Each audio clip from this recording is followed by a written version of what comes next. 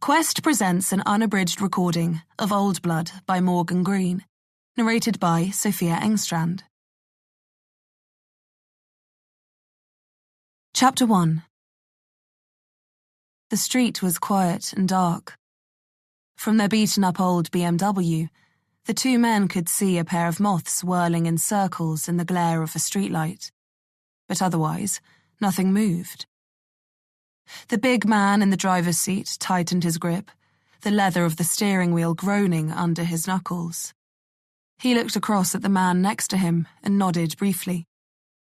A second later, the passenger was out of the car and moving fast down the middle of the road, blurring in and out of view as he slid between the pools of light. The only sound was the crunching of his boots on the loose stones on the road, and the sloshing of the petrol in the jerry can at his hip. His eyes roved the front doors to his right, counting the numbers until he found what he was looking for. A quick glance around told him no one was watching. Why would they be? It was nearly 4 a.m. He mounted the curb, pushed through the front gate, and approached the door, slowing. The paint was peeling from it in thin, curling strands. The man knelt on the step, hugging the wall, his black coat making him all but invisible, and placed the container down next to him. He fished in his pocket and withdrew a slender device. He placed the nose of it against the barrel of the lock, glanced around again, leaned into the door, and pulled the trigger. A sharp bang cut the silence, and the lock cylinder hit the floor inside the front hallway. The man remained motionless, ears pricking for any sign of movement or response to the noise. Nothing, but he still had to move quickly. He replaced the pneumatic gun in his pocket, grabbed the container, and then went inside, closing the door behind him. The man behind the wheel of the BMW kept his hands on the wheel, watching. His heart beat slowly, steadily. He checked his watch, making a mental note of the time, counting in his head how long this was taking. All around, the street remained still, quiet and dark, everyone soundly asleep in their beds, even as a dim glow began to grow behind the windows of the house with a paint-peeling door. Even as the front door opened and the man with a petrol can slipped back out into the night. Even as the flames grew and took hold of the curtains and the furniture and everything else, growing and growing until the glass burst in the frames. The BMW circled in the street and sidled off into the night, the sound of sirens echoing faintly in the distance. Chapter 2. 36 hours earlier. Detective Inspector Jamie Johansson got the call at 3 p.m. As she walked towards the apartment through the sea of flashing lights, her blood ran a little colder. Her partner, Kriminalinspektör Anders Wik, was still on leave, recovering from the wounds of their last case. His hand was gravel in a skin bag. That was the term the surgeon had used. 17 pins, 11 rods, and his hand stuck inside a metal cage with screws and bolts sticking out of his skin for at least 2 months, maybe more. And that wasn't even mentioning the nerve damage and the lack of mobility he'd be stuck with for the foreseeable. And the pain. Chronic. Incurable. Last Jamie heard, he was seeing a psychologist. She wanted to talk to him, but he'd stopped taking her calls. Stopped taking anyone's calls. But that would have to wait, because right now, shit was hitting the fan. She hadn't even stepped foot inside the scene yet, but she already had a feeling she knew what had happened. And Jamie hated getting feelings, because they were usually dead right. Halbari, Jamie called her interim partner, approaching the front steps to the apartment building. The woman, late 20s, with her dark, sleek hair pulled back into a low ponytail, turned to face Jamie. When she'd first met Julia Halbari, she'd worn blouses, blazers, shoes, polished smart, with a small but sensible heel. Now, she was wearing combat boots, a thermal base layer, and a sheepskin jacket. Jamie didn't have the energy to comment, but it was hard not to feel like she was looking in a mirror as she closed ground on her. "Inspector?" Hallberry replied, signing something on a tablet and handing it back to a crime scene technician who was milling around at the porch with a few other white overall-clad officers. A strip of blue and white police tape had been strung across the entryway, and no less than 5 police vehicles were forming a barrier around it, blocking the street off. Jamie put her hands on her hips and looked up at the building. "You been up yet?" she asked Hallberg, a police assistant, the Swedish equivalent to a detective constable. She shook her head. "No, I got here about 10 minutes ago. Thought it best to wait for you." Jamie nodded, struggling to find words. This wasn't going to be pleasant. She cracked her neck, her long ash-blonde plait swaying between her shoulder blades. It was April, and though spring was coming quickly, today there was a chill in the air. "Let's do it." Hallberg proffered the door to Jamie, and she went in, dark peacoat rustling as she did. Her lightweight hiking boots squeaked on the polished marble stairs as she climbed, getting off on the first floor and following the trail of crime scene techs who were dusting for prints. Jamie stepped between the evidence markers on the tiles and headed for the open door to Ingrid Falk's apartment. Hallberg weaved around her and lifted the tape across the frame for Jamie to duck in. They'd been working together for a week or so, and Jamie had hoped that the teacher's pet act would have disappeared by now, but it hadn't. Jamie liked the kid. Hell, she was her 8 years ago. But now she was growing tired of it. And the discovery of Ingrid Falk's body wasn't about to make it any easier.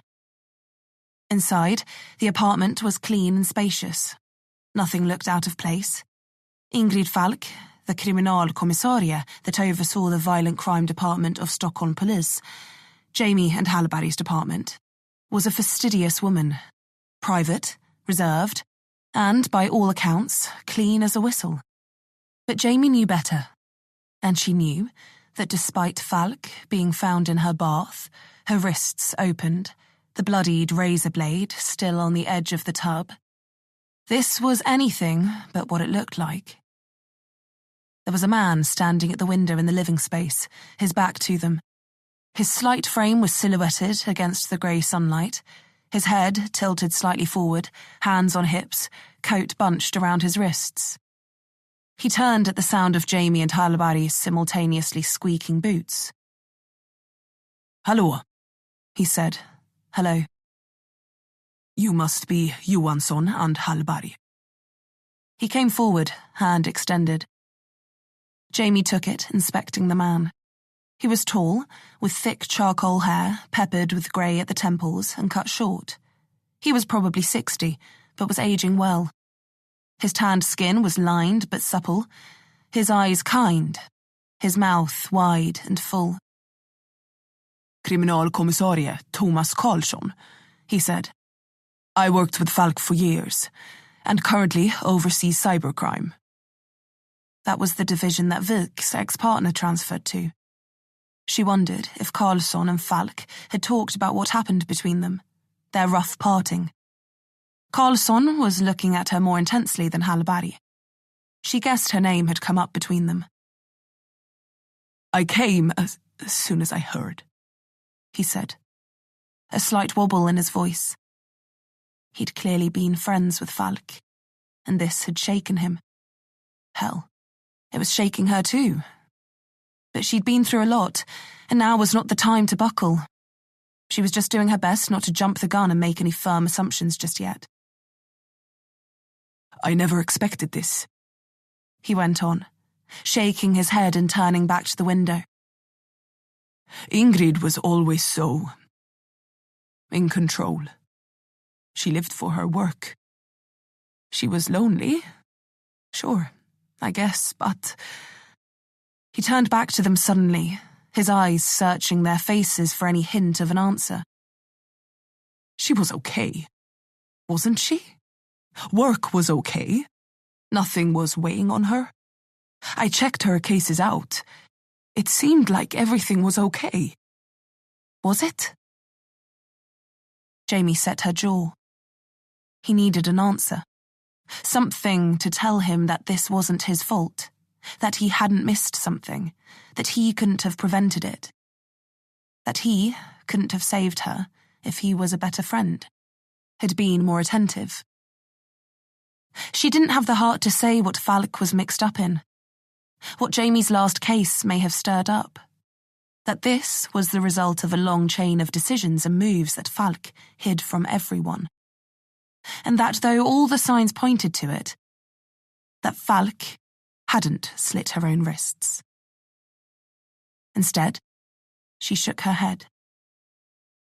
Everything was fine. She seemed fine. Jamie tried to keep her voice straight. Carlson bunched his shoulders, then dropped them and sighed. "All right, you can go in," he said, lifting his chin towards the bathroom door. It was pulled to, but ajar. Jamie could already taste the metallic tang of blood in the air. Two techs shuffled around behind them, their cameras clicking and tittering as they moved through the room. Jamie and Halibari pulled gloves from their pockets at the same time and snapped them into place. They moved carefully towards the bathroom, Jamie leading, and pushed the door open. Behind them, Carlson headed into the corridor. Jamie didn't know if he'd seen the scene or not, but he had no intention of sticking around when that door opened. The first thing she saw was the pale and bloodless face of her boss, Ingrid Falk. She corrected herself. Former boss. Her eyes were closed, her head resting on her chin. She was naked, her breasts hidden beneath the dark surface of the bloodied water. Her right hand was somewhere next to her legs, and her left was facing upwards on the edge, fingers curled loosely toward the ceiling. A razor blade next to it. The blood had long since stopped running. Jamie guessed she'd been dead for the better part of a day, but the forensic report would tell her more. No doubt Halibari would have some information on what had happened here. The preliminaries would have been uploaded to the system already, and Halibari was on that stuff like a hound. It was just her way, which made Jamie's job a hell of a lot easier. She was good like that, useful. Jamie cast an eye at her, even if she did look like she'd dressed up as Jamie for Halloween. She shook that off. Who found her? Halibari was right at her shoulder. Her sister. They were supposed to get lunch.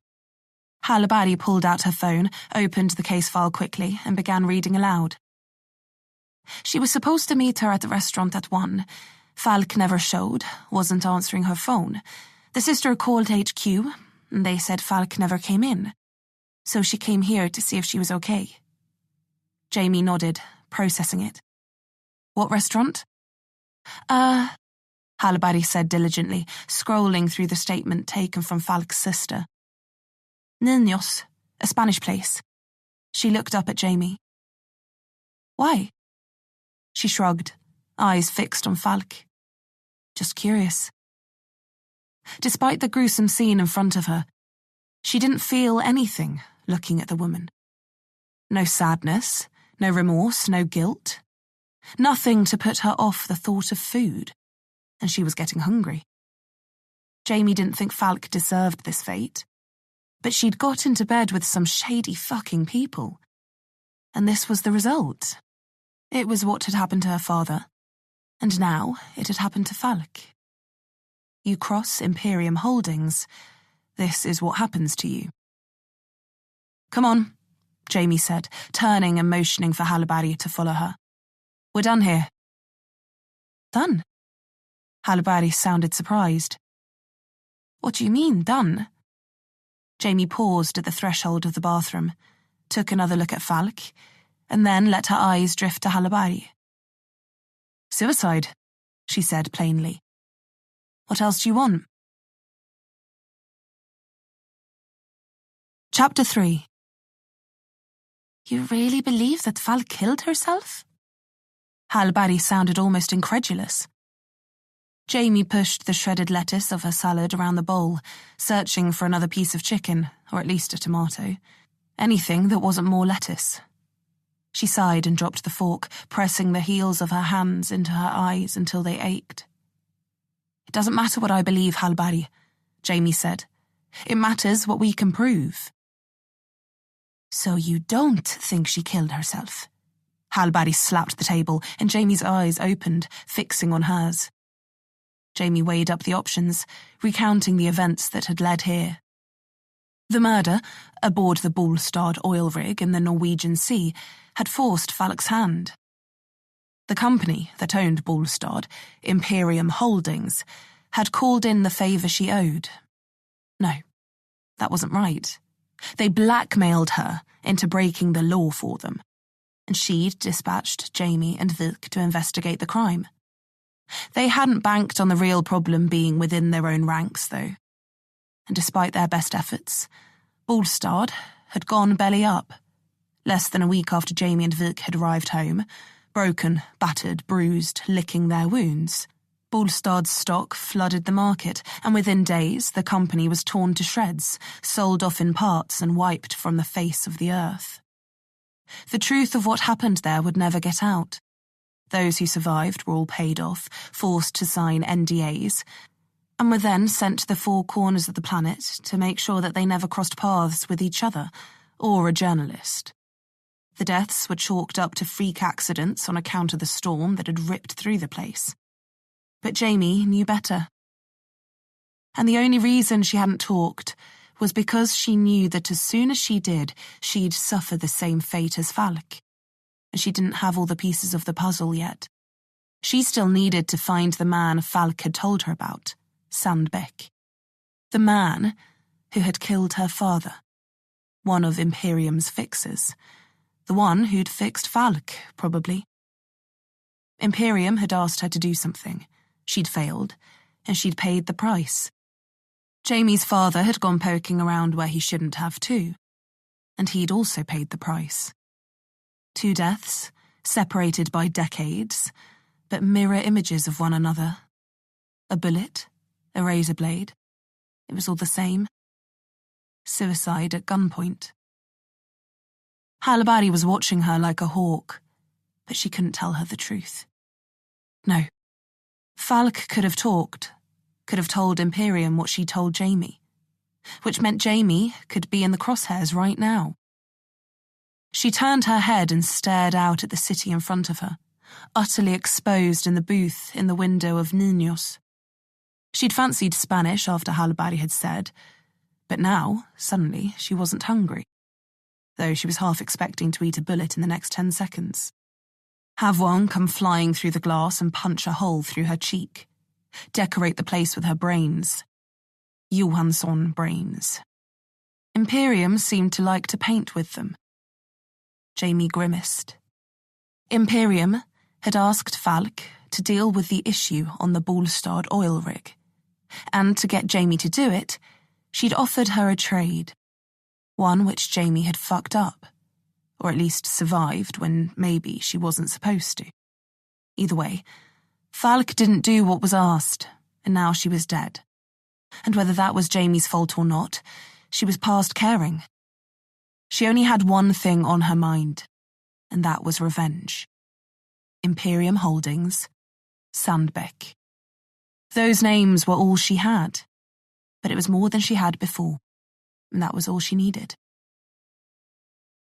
"Jamie," Halbari said then, catching her eye. "Did you hear me? I said, so you don't believe that Falk—" "I heard you," Jamie said. "I just don't want to answer the question." "Why not?" Halbari insisted. Jamie continued to search the roofs of the buildings across the street for a glint of a rifle scope. "Because if I do, it opens a door, and then we have to walk through it. And once we do, things will begin to happen, and the end result will be the same. A bathtub and a razor blade. A gun between the teeth, a stumble onto the train tracks." She met Halbari's eye, her voice like ice. "I'm already through that door, okay? But you're not. And trust me, you don't want to be. So don't do it. Don't make the same mistakes I have. Don't follow my lead. I don't understand. Good. Keep it that way. But Jamie, look, Halibari, drop it, okay? Let this play out how it's supposed to. Listen to me. I didn't listen to anyone else, and look at me. Look at you? Halibari shook her head. What do you mean? You're strong. You're smart. You're alone. Halibari. She let that hang for a moment. And anyone who tries to change that ends up with a shattered wrist, or... Jamie's hands balled into fists on the table. Or a knife in the back, or worse. She swallowed and shook her head. There's more going on here than you know, and telling you about it will only put you in danger. And not normal danger, like you think you know, like actual danger where your body will never be found if they don't want it to. Jamie, if you're in trouble, or... Jamie scoffed. I appreciate it, I really do, she said, pushing up from the booth and onto her feet. But forget about it, okay? Falk killed herself, and the quicker you come to terms with that, the better off you'll be. Don't fight me on this, all right? Halibari's eyes twitched as she tried to work out her next move. This isn't a game. It's not a test. And this isn't one of those times where I'll be glad you pursued it regardless of your own safety. I'm telling you to drop it. You're good at what you do, so be good at it for the next 20, 30 years. Work your cases, rise through the ranks, become a kriminalkommissarie, run a department, keep your nose clean and retire happy. I wish I had. You still can, can't you? Halibari was shaking her head now, her mouth open. I don't get what you're saying. You're talking like something has already happened, like Falk was just... and you're... next. She smiled down at Halibari. I'll see you tomorrow, Halibari. And don't do anything stupid before then. She pointed at her. That's an order. But, no buts, Halibari, Jamie said. Drop it. You wouldn't if you were me, she said, trying to muster some power in her voice. No, I probably wouldn't, Jamie said, turning and heading for the door. But that's what got me into this mess in the first place. Chapter 4. Hwang Sung-suk was just 5 feet 3 inches tall, 2 shorter than Jamie, but he never failed to knock her on her ass. Up, he commanded, motioning her from the mat. This was one of her favourite exercises, and he said, tested both the ability to kick with consistent power and to take blows without getting tired or breathless. Jamie had the first part dialed, the second not so much. She crawled to her feet and twisted her back, shaking out her left arm, a thick pad set along her bicep, and then held it in position, covering her ribs, fist raised and clenched. Sung-suk motioned her towards him and raised his right leg. He ran a traditional taekwondo gym on the outskirts of Stockholm. Jamie had let her training slip since she'd come to Sweden, but with what was coming, she didn't think there was a better time to get back into it. Jamie faced her trainer and lifted her right leg too, foot loose, knee hovering in front of her chest. Sung-suk met her eye and then nodded. In unison, they twisted into their left feet and fired the dolyo hagi, the roundhouse kick, into the other's pad. Jamie wobbled, but then Sung-suk was nodding again, and then kicked her again. She kept up. 3, 4, 5, 6, 7. And then she hit the floor, panting hard, arm ringing. A well-placed roundhouse kick could stun the kidneys, break a rib, split an ear open, or even cave in a temple. It was one of the kicks Jamie thought she had nailed. Sung-suk disagreed. Jamie landed on her side and keeled onto her back, her shoulder as sore as her foot. The lights of the gym swam above her, hazy, and strands of hair clung to her sweat-slicked face. And then, suddenly, she was looking at the bottom of a foot. It plunged down and impacted on her chest. Jamie gasped, pain rippling through her body, and her heels jumped a foot in the air. And then it was coming again. She threw her hands up, felt Sung-suk's heel bounce off her forearms. Then he kicked her in the leg and she swore, rolling away from him. He kept coming, and Jamie scrambled to her knees, turning just in time to throw up a block to protect her face from another kick. She grunted, stumbled backwards to an awkward stance, and watched as he swung a low kick into her calf. It tensed and clenched, then spasmed in front of her eyes, and she pulled it backwards heavily, trying to gain some sort of awareness. He was still coming at her, left leg extended, right leg behind, hands low, strafing sideways. Jamie glanced down at his lead foot, switched up her stance and took a step forward, trying to sweep it. She put force into the move, but it wasn't fast enough. Sung-suk hopped clean over it, landed and then slapped her in the face. The short, sharp blow caught her off guard, and the feeling of his open palm striking her cheek, a wake-up call. "Sloppy!" he called, stepping backwards and dropping his hands. Jamie was seething, her shoulders rising and falling quickly, her fists still balled. "I wasn't ready," she growled. "You think the men you're going to be fighting will wait for you to be ready?" His English was decent, his Swedish not so much. "What men?" "The men you're training to beat," he said plainly. "You turned up here a week ago, and every night since, you're in here 3-4 hours. Asking for training, hitting bags. You think I don't know when someone's training for a fight?" He feigned spitting on the mat.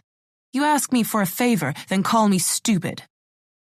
Jamie clenched her jaw, tried to calm herself. She had only known Sung-suk for a week, but she already knew him to be one of the sharpest and toughest people she'd ever met. His brother moved to Stockholm 5 years before and had opened a restaurant. He'd moved last year and had set up a traditional taekwondo gym. Most of his members were either native Koreans or kids who came to weekend classes. He was an excellent martial artist, but his bedside manner was as inviting as a rattlesnake. Jamie pulled the pad from her arm and threw it on the mat. "I don't know what you're talking about." "Fine. You lie to yourself if you want." He threw his hands at her and turned away. "So long as you pay on time, I don't care.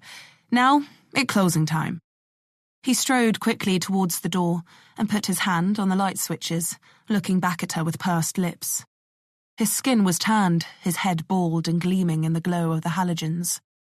Usually, they trained until later than this. That was what they'd agreed. 6 until 9 every night. It wasn't 8:30 yet. But she'd clearly offended him, and there wasn't a part of her that wasn't hurting. She got off the mat and headed for her rucksack in the corner. She opened it and pulled out a zipped hooded sweatshirt, throwing it around her shoulders, keeping her eyes fixed on the loaded Sig Sauer P226 semi-automatic pistol on top of the towel stuffed in the bottom of her bag. She looked over to make sure Sung-suk wasn't watching, saw that he was, and then turned half on, pulling her water bottle out with one hand, her pistol with the other, sliding it into the back of her leggings under her hoodie. She swallowed the water in her mouth and dropped the bottle back in, wondering if he'd seen, embarrassed by it almost. Then she zipped up the bag and picked it up, heading for the door. Sung-suk remained silent, pushing it open as she got close. As she crossed the threshold, he grabbed her arm. His fingers dug into her skin, his eyes focused on hers. "If you're in trouble, I'm not," Jamie said firmly. His jaw flexed, and then he threw her arm back at her. "Then don't bring a gun into my gym." Then he killed the lights and closed the door, shutting her out in the cold night air. Jamie sighed, stared up into the mottled, cloudy sky for a few seconds, then headed for her car. Chapter 5. Falk's darkened office was already standing as a stark reminder of what had changed. The once brightly lit interior stood like a gloomy tombstone, and Jamie kept clocking the whites of people's eyes as they glanced over at it. The violent crime department at Stockholm Police HQ was without its captain, and suddenly, felt rudderless. Everyone here was a seasoned detective. Jamie looked around and counted 8 pairs. A few loose police assistants who floated between cases and teams. And yet, there seemed to be no order or motion on the floor today. Everyone was waiting for something, but they didn't know what. Jamie's eyes went to the 2 empty desks on her right. One belonged to Anders Wijk, her missing partner, and the other belonged to Julia Hallberg. She checked her watch. It was after 9. Hallberg was never late. Jamie sat back in her chair and drummed the lid of her pen on the report she was reading over. An attempted burglary and assault she was working on. She had a bad feeling about this. And then she heard Hallberg's voice. "But, sir..." Kriminalkommissarie Karlsson turned, stopping her 6 inches from him. "I said no. This conversation is over, and I don't want to hear another word about it." He met her eye, then turned back towards the floor, straightened his grey blazer and strode forward. As he approached the edge of the desks, he slowed and cast his eyes around the room. Everyone was already watching him intently. He looked tired, but still well. His thick salt and pepper hair glowing in the pale LEDs that hung from the ceiling on wires. "Hello, everyone," he said, announcing his presence. "If I could have your attention." He smiled then, politely, mournfully almost. "As I'm sure you will have heard by now, Kriminalkommissarie Ingrid Falk sadly passed away yesterday. The family have requested a closed, family-only funeral, but the SPA are organizing a memorial service to honor her 32 years of service.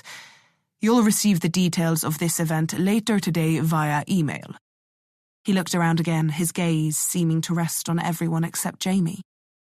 Hallberg had already circled around the outside of the desks and had found hers. She was sitting with her arms folded, scowling, not looking at Jamie either. Karlsson went on. "Operations will continue as normal, and while we search for a suitable replacement, I will be your acting commissarie. For those who don't know me, my name is Thomas Karlsson, and I am the head of cybercrime. You can find my contact details on the system should you need me. If you could begin preparing summaries of your active cases in order to ease this transitionary period, that would be much appreciated." He clasped his hands, nodded to the room, and then turned on his heel and walked away. Everyone began murmuring, but Jamie only cared about one person, and that was Hallberg. "What the hell was that?" she asked, already at her desk. Hallberg turned, still scowling. She'd always been so obliging, so browbeaten, almost. But without Wijk here to police her policing, she seemed to have evolved spontaneously. And, unfortunately, it seemed to be into another Jamie, which oddly, Jamie wasn't taking to. "What the hell was what?" Hallberg asked, her tone hard. "You and Karlsson." Jamie leaned on her desk now, keeping her volume low. "I thought I told you to drop it, and by the sounds of it, Karlsson did too." She tutted and shook her head. "You know a letter arrived at Falk's sister's house this morning?" "A letter?" Jamie tried to keep her voice even. "A suicide note." She practically spat the words. "Saying how Falk had been harboring thoughts of ending it for months, how she got no satisfaction from her job anymore, how she felt like she'd been living a lie, and that she'd finally come to the realization that she was profoundly and irrevocably unhappy." Jamie cleared her throat. "Sometimes people give me a break," Hallberg said, glaring at Jamie. "Not you too. You knew Falk. Did she seem on the verge of killing herself to you?" "They rarely do," Jamie forced out, not liking the look in Hallberg's eye. And as much as it pained her to, she said, "No one thought my father was going to either."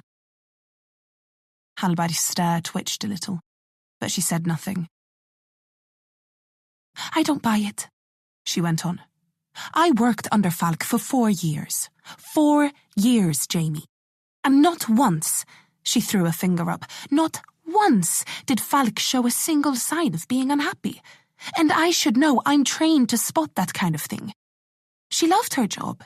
She took pride in it, gave up everything for it. A husband, kids. Her job was everything to her. Maybe that was just it, Jamie said, already feeling like Halbari was going to be all but immovable on this. Maybe she realised the job wasn't all it was cracked up to be. So quit! You don't just jump in the bath and...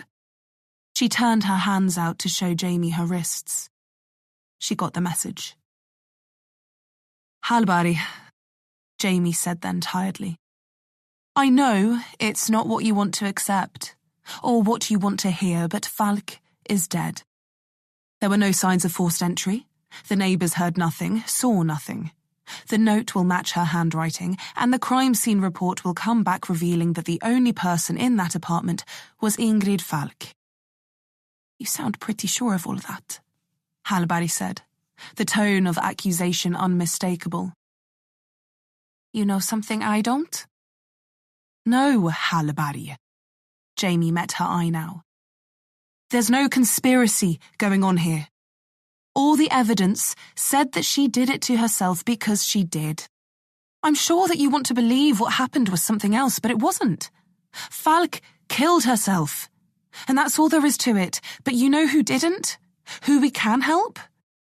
She needed to steer the conversation away from this now, get Halbari's focus elsewhere. Jamie reached down and picked the stack of case files on Halbari's desk up, dropping them one by one in front of her. Mattsson, Söderberg, Blomqvist, Jensen, Ruberg. These are all people we can help, and people who you're ignoring if you continue going after this. Jamie let out a long breath. We have work to do, Halbari. And as much as I'd love there to be someone that we could make pay for what happened to Falk, there isn't. She struggled to keep her voice from cracking. Okay?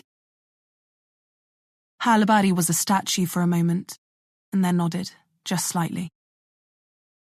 Good, Jamie said. Now let's get back to work. She headed back to her desk and sat, checking on Halbari out of the corner of her eye.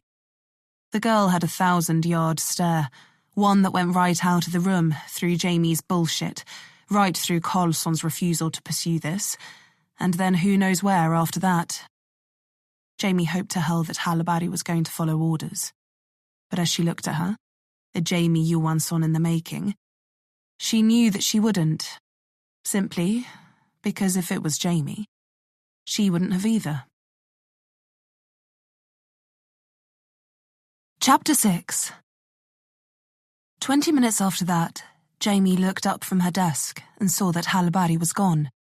By the time lunch rolled around, her desk was still empty, which Jamie didn't like.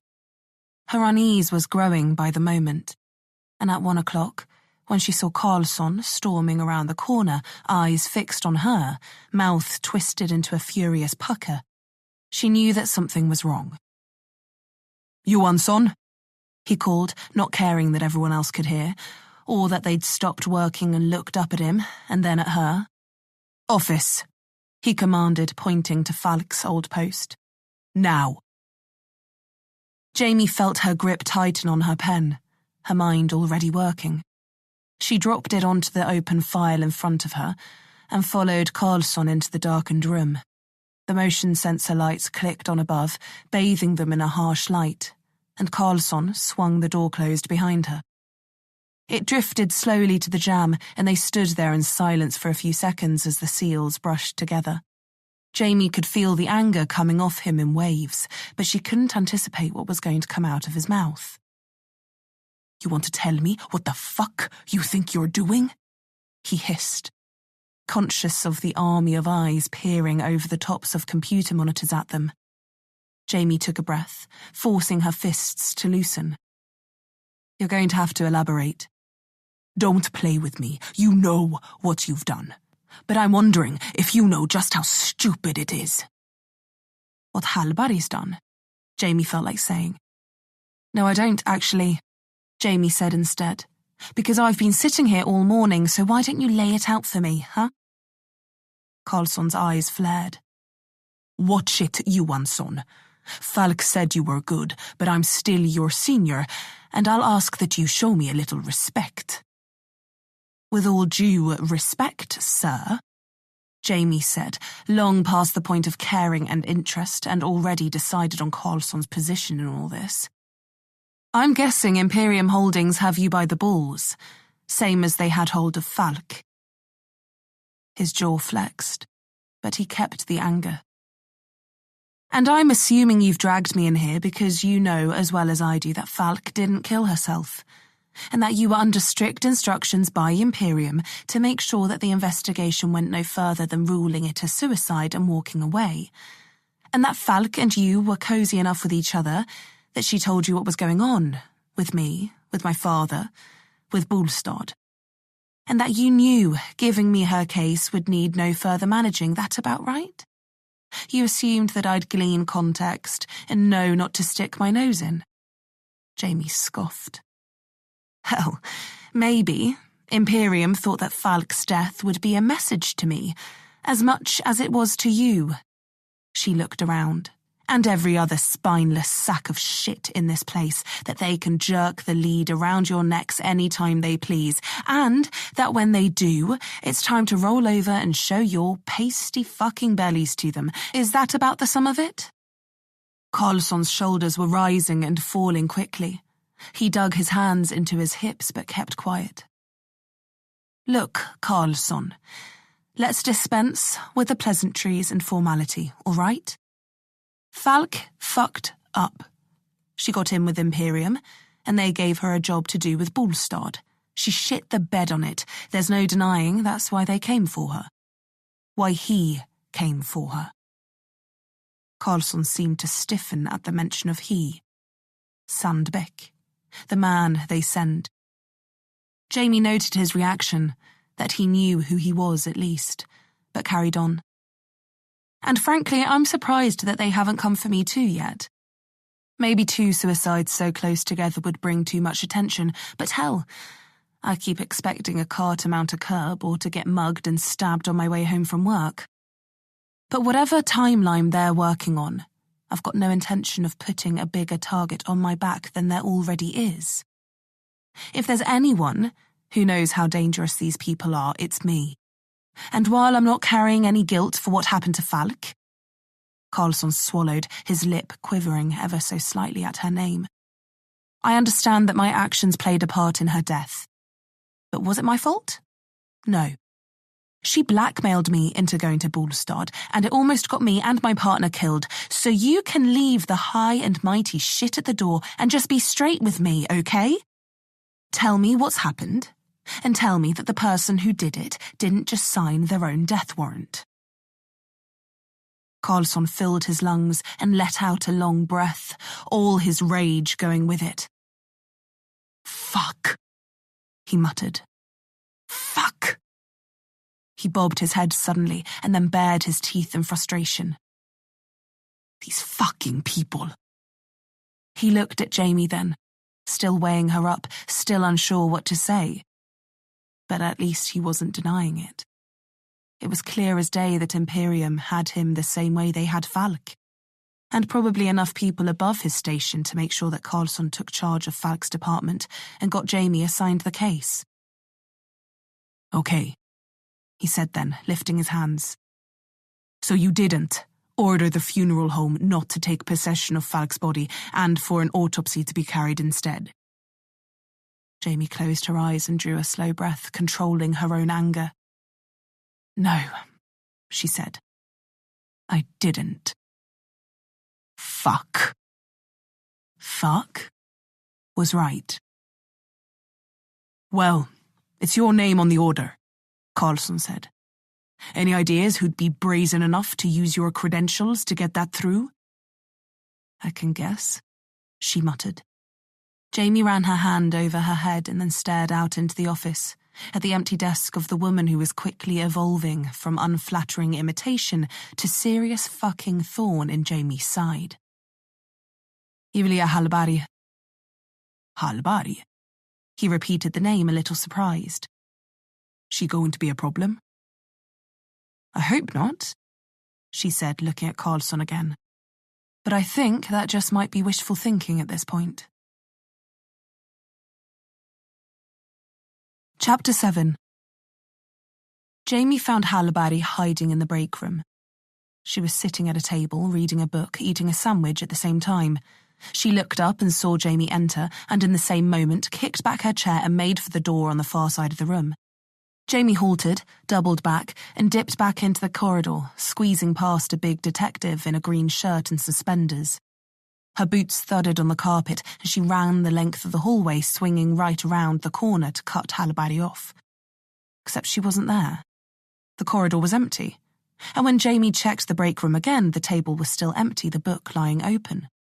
Jamie kept her teeth fastened together, listening to her heartbeat softly against her ribcage, slowing with each step.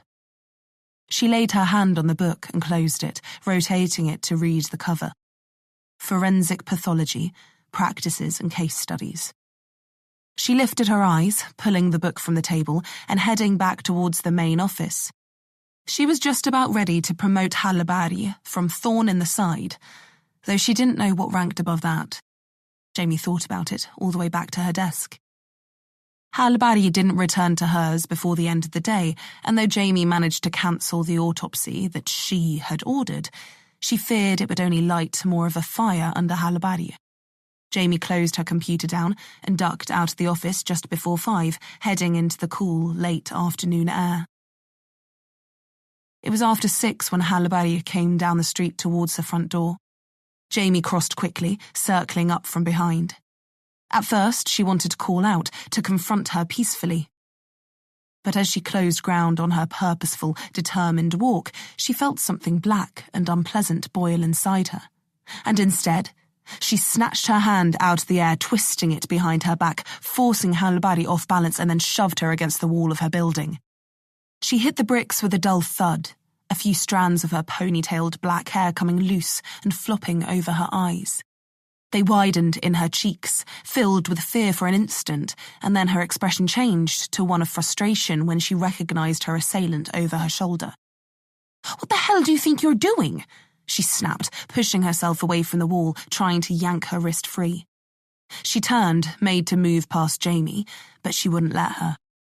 Jamie grabbed her hand out of the air for a second time and bent it back over her wrist this time. She wasn't fucking around. Hallberg stopped and slumped backwards again, hitting the wall for a second time, her expression intensified. "What I'm doing," Jamie growled, releasing her and leaning in, "is saving your fucking life." "What are you talking about?" Hallberg rubbed her hand indignantly.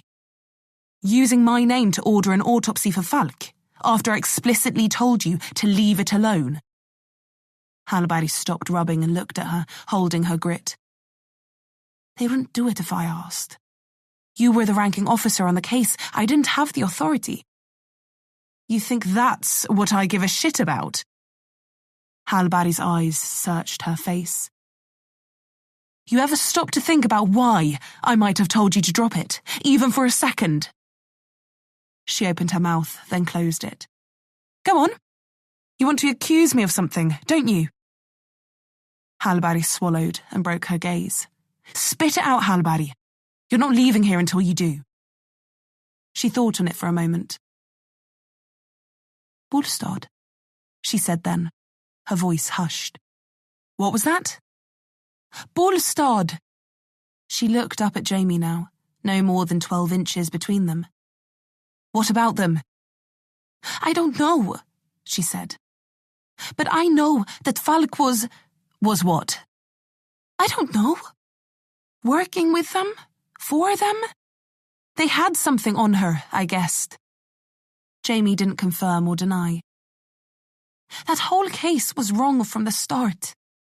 The Spanish police should have been informed the victim was Spanish, and they should have dealt with it. They should have pulled everyone off there and shoved them into custody the moment it happened." "You're telling me," Jamie muttered. "The fact that Falk went along with it, the fact that you did, makes me, what, dirty? Corrupt? On someone's payroll?" Hallberg's nostrils flared as she once again measured Jamie. Look at me, Hallberg. I seem like the kind of person to take money to look the other way. Falk didn't either, Hallberg said coolly. Jamie huffed. Sure, that's it. Once everyone else clocks off for the night, Falk and Vik and me all jump in our Ferraris and drive back to our mansions. She seemed to twitch at Vik's name. You're accusing Vik as well, I assume, Jamie said. Because he went on the rig too. She didn't say a word now. You're making assumptions based on what you think you know, Hallberg. And that's dangerous. So tell me what's going on. The truth this time. Falk didn't kill herself, did she? Jamie drew back and looked around, inspecting the street carefully. If she didn't, who do you think would have gone after her? And why? Hallberg followed her eyes, saw the intense focus there, sensed the angst. I don't know. Bolstad. They've gone under now as a result of the scandal. That's motive. You think Bolstad killed Falk? Did they? You tell me. Jamie brought her stare back to the girl in front of her. Jesus! Why don't you just tell me the fucking truth? Because I'm trying to save your life. Hallberg blinked at her. You think if Bolstad did kill Falk and tried to pass it off as a suicide, that they'd be okay with detectives looking into it? Hallberg didn't say anything. Or that they'd have any fucking qualms about doing the same to those detectives. The reality seemed to dawn on Hallberg for the first time. So it was Bolstad. It doesn't matter who it was, or why they decided to do it. What matters is that they did, and that people know. What people? Jamie ignored it. And they're trying to make sure that it falls through the cracks. You can't be okay with that. Doesn't matter what I'm okay with, Hallberg, Jamie said, moving closer, pleading with her. What matters is keeping your fucking head attached to your shoulders long enough to figure out how to nail the people who did it. So you're not dropping the case? Hallberg lifted an eyebrow cautiously. Jamie sighed. It's not about this case, or any one case, Hallberg. The people responsible for Falk's death, for what happened with Bolstad, and for so many other crimes, they're powerful. And their reach is, I don't know, long enough to deal with anyone they don't like. And now, Hallberg said, her voice thin, by ordering that autopsy, with your name, she swallowed. Shit. I'm so sorry. I never meant to. It's fine.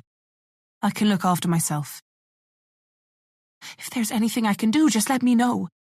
If you need me to dig up info on anyone or speak to anyone, I can. Please, don't. I just need you to stop. Stop anything you're doing that has anything to do with Bolstad or Falk or anything else. Jamie bit her lip, hoping she hadn't already put herself on their radar. Can you do that? Jamie was struggling to hold her voice together. If Imperium didn't have her in their sights before, they would now, and they'd only have to learn who her father was before they'd want to shut her down. For good. And she didn't trust Carlson not to offer her up on a platter the second it would save his ass. If they come after you, they come after all of us, Hallberg said defiantly. I won't let you do this alone. Jamie swallowed, really struggling to hold it together now. She could shrug off Falk's death, but she couldn't get Hallberg killed. She was good at dragging people into the firing line, not so good at stopping them from getting hit. That's where you're wrong, Hallberg. This has been my fight for longer than you know. So do your work, Solve your cases and forget all about Bolstad and Falken pursuing this. If you don't, there's nothing I can do to help you." She paused, hoping that would sink in. There's nothing that anyone will be able to do to help you. And believe me when I say this, if it gets to that point, no one will be ordering an autopsy for you. So if you're ready to die, because that's what we're staring down the barrel of here, then carry on. If not..." She stepped back and pushed her hands into her pockets, feeling the bulge of her holster and the Sig Sauer P226 in it against her ribs. "I'll see you tomorrow, okay?" Hallberg stayed against the wall for a few seconds and then nodded slowly, stepping past Jamie and heading for the door. Jamie watched her go, meeting the girl's eye one last time as she looked back. And then she stepped inside. Jamie couldn't help but wonder if that was the last time she'd ever see Julia Hallberg alive again. Chapter 8. When Jamie's phone rang, she immediately thought the worst. She rolled to her feet, one hand closing around her phone, the other on her loaded pistol. She held the former against her ear and let the latter hang loose in her grip, her finger tapping the side of the trigger. "Hello?" Jamie said, listening for any sounds of movement in her apartment.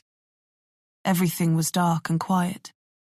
Through the blinds over her window, she could just see the milky, almost green tinge of the approaching dawn. "Is this Detective Inspector Jamie Johansson?" a voice asked in a Swedish accent. "Who is this?" Jamie asked curtly, her fingers flexing on the grip of the pistol. "This is Police Assistant Linnea Torell." Jamie held her breath, hoping that the next words out of her mouth weren't going to be that Julia Hallberg's body had just been discovered. "There's been a fire," Torell went on. Jamie sank her teeth into her bottom lip, pistol shivering in her hand. "At your house." "My house?" Jamie pushed out, throat tight. "Yes. Firefighters are on scene. I was asked to inform you and..." Jamie cut her off and pulled on a pair of jeans. She grabbed her rib holster from the headboard where it was hanging, slotted her pistol in, and then threw it over her head, aiming for the door of her apartment. 20 minutes later, light had permeated the sky and Jamie could see black smoke rising in the distance. The buildings around her grew smaller, and by the time she pulled into her street, the smoke was dark and acrid, drifting up from behind a cluster of fire engines and police cars. Men in yellow suits sprayed water into the ruined innards of her father's house, and all around, families stood on their lawns wrapped in heavy coats and bathrobes. Jamie wheeled her car in at the curb, an old saloon with a big diesel powerhouse and snow chains that sloshed endlessly around the boot, and kicked the door open, jogging across the street towards the police line. An officer in a rain mac, to keep the spray from the hoses off his back, held his hands up. "Stanna!" he called. "Stop." Jamie flashed her badge at him. "This is my house." He lowered his hands. "Oh, I'm sorry," he said, putting on an apologetic face. "What happened?" Jamie asked, moving from foot to foot, looking for the fire captain among the yellow suits. "Electrical fire," he said. "That's what they think." Jamie was already moving past him. "Thanks," she said, aiming for a guy standing next to the engine, clipboard in hand. "Detective Inspector Jamie Johansson," she said, approaching, badge flashing once more. "This is my house." The captain was a tall guy with a scruffy beard and a thick neck. He pushed off the engine and lowered the clipboard, looking Jamie up and down quickly. "You live here?" he asked, his tone sharp. "What?" "No," she replied, shaking her head.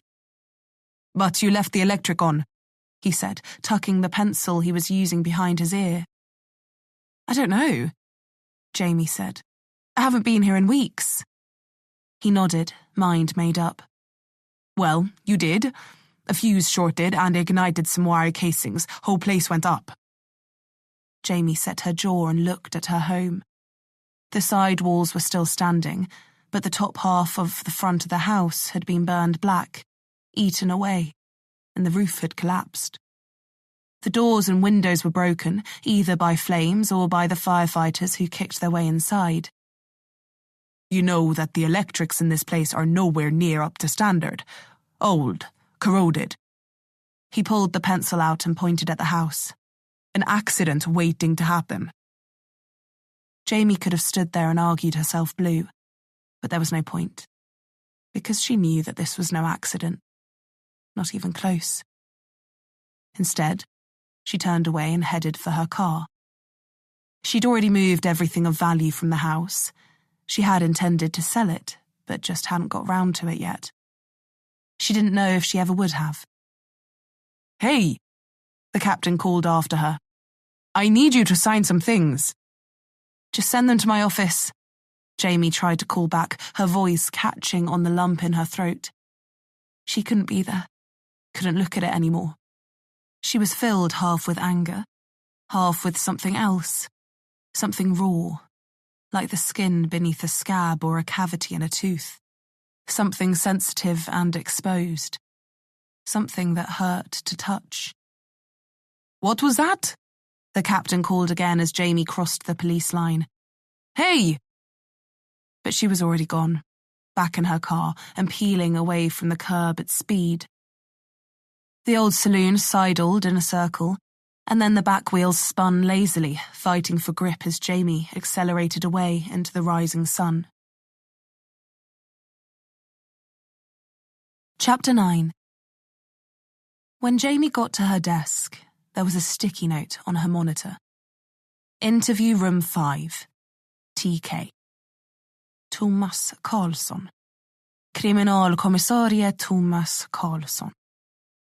Jamie lifted her head and looked around. The floor was still empty. It was barely past 8, after all. Not even Hallberg was in yet. Jamie hoped she was taking some time to consider the implications of her actions, and that it wasn't the alternative. Her eyes lingered on the empty chair for a moment, and then she headed for the interview rooms. 1, 2, 3, 4. She passed the doors quickly, stopped, and then hooked into 5, not really knowing what to expect. Thomas Karlsson was already inside. He looked drawn, his eyes bagged and bloodshot, but his fast back and forth pacing and folded arms told Jamie he was anything but lethargic. Johansson, he said, stopping and looking up. Good. Jamie hovered at the door, one hand on the handle. How did you know I saw you used your keycard to scan in downstairs, he said quickly. Come in, close the door. Jamie stepped slowly forward, letting it close behind her. She could feel her back stiff, a dull buzzing behind her eyes, her heart beating a little harder. She'd have asked what this was about, but it was pretty fucking clear. Imperium. I'm sorry about your house, Karlsson said then. I have a feeling they hoped I'd been inside, Jamie replied, struggling to keep the sharpness out of her voice. She didn't know whether Karlsson was someone that Imperium trusted to represent their interests at the SPA, or whether he was a fully fledged lapdog. She'd need to tread carefully until she did. Karlsson paused and looked at her. He seemed fidgety. Fuck, it wasn't his house that got burnt down. Jamie kept a lid on her anger. Now wasn't the time to do anything except keep control. She had to be smart here. Smarter than she'd ever been. You need to stop, Karlsson said then. Stop what? Jamie replied, keeping her expression blank. Don't play games here, Johansson. You need to stop. Now. I spoke to Hallberg, Jamie said then. She understands what's at stake. She doesn't know what's going on, but she got the picture. And I cancelled the autopsy. Falk's death will slip through the cracks. You can report back to whoever you need to. She struggled to keep her voice even. That's not what I mean. Jamie clenched her teeth. What do you mean? Halbari used your name for the autopsy request. I don't think they know about her, or at least I've heard nothing. But you... What about me?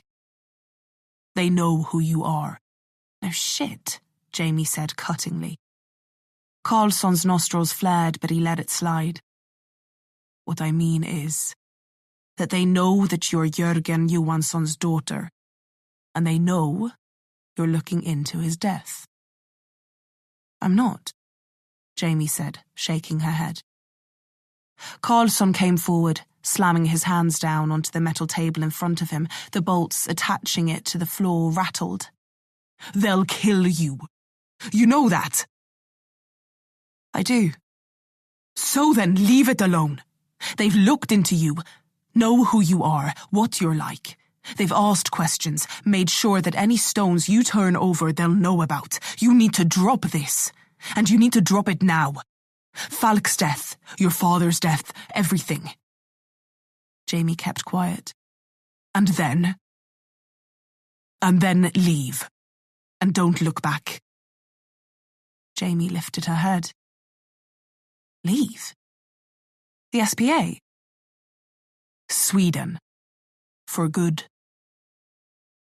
Jamie bit her bottom lip, nodding slowly. Just turn my back on the SPA. The murders. The corruption here.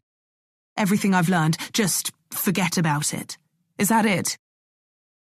How can you stand there and ask me to do that?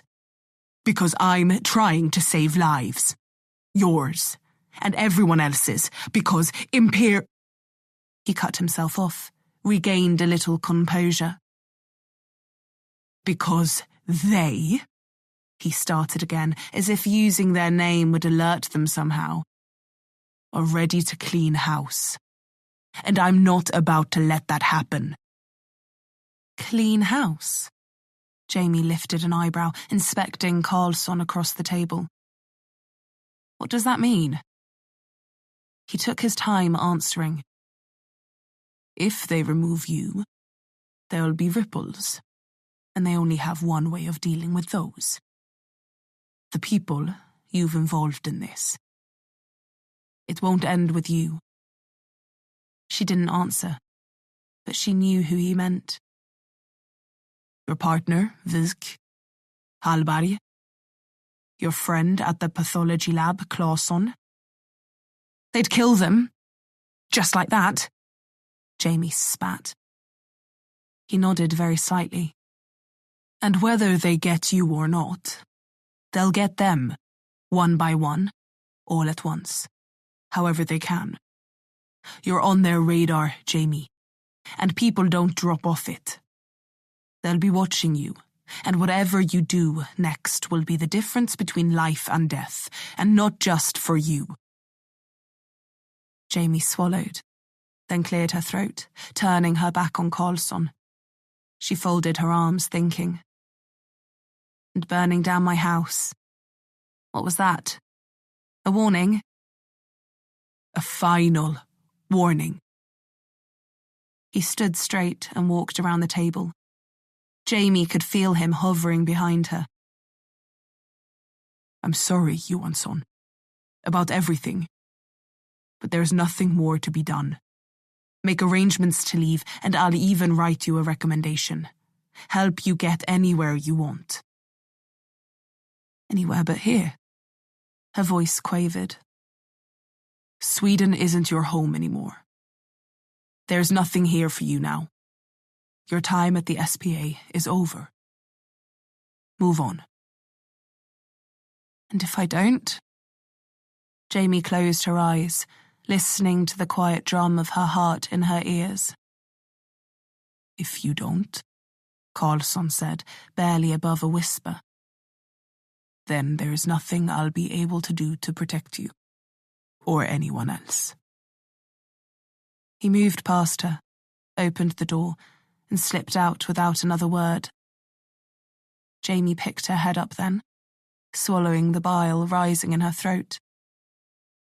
Maybe Carlson was right. Maybe it was time to leave Stockholm behind.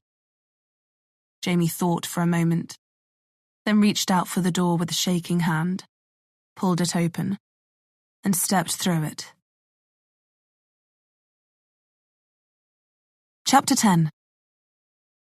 Hallberg still wasn't in by the time Jamie left HQ, and she tried to ignore the unease that was creating.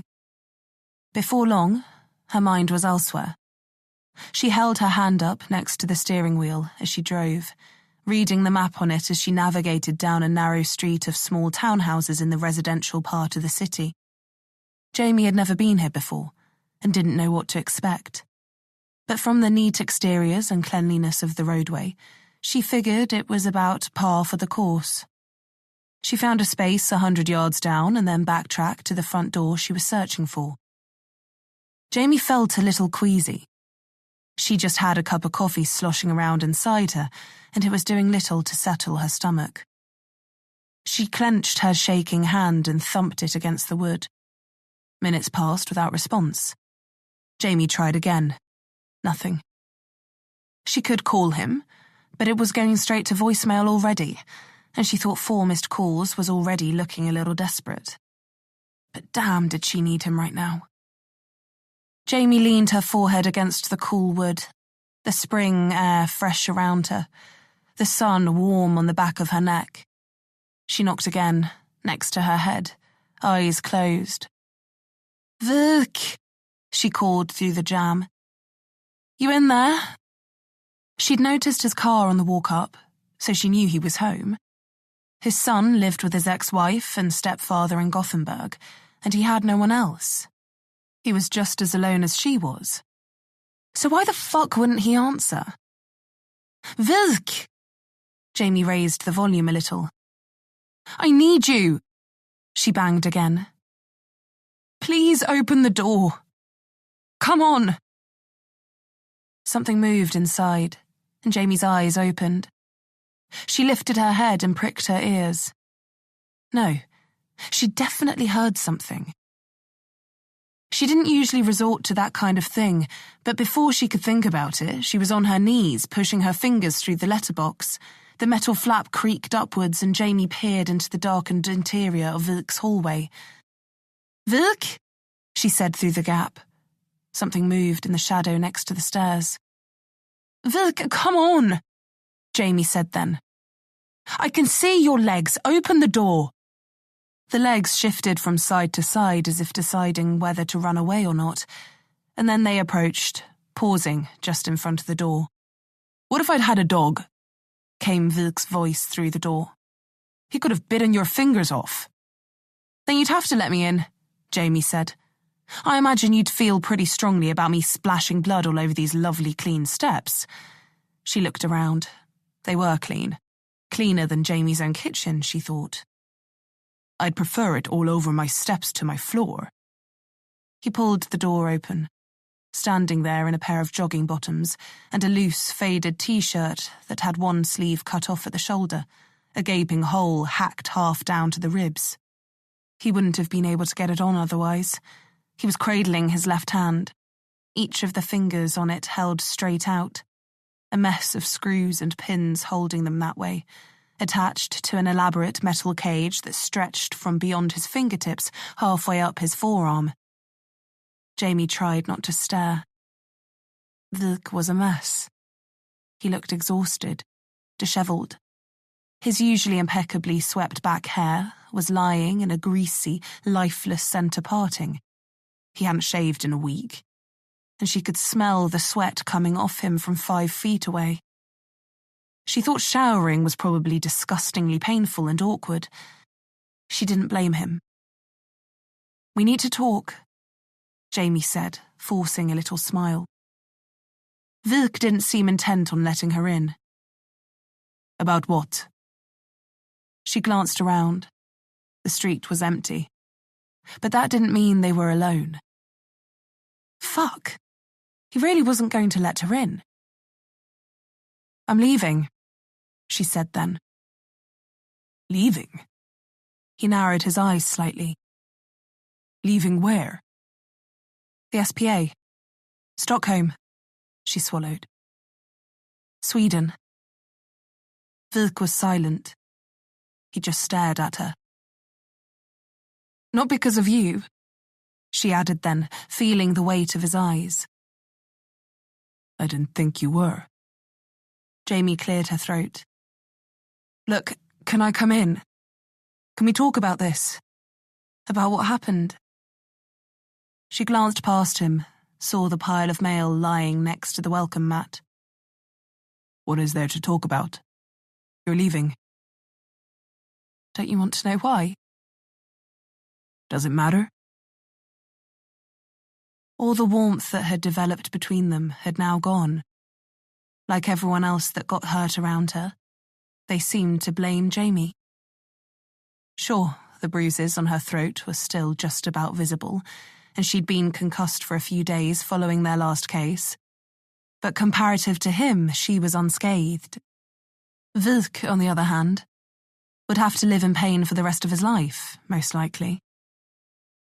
Yes, Jamie insisted, knowing how easy it would be to walk away. It does, she said, and then shouldered past him. Now move. I'm not going to stand on your step and talk to you like we're strangers. She stormed into his hallway, glancing up the stairs and then into the kitchen at the back, and made a beeline for the latter. Got any coffee? Jamie called over her shoulder, standing in the middle of what looked like a bomb site. Every cupboard door and drawer was open, every counter filled with rubbish and empty food containers. There were dirty dishes, plates, cutlery, pots, pans. There wasn't a single uncluttered inch of space in there. Help yourself, Vilk said, hovering by the kitchen door, still cradling his cage. Jamie didn't know where to start, so turned instead and started talking. You hear about Bolstad? Saw that they were taken over on the news last week, Vilk said, looking down at his hand. And you heard about Falk? Vilk looked up at her now. Falk? What happened to Falk? Whether he'd read the tone in her voice, or just gleaned from context, Jamie didn't know. But the sudden focus in his eyes told her he hadn't completely lost his shine. She's dead, Vilk. I tried to call you, but your phone was... dead.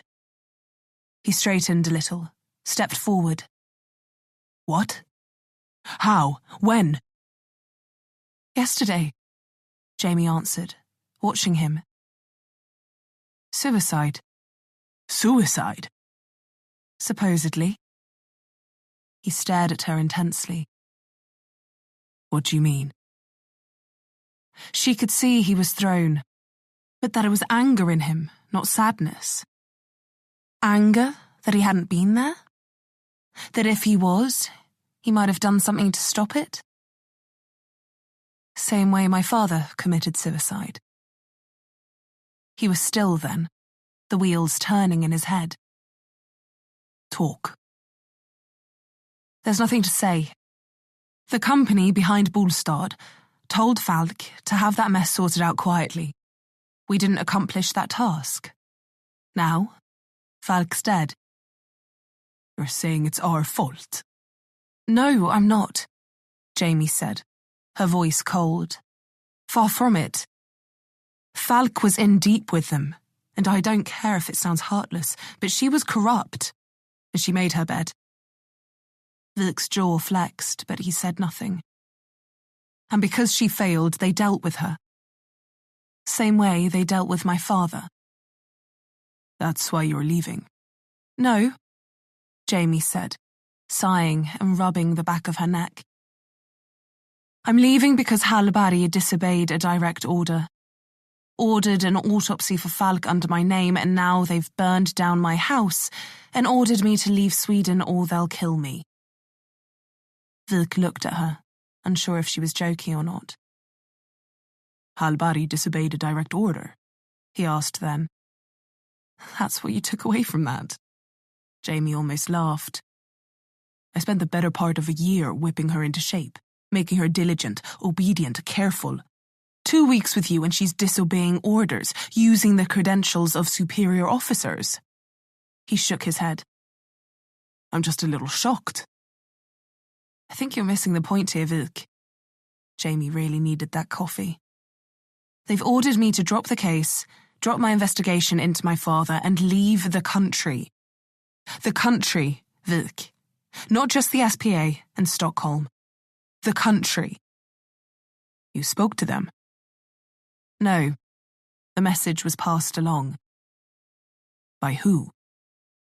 Vik's hand rubbed the cage. She couldn't imagine how uncomfortable that thing must be. Jamie drew a slow breath. Falk's replacement, Thomas Karlsson, head of cyber. Vik seemed to tense up at his mention. Whether he knew the man, or it was just because it was the department that his old partner was transferred to, she didn't know. It was a subject she'd been unable to broach with him. Though, from what Falk had said, Vik saw it as nothing short of a knife in the back. So, he said, playing it off and letting his hands hang loose. What are you going to do? I don't think I have much of a choice. It's not just my head on the chopping block. What do you mean?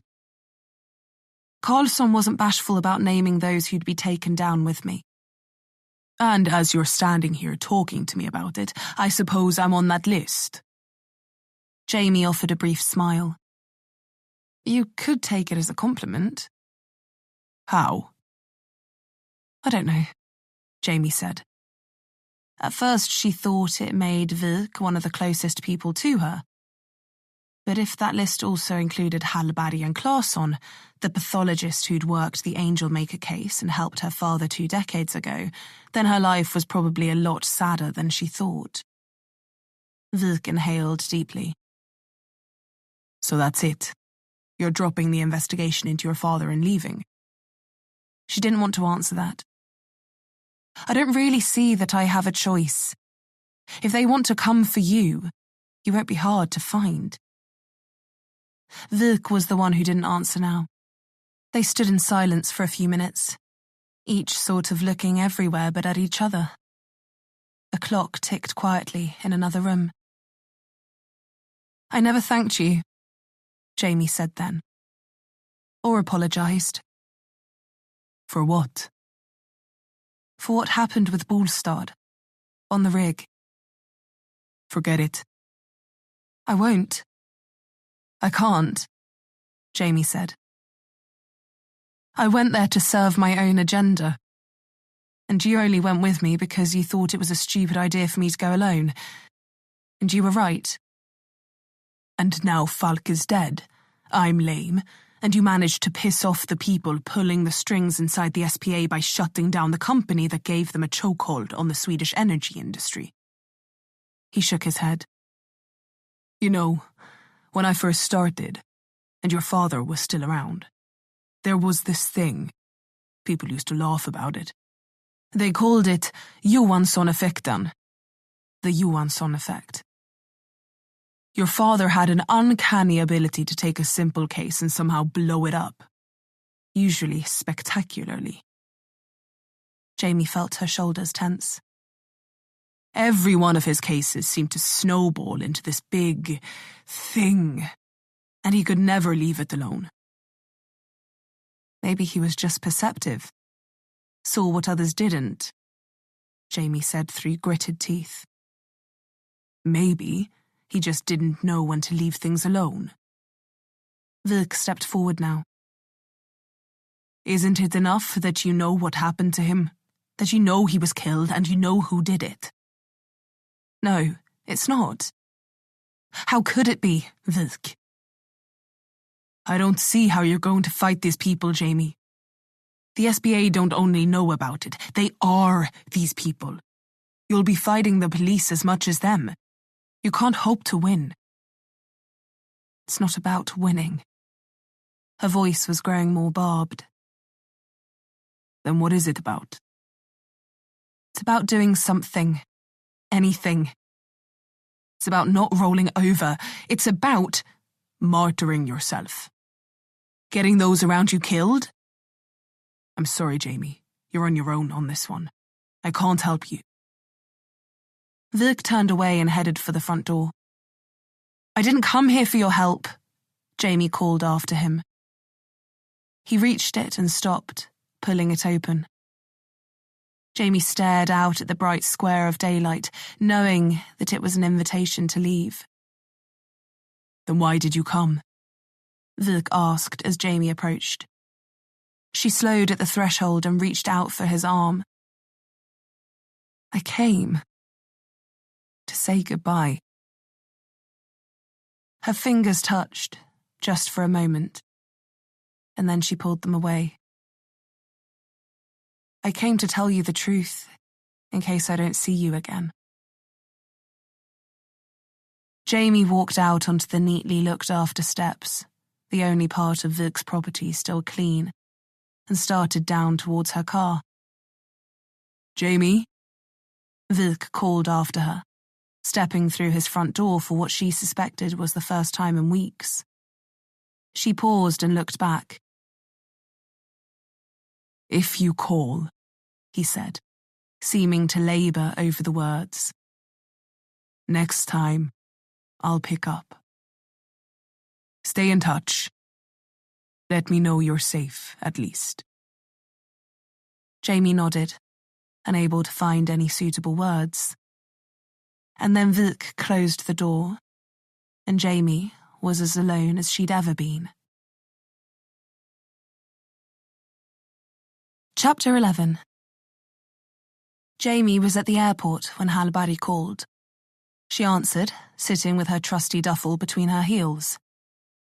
Johansson, she said, feeling like any official prefix or title was pretty much a moot point right now.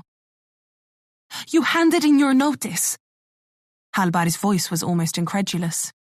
Hello to you too, Jamie said tiredly, the momentary relief of hearing her voice gone already. It was just after midday, but she felt like it was the end of a very long week, or maybe a long few months. Carlson just told me you were leaving. There was no point sugarcoating it. I already left. Is this because of me? It's for you, Jamie felt like saying. No, she said instead. There's just nothing for me here anymore. Nothing for you? What are you talking about? And what happened to your house? I saw the report this morning. Someone burned it down. Did they? Stop, Hallberg, Jamie said coldly. You may not understand why I'm doing what I am, but trust me when I say that it's better for everyone if you never see me again. Does Wilk know you're leaving? He does. What did he say? Jamie didn't need to lie this time. Honestly, he didn't really seem to care. This was only ever supposed to be a temporary thing, Hallberg. And this is the right time to make this decision. She scoffed a little. Jamie's fists tightened around the phone. I can't believe you're just running away. Jamie held her tongue. After everything you went through, everything that's happened with Wilk, Falk, they burned down your house. And you know who's responsible. And you're just turning your back on it, on them, on us. Jamie stared up at the board in front of her, watching the status of her flight change from boarding to last call. Call it what you want, Jamie said flatly, getting up and slinging her duffel over her shoulder. Look after yourself, Hallberg, and don't do anything stupid. She hung up before Hallberg could reply and pocketed her phone, approaching the desk in front of her, the line now empty, everyone else on board. Jamie handed her ticket and passport to the gate rep and watched them run it through the machine. A second later, she handed it back and gave Jamie a warm grin. Enjoy your trip to Helsinki. A little over an hour later, they touched down at Helsinki Airport, the air cool and grey, and Jamie disembarked. She flew through security, keen to do this as cleanly and quietly as possible, and headed for the car rental booth with the shortest line. Jamie rented a small hatchback and then walked quickly towards the lot it was parked in, checking over her shoulder every few steps. She was conscious that Imperium would be watching her. Their track record didn't suggest that they were in the habit of making empty threats, so she needed to be surgical about this. Give them no time to catch up or catch her off guard. If they were watching, then they'd be trying to figure out what she was doing and why she'd booked a flight to Finland, of all places. She just hoped that by the time they came to the right conclusion, she'd already have accomplished what she needed to do. After she'd left Vik's, she'd headed back to the office to draft up her resignation letter and offload her cases. She'd also accessed the file from the Bolstad oil rig case and copied out some contact information. Jamie reached Lot C and looked down at the rental paperwork in front of her. 3rd floor, space 327. She took the stairs and wound quickly upwards, throwing her duffel over her shoulders and wearing it like a backpack, breaking into a run as she reached the first landing, suddenly aware that an empty stairwell was probably a great place to get murdered. Her skin was beaded with sweat by the time she reached the right floor and blipped the keys. She'd been forced to leave her service weapon in Sweden. As much as it begrudged her to do it, she didn't think holding on to it would convince Imperium that she was dropping the whole thing. So she'd handed it back to Carlson, along with her badge and her resignation letter, which ultimately meant she was now unarmed and totally defenseless. Jamie steadied her breathing, looked out for the flash of lights in the darkness, and closed ground on the little Volkswagen. She slid into the driver's seat, scanned the empty floor around her, and then pulled out, tires squealing on the slick concrete. As she circled towards the exit, she pulled out her phone and opened the map, the destination already in place. She'd done it at the rental desk while they took her payment. She was wasting no time. Jamie pulled out of the car park, joined the traffic oozing onto the road that led to the city, and then snuck into the fast lane, aiming to get that 46-minute travel time down to an even 40. Jamie passed Heikkinen Investments 38 minutes later and looked up at the shining glass exterior. The clouds moved in its reflection, high above the city, silent and bruised. She continued a few hundred meters down and parked in an underground lot, leaving her duffel in the back seat and heading back towards her destination. Inside, the air was crisp, air-conditioned despite the freshness outside. People moved in expensive suits, their heels clipping on the wide marble tiles. Jamie, as always, was in her boots, skinny jeans, and a hoodie and leather jacket combo that made her look exactly what she was just then: unemployed. There were 2 people sitting at the curved front desk. Above them, on a black granite slab, were the words Heikkinen Investments in embossed silver, with an abstract shape that was a mix of the letters HI and what Jamie thought was the alchemical symbol for gold or silver. She couldn't remember which. "Voinko auttaa sinua?" the young man behind the desk asked. Jamie dragged her eyes down from the sign and looked at him. Mid-20s, impeccably groomed, coiffed hair that Vik would have been proud of. Her brain stuttered as she realised she wasn't in Sweden anymore and tried to work out what she'd just been asked. "Sorry?" Jamie asked in English, blinking. "I asked," the young man said, switching fluidly to English too, "if I could help you."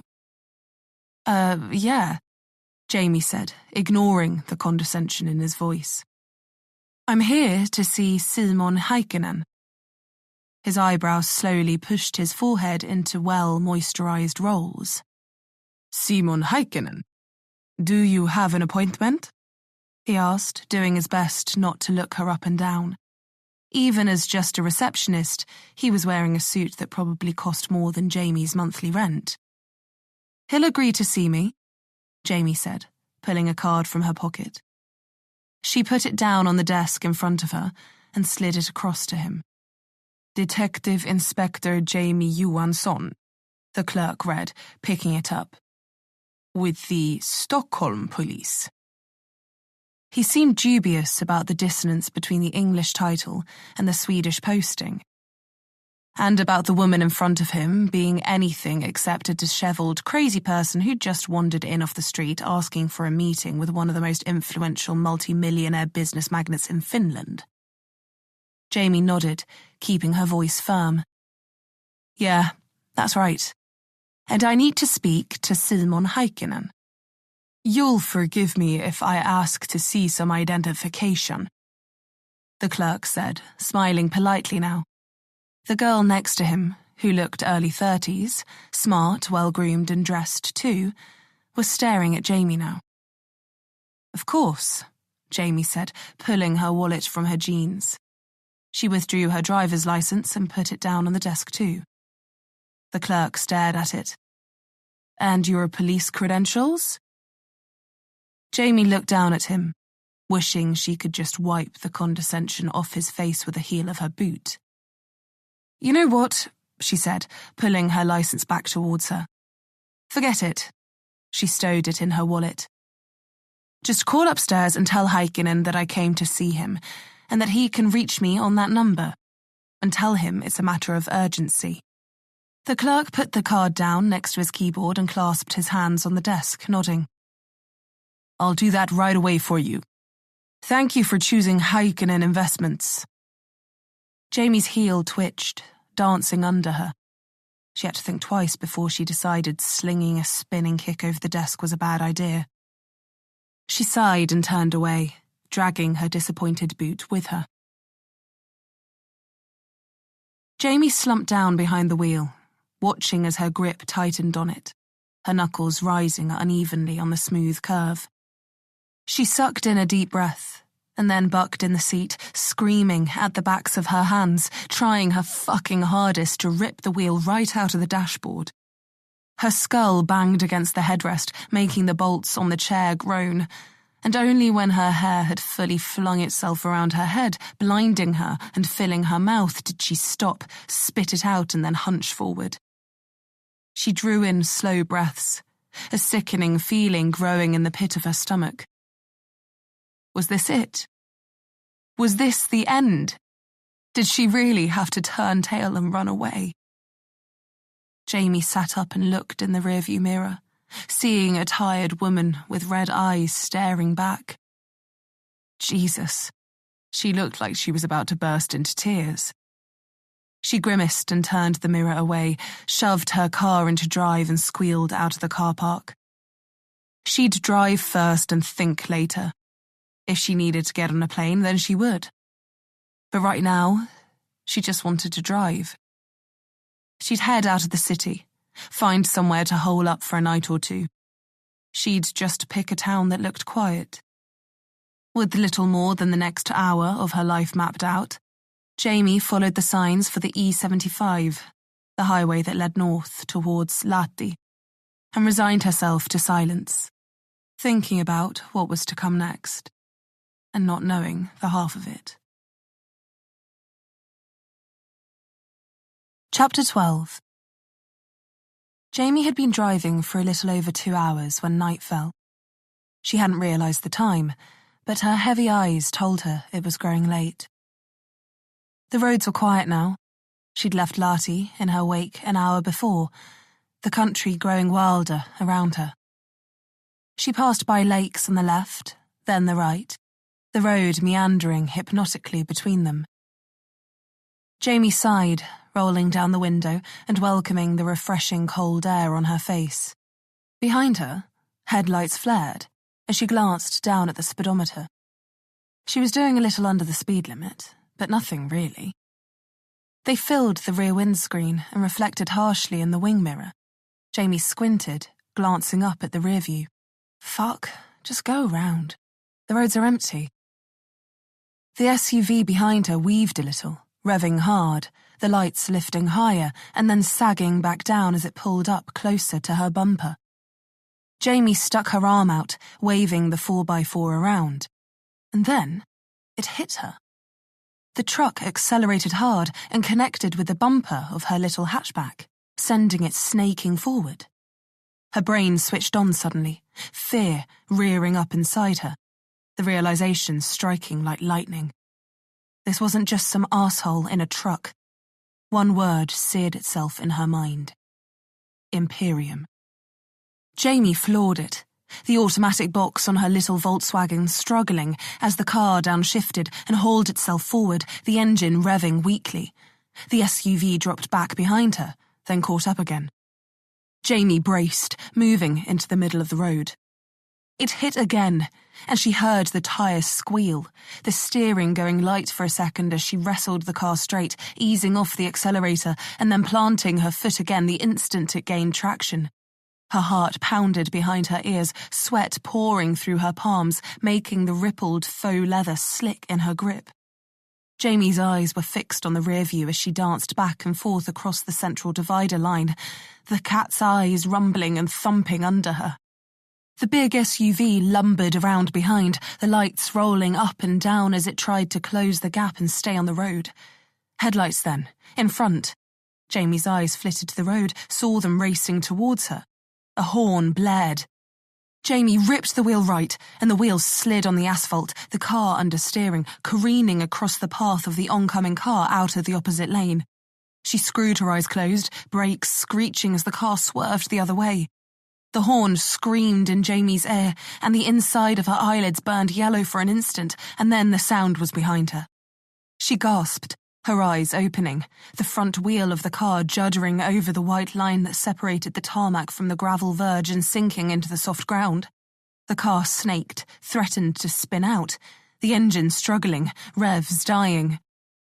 Jamie turned the wheel back, the rear of the car sailing around, jumping down onto the verge itself, sending a spray of tiny stones into the fir trees and onto the lakeshore beyond. Her ears were ringing, her face beaded with sweat. She was breathing hard, the car trying its best to get back up onto the road.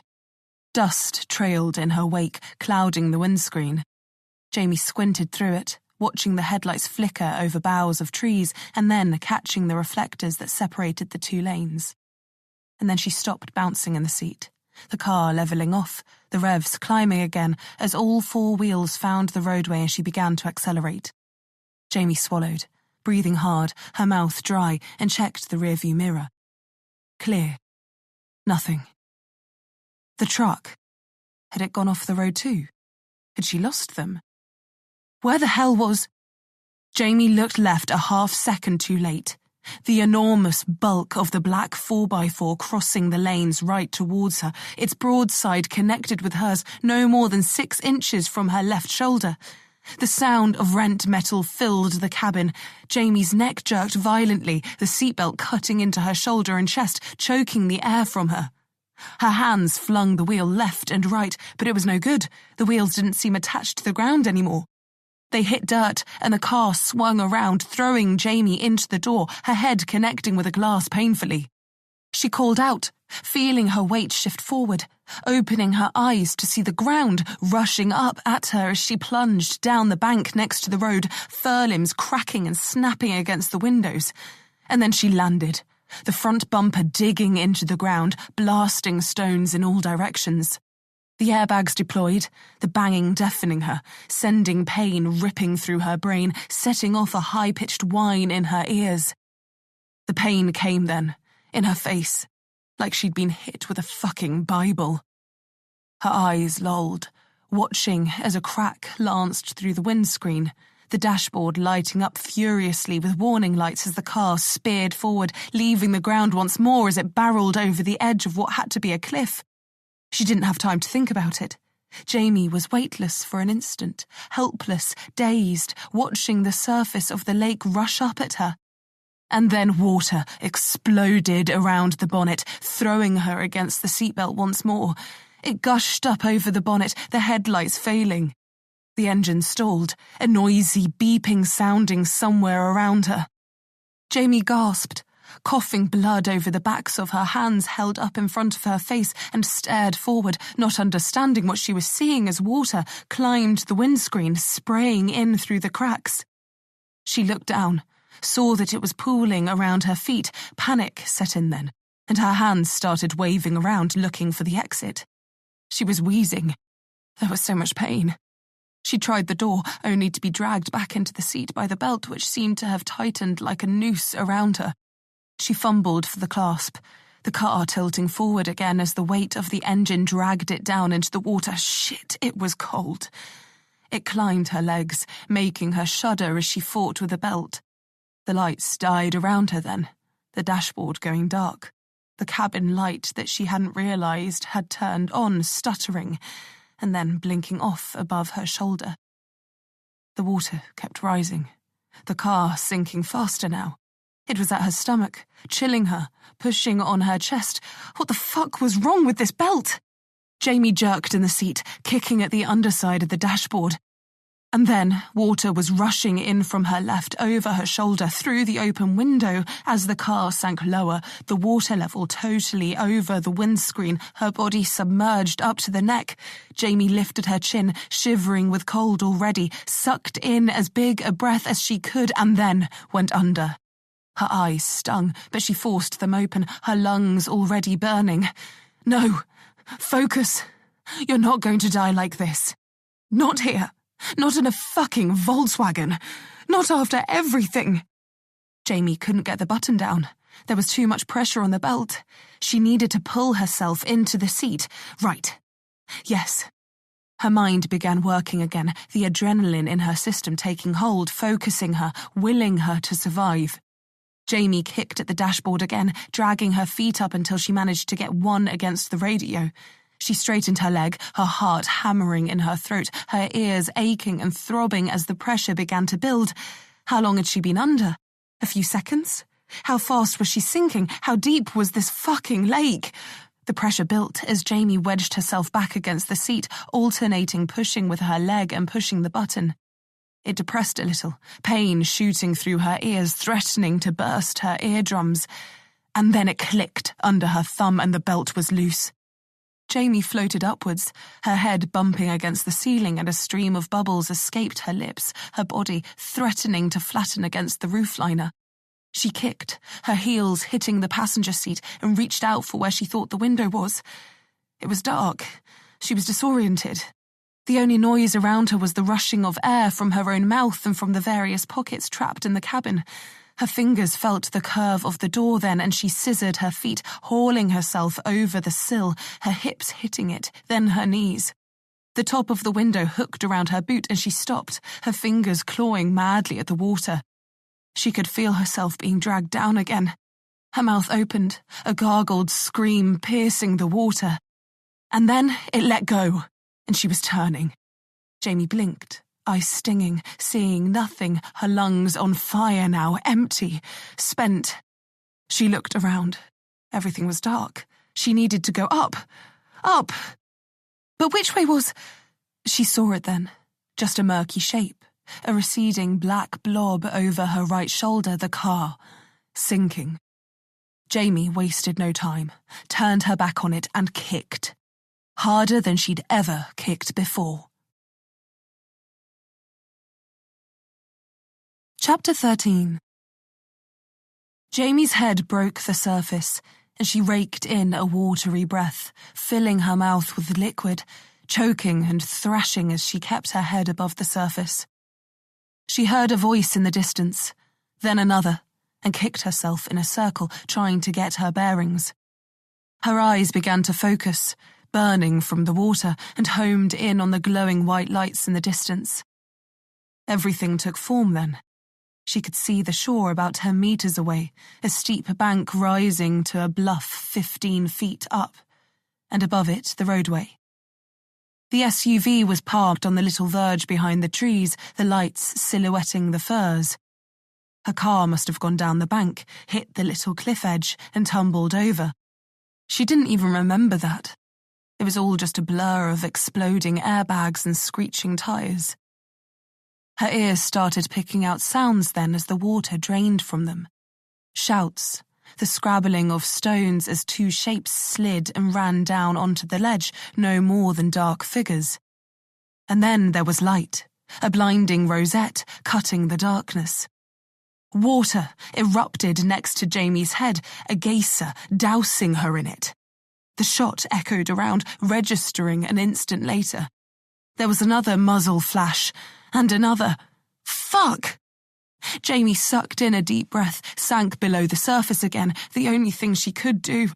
and turned, kicking her legs again, swimming away from the shore.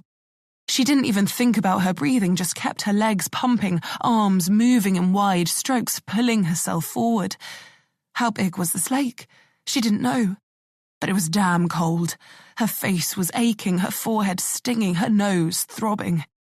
Jamie broke the surface again, the sounds of shouts now further in the distance. She stole a glance back, totally drowned in darkness now, and could see the headlights on the roadway maybe 30 meters away. The two men strode back and forth on the bank. She didn't know if they could see her, but she wasn't waiting around to find out. The moment she got her breath back, she dived under again, willing her muscles to keep moving, her body to stay warm. On the third surface, she slowed her pace, took stock of her surroundings. She needed a better plan than to keep swimming straight. The headlights had disappeared from the road now, no doubt that they weren't sticking around in case anyone drove past and stopped. But no one seemed to be. Jamie waited, treading water for a solid minute or two before another car trundled up the road. It didn't drive quickly, and Jamie wondered if it was the SUV doing a cruise by to see if she'd been stupid enough to head back to shore. She wouldn't be. But she didn't think they'd quit anytime soon. They were a long way from any sizable towns, and if anyone had heard the shots, it would take a long time to scramble police. And even then, would they even know where to stop or what to look for? Jamie couldn't stick around to find out. She was already getting tired, and as the evening wore on, the temperature would drop further.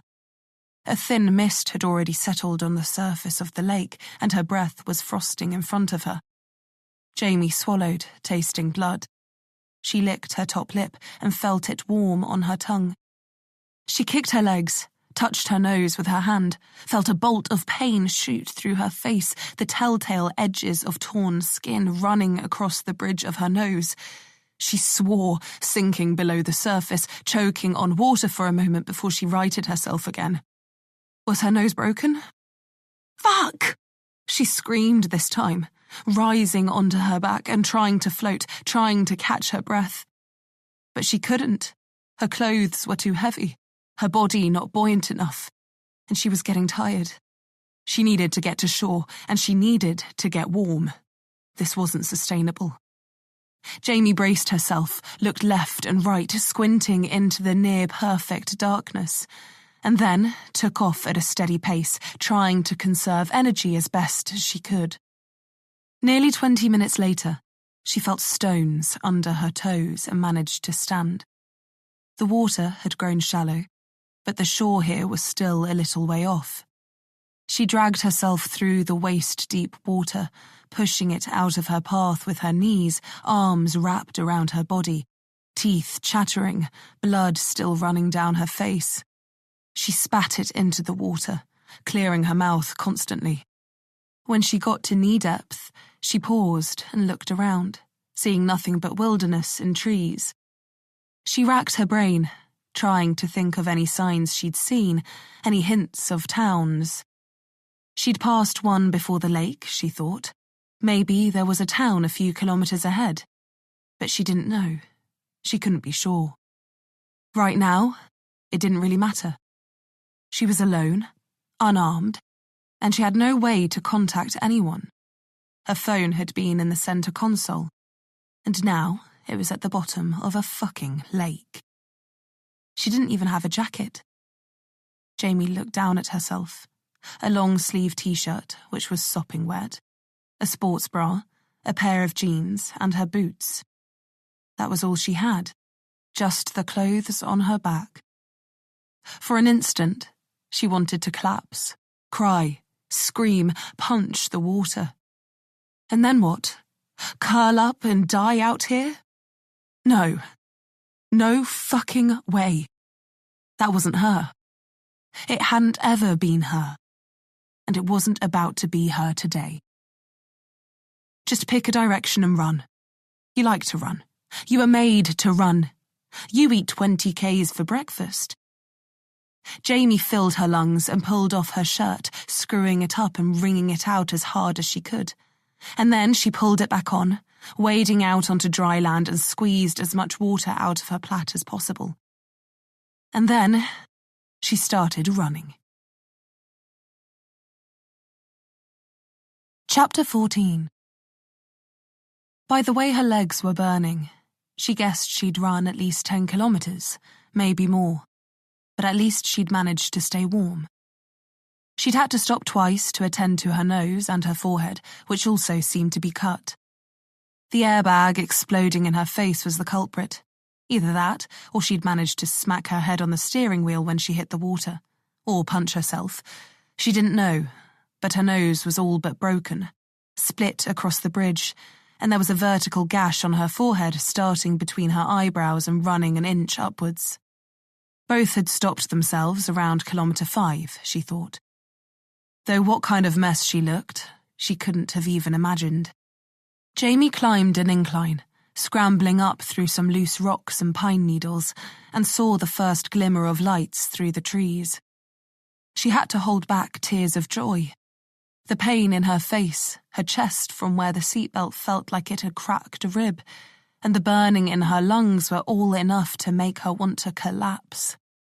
But she couldn't. She wasn't safe yet. Jamie sidestepped down the slope and into town, which was no more than a few loops and blocks of low-set houses, a narrow main street with a coffee shop, a post office, and a small convenience store. The former two were locked up and dark, but the shop was open, and Jamie made a beeline for it, panting hard. As she neared, the light spilling out of the floor-length windows stung her eyes. She'd been in darkness for so long, scrambling through bushes and over undulating tree-lined hills she could barely see. Jamie held her hand up to shield her eyes and slowed to a jog, heading for the door. It opened automatically, dinging as she stepped in. She stopped, looking around, catching the eye of the woman behind the counter. She must have been near 60, short, with curled grey hair and square glasses on a beaded string. She was staring at Jamie in shock. Jamie hadn't really thought about what she'd do once she got inside. "Sorry," she croaked reflexively, finally looking down at herself. Her jeans and legs were filthy up to her knees, and her laces were covered in torn-off fern leaves. Her shirt was crumpled and creased, plastered in blood, and her hands were covered in it too. She turned and looked at herself in the reflection of the glass, saw her hair a tangled mess, her forehead cut, nose swollen and split, and the bottom half of her face completely crusted over with blood. Jamie looked back at the woman, still breathing hard. "Do you have a phone?" she croaked again, realising how dry her throat was. She wasted no time in crossing to the fridge opposite, pulling out a bottle of water and draining it. The woman behind the counter was still staring at her in shock. Jamie neared now. "Do you have a phone?" She racked her brain for what little Finnish she knew. Despite being next to Sweden, the languages were nothing alike. "Onko sinulla puha pelin?" The woman started to shake her head, backing up until she hit the shelves of chocolates and cigarettes behind her. "Sinun täytyy lähteä," she said. "Sinun täytyy lähteä nyt." Jamie was the one shaking her head now. "What? I don't understand." Jamie put her hands on the counter and the woman recoiled like Jamie was about to launch herself at her. "You," the woman said, pointing. "Leave. Please." "No, I just need to use your—" "Leave!" the woman yelled. Jamie backed up. She needed help, not to terrorise this poor woman. Look, Jamie said, feeling the warm trickle of fresh blood on her nose again. "Please, I was in an accident, okay? You know, accident. Leave!" The sound of an engine broke the quiet of the shop then, and Jamie turned to see a black SUV rolling down the street. She froze, standing right in the middle of the store, drowned in light. There was nowhere to run. The car slowed suddenly, rocking on its springs, and pulled to a stop directly opposite. It idled there, tinted windows raised. Jamie's blood ran cold. "You leave!" the woman behind the counter said, stretching the limits of her English. Most people spoke it perfectly in Finland, but in more rural communities, with her generation especially, times hadn't caught up yet. These sleepy little villages nestled in the wilderness. This was probably the most frightening thing the woman had ever seen.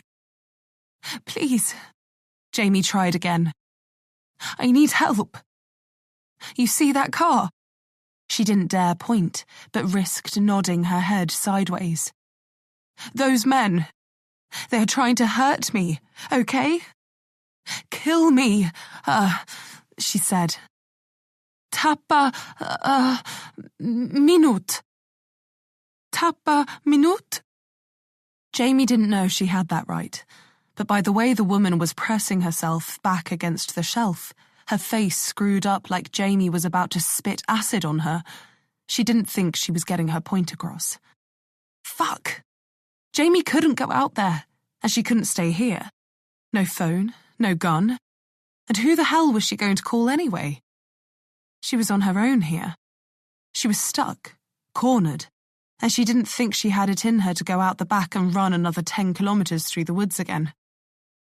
"Leave!" the woman mustered again then. "Leave? Or I call police." It dawned on her then. The police. Jamie backed up from the counter. "Yes, good," Jamie said then. "Call them, please." The woman looked confused. Oh, for fuck's sake, did she have to spell it out for her? Jamie turned, took a step, grabbed a display stand with sunglasses and hairbands on it and pulled it towards her.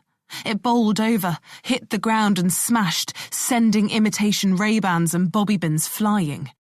The woman behind the counter jerked, shrieked, and then tried to climb the shelves. What was wrong with her? Jamie went to the next shelf then, ran her hands along it, dragging tins and packets of rice onto the floor. She got the picture now, grabbing a phone from under the counter, brandishing it to show Jamie she wasn't joking. "Do it!" Jamie commanded. Nothing. Jamie circled the shelf. Wine. Perfect.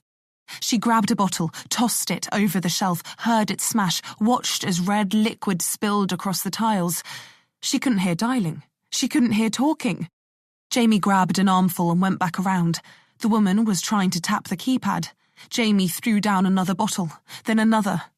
The woman was calling now, holding the phone to her ear, back against the shelves, cowering. Jamie felt sick to her stomach, but she had no other option. Police, she squawked, and then started letting out a stream of Finnish Jamie had no hope of understanding. But it was panicked, desperate, the kind of phone call when backed by the sound of smashing glass and whimpering. Jamie threw another down just to reinforce the point that was responded to quickly. A flood of relief washed through her, her grip tightening around the neck of the bottle. She couldn't risk just being escorted out of here. She needed to make a statement. She needed to make this count. She needed to ensure that they were going to put her in the back of a police car and take her away, and that maybe that would give her some sort of chance to get out of this smudge of a town alive. Jamie turned towards the floor-length windows, her shoulders rising and falling, eyes fixed on the 4x4 parked across the street, knowing they were looking back at her, and raised the bottle.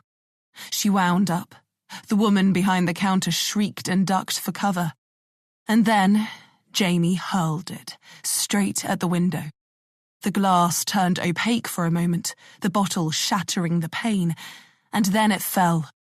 Straight out of the frame, wine raining down all around. Jamie stood there, mouth twisted into an ugly grimace, covered in her own blood, more angry than she'd ever been in her life, feeling the cool wind on her skin.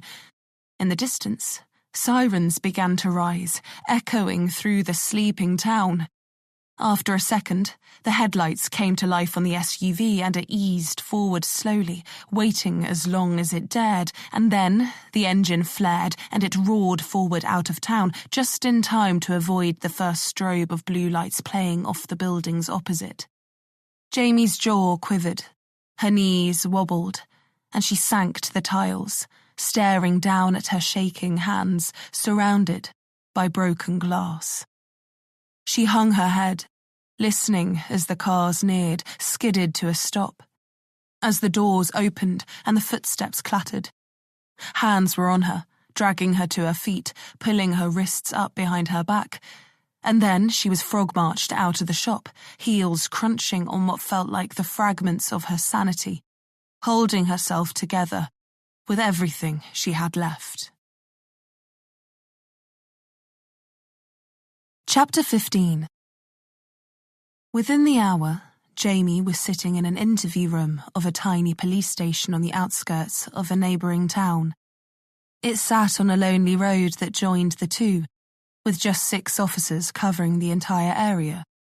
2 uniformed officers, 2 desk clerks, a single commissario, a senior inspector, and the ylikommissario, the superintendent that ran the place. Jamie had the latter 2 sitting across the table from her right now. She'd never felt handcuffs on her wrists before. They were sharp and uncomfortable. "Why, don't you go over it again?" the inspector said in accented English, his superior sitting back in the chair next to him. The inspector was in his late 40s, with a bald head and thin glasses. His boss was 10 years his senior, a big man with a round stomach, bristly hair, and an old-fashioned sweeping brush moustache that rustled when he moved his mouth side to side, which he did a lot. Jamie sighed, lifting her hands and placing them on the table. "I don't know what you want me to say," Jamie said. "The story isn't going to change." She just wished it was the truth. But she knew from experience, from sitting the other side of the table, that sitting here, spewing conspiracy theories about corrupt government officials and shadowy organisations would do nothing except get her slapped with a psychiatric evaluation and probably thrown in a secure ward for a 2-day hold. Maybe 3, judging by the state of her. "I was driving along the main road and was run off into the lake." "Which lake?" "I don't know," Jamie said. "There's a million of them." The inspector drew a slow breath, not bothering to even force a smile. They'd both been dragged away from their families and back here long after their shifts had ended, and neither were pleased about it. "Okay," he said. "Let's say you were. Then what happened?" Jamie ground her teeth a little. "2 guys fired pistols at me when you were in the water." "Yes." He stared at her. "Go on." "I swam to shore." "While they were shooting at you?" "A different shore." "You swam off into the darkness, fully clothed, while under gunfire?" He raised his eyebrows above his glasses. "Well, I wasn't going to swim towards them," Jamie growled. He drew another slow breath, a condescending fucking breath. Jamie felt her hands tighten into fists and then immediately released them, noticing the superintendent looking at them. She cleared her throat. "I was trying to get away." "And you did? You reached the far shore, didn't you?" "Yes." "And then what happened?" "Then I ran." 10 kilometers. Through the woods. In the dark. "Yes. Maybe. I think so." "How would you know? You said your phone was still in the car, and you didn't know which lake it was." Jamie felt like screaming. "I run a lot. I know what 10 kilometers feels like." "Convenient," the inspector said, laughing and shaking his head. "Not really," Jamie sighed. Look at me. Anything about this situation strike you as convenient? No. I find it convenient that you claim to be escaping 2 armed men, of which there is no trace, on a road we can't identify, next to a nondescript lake that could be 10 kilometers away. You have no phone, no ID. You've clearly been fighting. With an airbag, Jamie cut in. This is from the airbag deploying when... I've seen enough action to know what it looks like when someone bites off more than they can chew. Jamie really felt like screaming now. Call the SPA. Check out my credentials. I'm not lying. He nodded slowly. We will, in due time. Once we've established the facts, which still remain unknown. You won't tell us why you are here in Finland, or what really happened to you. If you expect us to believe that you were indeed run off the road and fired upon, which we can find no evidence for, then you must tell us the reason why. If you don't, we simply cannot help you. All we can do is arraign you for the damage you caused to the grocery shop. And for terrorizing a helpless old woman. The superintendent chimed in, voice gruff under his bristling moustache. Jamie leaned forward now, bowed her head, tasted copper on her lips and tongue. They hadn't let her wash before stuffing her in this room. She was still a stinking, bloody mess. Just call the SPA, please, Jamie said. Ask to speak to Kriminalkommissarie Thomas Karlsson. He'll confirm my credentials at least. And then what? You think that being confirmed as a police officer in another country excuses you from the crimes you have committed here? He stared right at her. Jamie wondered if she'd made the right choice. She was safe, sure. But for how long? How long could she stay here before Imperium found her again? And then, how would she possibly hope to escape when they did? Had she just delayed the inevitable? Could she trust these men? If she did tell them everything, would they believe her? She didn't think she would, if she was in their shoes. She missed Vik then, intensely, painfully. She was so alone, so filled with rage, out here on a crusade. To do what? Who did she hope to take down and how? She'd left the piece of her old life behind, taken up the sword against Imperium, but with a loose grip, ill-conceived, even more poorly executed. Sloppy, short-sighted. Jamie grit her teeth, clenched her fists. Just call Karlsson, and then I'll tell you everything. The truth. If she could get them to believe she was a police officer, a respected detective who'd worked with the Stockholm Police, then maybe, just maybe, it would lend some credence to the batshit crazy story she was about to lay out for them. The 2 guys in front of her took stock of that, and then looked at each other, pushing back from the table. Okay, we'll make some calls. Don't go anywhere. Jamie lifted her handcuffs. I'll be here when you need me. They left the room then, and Jamie was alone, racking her brain, trying to figure out what the fuck was going to come next. Knowing that, if nothing else, she'd need a miracle to get out of it alive. Chapter 16. Jamie thought that they'd be back in minutes. 15, 20 at the most. But 3 hours later, by the clock above the door, she was still sitting there, thirsty, hungry, and dirty. She was expecting, at any moment, for the door to open and for the same suit-clad guys from the lake to enter, lift a gun, and put 2 in her chest, and for that to be the end of it. But no. At 10:57 p.m., The door finally opened, and the inspector walked in and crossed the space, looking stern. He grabbed Jamie's hands and unlocked the cuffs roughly. Jamie said nothing, instantly massaging her wrists as she stared up at him. He stood to the side and pointed to the door. "Did you get hold of Carlson?" Jamie asked, not sure she wanted to get up. "I did," the inspector said, taking the back of Jamie's chair and pulling on it, signalling for her to get up. "And he said that you were discharged from the SBA, pending an investigation for a gross misconduct. He said that you were supposed to be booked in for an evaluation with a psychiatrist this morning, but that you disappeared." Jamie rose slowly, staring at the inspector in disbelief. She didn't think arguing would be any use.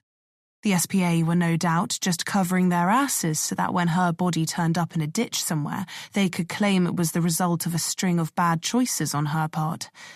No doubt they already had a nice way to frame it. "Please," the inspector said, gesturing to the door again. "Where are we going?" He said nothing in reply. "Marching me to my death? No, thank you." She glanced down at the inspector's midriff, searching for a holster, for a weapon, but he was unarmed. "Ms. Johansson?" A new voice rang out now, and Jamie looked up at the doorway. A tall man in his late 30s, with a clean-shaven, pointed jaw and a tailored grey suit, was standing there. He tried to keep his expression neutral and friendly, but the shock at seeing the state of her was apparent. Jamie narrowed her eyes at him, trying to work out whether he was one of Imperium's lackeys or not. "You need to come with me now," he said, smiling at her. Jamie stayed where she was. "Please, Miss Johansson, we don't have much time." Jamie widened her feet slightly, preparing. The man entered the room, glancing at the inspector, and reached into his jacket. Jamie braced. And then his hand was out, a white business card in it. He reached over the table, holding it out for her. Jamie stared at it, then grabbed it quickly, reading what was written there. It said, "Detective Inspector Jamie Johansson, Stockholm Police." It was her business card. Her mind stuttered for a moment, and then she realized. It was the same card she'd given to the kid at the front desk of Heikkinen Investments. But this wasn't Simon Heikkinen, was it? She stared at the guy. The expensive suit, the keen eyes. No, he had the stink of a solicitor on him, in a big way. Jamie couldn't stand there all night, and she knew that the guy wasn't about to announce on whose behalf he was there, otherwise he would have already. She just had to trust this. It was that, or refuse to leave, and let what might be her only chance at leaving this backwater town alive walk out of here. She nodded then, crumpling the card in her grip, and skirted the table. The solicitor moved quickly, with purpose, leading her down a corridor into the small reception area and out the front door. Jamie glanced back at the inspector and the superintendent, both of whom were now standing in front of the reception desk, looking as pissed off as each other. The inspector had his hands on his hips, the superintendent's arms folded, moustache dancing on his face, both their eyes burning into her. "Ms. Johansson?" the solicitor said from behind her. She turned back, the night air cold around them, and saw that he was standing at the open door to a blacked-out Mercedes, a pale leather interior waiting for her. "Please," he said, giving a brief smile. His eyes betrayed his cool exterior as a shell. He was shitting himself inside. Jamie looked around. The road they were on was empty. No streetlights. Nothing. Just the glow coming through the doors of the station. Her first thought was to kick this guy in the face, pull the driver out, steal the car and run. But did she really need anyone else chasing her? Simon Heikkinen had managed to get his daughter onto that oil rig to help her education, to help her succeed in life. He'd used his ties with Bolstad and Imperium to do that. And they'd tried to kill her. So would he still be in league with them? No doubt he'd lost a ton of money when Bolstad had gone under. Simon Heikkinen was maybe the only other person in the world who had as big an axe to grind as she did. But was she about to bet her life on that? "Miss Johansson," the solicitor said again, walking back towards her. He dropped his voice now. "You need to get in the car right now. Mr. Heikkinen is waiting for you, but he won't wait forever. If you want the help he's prepared to offer, then you need to come with me." He drew a breath. "Mr. Heikkinen can't be seen to be helping you, which means we have to act quickly." "So then, why is he?" The man swallowed, rolling on the balls of his feet, visibly nervous. "Because you saved his daughter's life. If you hadn't acted as you did on the platform, Noemi would be dead, as would her friends, and Bolstad would still be afloat. Not only did you keep Noemi alive, but you also gave Mr. Heikkinen the freedom he required to excise himself from Imperium Holdings." She measured him, her brain telling her to run. But she knew she wouldn't make it a mile. She was exhausted, penniless, with no phone, no means of transport. She'd be hunted down like a dog. And if nothing else, she knew the power of the love that a parent had for their child, and vice versa, and what that meant. Imperium had tried to kill Noemi, and Simon Heikkinen didn't just want to thank Jamie for stopping that. He wanted to see them bleed for attempting it. Or at least that's what Jamie told herself as she stepped down onto the pavement and climbed into the back of the Mercedes. The solicitor climbed in after her, and then the car accelerated away without wasting a second. The driver was a bald guy who didn't look back. He just kept his foot planted, pinning Jamie into the leather. The solicitor wrung his hands between his knees, the pulse in his neck doing a steady 120 by Jamie's count.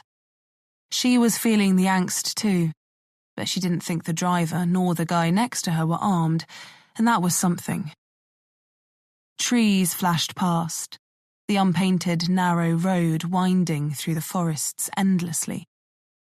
No one said anything. A full 20 minutes passed, the car not dropping below what Jamie guessed was 100 by the way it was clinging on for dear life in the bends. And then, suddenly, they were slowing down. The driver decelerated quickly, pulling left off the road onto a small, single-lane track. It dived through the trees, tight and twisting, but the driver didn't let up and threw the car into every corner as though they were being chased. Jamie suspected there was a good chance they were, though she'd seen no headlights behind them. Still, that didn't mean no one was watching. Jamie's heart beat fast and quiet as the trees began to break and the track burst into an open field. She stared through the windshield, seeing that up ahead there was a junction, a stone lay-by, and another car, headlights illuminated. Was this it? Door open, bullet to the head, straight into the boot, and off to some shallow grave. The car skidded to a halt on the opposite side of the road to the other, identical Mercedes, and the driver let the engine settle to a hot idle. Nothing moved outside. No other headlights in any direction, which had visibility for probably the best part of half a mile. They were totally alone. Jamie jumped as the solicitor opened his door and got out, circling around and opening Jamie's. The road was bathed in a pale glow, the headlights from both cars lighting it indirectly. Jamie made no moves, waiting, ready to react. The back door to the other Mercedes opened and a pair of legs swung out. A man exited.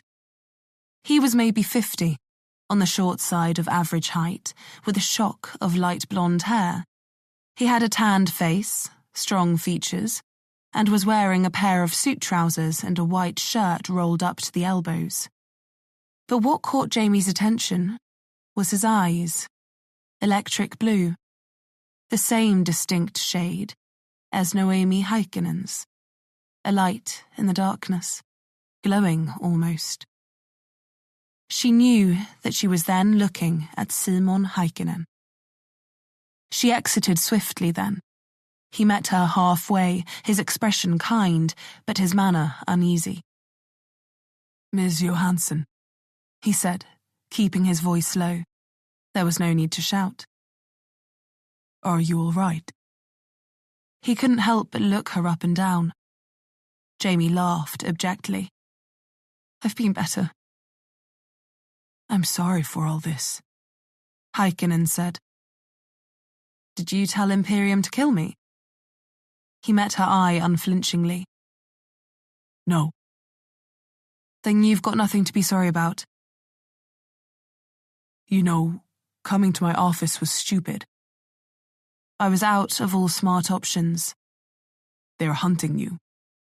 "I figured." Jamie stopped, trying to stay polite, but finding her patience had been totally spent. "They won't stop." "I figured that too." She sighed now. "Are you going to kill me?" "What?" "No." Heikkinen looked surprised, shook his head to reinforce his incredulity. "Why would you ask that?" "I've had a long day, and if you were, I would just prefer to get it over with." He blinked in disbelief. "You don't strike me as the sort of woman who would give up quite so easily." "Easily?" Jamie looked down at herself, blood-spattered and beaten. "There's nothing about this that's been easy. This just seems like the sort of place you might bring someone before you kill them, you know?" She gestured to the empty fields, the utter darkness, the silence. "Perhaps. But I am a businessman, not a killer." "That's good to know," Jamie said, though relief didn't seem to come with his statement. "But what about you?" "What about me?" "Are you a killer? A police officer? A coward? A daughter without a father?"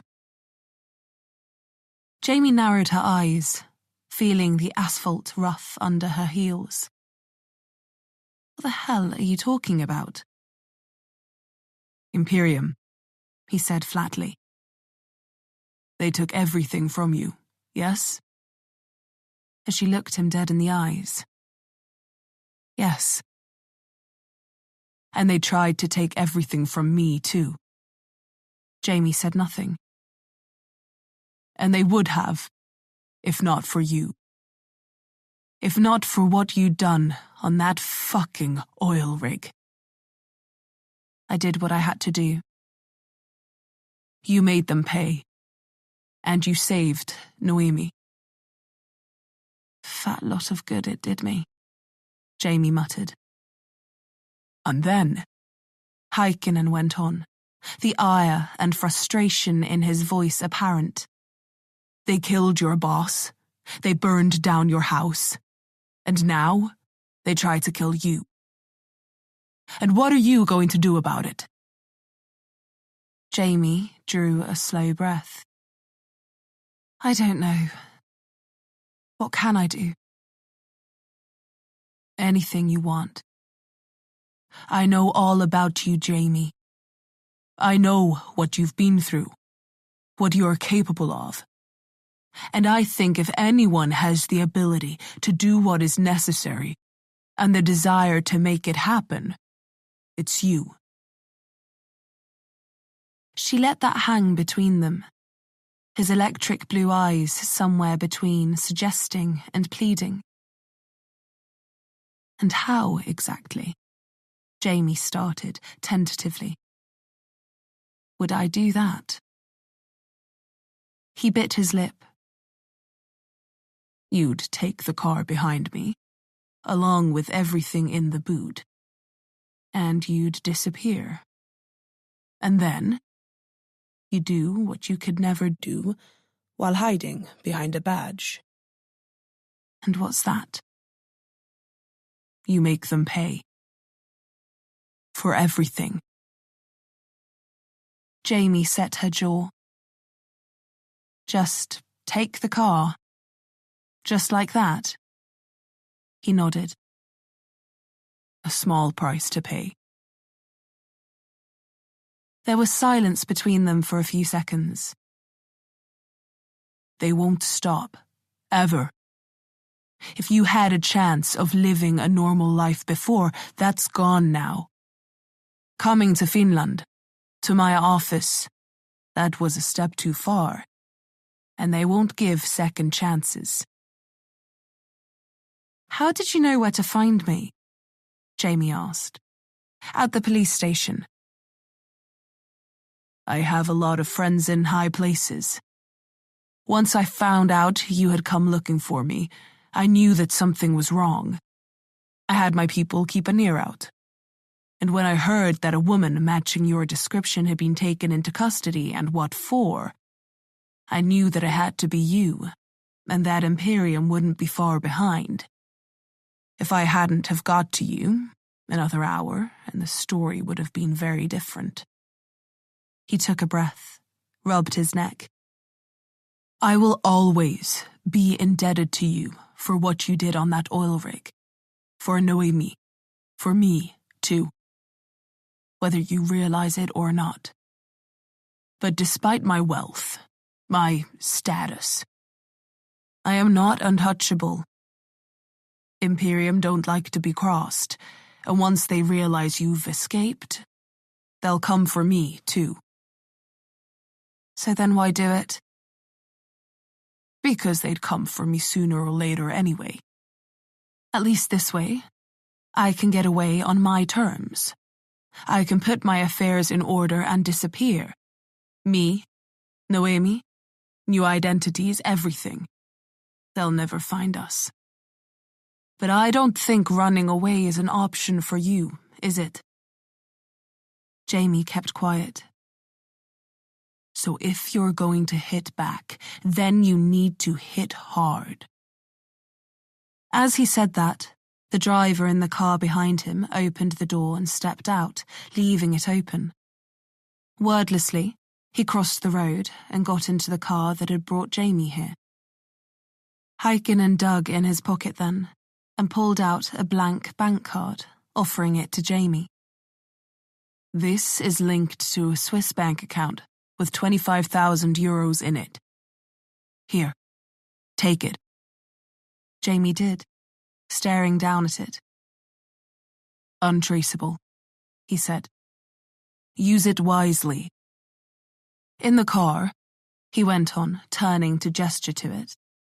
There's a full tank of petrol. Clean clothes, food, water, if you want to stay off the beaten track. Everything you need to survive until you have a plan.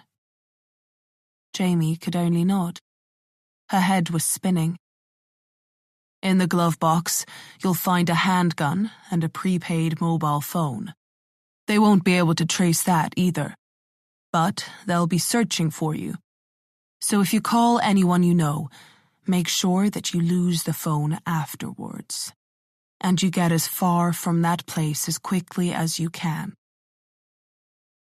He put his hand out then, and Jamie looked down at it. Her mouth had gone dry, her heart pounding in her ears. After a moment, she took it, and felt Heikkinen shake and squeeze. Good luck. You'll need it. And then he pulled his hand from hers and went to join everyone else in the other car. Jamie turned, still clutching the card. "Wait," she said, her mind struggling to catch up. "That's it. Here's a car, some cash, a gun, off you go." Heikkinen stopped and looked back at her. I wish I could do more. I really do. Can't you give me a name? Somewhere to start, at least. She hated how desperate her voice sounded. He cracked the smallest of smiles. I think you already know as much as I do at this point. Imperium worked through the people they control. Police officers, judges, civil servants. Any name I give you would just lead from one to another, and never to the people you really need to find. Who do I really need to find? Jamie shook her head now, stepping forward. You're a detective, Heikkinen said, nodding to her reassuringly. You'll figure it out. Goodbye, Miss Johansson. And thank you. And then the door closed. The wheels spun and slingshotted it back into the road in a plume of dust and loose stones. The engine sang in the darkness and then dwindled. Jamie covered her eyes, and by the time the dust cloud passed, the car was no more than 2 orange smudges in the distance. And then it was gone altogether. She watched, waiting to see if it would come back, but she knew it wouldn't, and that she'd never see Simon Heikkinen again. He'd said it himself. He was leaving, not just Helsinki, but the country. This was his final fuck you to Imperium.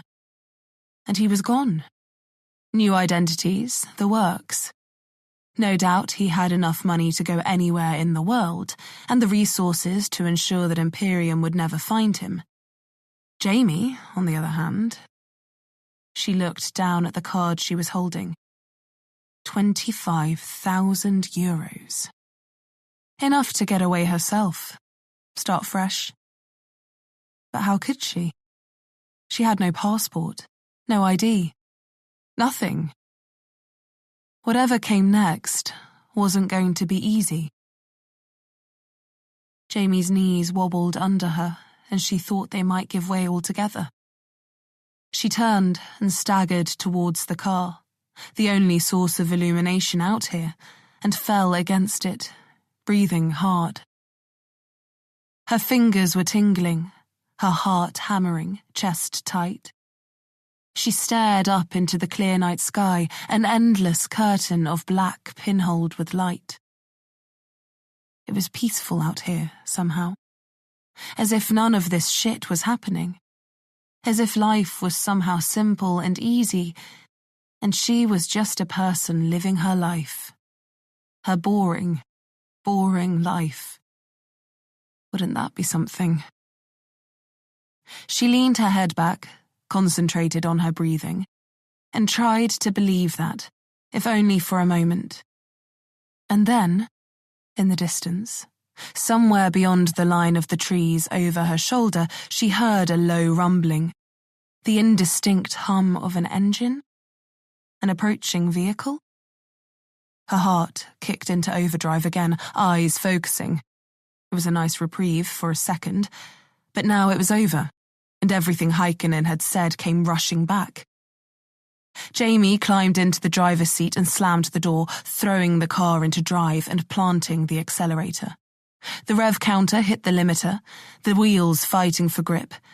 And then she was moving. Where, she didn't know. But it would be very fucking far from here. And when she got there, she'd go over what she knew and she'd make a plan. And then she'd hunt these fuckers down, one by one, if she had to. Heikkinen wasn't giving her a name, because he couldn't, or he was afraid to. But it didn't matter, because she had one already. The only one that mattered. Sandbeck. And she'd find him if it was the last thing she did.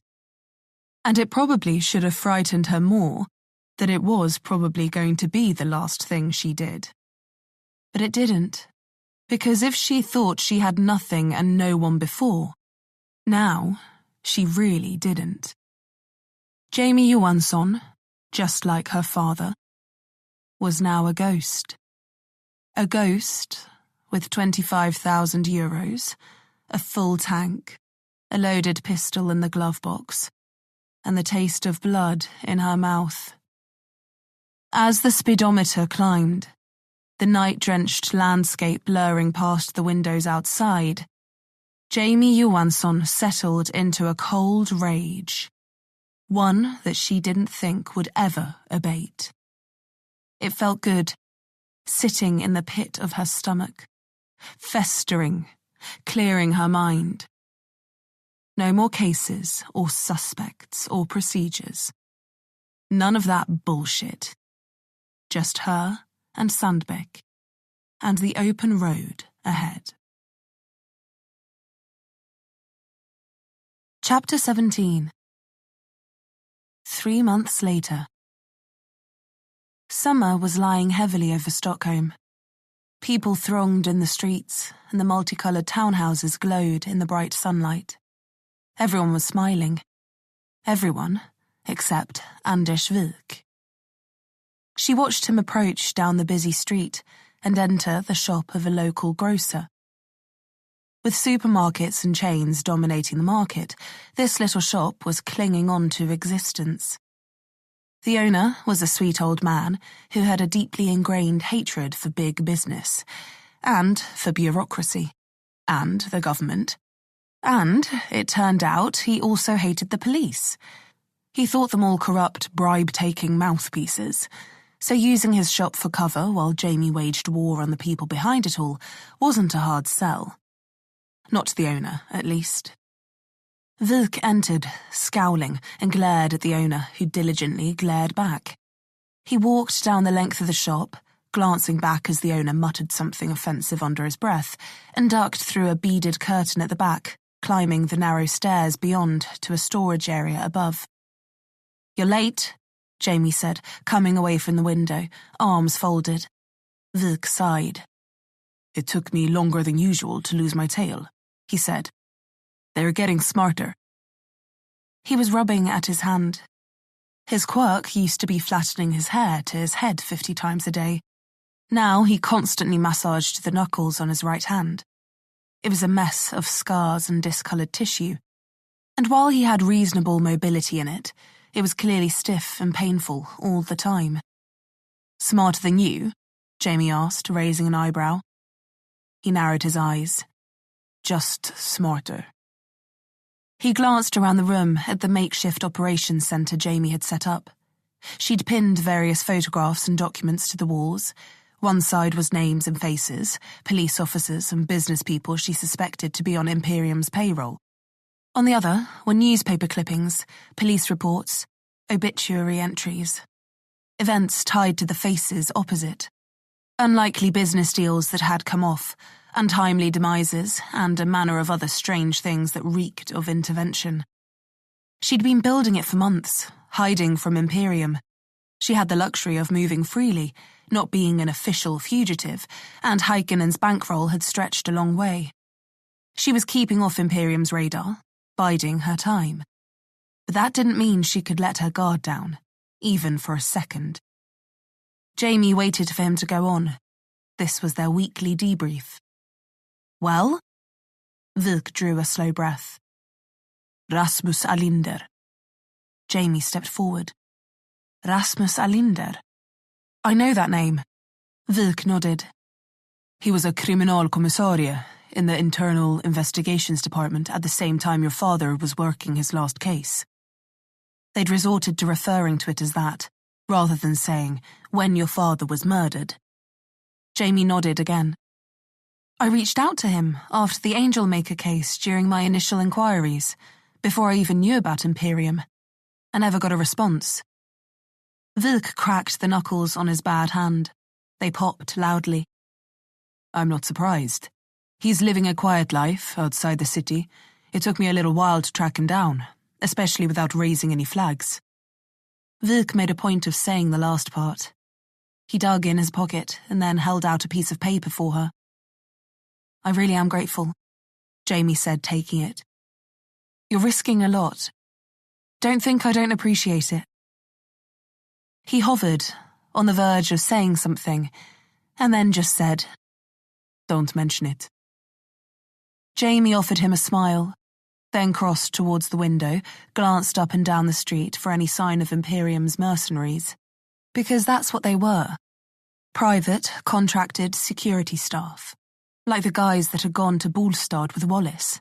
the fixer that had been dispatched to clean up that mess before Jamie and Wilk could do their jobs. They were good at what they did, military-trained, efficient, but they didn't exactly blend into a crowd, which made them easy to spot, and easy enough to avoid. At least when your life depended on it. Still, Jamie carried a loaded gun everywhere she went. Jamie studied the paper in her hand, reading what Wilk had written. What looked like a rough routine that Rasmus Alinder was following. Wilk had gone back to work 2 days a week, but wasn't actively investigating any cases just then. And though he and Jamie hadn't left things on very good terms before she'd left, he seemed to have come around to the seriousness of this. And wanting to help her not get killed looked to be outweighing his not wanting to get involved. He'd even started looking after himself again. His hair was slicked back as normal, and while his chin was rough with stubble, he appeared to be showering daily, which was a big step. She guessed it was just hard for him to shave with his bad hand. For all his faults and his abrasive shell, Anders Wilk had the capacity to care deeply for people, and had no qualms about laying down his life for them. Right now, Jamie thought that this list included his son, her, and Julia Hallberg, in that order, though he never would have told her that. You know, He said from across the room. Carlsson's up my ass about you, constantly. Saying what? Jamie asked, wondering how many hours Wilk had spent tailing Alinder and how much work he was putting into this thing. By what he was saying, Imperium were having him watched pretty continually, and by the sounds of it, Carlsson was under pressure to find her too. Casually asking, mostly, Wilk said. If I've heard from you, seen you, had any contact, that kind of thing. They suspect you're helping me. Jamie came away from the window, back towards him. They can suspect whatever they want. I've had their mercenaries arrested 3 times for stalking already. They're starting to get the picture that I don't like being followed. Wilk seemed almost proud of that. That's probably why they think I'm back in the city, Jamie said. Wilk shrugged. But they haven't made any serious moves? Jamie tried to keep her voice calm. No, they keep their distance. It's one thing to go after someone trying to expose them. It's another killing a detective in cold blood. At some point, it's just too much to cover up.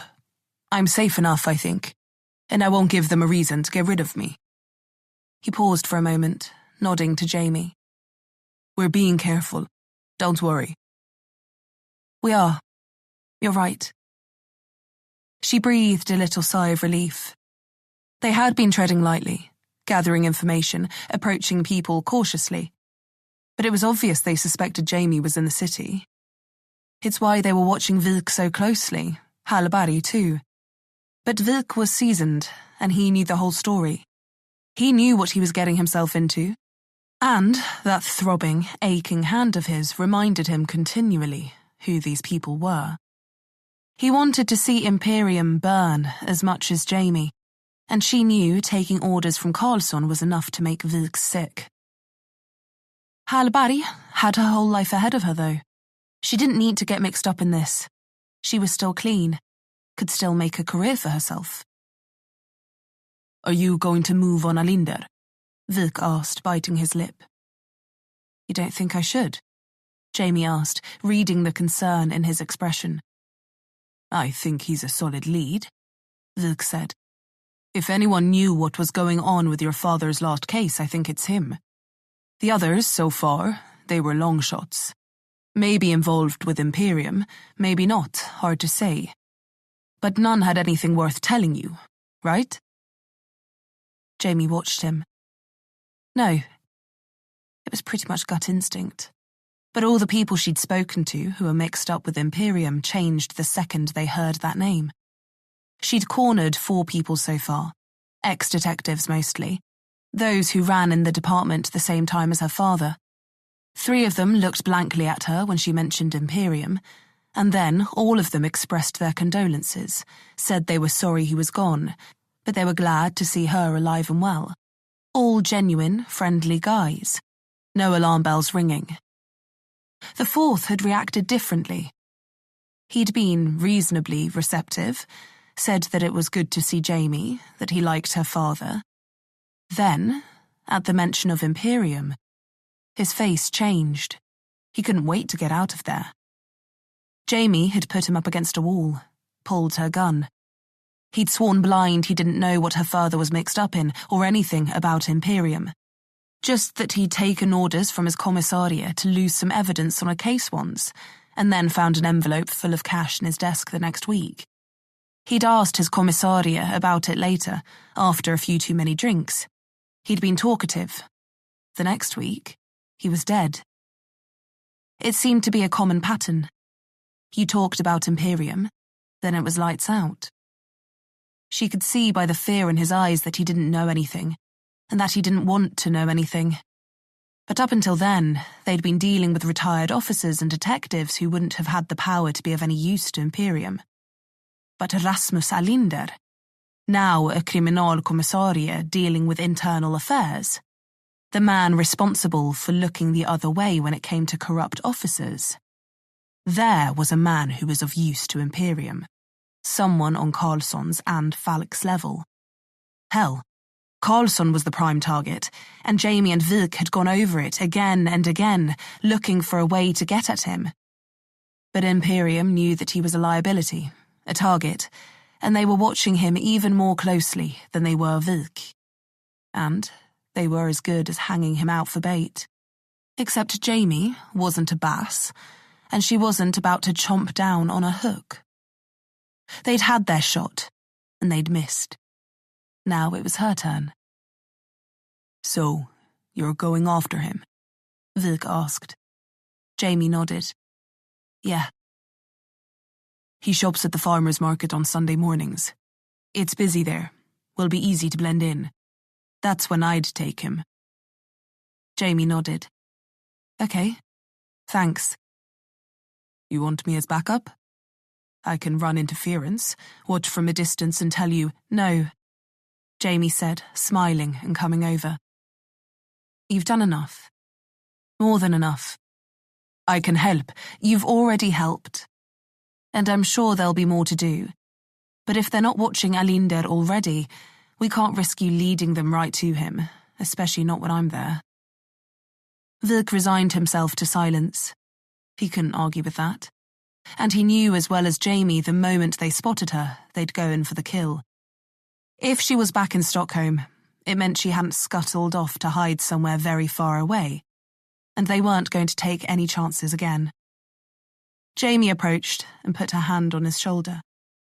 I'll signal again when it's time to meet. Vik nodded, lifted his gnarled hand and put it on hers. Just to be safe out there. She let his touch linger on hers. They were both glad for the contact. I will. And you too. I can't lose you, Vik, Jamie muttered. You won't, he said back. But you have to promise not to be reckless. Me? Reckless? Jamie said, pulling her hand free and meeting his eye. Wouldn't dream of it. Chapter 18. Rasmus Alinder wasn't difficult to spot. He was a tall man with narrow shoulders and a thick head of white hair that stuck up from his scalp like he'd been playing with an electrical socket. The farmer's market was set up on the east side of the city in the Östermalm district, in the Tessinparken. Jamie caught an early morning bus, wearing a hooded sweatshirt and a baseball cap. She watched the park sail by out the window, scouting the area for any signs of burly guys in dark jackets, and got off at the next stop. She wanted to be sure that she wasn't getting out into some sort of ambush. It was impossible to know how many people Imperium had on their payroll and how many people they could be watching at any time. She was yet to cross paths with them again in Stockholm, but considering Carlsson's actions and Vik's entourage, as well as the fact that he was trying his hardest to lose them, it was just a matter of time before they crossed her path. But Heikkinen was smart, and his help was making it easy enough to stay under the radar. She had the benefit of years of experience trying to track down people who didn't want to be found. You watched their phone, their bank accounts, their homes, and you waited for them to slip up. And then you moved in. Jamie's phone was still at the bottom of a lake in Finland, she guessed. She had no way to know whether they'd recovered the car or not, and there was no way she was going to go back to her apartment to pick up her mail. Jamie exited the bus just before 8 in the morning, knowing that Alinder had come the last 3 weeks between 8:30 and 9. And she also knew that he parked in the car park on the far side, that he drove a 3-year-old Volvo estate, and that he'd been carrying a canvas bag and wearing a pair of Ray-Ban sunglasses. Vic's research had been thorough, his note-making meticulous. She had to hand it to him. That anal retentive streak really came in handy when it came to surveillance and good old-fashioned police work. As Jamie walked a wide circle around the park, checking for any lookouts, scoping ingress and egress points, escape routes, she missed him. Professionally, more than anything else. But it was hard to go from being with someone every single day to being on your own. Sure, she could bring him into this. She could ask him to leave his home behind, walk out on his career and join her in the little cash-in-hand bedsit she was renting in a questionable part of the city. And he would, she had no doubt. But she'd already got him maimed, and partners that followed her on her crusades often ended up with a knife in the back, a flank full of buckshot. Or worse. She already had too much blood on her conscience, and she wasn't going to add Vix to it. Jamie checked her watch a little while later, standing under a tree with a clear sightline to the entrance to the car park. It was the only way in, and she watched from under the peak of her hat, putting fresh blueberries in her mouth one at a time. She'd picked a punnet from a stall on her way past. She let the juice wash over her tongue as she chewed slowly, confident that there was no sign of Imperium, yet, at least. It was now 8:35, and Alinder was due any minute. Another 10 minutes passed before the Volvo estate pulled in, dusty with the city, sidling over the pockmarked gravel surface of the lot. It queued down the central alley, and Jamie got a good look at Alinder as he went by. Tanned, wearing a blue open-collared shirt, sticky-up white hair, Ray-Bans, just as expected. She cracked a little smile, keeping an eye on his car, and then it faded. Her gaze moved down the line, and 4 cars back, she saw a black Mercedes SUV. It was sleek, big-engined, by the low hum piercing the din. But it was debadged, windows tinted, 2 men sitting in the front, one bald, one with just a thin layer of hair on his head. Jamie watched, a blueberry between her teeth as it went by, the guy's eyes fixed on Alinder's car. The Volvo pulled into a space, and as the SUV passed, both their heads turned to look at it. They pulled in at the next available one that was too small for the car, and then quickly squeezed out. Alinder was at his boot already, pulling out his canvas tote and a leather bum bag which he attached to his waist. The 2 guys from the Mercedes were on their feet as well, lingering casually at their tailgate, pretending to talk. It would be 20 degrees today, maybe a little over.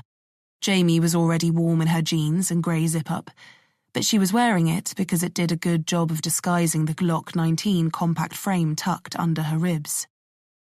The 2 guys at the back of the Mercedes were similarly layered, versus Alinder's beige chino shorts, leather sandals, and linen shirt combo.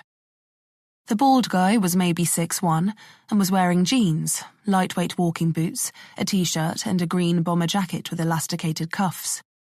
It was slightly oversized, perfect for hiding a holster. The other one was wearing a denim jacket, black jeans, and polished black boots. Jamie had no doubt that they were both armed, and that they were both Imperium goons sent to tail Alinder. And that told Jamie 2 things. 1, they knew she was in the city, and 2, Alinder was worth watching. By the time Alinder set off, ready to take his one-up, one-down lap of the market, where he moved along the left-hand stalls on the first pass and then back down the right-hand stalls on the return journey. The two guys had exhausted their feigned dialogue, scouted the surrounding area, and fallen into step behind him. They stayed back a decent distance, but Jamie had them clocked from the second they'd rolled in. As Alinder moved with the crowd, lining up his approach, the two guys broke off from each other, both screwing little buds into their ear as they did.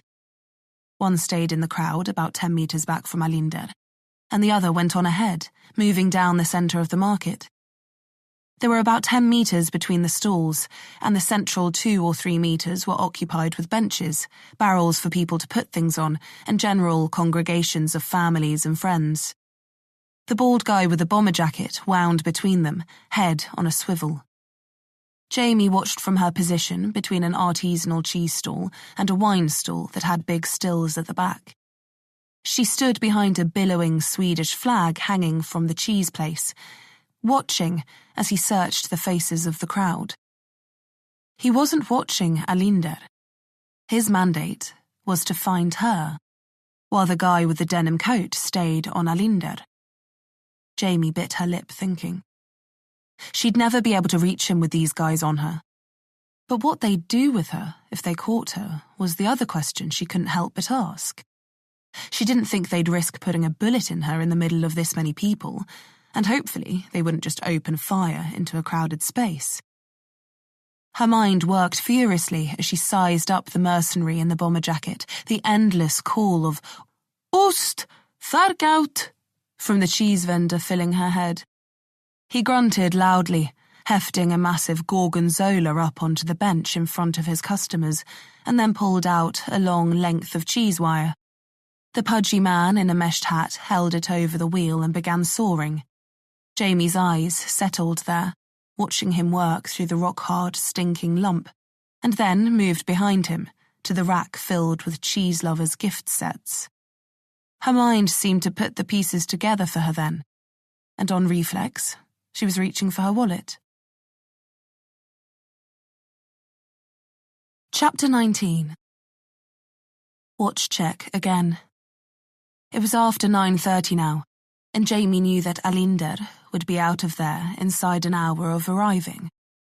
The market wasn't that big, and he knew his way around. So if he arrived by 9:15, he'd be out of there by 10:15. And sure enough, he was on the home straight. Jamie didn't have a lot of time, but she'd need to cut it close for this to have any chance of working. Alinder, still completely oblivious despite his years as a police officer, was inspecting a butternut squash. The guy in the denim jacket lingered about 5 meters behind him. There were 2 uniformed police officers doing the rounds, and trying to avoid them while pulling this off was going to be tricky. She needed to separate the 2 Imperium heavies first, draw the scout away, deal with him, and then go back for the second. Jamie was breathing hard when she came up behind him, weaving quickly through the melee. He was leaning up against a lamppost, scanning the crowd in front of him when she nudged him with her elbow and then quickly moved off. He glanced down, and then his eyes chased her. Jamie was already looking back over her shoulder, still moving. The second their eyes locked, she pulled them away and sped up. No doubt he had her face ingrained in his mind. She could already hear people protesting as he shouldered past them after her. Jamie aimed for an alley between 2 stalls, one selling fresh fruit, the other honey, chutneys and jams. But she'd not chosen these stalls because of what they sold, but because they had their backs to a little dense copse of trees, and once they got in there, no one was likely to see what was going to happen. The guy was probably 1.5 times her body weight and trained, to fight, to kill. He'd be coming for her hard, and with more confidence than he should have been.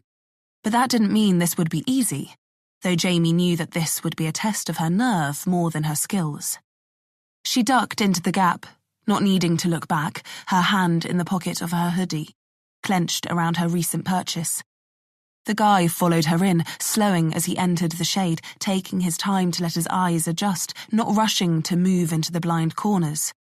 The white flaps of the stall on either side slapped gently, the sounds of the crowd behind obscuring Jamie's movements. He unzipped his bomber jacket and reached under his ribs, pulling out a pistol. He held it low, tracing forward, leaning in, listening for any sound of attack coming from ahead. But Jamie wasn't ahead of him. The fresh fruit stall had a bunch of boxes stacked behind it, and the rear sheet had a central split the workers used for access, one that Jamie had also just used. She came up on his shoulder, ducked behind to his right, and then raked a length of cheese wire over his knuckles before looping it over his hand completely. Before he could even react, Jamie snapped it tight, untwisting her hands to tie the wire over the back of his wrist, dragging it down and past his hip and up behind his back. The guy immediately started to twist, trying to move his hand free, trying to turn, but the metal was already biting into his skin, and a quick jerk let the guy know that if she wanted, she could strip the skin right off his hand. "Try anything, and I'll rip a hole through your radial artery," Jamie growled at his shoulder, straining against his bulk. He stilled, breathing hard, the crowd still flowing behind them. She could tell his mind was working on a solution, his bleeding knuckles laid across his lower back, pistol tight to his skin, facing outwards. "This is cheese wire," Jamie said, trying to keep her voice straight. "One pull, and you'll be bleeding out. So don't move, don't speak, and don't even think about touching that trigger." Her voice sounded cold, even in her ears. The guy swallowed, his jaw flexing. Carefully, Jamie transferred the handle in her right hand into her left, the noose tight around the mercenary's tanned skin. It was already drawing blood, the slashes across his fingers enough to convince him of the sharpness of the weapon around his arm. "Lift your left arm and—" Jamie tweaked the wire as he moved. "Slowly, take the earpiece out of your ear." She reached up with her now free right hand. "And I'm going to take this," she said, pulling the gun free from his grasp. She glanced down at it. Heckler & Koch, USP. And then let it hang at her side, her finger resting on the barrel. She watched as the guy lifted the earpiece out and held it between his fingers, still breathing hard. "Now, drop it," Jamie said, "and crush it under your heel." He seemed to deliberate on that. She tweaked the wire again, heard him grunt a little, and then he obliged and did, hanging his head. "You're so fucking dead," he muttered. He wasn't Swedish. Polish, maybe. Czech. Belarusian, perhaps. She didn't know, and nor did she really care. The clock was still ticking. "Yeah? We'll see," Jamie said, pushing his pistol into her waistband and using her right hand to pat him down. "Keep your left hand where I can see it," she whispered, moving her hand up his leg, feeling the flat of a phone. She pulled it out of his jeans. "I'll take this." She pushed it into her back pocket, then moved on to his, felt the raised ridges of a few hefty cable ties coiled there. She liberated them and inspected the plastic lengths. Her blood ran a little cold. They were meant for her. "Left hand against the bar," she said, checking over her shoulder. No police, no onlookers. She was good, for now. But she couldn't hang around. The guy moved his hand down and nearer to the vertical support strut at the corner of the jam stall. He seemed reluctant. "They'll kill you," he said then. Jamie gritted her teeth, tried to steady her breath.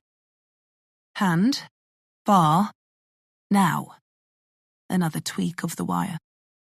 Blood was flowing over his tied-up hand now, dripping from his fingers, running down his leg, staining his jeans. He held his left hand out, and Jamie stared at it. Fuck. She didn't know if she could cable tie him and hold on to the cheese wire. She had to think quickly. "You'll never get away," the guy said again, letting out a low, dry laugh. Could she just yank down? Let the wire slice his radial, let him bleed out? She couldn't let him go, and if she fumbled the cable tie, she couldn't let this get away from her. She could feel the sweat beading on her brow now. Think, Jamie, think. She pushed the ends of the cable ties into her pocket and drew a breath. Right, new tactic. Hey, hand up. Keep it where I can see it, she said. Hand down, hand up. You're not very good at this, are you?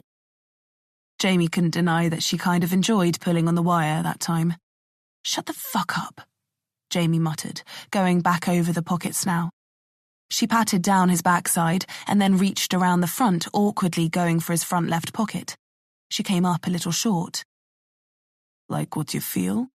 The guy asked, turning his head and smirking at her. She could shoot him, couldn't she? Not with everyone in the park scattering like fucking geese, Alinder included. She left his other pocket alone and went to his jacket now. Near side empty, far side empty. Inside pocket? Her hand touched something long and solid, and it took her brain a second to work it out. She peeled back the hem and reached inside, keeping a firm grip on the wire. The guy had fallen quiet now, his breathing rapid and shallow. Jamie slipped a suppressor out and looked down at it. The guy swallowed. Watch check. Fuck. She was running out of time. She needed to move, and fast. Trust your instincts. They'd kill you if they had the chance. Fuck. He had zip ties, a suppressor. If he'd have spotted you first, you'd be in the back of that Mercedes, bound, gagged, and on the way to the nearest ditch. You wouldn't even be given the care of making it look like a suicide. Jamie pinned the suppressor under her arm then, working quickly, with focus. She pulled the USP she'd lifted from him from her waistband and held it between her legs, barrel facing forward, then dropped the suppressor into her hand and started screwing it into the barrel. She could see the guy's free hand flexing next to his shoulder, but remarkably, he'd taken her advice and shut up. When she felt the thread tighten, the suppressor in place, she lifted the pistol and turned it over, fingering the trigger, her hand slick with sweat. Now, her heart was pounding, and she could see that the mercenary's was too. Jamie took a breath, steeling herself. If I let you go, what are you going to do? What? The guy turned his head, glanced back at Jamie, trying to read her expression. Will you run, if I let you go? The guy sneered. You let me go, and I'll fucking kill you, you dumb whore. Jamie pointed the suppressed USB at the back of his right knee and pulled the trigger. The spit of the muzzle was swallowed by the din of the crowd, the shouting of the vendors, and Jamie watched with grim satisfaction as the front of his patella blew out, spraying blood all over the exposed earth behind the stalls. Jamie released the cheese wire and quickly stowed the pistol, letting the guy collapse forward, yelling and swearing. Thanks for making that such an easy decision, she said, disappearing through the flap at the back of the fruit stand as people started clamoring and converging on the opening between the two stalls. Chapter 20. Jamie was moving now, and moving fast. Her watch said it was less than 10 minutes before Alinder would be back at his car, but she didn't want to cut it that close. As more and more people began to converge on the mercenary with a blown-out knee, people now began to shout and scream as Jamie waded against the tide of the crowd, a more solid plan beginning to form in her head. She could see the second Imperium guy up ahead broadcasting his location. He was standing on a bench, craning his neck back towards the spot where Jamie had kneecapped his partner, finger against his ear, talking into thin air. Jamie locked on, knowing Alinder wouldn't be far away, and knowing, ultimately, that even if he ran, he'd only be going for his car, and she knew where that was too. She straightened her blue baseball cap and swept left, skirting the stalls on that side. She had a 500 kroner note in her hand and slapped it down on a table as she passed, pulling a bottle of red wine off the surface without even stopping. All the eyes were on the screams in the distance now, but that didn't make Jamie a thief. She cut right, back through the crowd, straight towards the mercenary in the denim jacket. Jamie would have to get close for this to work, and now that he was on high alert, she doubted that she'd be able to get him somewhere quiet. By the time he looked at her, she was right next to him. They locked eyes for a second, and his widened. Jamie stepped into the crowd and broke into a run. He leapt after her. Jamie sidestepped into a group of women and then ducked. The guy went after her, honing in on her blue cap, and reached out. His fist closed around her shoulder, and he ripped backwards, spinning a blonde woman around just as she was reaching up to take off the hat that had been pulled over her head without her permission. She stared back at the guy in shock, in fear, in confusion. And then, glass exploded from around the back of his skull, and the crowd was doused in red wine. The guy sagged forward, eyes lolling in his head, and Jamie kicked him onto his side, throwing back the hem of his jacket with her toe. "He's got a gun!" Jamie yelled, pointing at the exposed holster on his ribs. The woman in Jamie's blue hat seemed to forget she was wearing it and threw her hands to her face, shrieking violently. The crowd in her immediate vicinity erupted into total panic and chaos, and in seconds the unconscious mercenary was swallowed in the stampede, disappearing beneath the feet of the people. Jamie let herself be taken with them, trying not to think about the fate of the guy lying on the ground, and began swimming towards the parking lot. She couldn't let Rasmus Alinder get away, she knew that much. But she also needed to get the fuck out of there. Sirens were already beginning to echo in the distance. Jamie fought her way between two stalls and up onto the grass verge separating the market from the parking lot, orienting herself. Cars were spinning their wheels, filling the air with dust, all jostling to escape what, for all they knew, was a terrorist attack. White Volvo estate. Come on. There, yes. And Alinder, making for it, canvas bag clutched to his chest, the leaves of carrots swaying next to his head. Jamie started sprinting, darting through the running shoppers. She kept her hand under the back of her hoodie, loose around the grip of her Glock, the silenced USP tucked firmly under her left arm.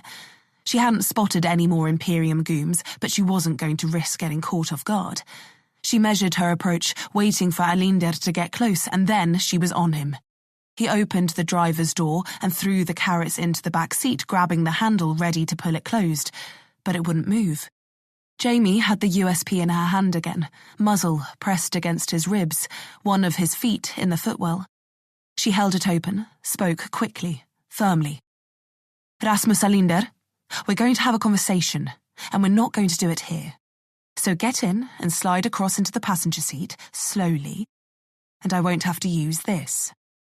She twisted the muzzle into his ribs, the metal biting at his skin through his shirt. He winced, licked his lips, and glanced around at all the people, wondering how the hell no one was seeing this, wondering if he could call for help. "You're not the only one on my list," Jamie said, grabbing his attention. "So either we leave together, or you end up like the other two Imperium guys I just left in the market." Realization seemed to dawn then. Whether he knew he was being followed, or just the name Imperium and the situation at hand was enough to convince him, she couldn't say. But he nodded then. Okay. Just don't shoot me." Jamie breathed a sigh of relief, as inconspicuously as she could, and watched as Alinder shimmied awkwardly over the center console and into the passenger seat. He eyed the door handle instinctively but froze as Jamie pressed the muzzle into his shoulder, climbing into the driver's seat. "Keys," she demanded, closing the door and holding her other hand out. He hesitated. Jamie pulled the pistol from his shoulder and planted it on his knee.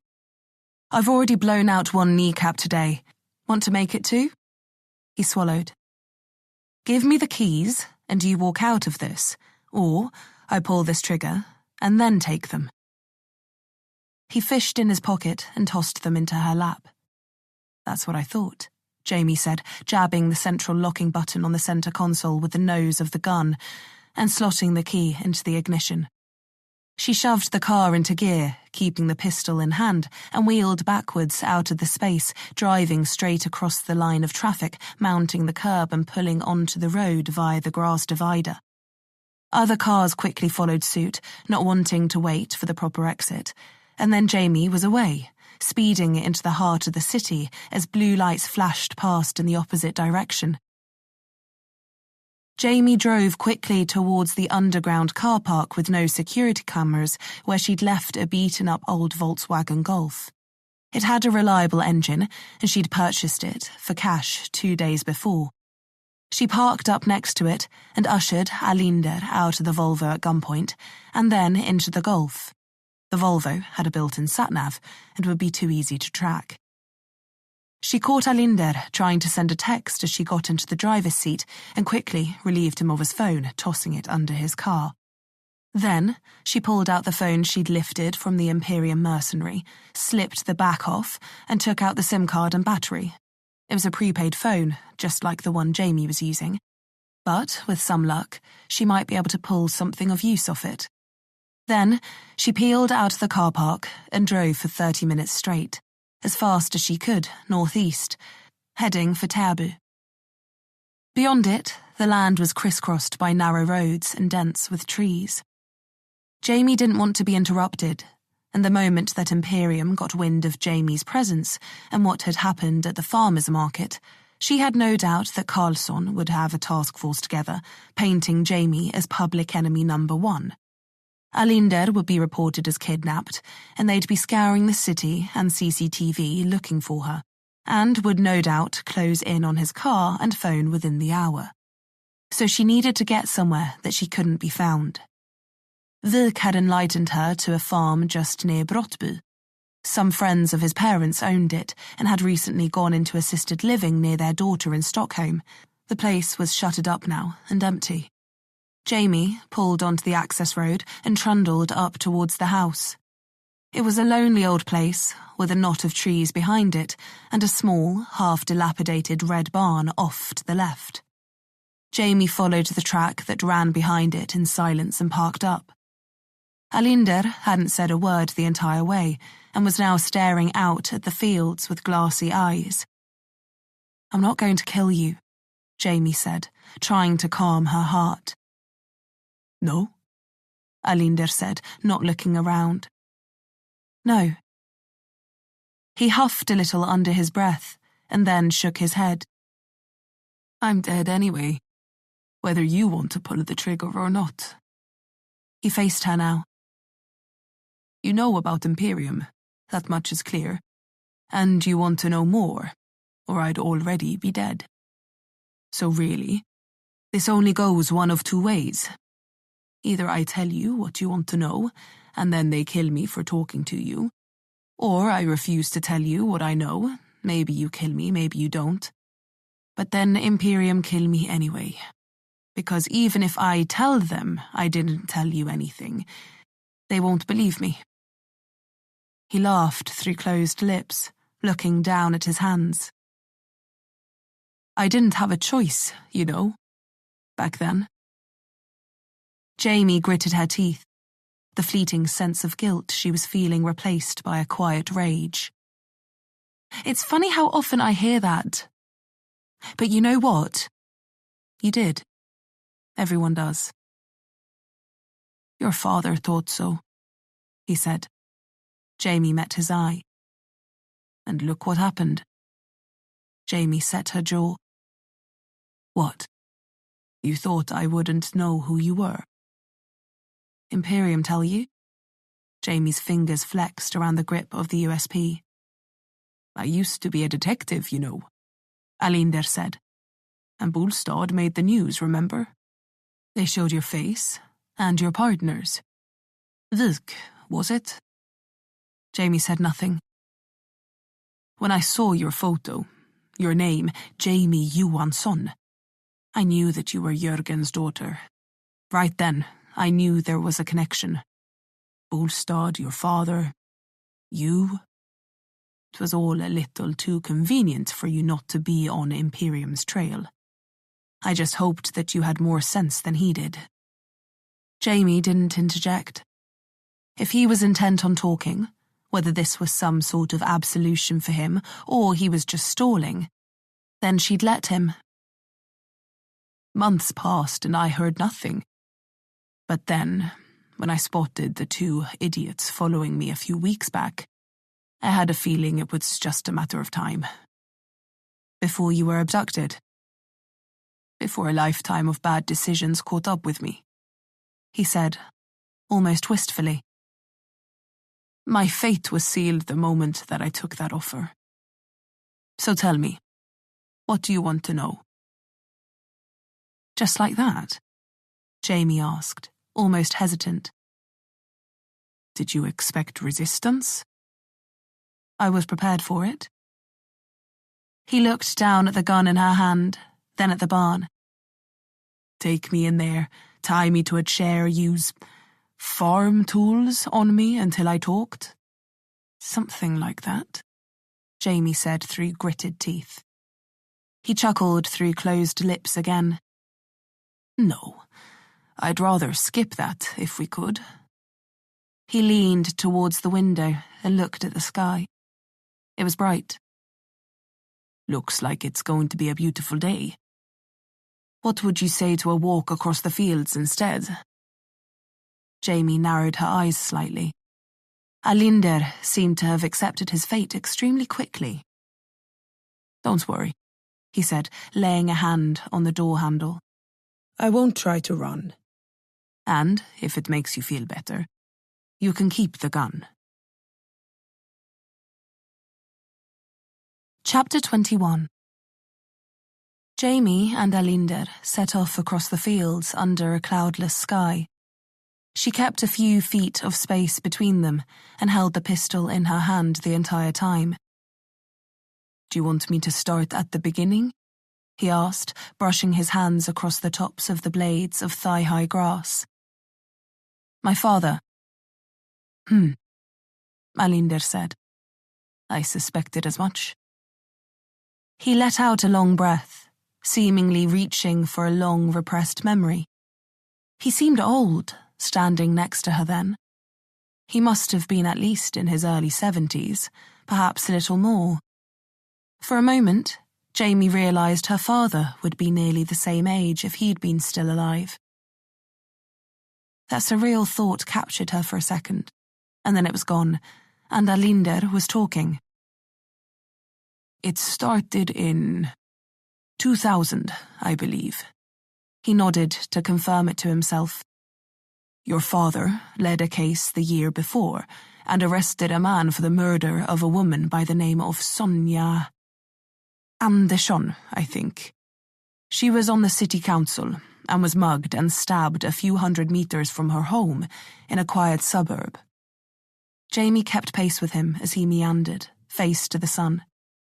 Your father was relentless and tracked down the man over a course of months.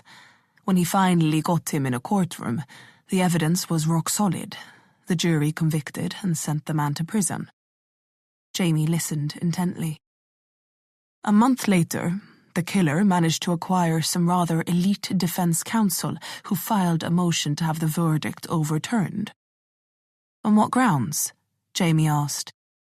Mishandling evidence, coercing testimonies, and negligence on the part of the investigating officer. He slowed for a moment, leaned down and plucked a buttercup from the grass, and then inspected it closely. They had your father followed, photographed him. He seemed to labor over the words. With certain women. Drinking, too. And driving, coming into work hungover. Drinking while working. They rounded up complaints from witnesses, warnings filed against him in work, everything they'd need to discredit an investigation. Jamie's jaw flexed as she stared into the grass. They asked him to resubmit the evidence for the case to a new jury. And when he went to do so... It was missing, Jamie asked. Partially. Enough to make the original conviction shaky. And with his track record and the evidence they had against him, a claim that he'd misfiled it or manufactured it completely in order to convict the killer was enough to throw the whole thing into jeopardy. In the end, the guy walked. Who removed the evidence needed to convict? Jamie asked, pausing and looking straight at Alinder. He didn't want to answer that. At least not directly. They aren't people to say no to, Jamie. Her nostrils flared, fist ratcheting tight on the pistol. After that, Alinder went on. Your father became obsessed, paranoid, even. They began walking again. He was convinced that someone within the department had gone behind his back, had tampered with the evidence, was responsible for letting a murderer walk. But whether that was the case or not, the evidence against him was impossible to ignore. He was given a final warning and chained to his desk. Or as good as. He laughed a little. God, he hated that. I remember no one would go within 10 meters of him. He turned to Jamie. He'd hit the keys on his computer so hard that the whole keyboard would jump after every letter. Jamie restrained a smile, imagining that. As much as she despised this situation, she'd been dying to hear someone talk about her father, tell her about him in some real way. Wilk had only known him peripherally. Wilk was barely even in uniform at the time. To him, he was just a bogeyman, a story that the detectives told the new recruits. Do your job or Jörgen Johansson will come and rip your head off. Alinder trundled onwards across the field, the farmhouse growing smaller in the distance. A few months later, he requested a meeting with the heads of the departments, violence crime, internal affairs, organized crime, the works. He asked us all to meet after work to discuss something serious, something that involved corruption within the SPA. And you were already on Imperium's payroll by this point? Jamie asked. Again, he didn't answer the question. We all sat in a conference room and waited. He was sitting at the head of the table, and after a few full minutes of silence, him staring intensely at the 6, 7 of us that were there, he said, If it was one of you, I'll find out. If it happened on your watch, I'll find out. And when I learn who let a killer walk free, I'll make you fucking pay for it. I swear, if it's the last thing I do. And if anyone tries to stop me, well, then you're telling me everything I need to know. Alinder waggled his finger in air, mimicking her father. Then he made a loose fist out of his hand and let it drop. And then he got up and walked out. Jamie shook her head. Jesus. He really did that. Probably the only person in the entire SBF who would have done. She wished she'd seen it. She wished a lot of things. And it worked, too. He got on with his work, stayed at his desk during work hours, kept his head down. Hell, he even stopped drinking. It was strange to see his eyes clear, his mind focused. But he was focused. More than I'd ever seen anyone. Jamie swallowed, trying to hold it together. Claesson, the pathologist that came to her after the Angel Maker case and told her that her father had been murdered, said as much. He was going straight. He was getting his life back on track. That case had given him purpose. And the murderer had walked free because he was a fuck-up. And he wasn't taking any more chances. He was cleaning up the SBA and he was cleaning up himself. But, after hours, Alinder continued. He was building a case. He was working an investigation. He was speaking to people. Polisassistents, kriminalinspektörs, kriminalkommissaries. Everyone, one by one. You were the head of internal affairs then, right? He nodded. But what could I do? I told him that it was our job to do what he was doing, that we'd take over his investigation, if he just gave us access to what he had already. And what did he think of that? He stared at me so hard I thought my skin was going to catch on fire. Jamie'd seen that stare. The stare that turned drug dealers and career criminals into puddles of piss. She wished she'd had a chance to get him to teach it to her. He refused your help then. He said that we should open our own investigation and give him access to it. That way, he'd be able to compare his own findings. Jamie smirked a little. He had you boxed in. In all senses of the word. Alinder sighed. Imperium were worried, to say the least. Worried about being exposed. And your father wasn't stopping. We fabricated an investigation, one which showed that it was simple clerk's error that got the evidence lost, but he wasn't interested. He wouldn't even speak to me. You think he knew? I don't know. But he began digging deeper, looking beyond the department, the SPA, looking not just at old cases, but at other deaths, ones ruled as accidents. He was booking meetings with council members, ambushing politicians and business people at their homes, at dinners with their families, rubbing shoulders with unsavory characters, criminals, the sorts of people he'd been putting away for years, searching for the truth, hunting it. And that straight, focused man that he'd turned into was gone again.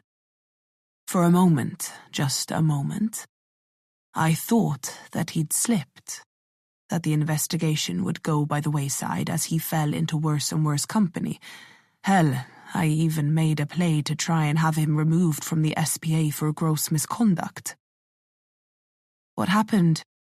Jamie was hanging on his every word. I submitted the request, and it disappeared. Disappeared? He shrugged.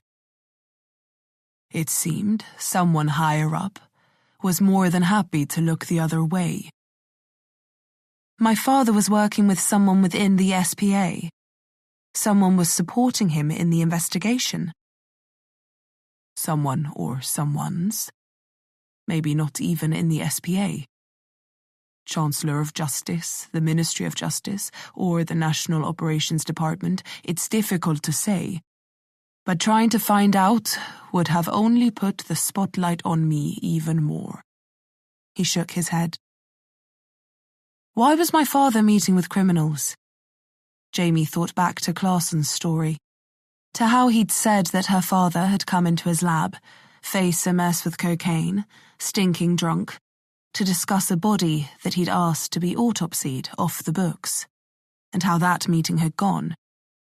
He'd thrown Claesson through thousands of kroner worth of lab equipment and left him in a bleeding unconscious heap on the floor. What had pushed him to do that?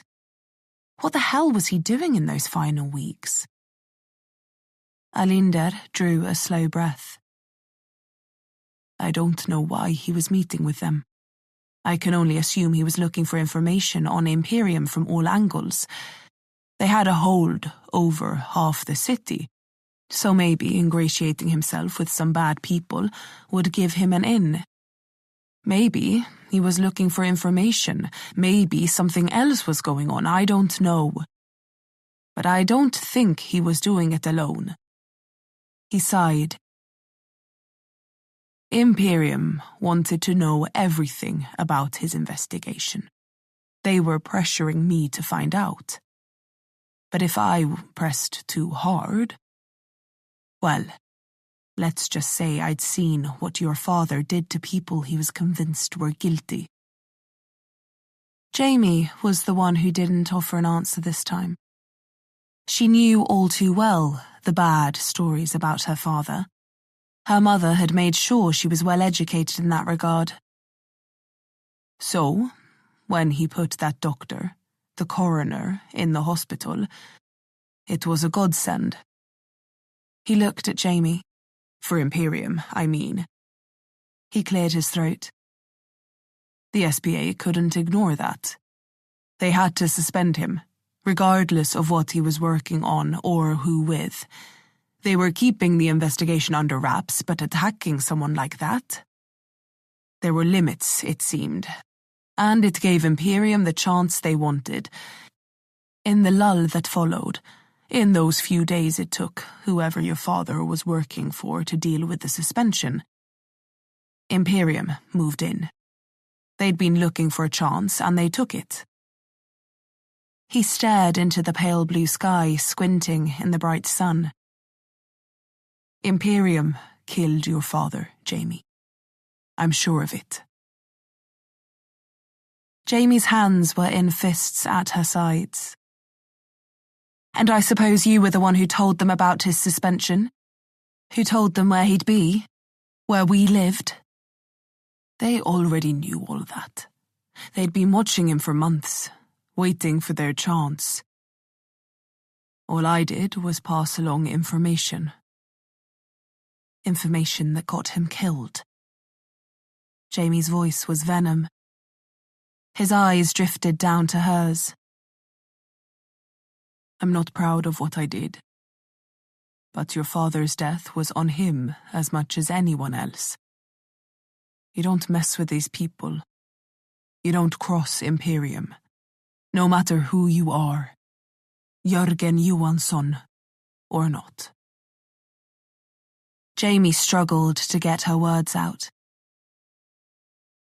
Imperium. That name comes up so much. But never any actual names. No faces. No one. Just a faceless holdings company. Who are these guys? Where are they from?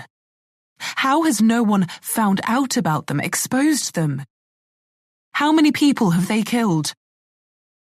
He stared back at her, offering an apologetic smile. Honestly, I don't know. They approached me the year I made kriminalkommissarie. There were parties to celebrate it. It was the 80s. A different time. What the hell does that mean? Jamie stepped in front of him now and met his eye, stopping him where he stood.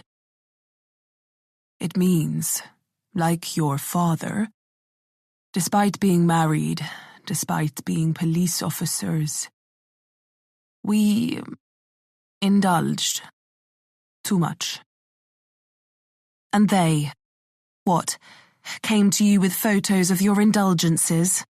Jamie said, verging on spitting the words. And threatened to tell your wife, your boss? I believe the conversation was slightly more nuanced, but that's about the sum of it. They had me do something for them right away. Misfile a meaningless piece of evidence and hand it over to them. And then what happened? Then they bought me a new car.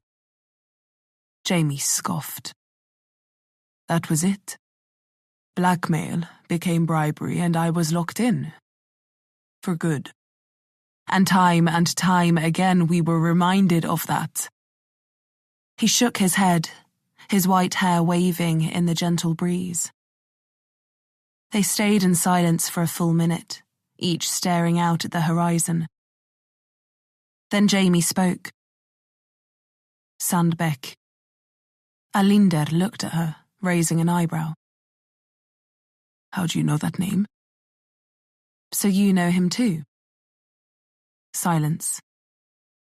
I know he killed my father, probably delivered the pictures of you, and your new car too, right? He chuckled to himself. Once upon a time, saying that name was enough to get you killed. And it's not now? She looked at him. You'd probably have a fighting chance these days, Alinder said. He must have been in his 40s in the 80s, older than me, by 10 years at least. He'd be, I don't know, 85 now? Maybe more. Jamie's brow furrowed. Well, he's spry for his age then, because 3 months ago he murdered kriminalkommissarie Ingrid Falk in her apartment. Made her cut her own wrists in the bath. Alinder shuddered a little. That sounds like him.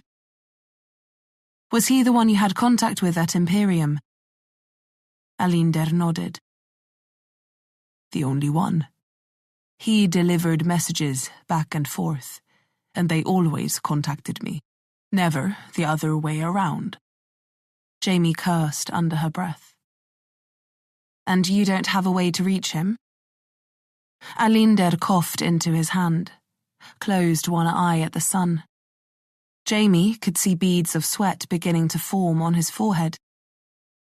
Sorry, no. Once I retired, I became little used to them, I'm afraid. Is there anything you can tell me about him? I need to find him. Is Sandbeck even his real name? I don't know. I didn't ever ask. But he's not the man you'd ever want to meet. So if I can convince you, you can't, Jamie said. Now tell me something I can use. She held the gun up a little, to emphasize its continued presence in the conversation. Or do you want to go back to the barn? Alinder pursed his lips. He was in the army. All of Imperium's goons are in the army, Jamie said. What else? The Swedish army. Special forces. How do you know? He had a knife. Showed it to me once. Alinder looked a little tense now. He told me what he was going to do with it if I didn't. He swallowed. He said that they'd given it to him in the special forces, taught him how to use it, taught him how to cut a man so he can never walk again, so he can never... He glanced down at his genitals and then back at Jamie. What else? Describe him. What did he look like? He was tall, strong, maybe 180 centimeters, blondish sort of hair, green eyes, a big chin. Don't fuck with me. If you're feeding me a line, I'm not. You've got to give me something else, Alinder. Something I can actually use to find this guy, or... His eyes fell on the gun now. Or... You're going to shoot me? Here? He gestured to the field. In the middle of fucking nowhere? Just leave me here, for the crows. His voice was growing louder, his eyes filling. Jamie took a few steps back. Cool it, Alinder, she commanded. Why? Or what? What if I scream? If I yell? Do I not have the right? He was growing hysterical now. Jamie narrowed her eyes. I suppose it's only fitting, isn't it? You, Jörgen Johansson's daughter. Revenge, they say, is a dish best served cold. Well, Jamie Johansson, what do you say? Do you feel cold? Cold enough to shoot an old man? An old man who let murderers walk free? Who got people killed? Her fingers uncurled and then curled around the grip of the pistol. I felt worse. He stopped then and laughed. So this is it. I always thought it would be them. This is what they do. You know that. You won't find sympathy from me. They killed my father, they burned down my house, and they tried to kill me, more than once. Her voice was flat, her heart calm. And I can't even call my wife, he screamed at her now. Here, dead in the middle of fucking nowhere, and you know, because of you, they'll probably kill her too. So try and sleep with that on your conscience. The wife you cheated on. Jamie spoke slowly. The wife you got killed by getting into bed with Imperium. Don't try and get out of this. You said it yourself. Whether it's me or not, Imperium will kill you anyway. You're just going to kill me then. So do it already. Fucking do it! His voice sustained in the air, and then blew away on the breeze. She let him settle, her eyes never leaving his, and then she looked out towards the horizon again. Walk away, Alinder. So you can shoot me in the back? If that's what you want to believe. His lips quivered with rage, And then it faded, and he was on the verge of sobbing, his eyes shining with tears. What about my wife? What about my children? What will they say? What will they know? Were you a good father to them? A good husband to your wife? Jamie asked bitterly. He nodded pleadingly. Did they know that you loved them? He nodded again, flicking tears onto the hot earth. Jamie lifted the pistol and pulled back the slide, putting a round in the chamber with a cold, metallic click. Then they'll have more than I ever got. She levelled it at him. Now start fucking walking. Chapter 22. Over a week passed before Vik arrived. Jamie had asked the shopkeeper to put out the sign to signal she wanted to meet. Fresh peaches, it read. Pretty innocuous for a greengrocer, but that was the idea. It had taken Jamie weeks to make contact when she'd first arrived back at the city. She had to be sure she could do it without anyone noticing. And eventually had managed to intercept the guy who walked down Vik's street, posting flyers for local takeaways under people's windshields, and asked him to pop a note under Vik's. She'd had to pay him 500 kroner to do it, but it was a small price to pay. The next day he'd come, no questions. And yet, it had taken him a week this time. He slipped in wearing a flat cap, something Jamie had never seen him wear before, and he was also wearing trainers, and a coat she'd never seen either. He didn't look at all like him, but she guessed that was the point. As he climbed the stairs, Jamie waited impatiently, checking the window 3 times in the space of 10 seconds to make sure there were no signs of Imperium. Vik opened the door, and Jamie crossed the room, hugging him. He stood awkwardly, and then held her back, squeezing lightly at first, and then relaxing and hugging tighter. Jesus, I thought you were dead, she said, letting him go. What happened? And what the hell are you wearing? Vik rolled his lips into a line. Sorry, I couldn't come earlier. They've been on me constantly, parked up outside my house 24/7, following me to work. They even put a tracker on my car, and I think they bugged my house too. Bugged your house? You sure? Jamie asked, surprised. Pretty sure, Vik said, lifting a black device trailing a wire out of his pocket and tossing it onto the drafting table. It bounced and settled. It was definitely a microphone. Fuck. That was a bit much, even for them. Imperium didn't like to leave trails, and this was definitely a trail, which meant they were getting desperate. And that meant they'd take more risks and leave less up to chance.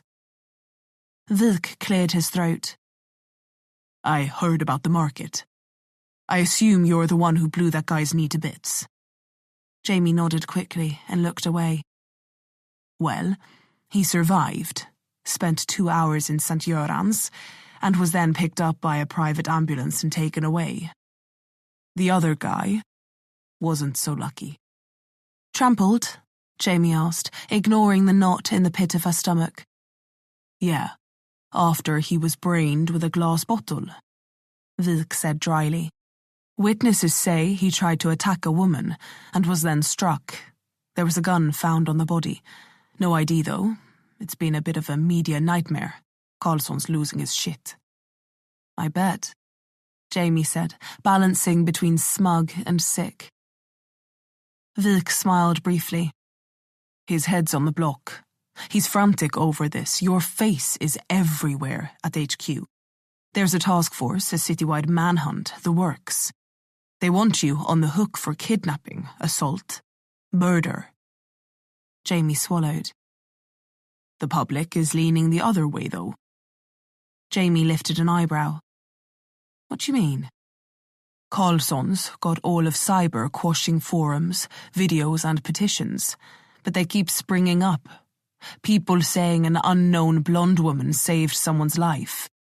That a guy with a gun tried to attack a lady at the market and that you saved her. Carlsson, and I guess Imperium, have managed to keep it out of the mainstream press.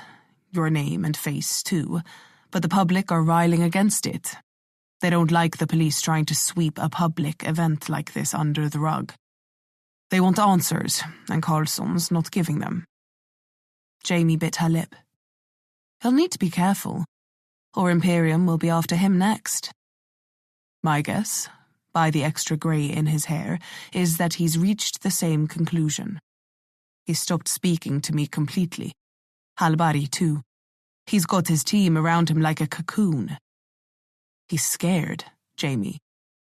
As he fucking should be, she spat. Vik nodded. Alinder is dead, he said then.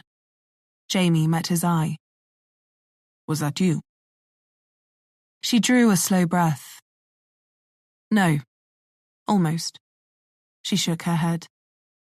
I couldn't do it. Couldn't just execute him. Leaving him to the wolves was as good as. He made his choices, Jamie said coldly. We've all made choices, and it's on us to live with them.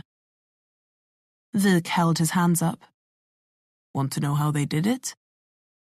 She sighed and turned away. No, not really. Did they at least leave his wife out of it? Vik said nothing, then stared up at the faces on Jamie's wall. Ex and current police officers, judges, politicians, business magnates, journalists, all possibles. Jamie walked to the table and spread her hands on it, leaning heavily, staring down at the microphone in front of her. So what you have? Vik asked after what seemed like an age of heavy silence. Alinder give you anything useful? Jamie rattled in a long breath, stood straight and turned, hardening and leaning back against the table. I hope so. You got any contacts in the special forces? The army? Vik raised an eyebrow. Jamie nodded. Yeah. Alinder had a personal relationship with Sandbeck, it seemed. Define personal. He threatened to cut his cock off with a knife. Vik squirmed. He had a strong stomach for blood and justice, but one mention of genitalia in polite conversation and he was shrinking into his shell like a snail after an eye poke. I hope you have something more useful than that. Alinder thinks he must be in his 80s, 85 or so, Swedish, was in the special forces. Would have left the army before Alinder made kriminalkommissarie in the early 80s. Can't be many who fit that description. Vik looked at her, folding his arms. You think an octogenarian broke into Falk's apartment and got her to kill herself? Jamie had been wrestling with that herself. I don't know. We don't even know if that was Sandbeck. But we have somewhere to start looking now. We have an approximate age. We know that he was in the special forces, retired in the 70s. Alinder said he was tallish, 6 foot plus, blonde brown hair, green eyes, strong jawline, well built. You're describing about half the men in Sweden, Jamie. He sighed. And probably about 80% of the guys in the special forces. It's something, though, Vik. Right? It's something that'll get us killed, if I go asking the wrong people. So ask the right people, then. Come on. You must know someone. Vik was a statue, then, staring at her. I know what I'm asking, Vik. Do you? Do you, Jamie? Because I've got people in my house, following me to work, putting trackers on my car, taking photographs of me while I'm fucking sleeping. His voice began to rise. I do this, and I have a strange feeling that they're going to step up their tactics. They're not going to believe that I'm innocent in this anymore. They don't anyway, Jamie said, her voice even. The only reason you're still alive is because they think if they watch you closely enough, you'll lead them to me. His eyes twitched. Is that supposed to make me feel better? Jamie didn't actually know, but it was almost certainly the truth. Look, if you know someone, just give me their name. Tell me how to reach them, and then, maybe it's time that you took a trip. See your son, maybe. Head down to Gothenburg for a while. Get out of the crossfire. And just abandon you here? He seemed more offended by that than being asked to stick his neck out. You've done enough already. Too much. The next step is you in the boot of a car, bound and gagged on the way to a set of train tracks. I won't let that happen. Don't be a fool, Vilk. Jamie could feel her heart rising, her anger growing. I'm not going to let you get yourself killed for me. Then just stop. Silence fell between them. Vilk let out a breath. Just stop. All of it. Write a letter saying you're done. It's not worth it. And then send it to Karlsson. Whatever money you've got left then, use it to go away. Far away. Where they can't find you. You know I can't do that, Jamie muttered, looking at the ground. Why? Because this is who you are? Because this is all you are? She looked up then, his voice cutting.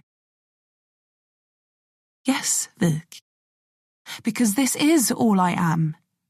Because this is all I have. And if I just leave and let this go, I couldn't live with myself. But you could live. You could just find some beach somewhere and never worry about the police, or killers, or cases, or Imperium ever again. I don't like the beach. Then the mountains, or the woods, or the fucking moon for all I care. Jamie blinked, reading the emotions on his face. I'm not going to have an argument over this, Vilk. And I'm not going to ask you for any more help. This is too dangerous now. Thank you for everything. But I'll find out the information I need myself. She stepped forward, put a hand on his shoulder. I'll send you a postcard from wherever I end up. She breezed past him towards the stairs, doing her best to hold what she was feeling inside, knowing if she stayed another minute it would spill out everywhere. Wait. Vilk called, her feet already on the stairs. Just wait. Jamie did, but didn't turn back. I'm sorry, he said. I know how much this means to you, and I shouldn't have asked you to drop it. I just don't want to see you killed. Jamie's fists curled, but she kept her head down. Funnily enough, me neither. She squeezed out. Give me some time. A week. And we'll meet back here. I might know someone who can help. Let me make a few calls. He sighed heavily. Just don't be surprised if next time I show up here, I've got a bag full of clothes and a sleeping bag with me. Jamie cracked a smile, not daring to look back. Thanks, Vilk, she said, putting her hand on the old paint-splattered wooden handrail. And if it comes to that... She forced her cheeks to accept a smile and then glanced back. The place I'm staying isn't all that bad. Once you get past the rats. And the cockroaches. Chapter 23.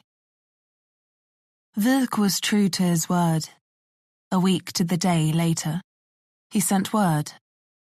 Jamie had hoped she would see him, but the information came in the form of a letter. Vik had obviously determined it too risky to contact Jamie directly or show up himself. The letter was waiting for her at the grocer's and had been put upstairs on the table. It had been posted as normal, addressed to the shopkeeper, but with the prefix first floor written before the actual address, enough to tell the grocer who it was for. Jamie approached the table quickly and picked it up. The grocer hadn't been upstairs the whole time she'd been there, at least not to her knowledge. She was paying him for the use of it, cash under the table, and he seemed trustworthy enough. Though she'd barely told him anything, except she was an ex-detective who'd been kicked off the force and was now looking to expose the corruption ingrained there. The letter was light, and Jamie wasted no time in opening it. She pulled out a single slip of paper and turned it over. There was just one thing written on it. Gammaltblod.se. Jamie stared down at the words, and then seconds later, she was fumbling her laptop from the satchel at her hip. She put it down on the table and pulled her phone out, flicking on the hotspot.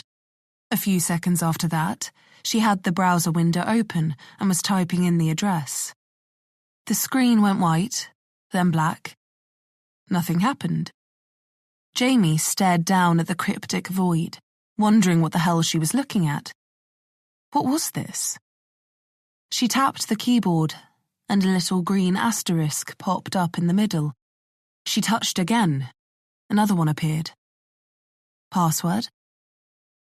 Password? But what password? This was from Vik, she guessed anyway. It had to be, unless it was a trap. From Imperium? Her fingers retracted from the keyboard. No. Why would it be? If they knew to send it here, then they'd know where she was. She'd be dead already. This had to be from Vik. Jamie went back to the letter, reluctant to do anything before she thought about it. If this was some sort of data drop or directions for how to find Sandbeck, then she couldn't jeopardize it. It was obviously designed for her, and her alone. Vik wasn't technically advanced. He could use a tablet and was reasonable on a computer. But designing a site like this... Jamie ignored that for now and scoured the letter, totally blank save for the hand-printed URL. She went over the envelope then. Nothing. She even went downstairs and asked the grocer who'd dropped it off. He said it came with the normal mail. Jamie was back at the screen now, staring at the two green asterisks. She backspaced, and they disappeared. She clicked around the site. Nothing. None of the other buttons on the keyboard did anything either. Jamie even right-clicked and inspected the page source. But it didn't tell her anything other than the fact that she knew nothing about computer code. What about the URL itself? Gammalt blod. Old blood. Jamie bit her lip.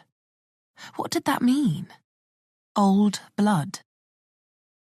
Was it a reference to Jamie's crusade here? Was it supposed to be like bad blood? She tried that then in the address bar. It came up with a page for a punk rock band based out of Gothenburg. She navigated back. No point going down that rabbit hole. The site was obviously for her. Blood. Blood. Her blood. Her family? Johansson? She typed that in and hit enter. The asterisks disappeared, but nothing happened. Old blood. Her father? She tried Jörgen. Then Jörgen, complete with the umlaut. Neither worked. Shit. This is going to be impossible. Jamie sat back on the little stool, staring at the screen. Nothing had changed, and she couldn't just sit here banging random words out and hoping. What if she locked it for good, or... And then she noticed. Something had changed. The URL was no longer just gammaltblod.se. It now had /Torhattar after it. Jamie read the words. Toe caps. She looked down under the table at her boots, remembered all the shit that Vuk had given her over them. You can't wear hiking boots to work. They're needless. They aren't smart. Detectives don't wear hiking boots. But she'd outpaced him on every run and maintained that they were the best thing she'd ever spent her money on. Sure, they were needlessly expensive, but they were also extremely light and comfortable. Great for being on your feet all day, and when she needed to sling a kick into someone's ribs or head, there was nothing that beat the Kevlar toe caps. Jamie looked up at the screen then, typed Kevlar, and hit enter.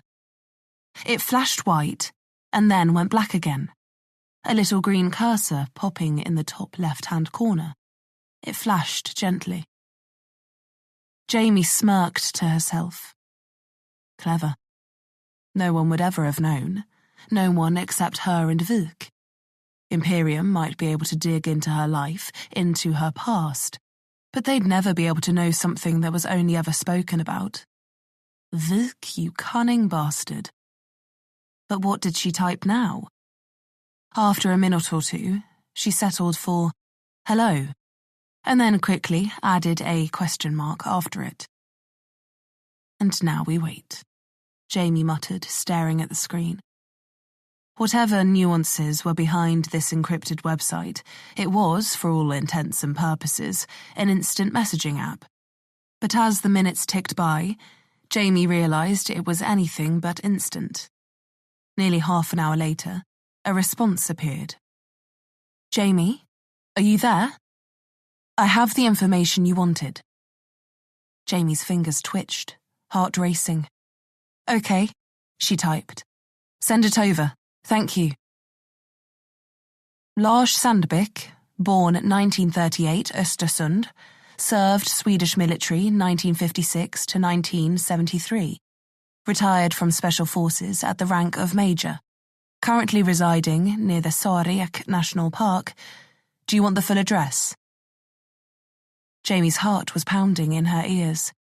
Yes, she typed, grabbing a notepad. The address came through, and Jamie scribbled it down. Got it? These messages won't be saved. Got it, Jamie replied, sighing with relief. Thank you, Vuk. Don't mention it. Good luck. Also, this is Hallberg.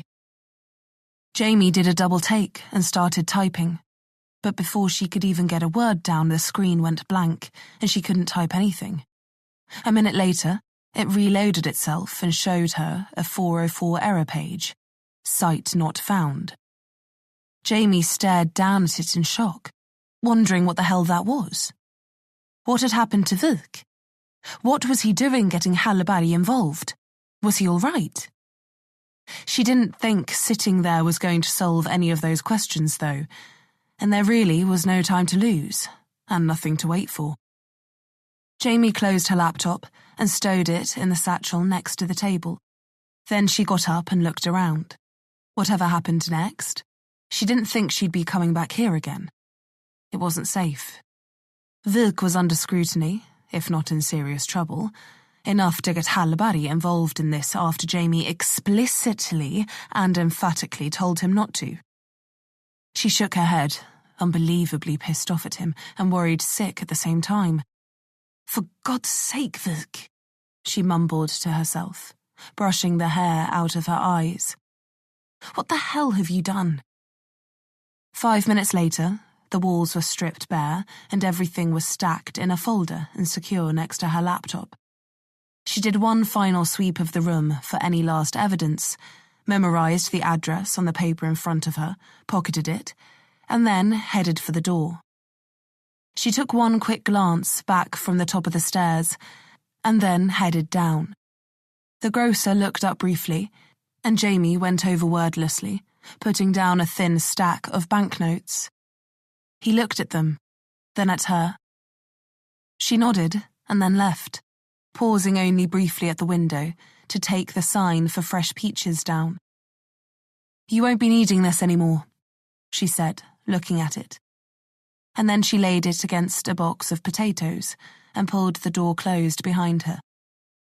The quiet of the shop immediately faded, and Jamie was swallowed up by the thick heat of the city.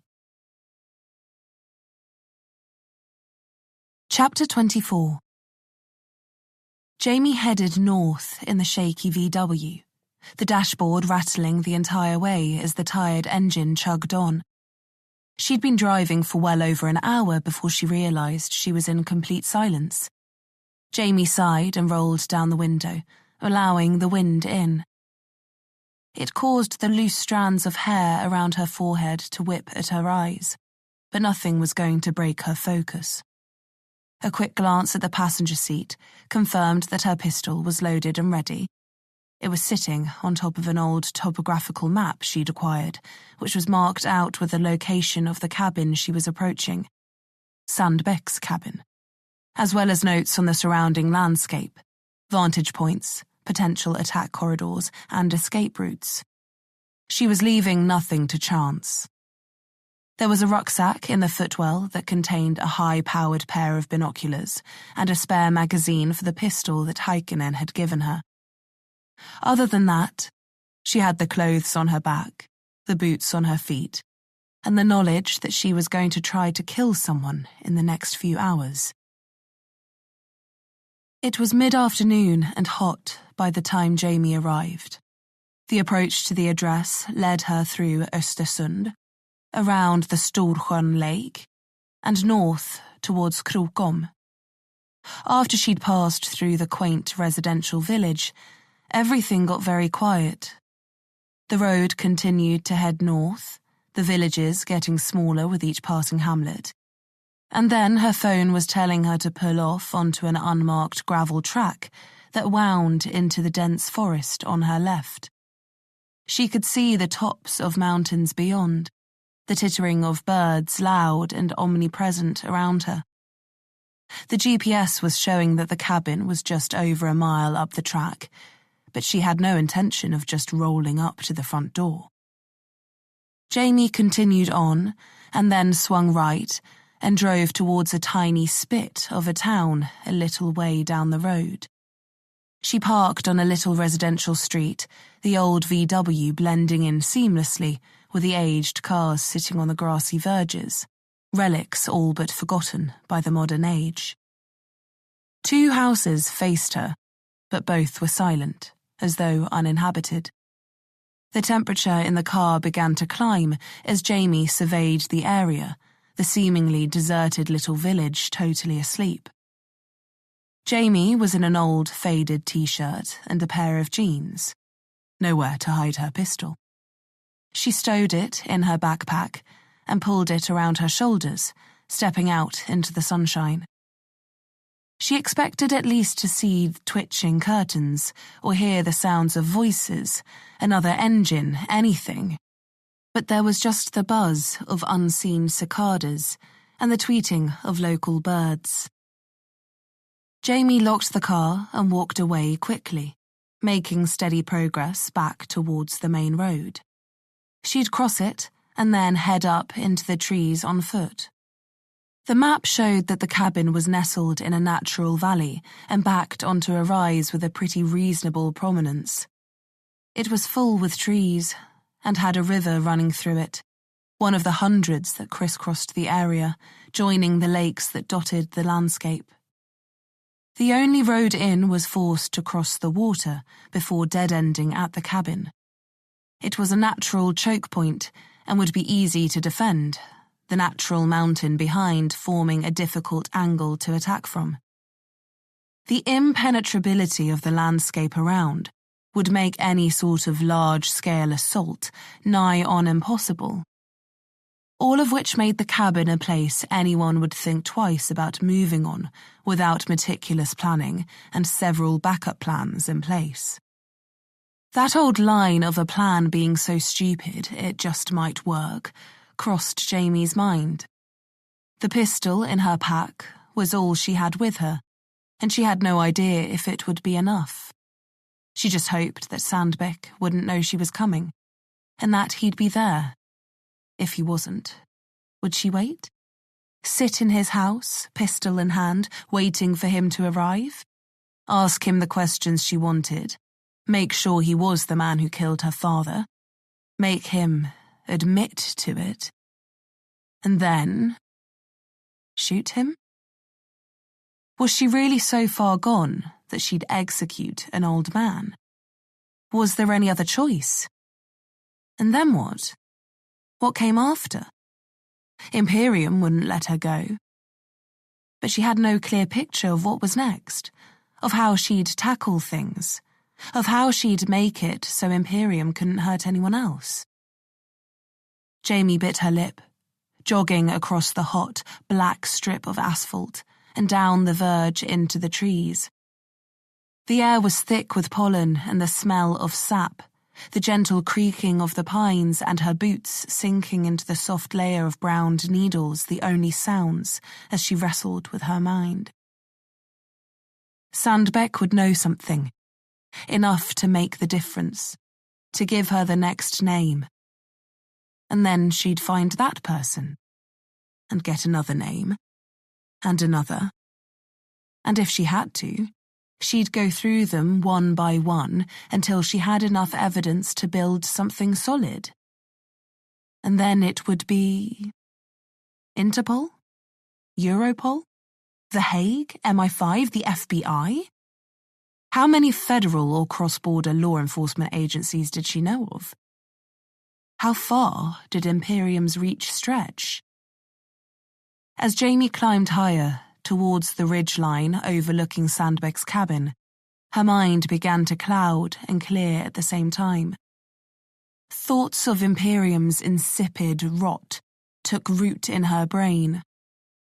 The anger she felt for what they'd done to her, and to everything she'd stood for blocking out everything else. The ground under her began to level, and she approached the rise with a quiet detachment. She'd need to head down to where the trees thinned and find a good vantage point. Jamie pulled her rucksack from her shoulder, drew her rib holster from the pack, and put it on. The Glock 19 slid snugly into it, and then she pulled out her binoculars, shouldering the bag before she continued. The sun was bleeding through the canopy in bright shafts, the ground underfoot a mixture of loose dirt and rocks as it fell away towards the river. Water burbled gently over round stones, the river shallow and clear. Jamie paused for breath, kneeling at its side. She placed her hands under the surface and lifted them out, running her fingers around her neck and through her hair. The day was hot. Jamie stayed there for a few minutes, collecting herself. Despite her resolve being unshaken, this was no small step for her. Going into it with Alinder, she'd prepared herself to shoot him and then not been able to. And when it came to the two mercenaries, one had been trampled, which she could reckon with, though it still made her sick to think about it. The other she'd kneecapped, threatened to kill. But doing so was different. In that moment, things were so microcosmic, and he was coming for her. Self-defense was one thing, but to shoot an unarmed man right in front of you, to look them in the eyes and pull the trigger. Jamie shook her head, threw water on her face and stood up. Thoughts like this would only get her killed. This guy might be old, but that didn't mean he wasn't still dangerous. A career killer, and castrator if Alinder was to be believed. Going into this with any doubt in her mind would be suicidal. Jamie picked her way across the river and then climbed the bank on the other side, tracing her way around the bowl and then down to the tree line. As they began to thin, she aimed for a rocky outcropping and slowed, dropping her bag behind a stout pine and kneeling. In front, the tops of the last few sporadic trees swayed, obscuring her view from the valley below. But she had a clear view. Down to the pastured valley floor, the road coming in, the single-lane bridge that crossed the river, and the cabin that it led to. Except it wasn't really a cabin. The Alpine-style chalet was nestled in the embrace of a sloped meadow surrounded by trees. A gravel driveway opened in front of it with 2 garages built into the basement of the house, overlooked by a wide balcony, a glass frontage, and a whitened stain paint job that could have put the place in the heart of St. Moritz. Jamie lowered the binoculars. "Shit," she muttered. Imperium obviously paid well. But where was Sandbeck?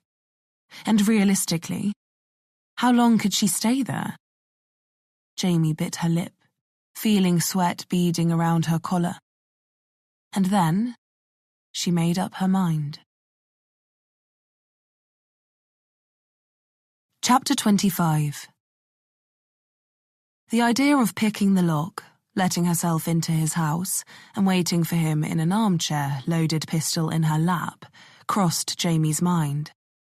But melodrama wasn't exactly what she was going for here. And anyway, that wasn't her style.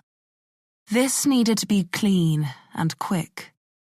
So, as Sandbeck pulled up in a nondescript 30-year-old Jaguar 2-door, brown from the dust on the road in, and levered himself out, Jamie made her move.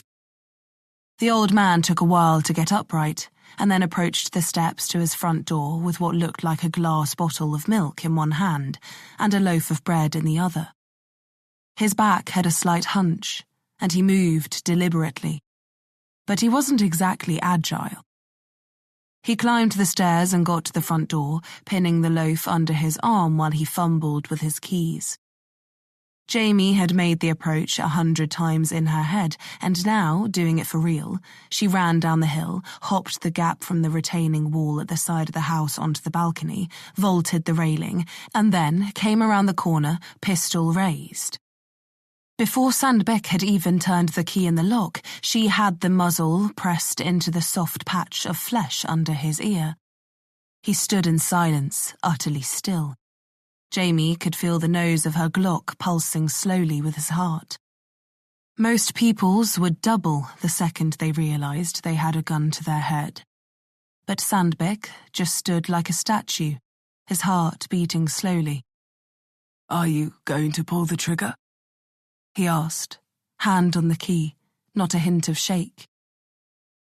Jamie looked around the empty valley and then pressed a little harder. "I could," she said, "and no one would hear a thing." Sandbeck chuckled softly. "Oh, chilling." "Don't fuck with me," Jamie said. "We're going to have a little chat." "Great," Sandbeck said, twisting the key and pushing the door inward. "I love chats. And doing them at gunpoint always makes them so much more interesting." He stepped into his front room, tossing his keys onto the side table inside the door, and crossed the open-plan living room towards the gigantic island in the middle of his kitchen. A little thrown, Jamie went in after him, keeping her pistol raised. The old man seemed totally unfazed by its presence. Maybe he didn't think Jamie had the spine to pull the trigger. Or maybe he'd accepted death a long time ago. Sandbeck put the milk on the counter and went around to the other side. "Can I get you something to drink? Tea, coffee, something stronger?" "I don't drink," Jamie said sourly, keeping him between the sights. He smiled at that. "Not like your father, then," he said. Jamie twitched, but kept her pistol straight. Sandbeck was behind the island now, opening a drawer, and then his hands were on the counter, a pistol in one of them, lying on its side under his hand. "Don't fucking move," Jamie ordered, stepping closer. "Come now," Sandbeck said, his green-blue eyes flashing with the sharpness of a much younger man. "If I wanted to kill you, you'd already be dead." Jamie's jaw tensed. "Push the gun away," I don't think I will. Do it. Now. Or what? You'll shoot me? It's what I came here to do, Jamie said, voice hard. I suspected as much. But had you wanted to kill me, you would have done so the moment I got out of the car. No. You want to talk. They always want to talk. He shook his head. I find talking so dull, don't you? He was clearly Swedish, but he spoke perfect English, almost unaccented. Jamie hadn't realised they weren't speaking her native tongue until then. She'd lived in England since she was 14, spoke it like her first language, but she didn't know a thing about Sandbeck. Not really. I'm not a huge fan, Jamie said. Sandbeck grinned. It's a little early for a proper chink, but I think the circumstances call for it, don't you? He leaned over then, disappearing behind the counter, and Jamie went closer again, keeping the gun fixed on his head. I'm reaching for a glass, Sandbeck said, not looking up. It's why I brought the gun out first, so you wouldn't get jumpy. The words sounded squeezed as he stood straight with a little effort and put a glass on the counter, a bottle of scotch in his other hand. He poured out a dram, corked the bottle and set it down. Now then, would you prefer to have a conversation here, or would you prefer to sit? Or have you decided you'd prefer to skip it altogether? Jamie thought, fast and hard. Here is fine. How was she suddenly on the back foot? Sandbeck had an unnerving coolness about him, and despite being in his 80s, he looked 10 years younger and gave no hint that he wasn't still a capable killer, and that he wasn't still utterly dangerous. He knew who she was the second that muzzle touched the back of his neck. How did you know it was me? Jamie asked. I live in the mountains, he said, taking a sip of whiskey. Not on the moon. I spent a good deal of time with your father, and I knew his work quite well. When the Angelmaker case made the news again, and I saw your face and name, I knew it simply would be a matter of time before we crossed paths, if you survived that long. He chuckled to himself, amused by it. Then he took another small sip through lined lips. You killed my father, Jamie said, a statement rather than a question. Yes, I did. A confirmation rather than a denial. Jamie swallowed. This is the part where you shoot me. He took another sip. No? Then I will sit, if you don't mind. He crossed from behind the island and sat at a glass table in the window of his dining area. The windows were slightly tinted on the inside, making the room bright but not unbearable. It was cool in there, and beyond the glass, the mountains looked like a painting. I think, Sandbeck went on, that you have realized that while revenge is satisfying, it's not wholly practical, a lot of the time, at least. Your problems extend beyond this grudge with me, as you've come to the conclusion that I was merely a cog in a greater machine. Did I force your father to put the muzzle of his snub-nosed 38 in his mouth and pull the trigger? Did I tell him that if he didn't pull the trigger, I would go to England and hurt you and your mother in horrifying ways? Yes, and yes. Jamie's hand was shaking now, her throat a pinhole. Do I feel guilt for those actions? That hung between them for a moment. No, not a shred of it. I suppose that's what made me so good at my job. Your father was not special in any way. Not to Imperium.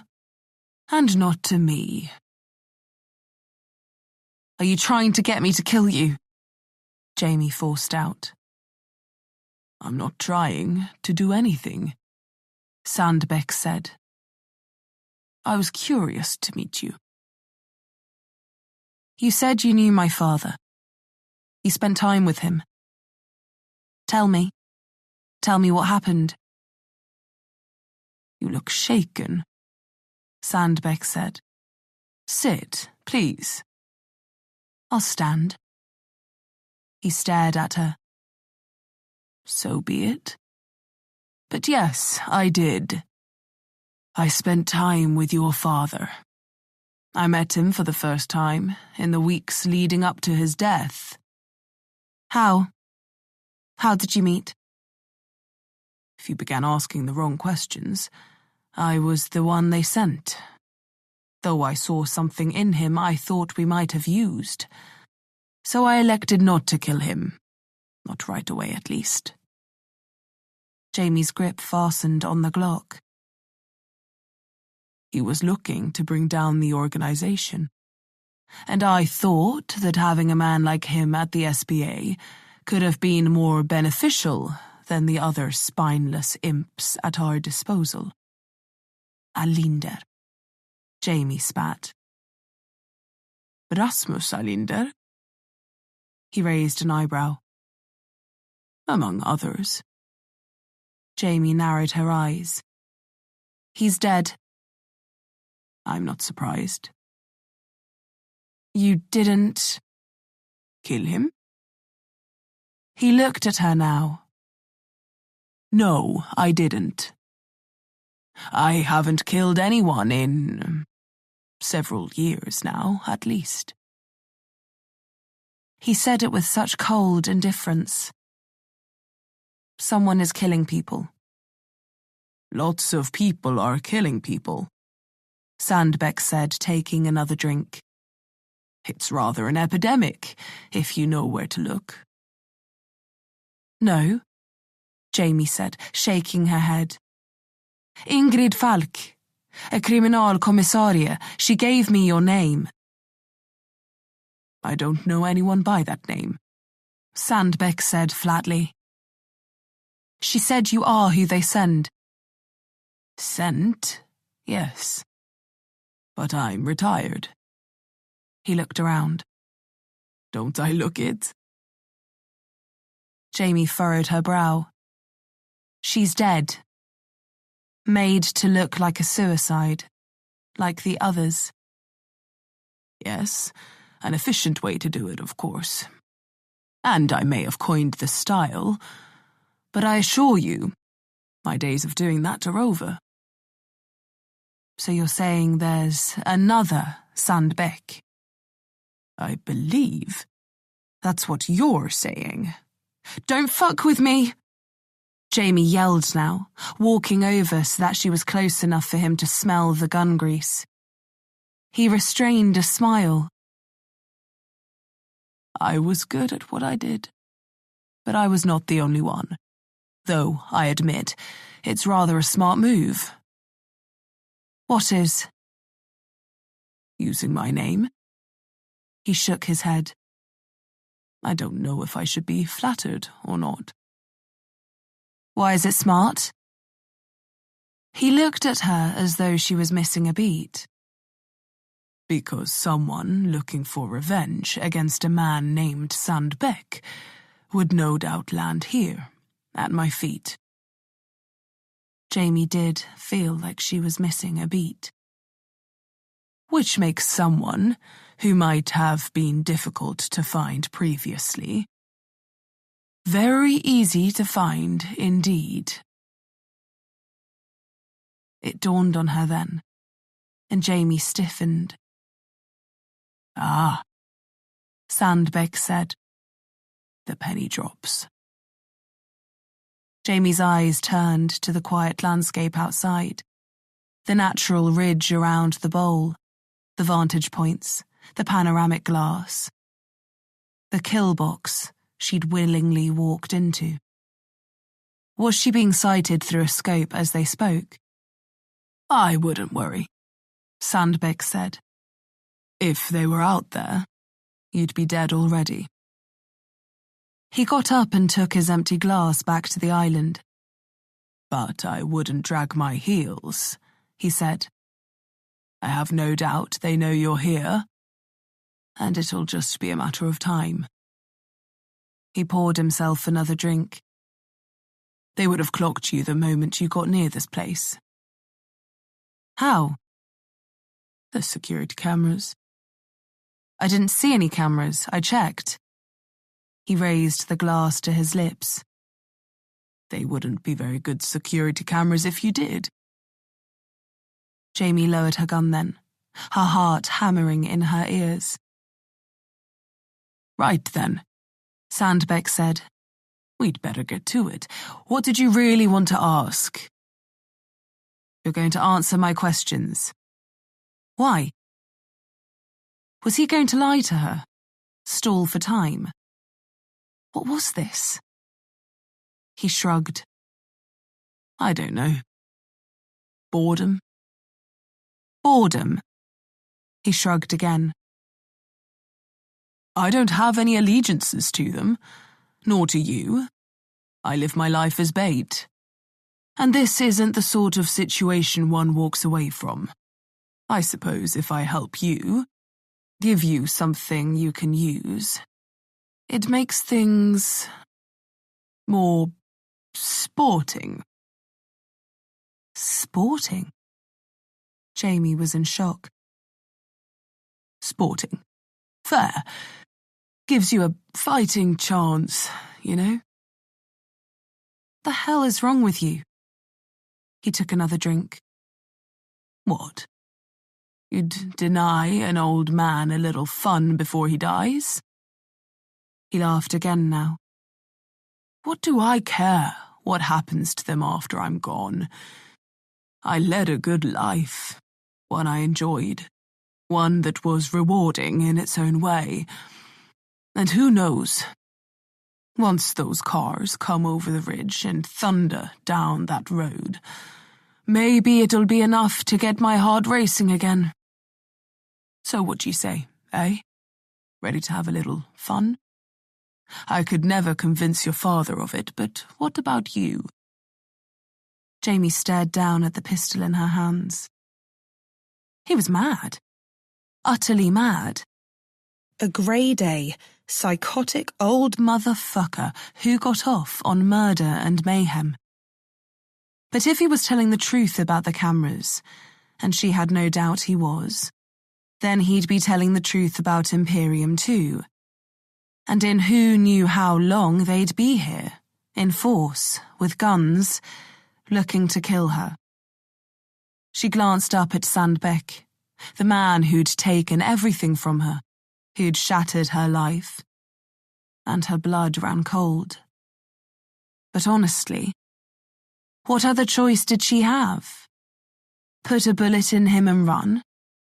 She could, but then she'd have nothing. No leads, no information, and nowhere to go. No. The only option seemed to be to stay.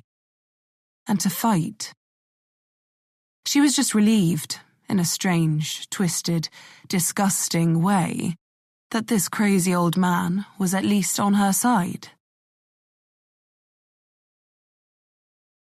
Chapter 26.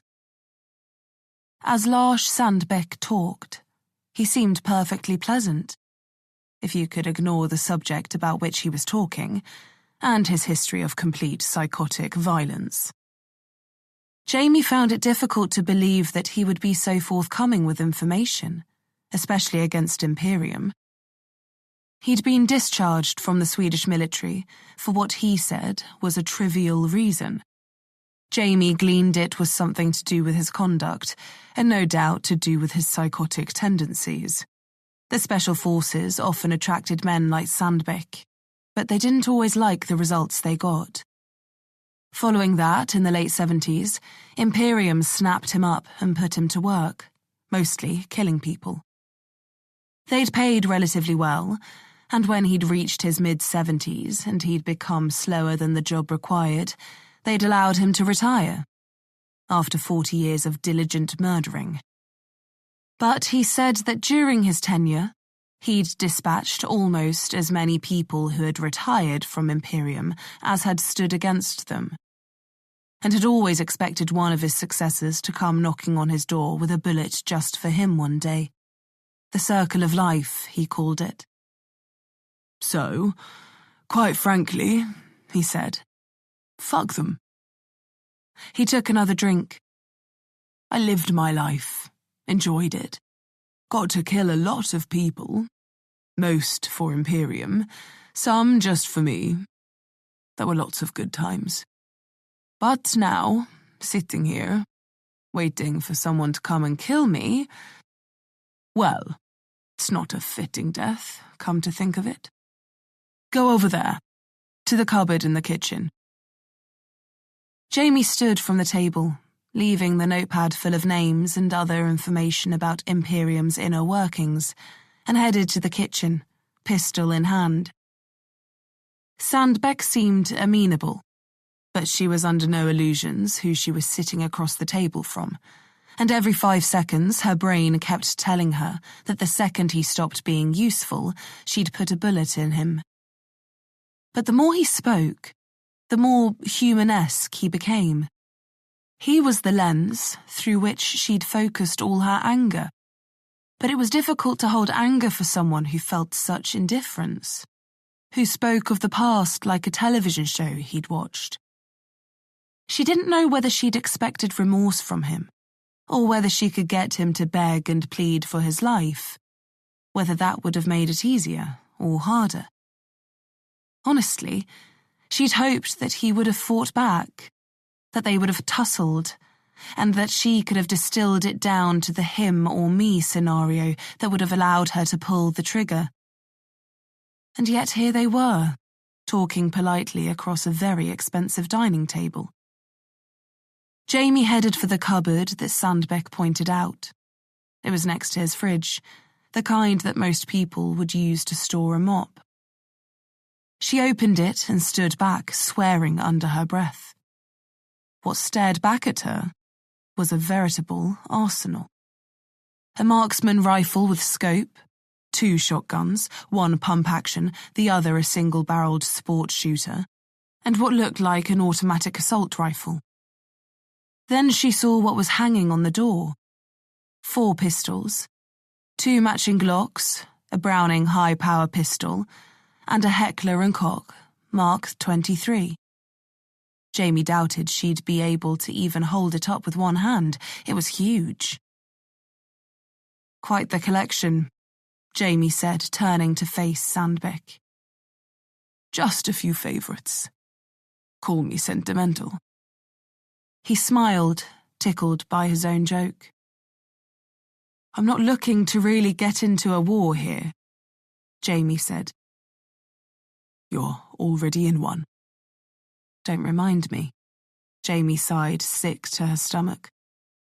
You'd really turn on the people you worked for all those years? As quick as they'd turn on me. It's all just business. He shrugged, moving his tumbler around the table with his fingers totally at ease. Your presence here has simply precipitated the next shifting of the board. But why help me? She looked away from the guns. That's what I don't understand. Are you just stalling, waiting for them to get here so you can hand me over? Just satisfying my own curiosity. He surveyed her.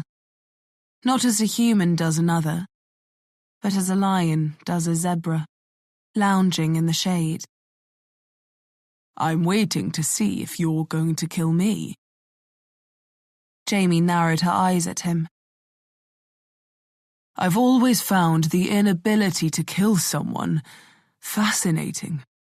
Such a disadvantage that seems odd to me. He stared out into the trees around his home. The valley was quiet and unmoving behind the glass. Animals do it. Wolves kill deer without remorse. Cats kill mice. Birds kill insects. It is only the human that holds itself to a moral standard, a fictionalized vision of right and wrong that renders the majority of them helpless. Don't you mean us? Jamie arched an eyebrow. He smiled again. Yes, I suppose I do. But I've always found it fascinating in those who won't kill. What drives them to kill? Others or themselves. You tell a man to sit down and put a gun in his mouth, and he refuses. Jamie stiffened. But you tell him that if he doesn't, you'll hunt down his wife and daughter and hurt them in ways that he could never imagine. And suddenly, killing comes easily to him. Jamie's fingers flexed on the grip of her pistol, the weapon shaking at her side. Sandbeck's eyes flashed. See, there was a glimmer of it then. He pointed at her playfully. I saw it, just for the briefest second. The ability to kill. To lift your gun and shoot me because you wanted to. I think this is the part where I tell you you're sick, Jamie growled, unable to part her teeth. A diagnosis that has been floated around, certainly.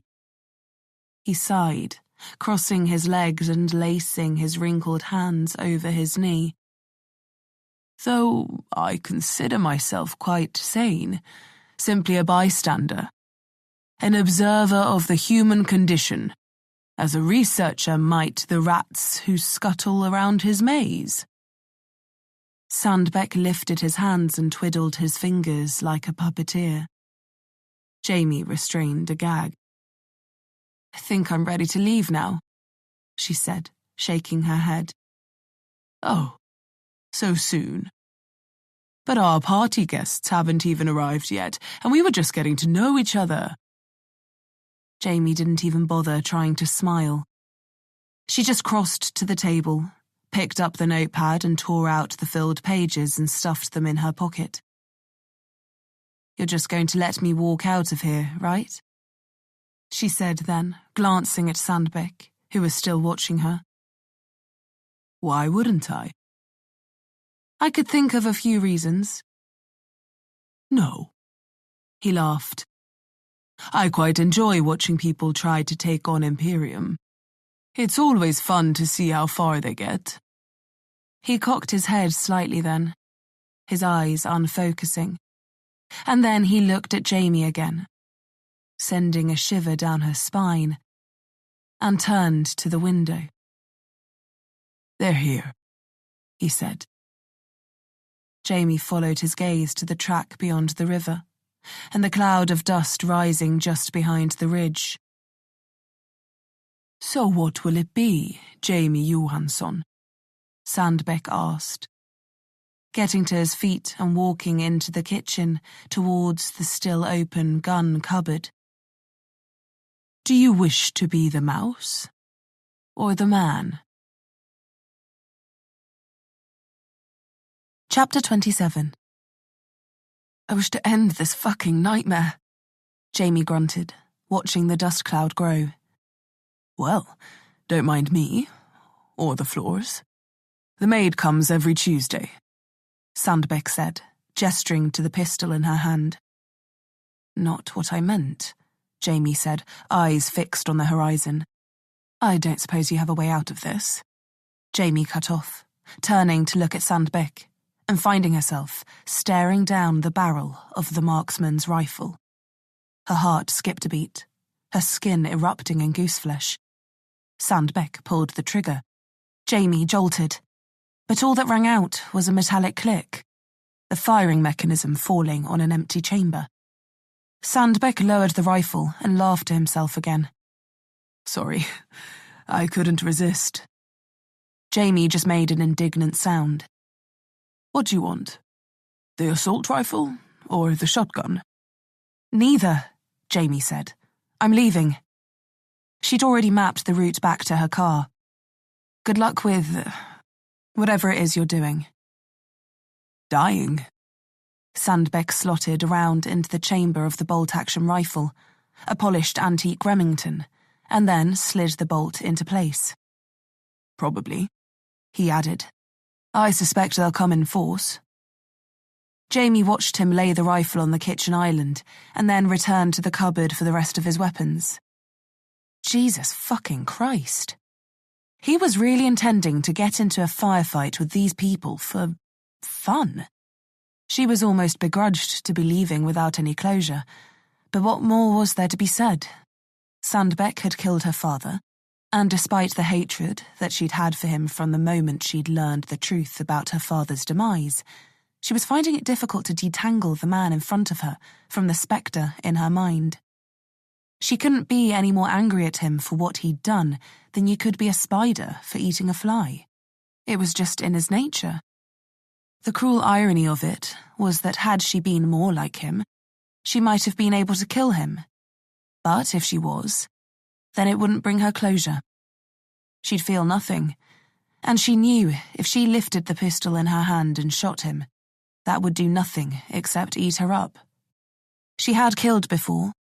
3 lives lived on her conscience, and every time she thought about them, it made her want to turn inward, to curl up into a ball, eat her feet, and then disappear. It made her feel angry and sad, full and empty at the same time. It felt like a crushing weight, an outstanding bill she needed to pay back. And adding one more life to it was not something she wanted to do lightly. Jamie Johansson was not a killer, as much as she wished she was at times. You should take the truck, Sandbeck said then, pulling Jamie out of her haze. Keys were flying through the air suddenly, and Jamie snatched them before they hit her in the head. If you are intent on running away. He banged a magazine into the body of the assault rifle, and then carried it out to the front door along with the Remington. He opened it and took a deep breath of crisp mountain air. A breeze blew in and moved Jamie's hair, and she watched, squinting at the harsh sunlight pouring through the open door, as Sandbeck knelt with some discomfort and laid the barrel of the rifle on the balcony rail that Jamie thought would be far better served on quiet mornings, leaned on with a cup of coffee in hand. She thought about that then, whether she should have taken Heikkinen's advice, Carlsson's advice, Vik's advice, everyone's advice, and just left, found somewhere like this, lived out her days in quietude, in solace, in peace. A gunshot rang out, a thundering boom followed by a high-pitched whine as the bullet tore from the mouth of the rifle barrel and arced through the air.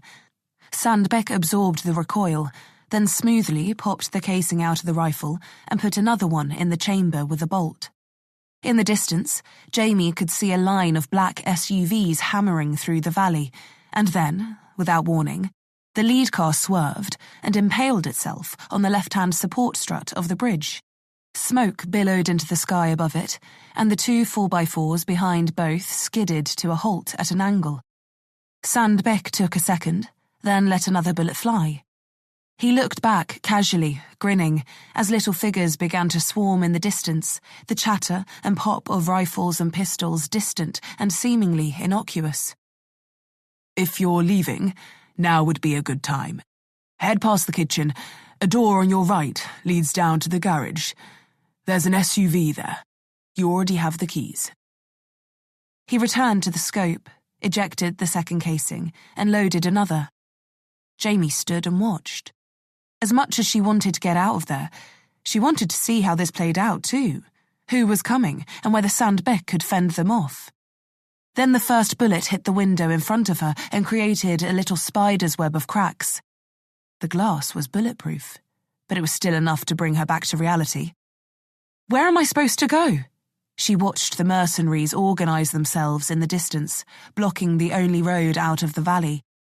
As she began to back up, more bullets struck. 1, 2, 3. She couldn't stay here. But how the hell was she supposed to escape? Sandbeck fired for a third time, and then was on his feet. The men in the distance were wading across the river now. He came back into the house unhurriedly and crossed to the kitchen island. "Pull out of the garage and head up the valley," he said, picking up the box of bullets for the rifle. "I knew I should have gone for the 6-round magazine," he said, almost as a throwaway remark. He fed 3 into the body of the Remington with practiced ease. "When you reach the lightning-struck tree, go right up the slope. You'll see a little opening and an old logging path. It sweeps around up the side of the valley and meets up with the road a kilometre north." He pulled back the bolt and then chambered another round. "Now then," he said, grinning, "where was I?" Jamie didn't need any more information, and with a dozen armed guys edging closer by the second and nothing but a gun-crazy octogenarian between her and them, it was time to go. She patted her pocket to make sure she still had the notebook pages, and then made for the garage. Sandbeck was still picking off soldiers as she ran, and she had no doubt that every bullet was hitting its mark. He was not a man who made mistakes. The garage was dark but expansive and clean. Jamie's feet hit concrete and she stumbled, bumping into a gleaming red convertible. Jamie couldn't make out what it was, but the sleek, classic lines told her it was something vintage. Luckily, the SUV was a little newer. A Mercedes G-Class, with knobbled tyres and gleaming black paint shimmered in the darkness, the thin shards of light coming in around the garage door offering just enough brilliance to make it out. Jamie blipped the keys and climbed up into the cream leather cab. As she closed the door, the sound of gunfire disappeared, replaced with a strange sense of calm. She glanced down at her hands. They were shaking a little, shiny with sweat in the courtesy lighting coming from the headliner. Hanging from the sun visor, she could see a little black device, the remote for the garage door. Once she pressed it, she'd be driving straight into gunfire. Not a very appetizing thought. She took a deep breath, reaching up. Jamie wondered then whether the glass in the car would be bulletproof too, and then realized that in about 5 seconds she'd be finding out. Her hand hovered at the button as she cranked the ignition with her other, feeling the car shudder to life beneath her. Jamie depressed the clutch, breathing hard, and slid the gear stick into first. The sound of gunfire began to grow beyond the glass. "Screw it," Jamie muttered, jabbing the door button. She stamped on the accelerator and the engine flared. The garage door rose ahead. She let down the handbrake, the sunlight blinding her, and then released the clutch. The back wheels spun, the car twisting before it found traction on the slick concrete floor, and then slingshotted her forward. The still rising garage door scraped across the roof of the 4x4, and then she was outside. Guys in black scattered ahead of her, advancing on Sandbeck's bulletproof chalet in a wide line. The one right in front regained himself and lifted an assault rifle, and then collapsed spontaneously. It took a second for Jamie's mind to realize that Sandbeck had just put a bullet in him. And then she hung a right, the tires slashing at the loose gravel, sending a flood of dust into the air. Bullets pinged and peppered the side of the car as she picked up speed, heading up the valley. And then the back window shattered and rained down into the boot. Guess that answered the bulletproof glass question. Jamie ducked instinctively, wrestling the Merc left and right as she continued to pick up speed, and then straightened out. She changed up, the knobbled wheels fighting for traction as she bounced over the meadow, mowing down tall grass in the process. Behind her, the gunfire wore on.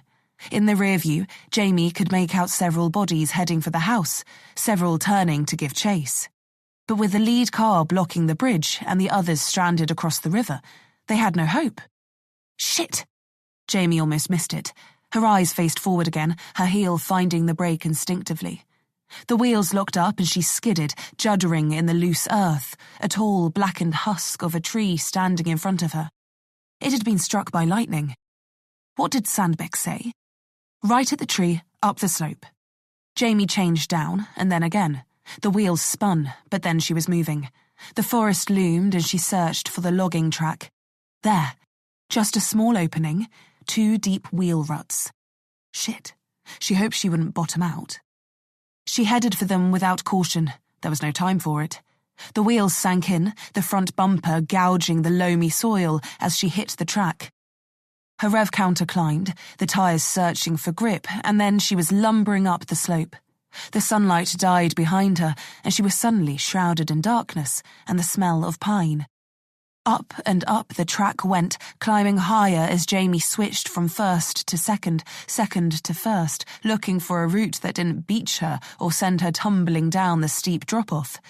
She was catching glimpses of the meadow through the trees, but the chatter of gunfire had now stopped. The ground levelled out ahead, and Jamie eased off the throttle, now at the top of the slope.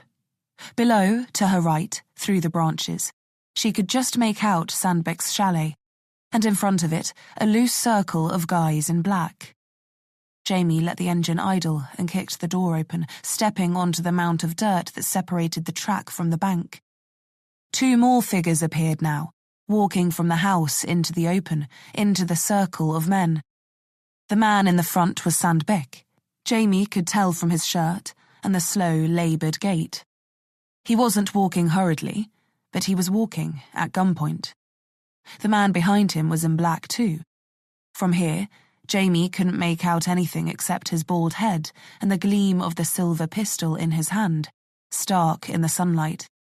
Sandbeck turned slowly, and the man paused, the gun levelled at his head. Everything was still, and then, without warning, he cracked Sandbeck in the temple, and he went to a knee. Jamie guessed that the polite request to get on his knees went unanswered. She watched, breathing hard, hand still on the door of the Mercedes, engine still idling. The man stepped closer, held the pistol against Sandbeck's head. The circle of men stilled. And then, a single report from the pistol echoed around the valley. Sandbeck collapsed sideways, executed in cold blood. Before Jamie could even react, there was a distant glint of silver, then a tiny plume of muzzle flash. A tree, 2 feet to the right of Jamie's head, exploded in a shower of splinters and bark, and she ducked, scrambling back into the cab. She planted her foot once again, stealing only a quick glance at the bald executioner in the distance, pistol still raised towards her. Though he didn't fire again. He just seemed to stand there and watch as Jamie drove away. And then he was gone, hidden behind the wall of trees, and Jamie was over the ridge and descending towards the road, wondering what the hell had just happened. Who the man with the silver gun was, and whether, now that she knew the man who'd killed her father was dead, she felt better about it or worse. As she drove, she couldn't decide. All she felt instead was dread. What she'd hoped would have been an end for her had proved just the opposite. Sandbeck was dead, but Jamie Johansson knew that this was just the beginning. Chapter 28. 2 months later.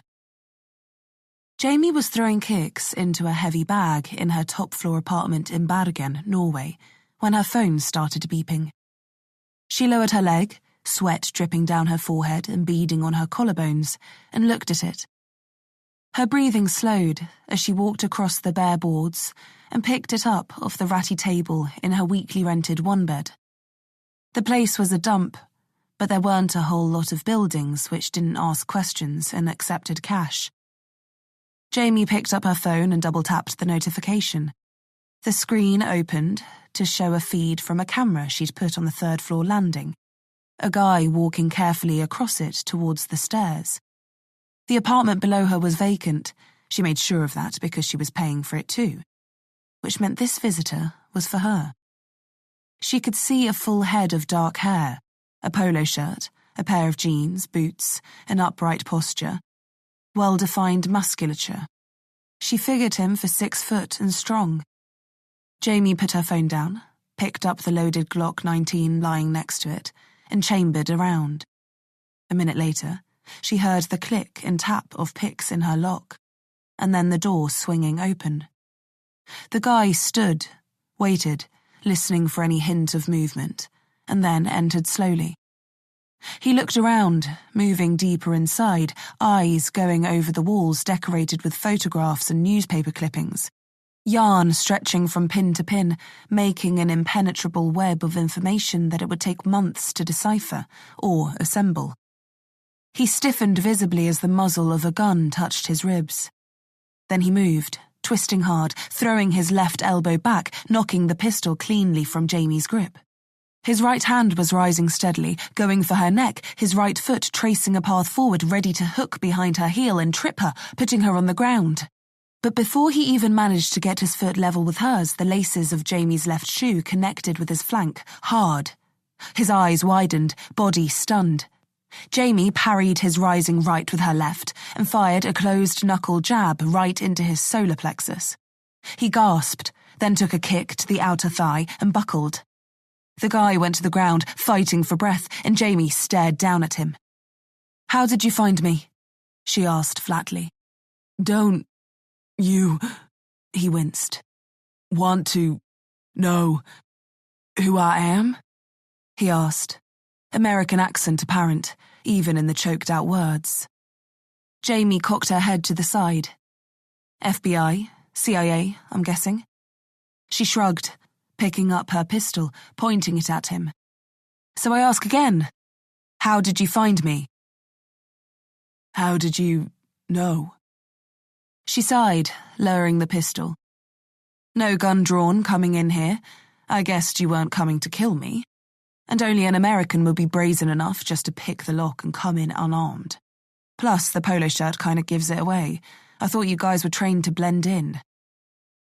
The guy on the ground grinned with straight white teeth.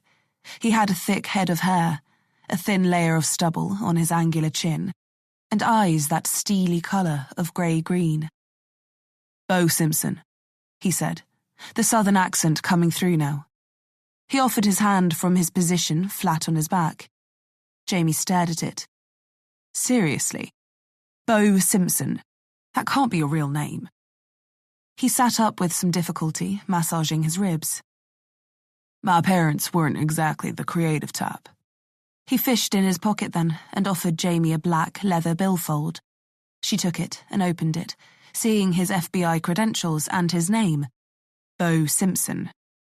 "You weren't kidding," she said, tossing it back on his lap. He held his hand out for a lift-up, but Jamie was already walking away, pushing her pistol into the waistband of her workout leggings. "You going to make me ask a third time?" "How we found you?" He got to his feet. Jamie turned back, nodding. "It wasn't hard." "Bullshit," Jamie said. "Okay, it was a little hard," he said, flashing her a smile she expected melted the hearts of all his Quantico classmates. "Just good old-fashioned detective work. You're slick, but not a ghost." Jamie drew in a breath. She didn't feel like asking him to elaborate. "But you don't want to know what I'm here for?" he asked, his voice normalizing. "I'm guessing it's something to do with Imperium Holdings." "Bingo. They said you were good." She resisted the urge to roll her eyes. "Talk or get out. I'm busy," Jamie said flatly. Simpson looked around at her project wall again. "I can see that." He put his hands on his hips now. "Emma Hagen." He looked at her. Jamie was steel. "Good poker face." Jamie rolled her lips into a line. "We done here?" "Why are you so keen to get rid of me?" "Oh, I don't know," Jamie said lightly. "How long have you got?" "As long as you need." He met her eye, and they stared at each other for a few seconds. Jamie had already made her extrapolations, but she needed to be careful.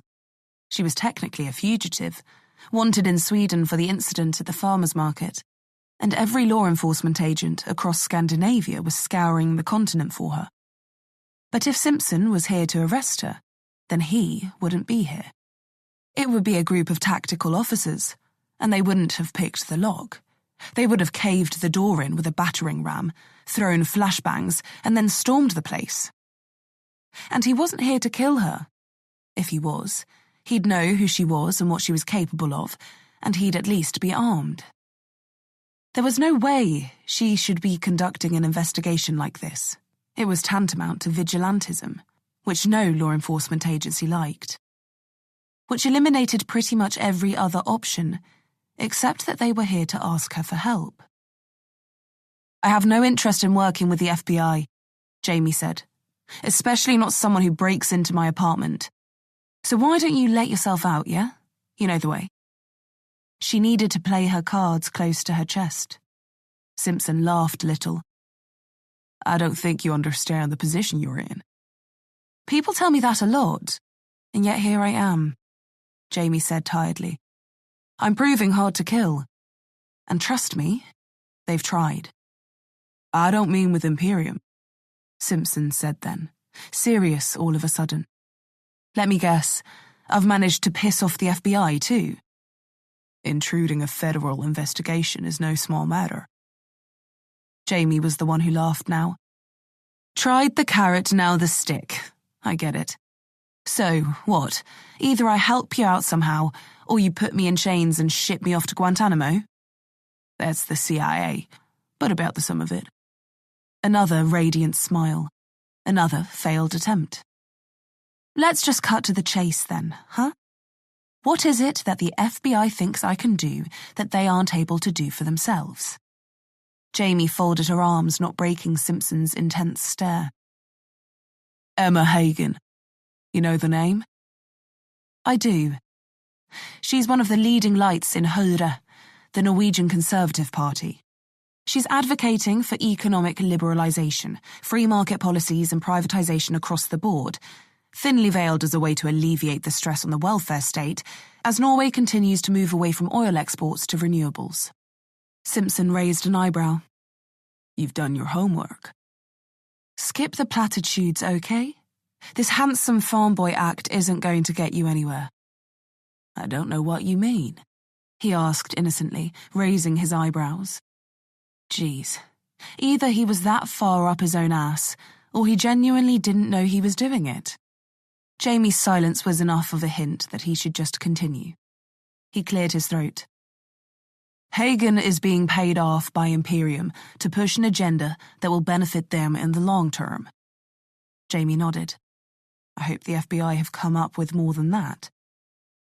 "Do you know who her predecessor was?" "Stig Lange. He went missing 12 months ago, just before Hagen stepped up." "Right. And you also know the circumstances surrounding his disappearance?" Jamie bit her lip. "Yeah. He pulled in at his home one evening. His wife heard the car arrive and went out to check after a few minutes when he didn't come inside. Found his door open and Stig gone. His wallet was left on the floor, emptied. It was chalked up to a mugging, and the investigation petered out without any leads a week later." "Right," Simpson said, coming a little closer. "Which tells you what?" "That Imperium wanted Lange out of the way, that they already had Hagen lined up to replace him. And that the Norwegian police are on the take too." Simpson opened his mouth, raising his index finger. "You say bingo again and I'm going to kick you." He closed his mouth and lowered his finger. "Noted." "So what's your plan?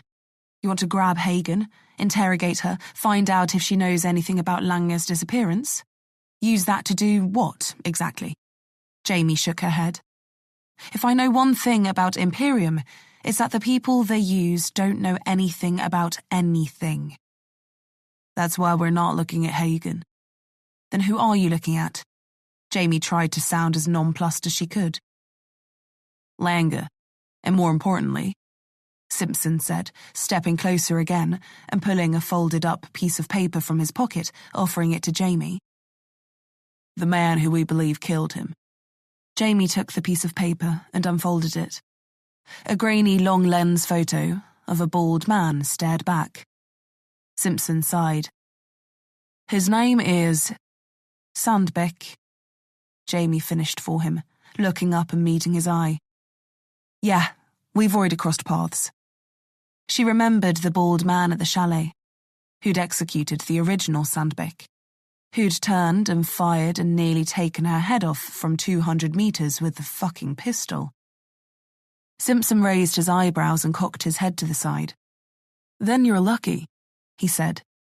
"Most people who meet him don't stick around for long." He sighed then. "Sandbeck's just a moniker, a call sign." "I know what a moniker is." Jamie tried to keep the bite out of her voice, but the legacy of being the smartest, handsomest, most charming, naturally talented and destined for greatness guy in his high school obviously hadn't worn off completely, and it was rubbing her up the wrong way. Jamie wondered if that natural cockiness was what got him sent to the farthest reaches of the FBI's global network. "We don't know his real name," Simpson said then, trailing off slightly, looking at Jamie. "You think I do?" "Do you?" She smirked. "And what if I do?" "Then it'd be in your best interest to tell me, and not intentionally obstruct an official federal investigation." He tried on a sort of menacing look. Jamie restrained a laugh. "Gee, you feds never get tired of throwing that shit around, do you?" "Perk of the job." "I can tell," Jamie tusked. "And no, I don't know his name, but I do know who trained him. Lars Sandbeck, Imperium's original attack dog. Came up through Swedish special forces in the 60s and 70s, was discharged for doing some heinous shit, and Imperium snapped him up, put him to work doing what he did best." Jamie shivered, remembering how unnerving it had been in the presence of a guy like that. A walking, thinking guillotine.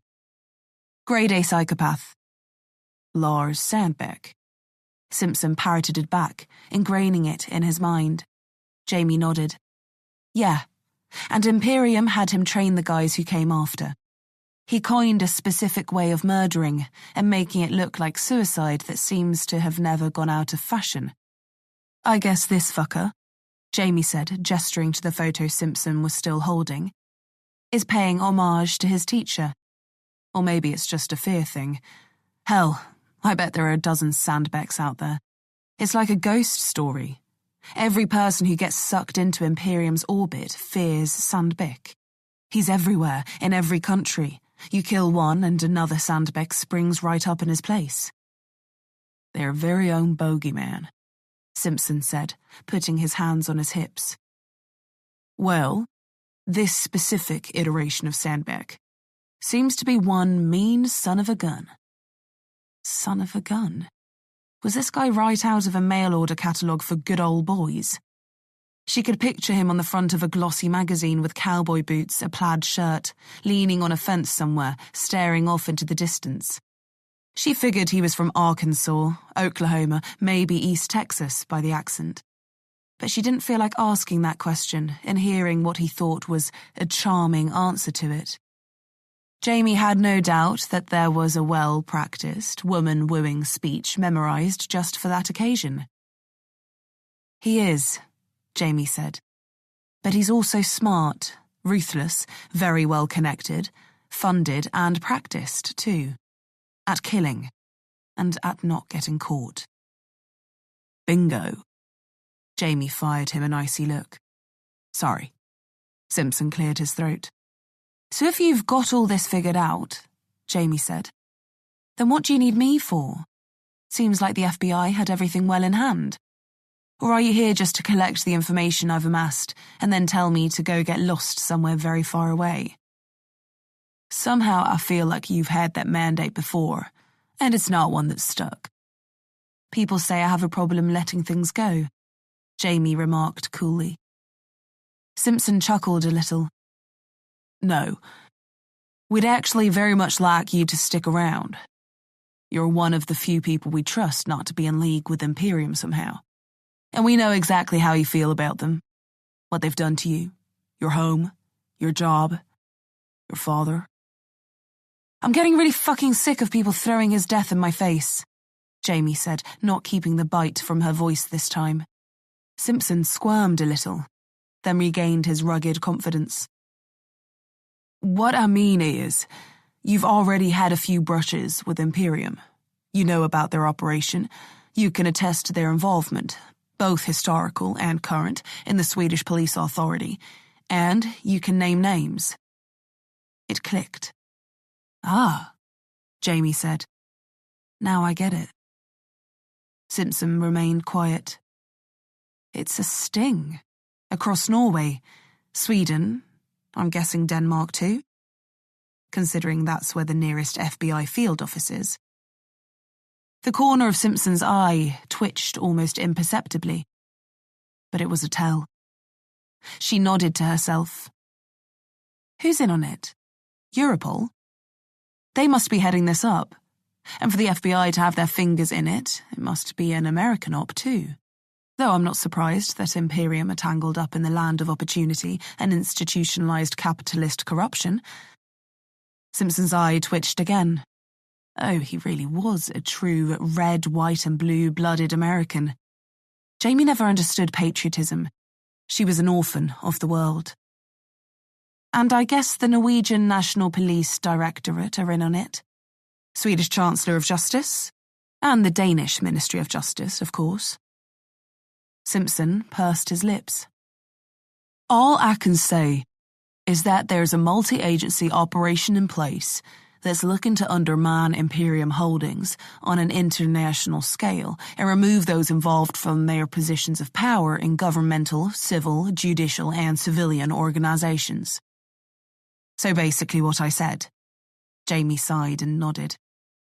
And you want me to name the names that I know, go on record, offer a testimony, lay out everything I've learned so far, everything I've seen. It'll be instrumental in building a case against the SPA in Stockholm especially. Jamie thought about it. We can offer you protection, if that's what you're worried about. Keep you safe. Simpson said convincingly, too. Jamie scoffed a little. No, you can't. But that's not the problem. So, what's the problem? I'm worried it won't be enough. To get them all. To really finish Imperium off. It will, Simpson said, again, convincingly. Your optimism is admirable. But Imperium have got their hooks in deep. That's why we need your help. Simpson risked another step closer, so Jamie could now make out the fine lines of his face, the flecks in his eyes. Testify. Put names in the crosshairs. We're amassing evidence by the day. And once we get them in an interview room, start throwing around the words witness protection, well, they're all just going to start singing. Jamie was struggling to believe him. Her cynicism far outweighed his enthusiasm. But her eyes weren't blinkered. She'd been in Bergen for 3 months, observing from afar, trying to put pieces together. She had information, theories, but no contacts, no support, and nothing to suggest she was about to make any strides in her own investigation. She'd been chased out of Sweden and was hiding for all it was worth. She was on the back foot, and this was a way to get back in the game. In a serious way, too. Okay, Jamie said then, nodding. I'll do it. But don't expect me to just sit on the sidelines. What did you have in mind? Simpson asked, playing it cool. Jamie smirked, reading him like a book. Oh, I have a few ideas. He broke into a grin then, looked down and shook his head. You know, I thought you might. Chapter 29. Simpson wasn't working alone, though that wasn't much of a shock. There were other groups of agents from different agencies working in cities across Scandinavia. They were given free rein to organise their own investigations, with no oversight, and just one directive: root out Imperium's involvement in the city and provide evidence of it. Simpson waited in the car while Jamie showered and changed, and then they drove towards Bergen's business district, a cluster of upmarket, low-rise office blocks that occupied several streets. By all accounts, The city was relatively quiet, and certainly not one that had a major metropolitan vibe. Still, there was plenty for Imperium to be interested in. Despite its relatively small size, Bergen's position on the coast made it the central hub for international shipping, the offshore petroleum industry, and finance too. Billions of tons of cargo moved through the city every year, and Imperium's interest in the place revolved around its power as an import-export behemoth. They pulled up outside one of the office buildings, a small series of brass signs adorning the stone entryway. On the 8 floors, Jamie counted 2 accountancy firms, 2 law firms, and a selection of other companies comprising people's names and ampersands. Except there were only 7 nameplates. "Come on," Simpson said, killing the engine of the smart saloon and getting out. He crossed the street and Jamie followed. Simpson made no effort to check if anyone was following them, but Jamie did, and as far as she could see, they were flying under the radar, which either meant that Simpson was very fucking good at what he did, or they'd made little headway with their operation so far. She guessed it was the latter, which is why they'd spent their time and resources tracking her down instead of trying to get a handle on Imperium's activities. They walked into the clean and minimal lobby and headed for the bank of 4 lifts at the back. The guy behind the security desk glanced up briefly, but didn't seem to even see or acknowledge Simpson. In on it? Or just genuinely disinterested in the job? Before Jamie could make a firm assessment, they were in the lift and heading up. They got off on the 5th floor and walked into an empty space. There was probably room for 30, maybe 40 desks, but the room was stark and bare. Grey checkerboard carpet tiles stretched from the entrance hallway to the windows at the far end and off to both sides, where a line of doors and glass-windowed offices waited, blinds drawn. They stood at the opening to the floor, and Jamie glanced around. She spotted 4 concealed cameras, covering the lift in the hallway as well as the main space from different angles. There'd be no getting in without whoever was behind them watching. "This way," Simpson said, walking towards the left-hand offices. Jamie followed, pricking her ears for any hint of movement. There was nothing. The office was as good as dead. Simpson stopped at a plain-looking wooden door and then swiped a keycard through a reader tucked in the jamb. A magnetic lock released and he pushed inside. The door was sprung and heavy, and Jamie had to shoulder it open as she went through. It closed behind her and locked instantly. The air inside was abuzz with clacking keys, a whirring server tower, and a buzzing air conditioner. Jamie glanced over her shoulder at the internal windows, seeing they were boarded over on the inside with metal plating. She reached out and rapped on it with her knuckles. It was solid, but lightweight. From outside, this looked like a normal office. In here, it was pretty much a bunker. "Gamma titanium," Simpson muttered, clearly proud of the cladding. "Bulletproof, blast resistant. You never know, right?" Jamie said nothing, just gave a polite smile and a quick nod, looking around the room. The floor-to-ceiling windows were all tinted, making it impossible to see in from outside, and the aspect overlooked shorter buildings, so there was no way anyone could gain a vantage point to spy from. There were 4 rows of desks set up in the space. The internal walls between what Jamie thought had been 3 neighbouring offices had been removed. It was now one large room that could have comfortably fit 10 people, though there were only 2 present. Simpson walked forward, pausing at the nearest desk, which she guessed was his, and picked up a file. He opened the lid, looking at the photographs inside, and then spoke to the backs of the other 2 people, neither of whom seemed bothered by Jamie's presence. "These the latest from the Port Authority?" Simpson asked. A woman in her 40s turned on her chair to look at him. She had a fine face, with a pointed chin and a thin nose. "Yes, they are," she said, her accent betraying her as Danish.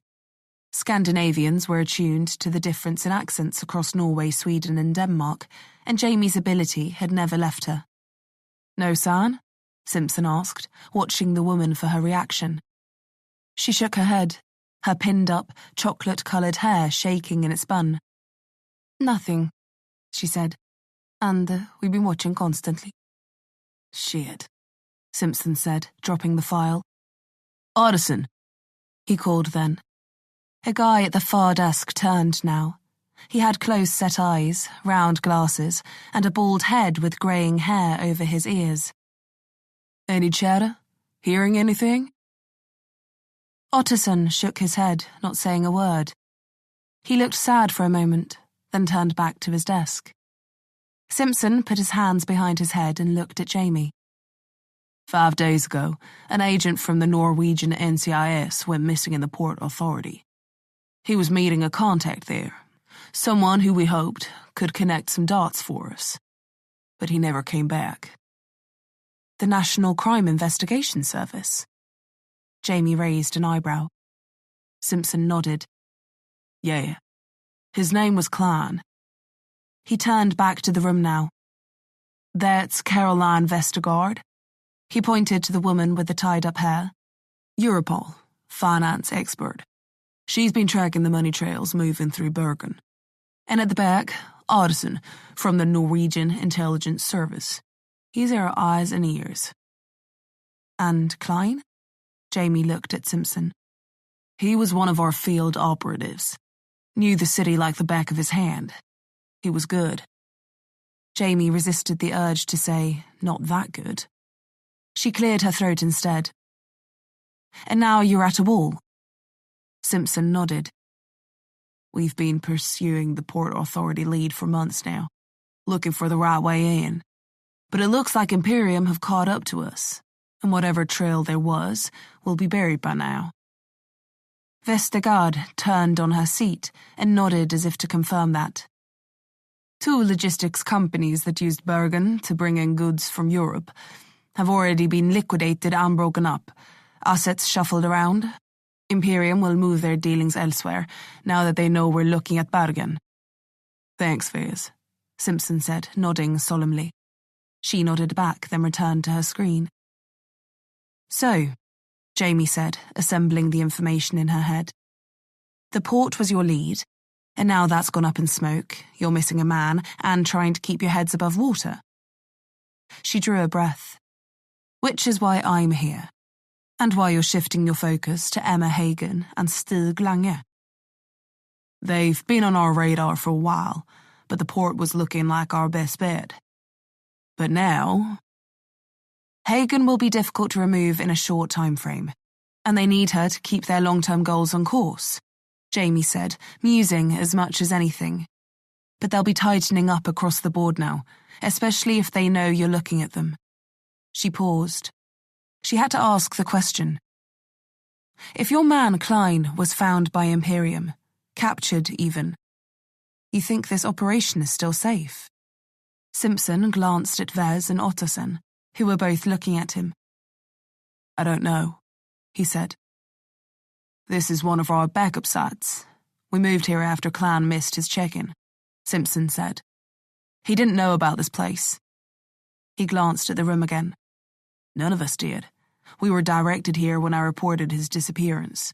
Then they sent in a cleanup team, swept the old place. If Imperium do have him, all they'll find is an empty office. That was something at least. But Klein could still name names, Jamie said. He knows you guys. Your faces? There's that, Simpson said, looking right at Jamie. He's trained not to do that sort of thing. But once you're tied to a chair and someone breaks out a pair of pliers, that training sometimes goes out the window. Which is why I'm here, she said. I'm guessing that before Klein disappeared, you weren't looking for me. We weren't looking for you after he disappeared either.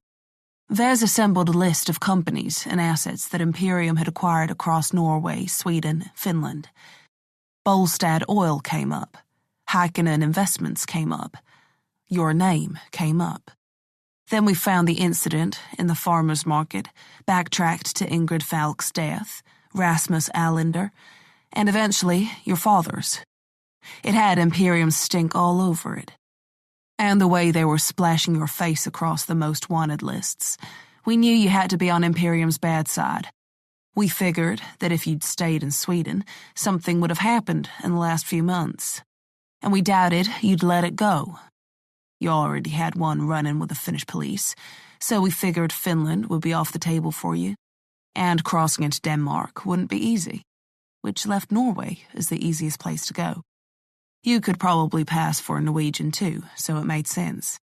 We dug a little deeper, found out your father spent a little time in Bergen as a child himself, so we guessed you'd probably visited as a kid too. You knew the city a little, maybe.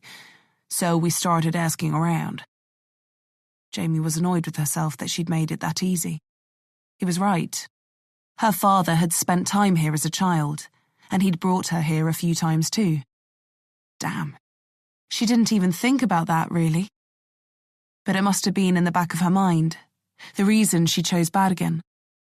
She'd disregarded Oslo almost immediately too, landed here without a second thought.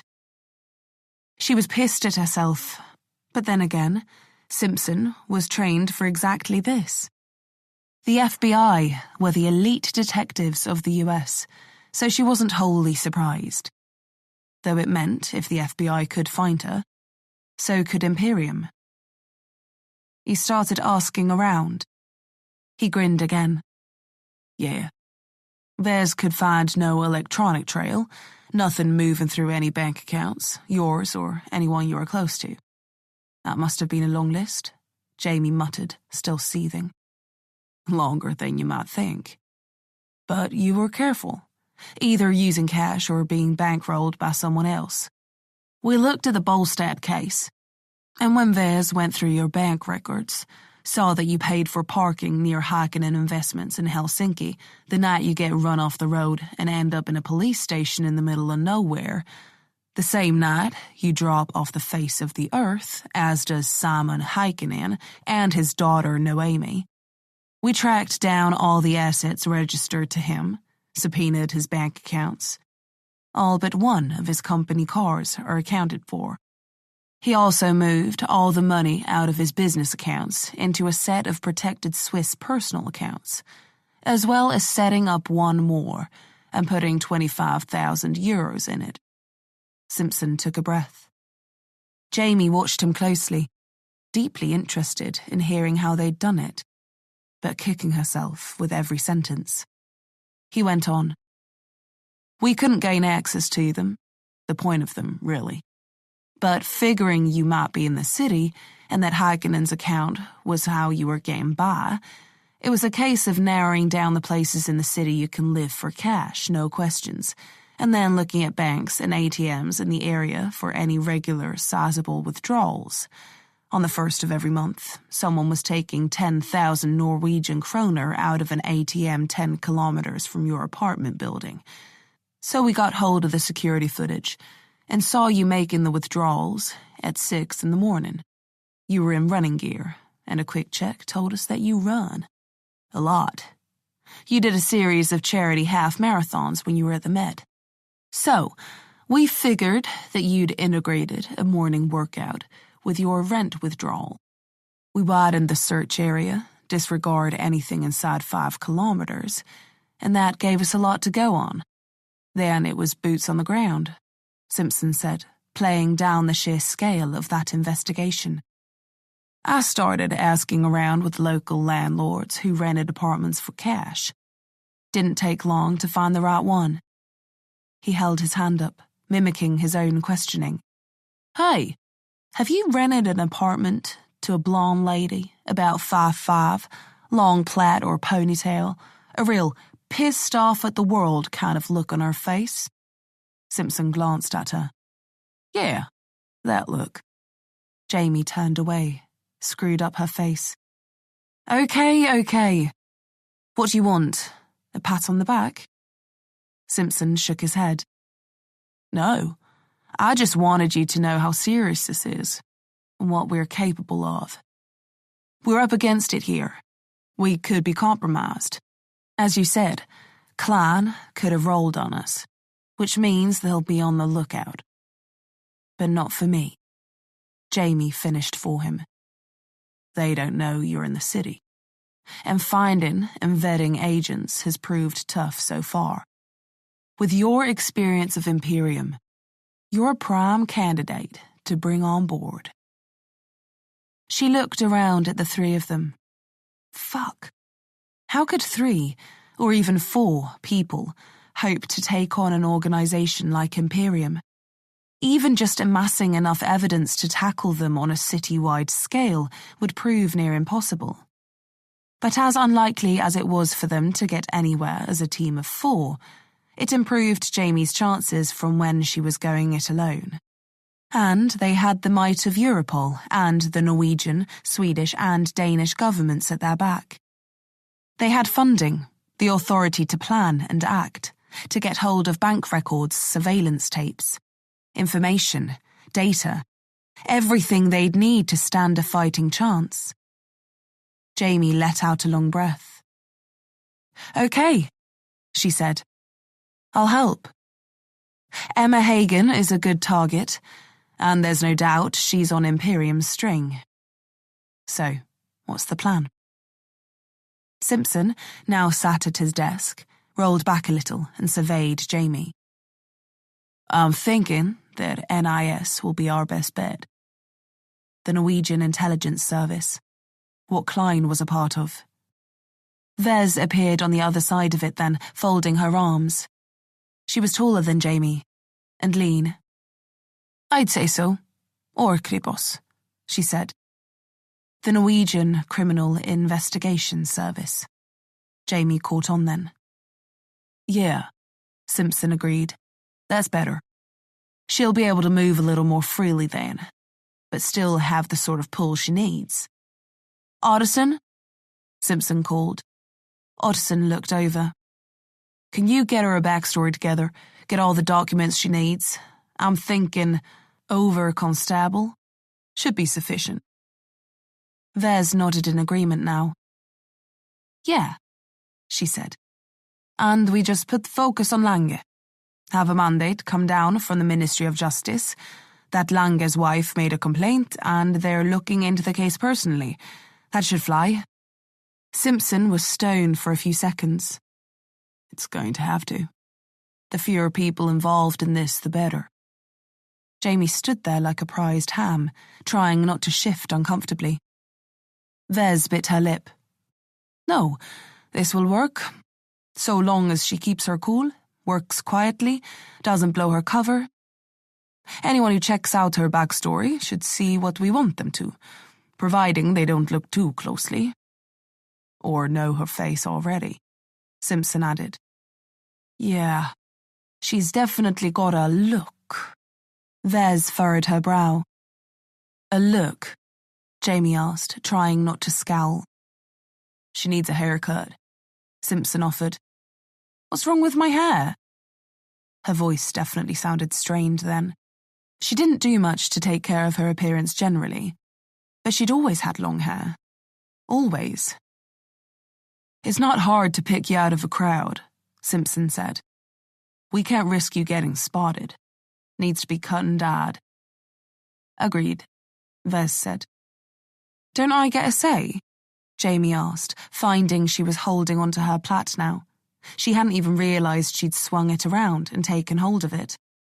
Simpson and Vez glanced at each other, and then back at Jamie. And then, in unison, they both said, No. Chapter 30. Jamie was leaning against Simpson's desk, turning her head slowly from side to side, inspecting her new look with the camera on her phone. It was short, really short, especially on the back and sides, getting up to maybe 5 or 6 inches on top, where it was swept back over her head. And it was black. Stop playing with it, Simpson said, glancing up from the folder he was holding. I still don't like it, Jamie said, sighing, trying to ruffle the mop on top into something she didn't hate. You don't have to like it, Simpson said, but it's necessary. Jamie was about to offer a witty, cutting retort when Simpson's phone buzzed on his desk and he picked it up. They're here, he said, getting up and straightening his belt. Coming up in the elevator. You sure about this? Jamie nodded, going for the door. 100%. He let out a long breath. Okay. Well, you're the one who's going out there. This is on you. Jamie paused at the threshold of the heavy door and looked back. It'll be fine. Simpson held his hands up and gestured Jamie out into the empty office. In the distance, the elevator dinged, and then a voice filled the space. I still don't understand why you can't tell me what it is that the Chancellor of Justice wants with... Julia Hallberg cut herself off, standing at the corner of the open office, with Vez at her shoulder, looking formal and dignified, the only look she had. Hallberg's eyes widened, mouth open, eyes fixed on Jamie. Jamie took a few steps forward, closing the gap. Hallberg, she said. I'm sorry we couldn't tell you any... Jamie didn't get to finish before Hallberg ran forward and damn near tackled her. Hallberg's arms locked around Jamie's ribs, and she squeezed her tightly enough that it made it hard to breathe. Hallberg, Jamie forced out, reluctantly taking the woman in her arms. Jesus, Jamie, she said, not letting go. I thought you were dead. Jamie prized her off. Not yet, she said, offering a tentative smile. I barely recognized you, Hallberg said then, shaking her head. What happened to your hair? Jamie fired a glance at Simpson. Don't ask. No, it suits you, she grinned. Thank you, Simpson chimed in. Don't encourage him, Jamie pleaded. But Hallberg's attention had already shifted to Simpson, and she girlishly brushed her own hair behind her ear. Bo Simpson, Simpson said, offering a hand. Nice to meet you, ma'am. Christ, he really was hamming up that East Texas drawl. Jamie didn't try to hide her eye roll. Simpson was unfazed by it. Polisassistent Julia Hallberg, Hallberg said formally, shaking his hand. Stockholm Police. I know, Simpson said, offering her a toothy grin. I read your file. Very impressive. He stuck out his bottom lip, nodding. Especially for someone so young. The FBI is proud to have an exemplary agent like you working alongside us. Hallberg blushed violently. Jamie nearly gagged. I'm, Hallberg began, looking down. Glad to be here. How can I help? Jamie stepped away, let Simpson explain the situation. All Hallberg was told was that the Swedish Chancellor of Justice was assembling a small team of detectives to assist with an ongoing investigation that needed extra manpower. A simple cover story, but an effective one. It wasn't that rare for detectives to be called up like that, especially ones with a record like Hallberg's. She was prime material to leapfrog out of the regular SPA and into the security or intelligence services. She was smart as hell, had an eye for detail, numbers, data, and she was shaping up to be decent in the field too. So, Jamie hoped that it wouldn't raise too many flags or eyebrows. Vez was coming over as Simpson gave Hallberg a quick debrief on the current situation and what she'd be doing here. Jamie grabbed Vez's attention and waved her over towards the window, meeting her there. Okay? Vez asked. Any word on our other recruit? Jamie asked, playing it down. Vez read her face for a moment, then spoke. Detective Virk is still on leave. He's in Gothenburg and has been for several months. Jamie nodded. That's where his son is. Things must have got too hot in Stockholm, she said, remembering the letter and the mysterious website. Vez offered no opinion on that. 3 days after the incident at the farmers' market in Stockholm, he filed a request to be put on administrative leave due to his mental state, citing ongoing depression due to his injuries. Jamie listened to that. Virk may have been depressed, but he would never admit it. He was far too stubborn. And he'd never let it prevent him from doing his job either. which meant he'd heeded Jamie's advice and got the fuck out of there. "Do you know if he's all right?" Jamie asked, keeping her voice low. "His bank statements show that he's actively paying for his hotel stay, as well as other things, dinners, museums, video games." "For his son," Jamie answered her own question before she even asked it. "At least he's spending time with him," she said, relieved. "That's good." Wes just sort of stood there. Wilk's relationship with his ex wasn't really talked about, but in the 3 months they'd worked together, he'd not ever fielded a call from her, or made any mention of seeing his son. So Jamie had come to the conclusion that their parting probably wasn't amicable, and that custody had gone pretty much solely to his ex-wife. Whether he'd been forced to flee the city, or just thought it was good sense, Jamie was glad to hear that he was putting his time off to good use. And while having him here for what came next was what Jamie wanted, she couldn't pull him away from Gothenburg and into this. No, Halliburty would have to do. And at least now she could put that anger she felt at the way Falk's death was handled to good use. Jamie steeled herself, nodded a quick thanks to Wes, and then went back to Simpson and Halliburty. He was gesturing dynamically, making sure to show off just how tight his polo shirt was, while Halliburty was nodding along, trying to keep her eyes on his and not on his biceps. He was in the process of explaining how they'd been tracking Imperium's money trails and how they'd ingrained themselves in every level of government, law enforcement, and business. Halliburty seemed to be taking it all in her stride, but then again, she'd known something was up since Falk, and Wilk must have looped her in to some degree with the whole secret website thing. Jamie cleared her throat, and Simpson glanced at her, arms up, showcased gloriously. "Halliburty," she said. "You want to come with me and actually do some police work, or stay here for the second act?" Halliburty laughed nervously. It was weirdly loud. Then she cleared her throat, gave Simpson a quick, polite smile, and nodded to Jamie. "Of course," she said diligently. "I'm ready when you are." "Good," Jamie said. "Because there's a shitload to do and not a minute to waste." She was moving then, back into the office. Wes was already at her desk, and Ottosen was at his.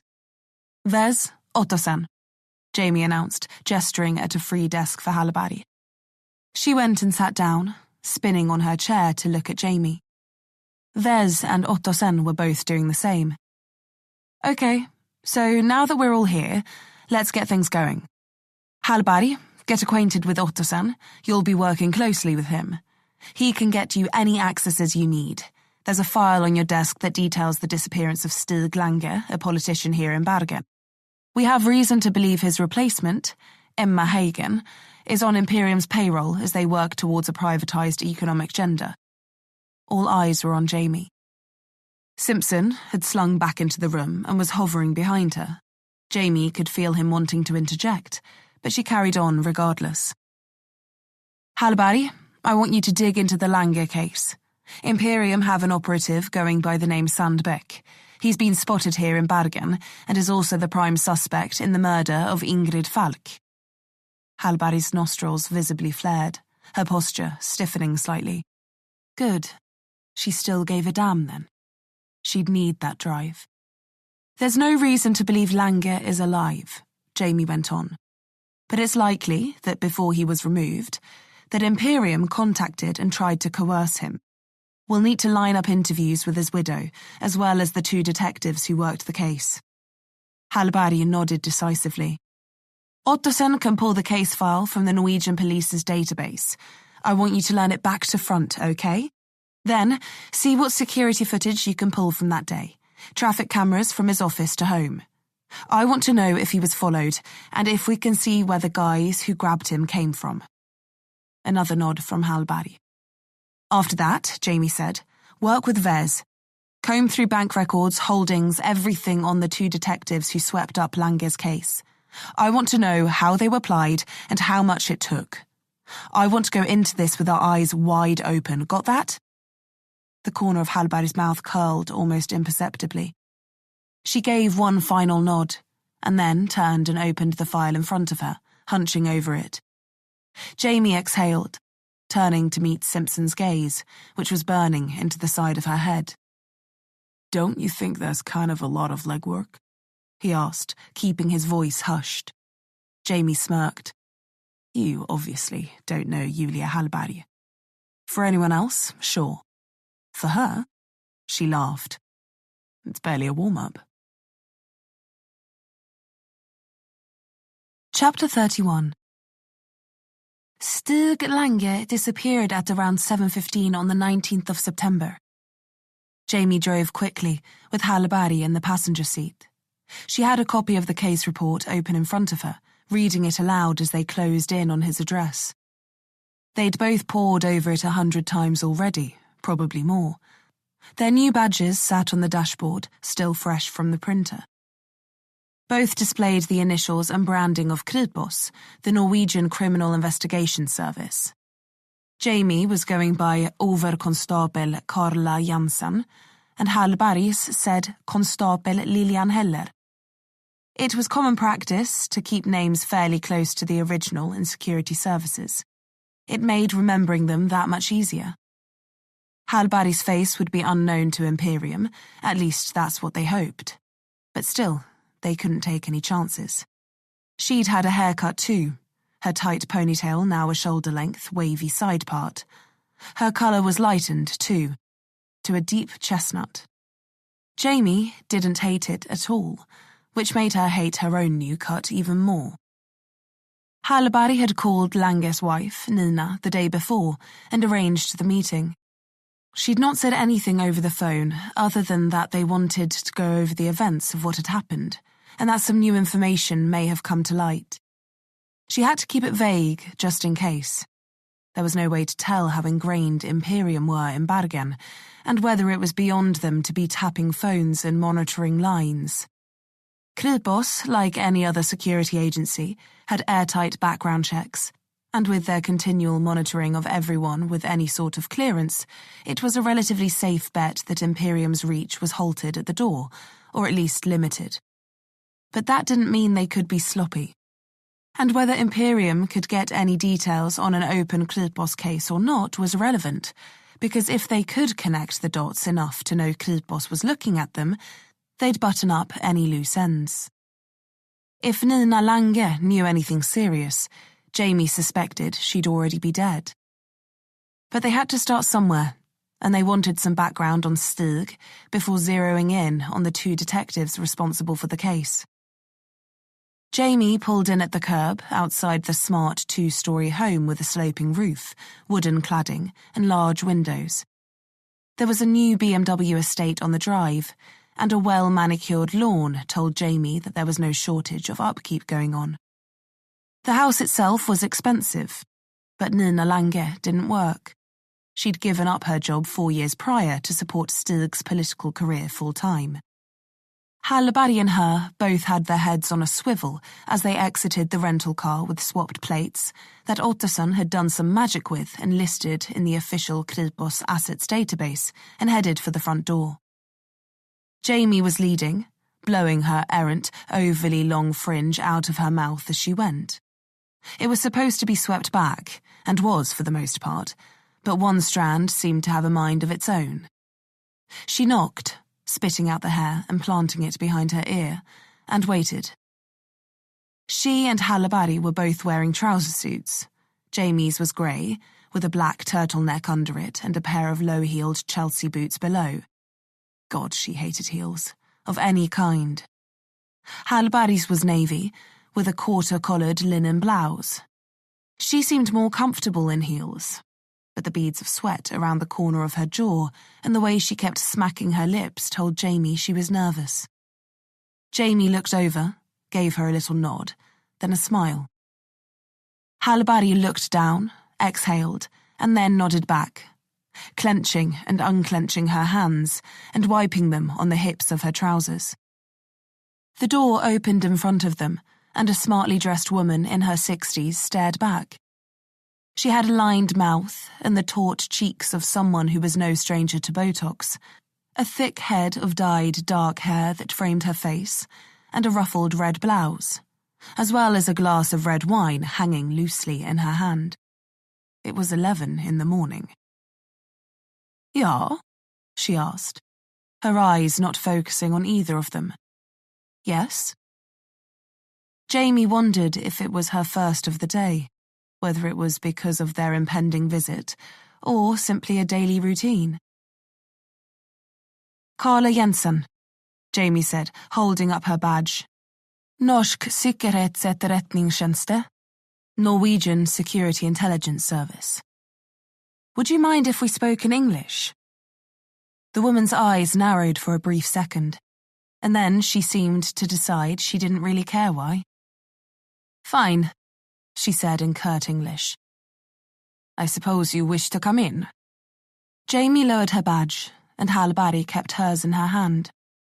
Nina Lange didn't seem to care who she was, or at least wasn't especially interested in seeing her credentials. Jamie had a whole thing planned about their reason to switch to English. It was reasonably close to the truth. She was going to say that she'd transferred to Kripos from the Danish intelligence service, as her husband was Norwegian, and that while her Norwegian was more than passable, which it was, her English was better, and she wanted to make sure everything was perfectly clear to everyone there. But again, Nina Lange didn't seem to give a shit. Before Jamie or Hallberg could even reply, she turned and walked back into the house, her bare feet slapping on the hardwood floors. Hallberg closed the door behind them, and they both followed her inside. A rack of shoes was sitting in the hallway. The top shelf was all men's, the bottom all women's, and both full. Jamie wasn't sure if they were supposed to take theirs off, but Nina Lange didn't request it and wasn't around to be asked. They kept them on, wiping on the bristled welcome mat before entering, and then headed after Lange. At the end of the hall, the room opened out into a large kitchen and living room with a tall, sloping roof fitted with skylights. The day was cloudy and grey, but the room was still bright. A clock ticked on the wall, and the spotless kitchen gleamed in white marble and gloss black. Nina Lange had moved behind a wide marble-topped island and was standing there with her glass of wine, a bottle next to her. "Well?" she asked tiredly. Jamie let her eyes drift slowly around the show-home-clean room and fall on Lange. "Thank you for agreeing to see us," Jamie said. "You said you have information about Stig's disappearance?" She raised an eyebrow, the rest of her face unmoving. Jamie offered a condolatory smile. "Not as such. We're simply retreading the ground that the Bergen police have, making sure that nothing was missed."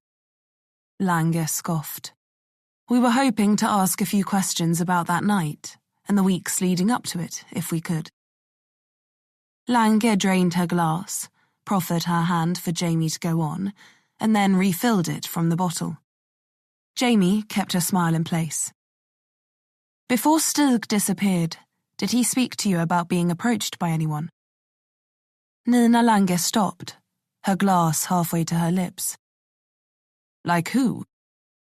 Jamie shook her head and shrugged lightly. "I don't know. Perhaps someone interested in contributing to his campaign? A potential donor or backer?" "My husband wasn't corrupt, if that's what you're asking," she said haughtily, taking another drink. Jamie watched her, seeing a perceptive, intelligent woman in front of them.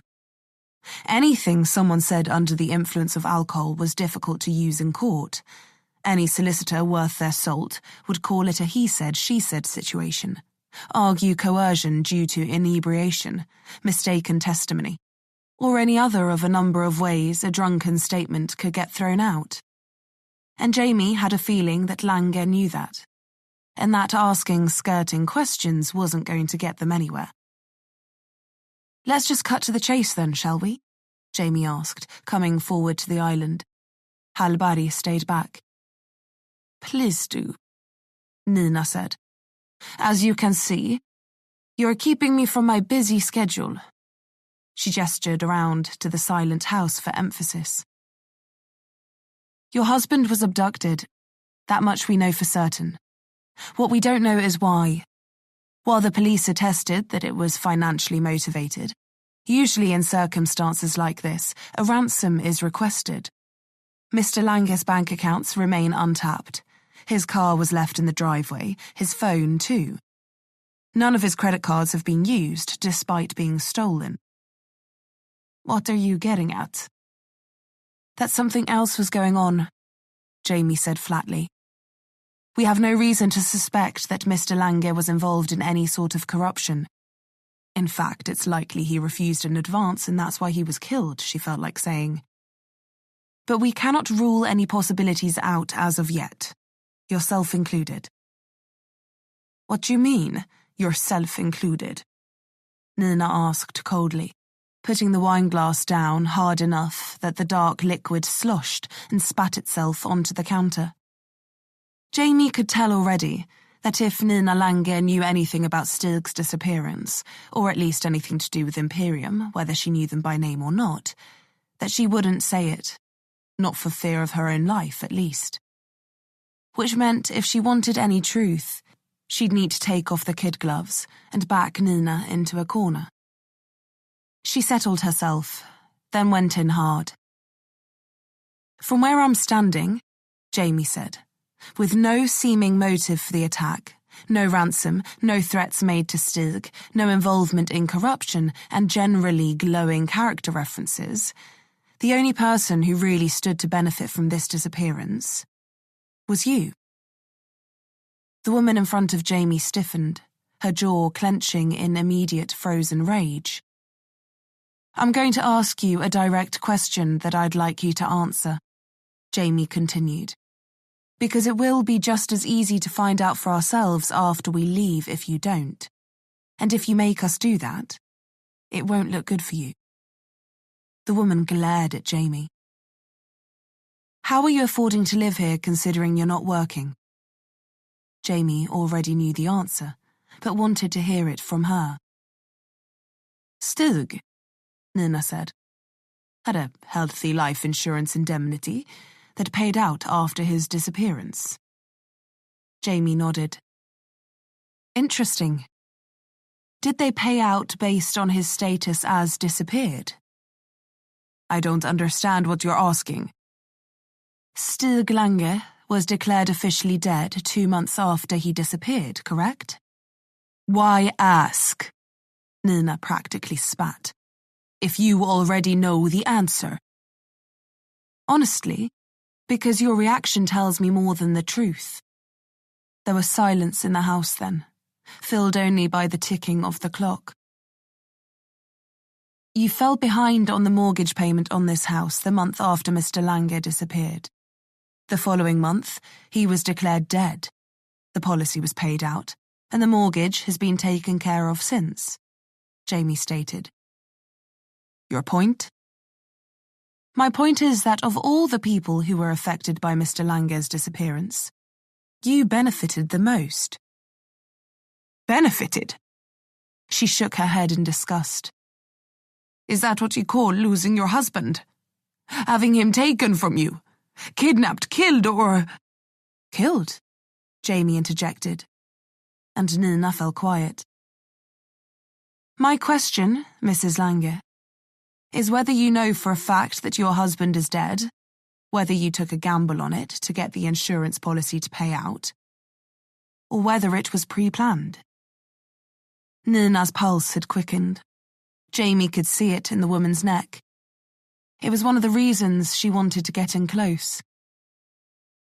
Your husband's position in Höre meant that he had a lot of weight when it came to pushing for policy change.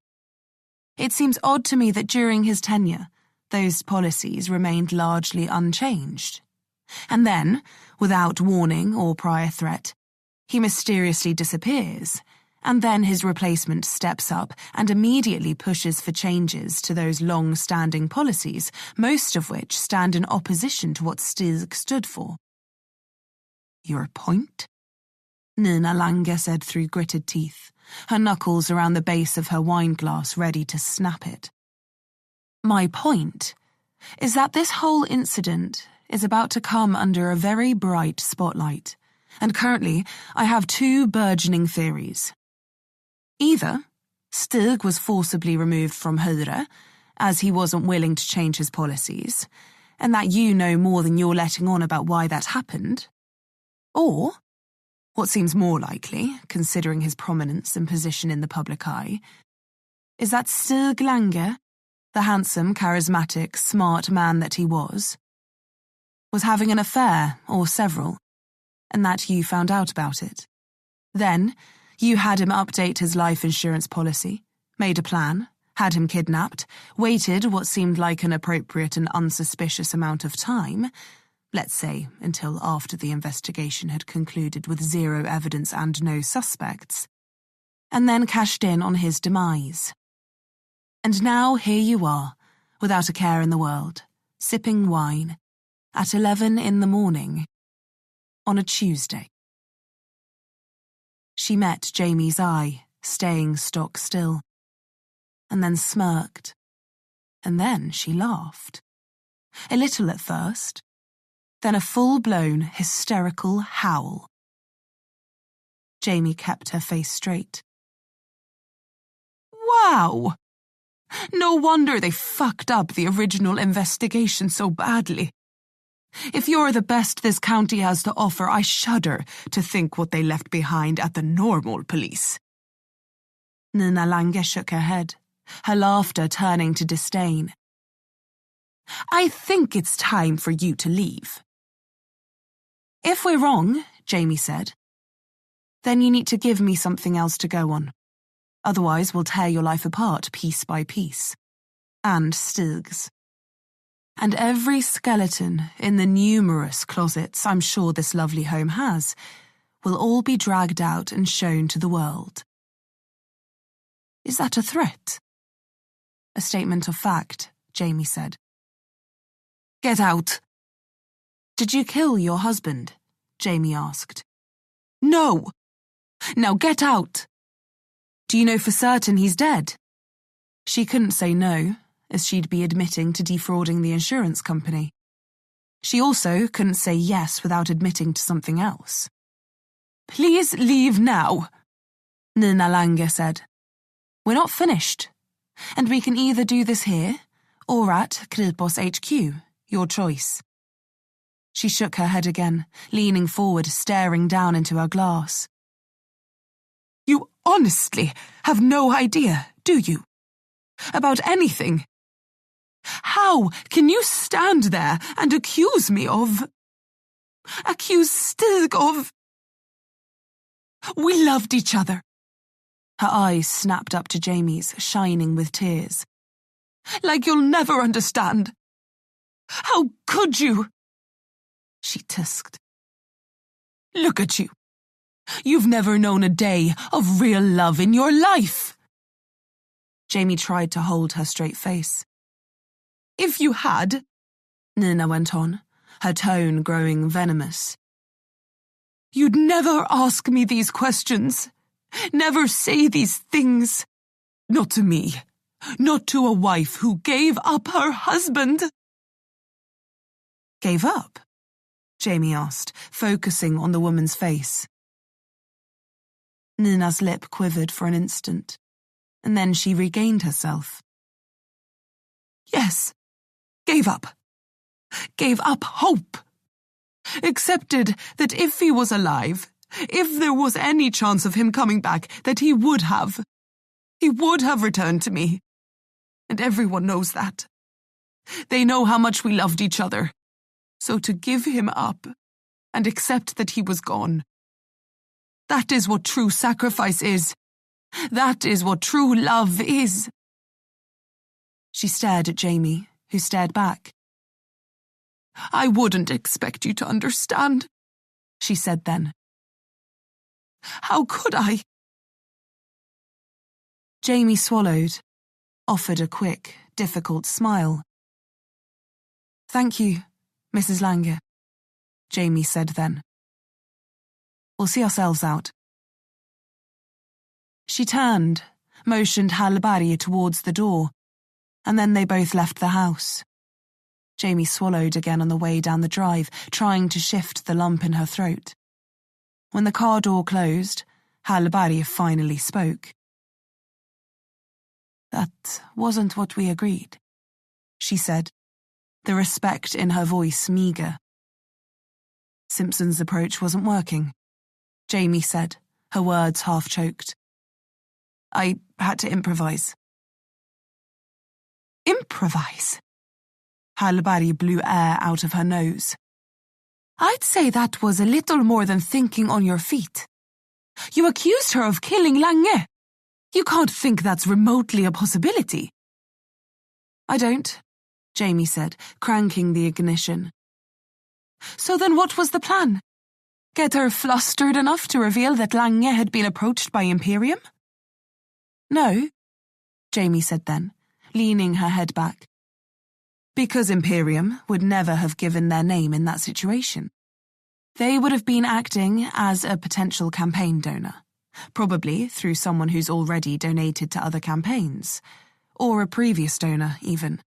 They could move money to Lange without raising eyebrows that way, and approach him without it even looking like corruption." "So you do think she had him killed?" Halbari didn't seem to be following Jamie's train of thought. "Yes," Jamie said plainly. "So she's in on it with Imperium?" Jamie cracked a smile and looked at Halbari then. "Not quite. I think she planned his disappearance, but didn't do it alone." "Someone helped her get rid of Stig?" Halbari asked. "Who?" Jamie slotted the car into drive and pulled away. "Stig." "Yeah, but who helped her?" Halbari was watching Jamie. "Stig?" "I don't understand." Jamie slowed for a junction, checked left and right, and then pulled onto the main road and accelerated away. "Stig Lange is still alive, Halbari," she said, glancing at her partner. "I think he and his wife staged the whole thing." Halbari was stunned. "And you're basing that off what?" "Just a feeling." Halbari drew in a slow breath. "I was there through that entire interview, and I don't know where you're getting that from, but you and your damn hunches." She shook her head. "Okay, so Stig Lange is still alive." "You believe me?" "You're not usually wrong about these things," Halbari said, laughing a little. "So where do we start?" "Well, I guess now we find Stig Lange," Jamie said. "Any ideas how we do that?" Jamie laughed now. "Well, now that's your domain. I'm just the one with the hunches, remember?" Chapter 32. Simpson was sitting back in his chair, his hand on his forehead, eyes closed. "So you're saying you think Stig Lange is alive, based on his wife saying that she gave him up?" He looked at Jamie, who was leaning against his desk. "Yes," Jamie said, nodding. "You realize that isn't proof, right? It's not anything. In fact, it's exactly nothing." Simpson laughed a little. Jamie drew a slow breath, keeping herself calm. "You can believe me or not, but I'm telling you, Lange is alive, and his wife knows it." "But she didn't tell you," Simpson said. "She didn't say anything close. She declared him dead as well, right?" "You know she did," Jamie said, keeping her voice even. "So then I don't understand what we're talking about." He met Jamie's eye. "Because we have a plan, don't we? One we agree on, One which you pretty much formulated yourself, which includes a set of carefully measured steps that take us from where we are now, which is nowhere, to being in Emma Hagen's face and getting her to roll on Imperium. That was before I spoke to Nina Lange, Jamie said. Now the plan has changed. No, Simpson said, cutting the air with his hand. The plan hasn't changed. The plan is solid. All you have is a hunch based on something that a grieving, half-drunk woman said. Hallberg? He called then. Hallberg, who was sitting at her desk, stiffened a little behind Jamie. Simpson went on. You were there. What do you think? Don't drag her into this, Jamie snapped. Don't put her in the middle. I have to, Jamie. Because all of our evidence says one thing, as did your calculated decision based on it, that Stig Lange is dead. And that's what the whole investigation hinges on. And yet, you get in a room with the first person we needed to speak to, and 5 minutes later, you want to flip this whole thing on its head. So yeah, I am putting Hallberg into this, because I'm hoping she's going to be the voice of reason here. I didn't think you'd be the gut feelings and hunches kind of detective. I was under the impression you knew how investigative work was actually done. Hallberg cleared her throat, holding her hand up. It may not be solid, but... She glanced at Jamie, then back at Simpson. She's rarely wrong about this kind of thing. But not infallible, Simpson added. Jamie kept quiet. Simpson let the tension ease slightly before he spoke again. Whether Lange is alive or not, we don't have the resources to pursue that right now. So we stay on course and on topic.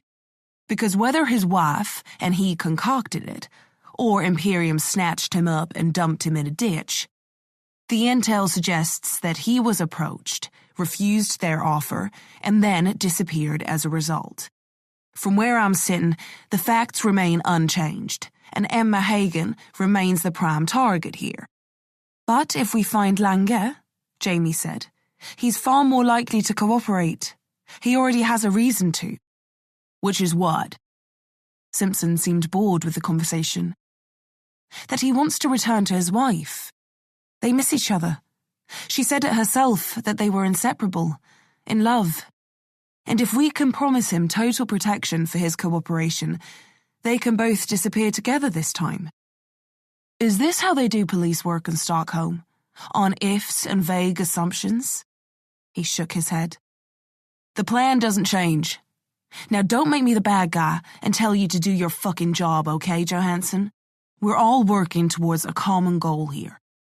He met her cold gaze. Go for a walk or something. Cool off. Think about which team you're on. And then come back when you're ready to get back to work. Simpson, for a sweeter-than-apple-pie farm boy from Texas, had a well-practiced assertiveness. Jamie took his advice. Things here were at a tipping point, and she didn't feel like banging her head against the wall anymore. She rose from the desk and headed for the door. As she got through it, she found Hallberg right on her shoulder. Neither of them spoke until they were on the street and away from the door, the cameras watching the elevator and the front door recorded audio, too. Hallberg spoke first. You actually going to drop it this time? Jamie rounded on her. What's that supposed to mean? Well, you sort of have a habit of ignoring orders when you think you're right. Jamie opened her mouth, but didn't really have a retort to that. I'm not saying you're wrong, Hallberg went on, or that Simpson's right. I think there's a chance that Lange could be alive, and I trust your instincts probably more than anyone's. But he has a point. Our evidence supports our current plan, and if Stig is alive, then he doesn't want to be found, which means that doing it isn't going to be easy. And we are just 5 people, and Imperium is a lot bigger than that. So forget Simpson. It's me asking. Just let this sit, okay? Not let it go, not forget about it. Just Don't lose sight of what we're doing as a team. Okay, Jamie? Jamie had her teeth fastened together, but she managed a little nod. Sure, Halbari, she said. I'll be a team player. Halbari tried to catch her eye and failed. Then she sighed. Somehow, I don't quite believe you. Jamie looked at her. I'm not really selling it, huh? Halbari cracked her a smile. No, not really. She looked out at the road then, the people moving along with their suits and briefcases on the opposite pavement, the cars sliding past, the seagulls cawing and wheeling in circles overhead. Come. We should get back, she said. You going to tell Simpson? Jamie asked, walking with her. That you're going to disobey a direct order and risk the entire operation?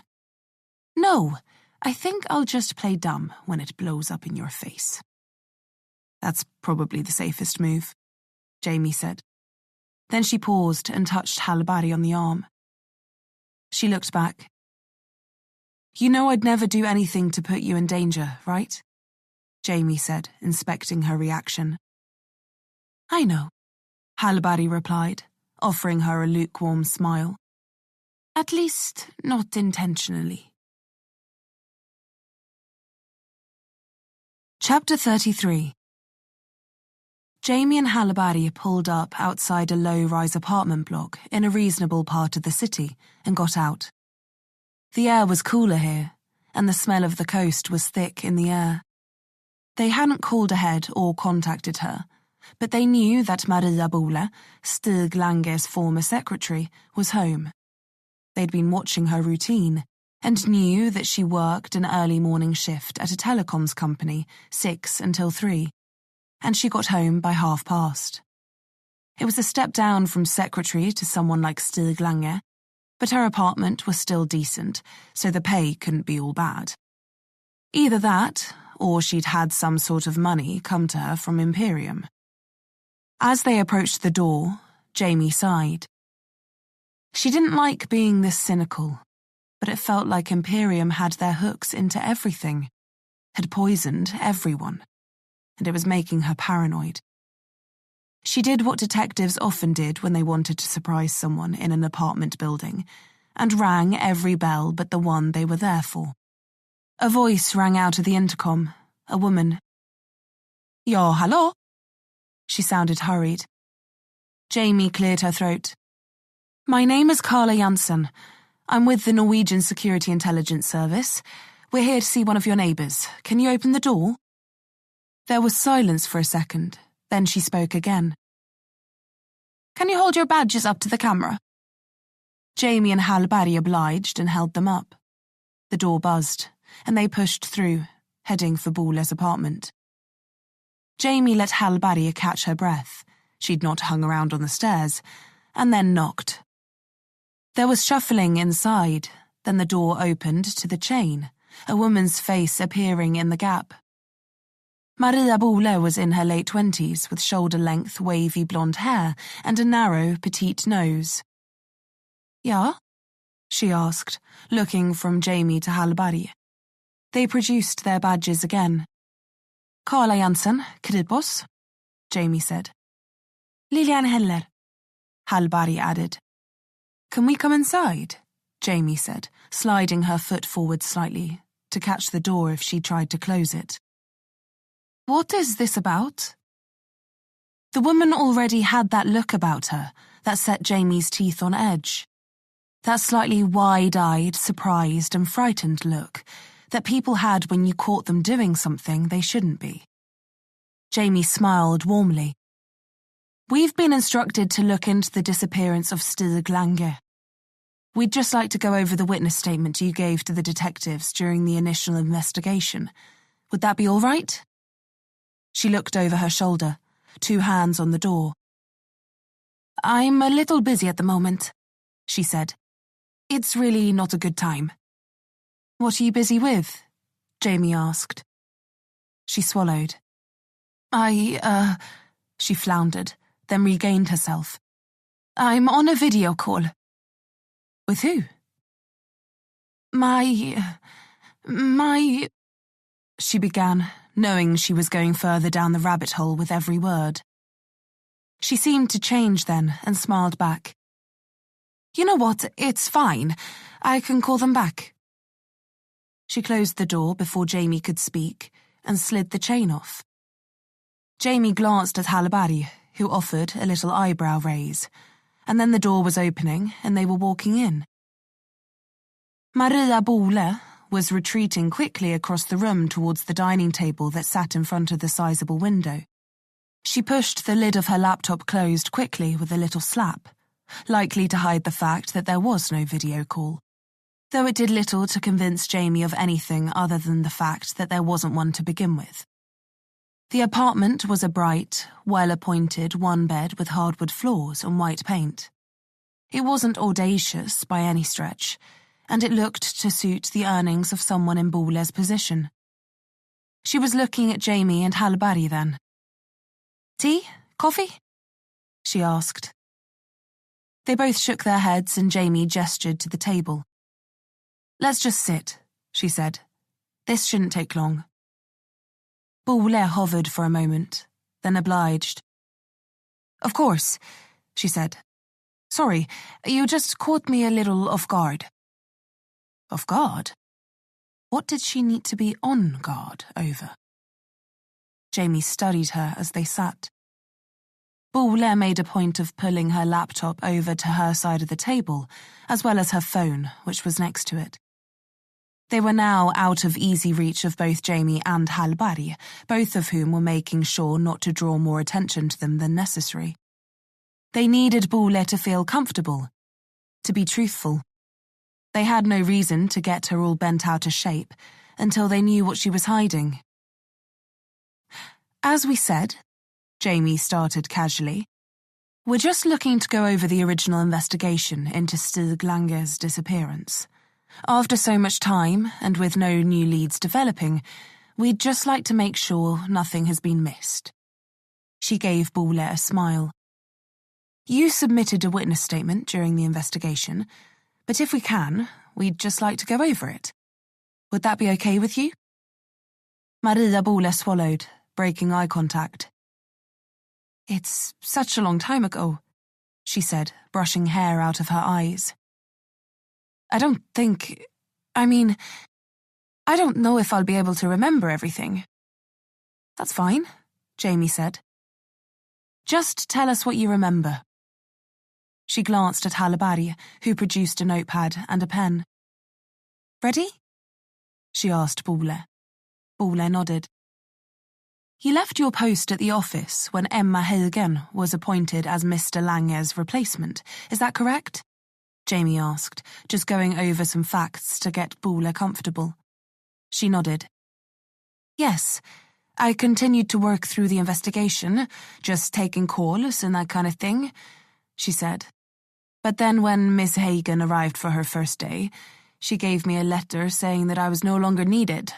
She gave me 6 months of full pay and said she'd write a recommendation for me if I needed one. That's generous of her, Jamie said. Did you have any other contact with her? A shake of the head. No, of course not. Emma Hagen would have wanted to clean house, start fresh with her own people. How did you react when you first found out that Mr. Lange was missing? I was... Bole began, taking time over her words. Saddened. I was worried for him. So you and Mr. Lange were close? Close? Bole seemed disconcerted by the question. Professionally. You worked for him for 2 years? Oh, she said. Yes, I did. What did you think I meant? Jamie asked, keeping her smile. Nothing, I don't know, Bole said, shaking her head. You and Mr. Lange were never romantically involved? No! She said it quickly this time, almost forcefully. Too quickly? Jamie let it slide. She'd get it out of her soon enough. Did you miss many days? To sickness or holiday? She shook her head again. No, I was there all the time. I don't think I took a single sick day while I was working, and I was only off when Mr. Lange was. Jamie took a mental note. Great. And in the weeks and months leading up to his disappearance, did anything seem amiss or off? Hallberg hovered with her pen. Bole looked at her, then back at Jamie. No, she said, shaking her head. Just no. She shrugged then, shook her head again. No, everything seemed normal. Any unscheduled meetings or drop-ins? Any meetings with anyone out of the ordinary? Mr. Lange met with hundreds of different people, and all of them were scheduled. Did you handle all of his scheduling? Yes, all of his meetings were arranged by me. Jamie drew a breath, choosing her next move. And how did you schedule them? Using the online diary software at the office. Would his work schedule still be on there? Jamie asked lightly. I would think so. But after his disappearance, the Bergen police took the hard drive from my computer and his laptop too. Jamie nodded, knowing that it would have been corrupted, wiped, damaged, or any other number of things during the investigation that would make accessing that data impossible now. Fucking Imperium. What about paper copies? Did Mr. Lange ever keep a personal diary or notebook or... He had his own diary, yes, Bole said. Every morning he would give it to me, to transcribe his schedule for the day, and if he needed to take any notes, he'd make them in there. He never went anywhere without it. And I suspect that the police took that too, Jamie asked. I don't know, Bole said, glancing down at her phone despite it not ringing. They cleared out his office. They took everything. The diary too, I think. Jamie hadn't seen it on the list of evidence they'd logged, but it wasn't going to be difficult to misplace something like that. What about threats? She asked then. Anyone threaten Mr. Lange before he disappeared? Any hate mail arrive at the office, anything like that? No more than usual. He got a lot. As many as any good politician, I think, Bole said. Jamie and Hallberg laughed politely to ease the tension, but Bole looked on edge. Did you keep them? The threats? They were reviewed by the security team at the office, Bole said. Anything of note was passed along to the police. Any that we had lying around the office would have been collected by the police during the investigation, Jamie nodded. Got it. What about Nina Lange? Nina Lange? Bole asked, stiffening a little. Yes, Mr. Lange's wife. Did you meet her? Once or twice, if she came to the office when they had lunch booked or were going out for dinner, Bole said. And how would you describe their relationship? Did Mr. Lange talk about her much? No, he didn't. But they seemed happy. He was always happier on the days they were going for lunch, and would come back smiling, Bole said, offering a weak one herself. And how were campaign donations made to Mr. Lange? Did you handle any donations or investments? Was there a campaign fund or an account that Mr. Lange used to handle transactions? Maria Bole's eyes widened slightly as she looked at her phone again. No, she said, looking back up at Jamie and smiling. I never dealt with any money or anything like that. There was a specific campaign fund, but someone else was in charge of that. I mostly just handled his appointments and calls. Were they recorded? I'm sorry?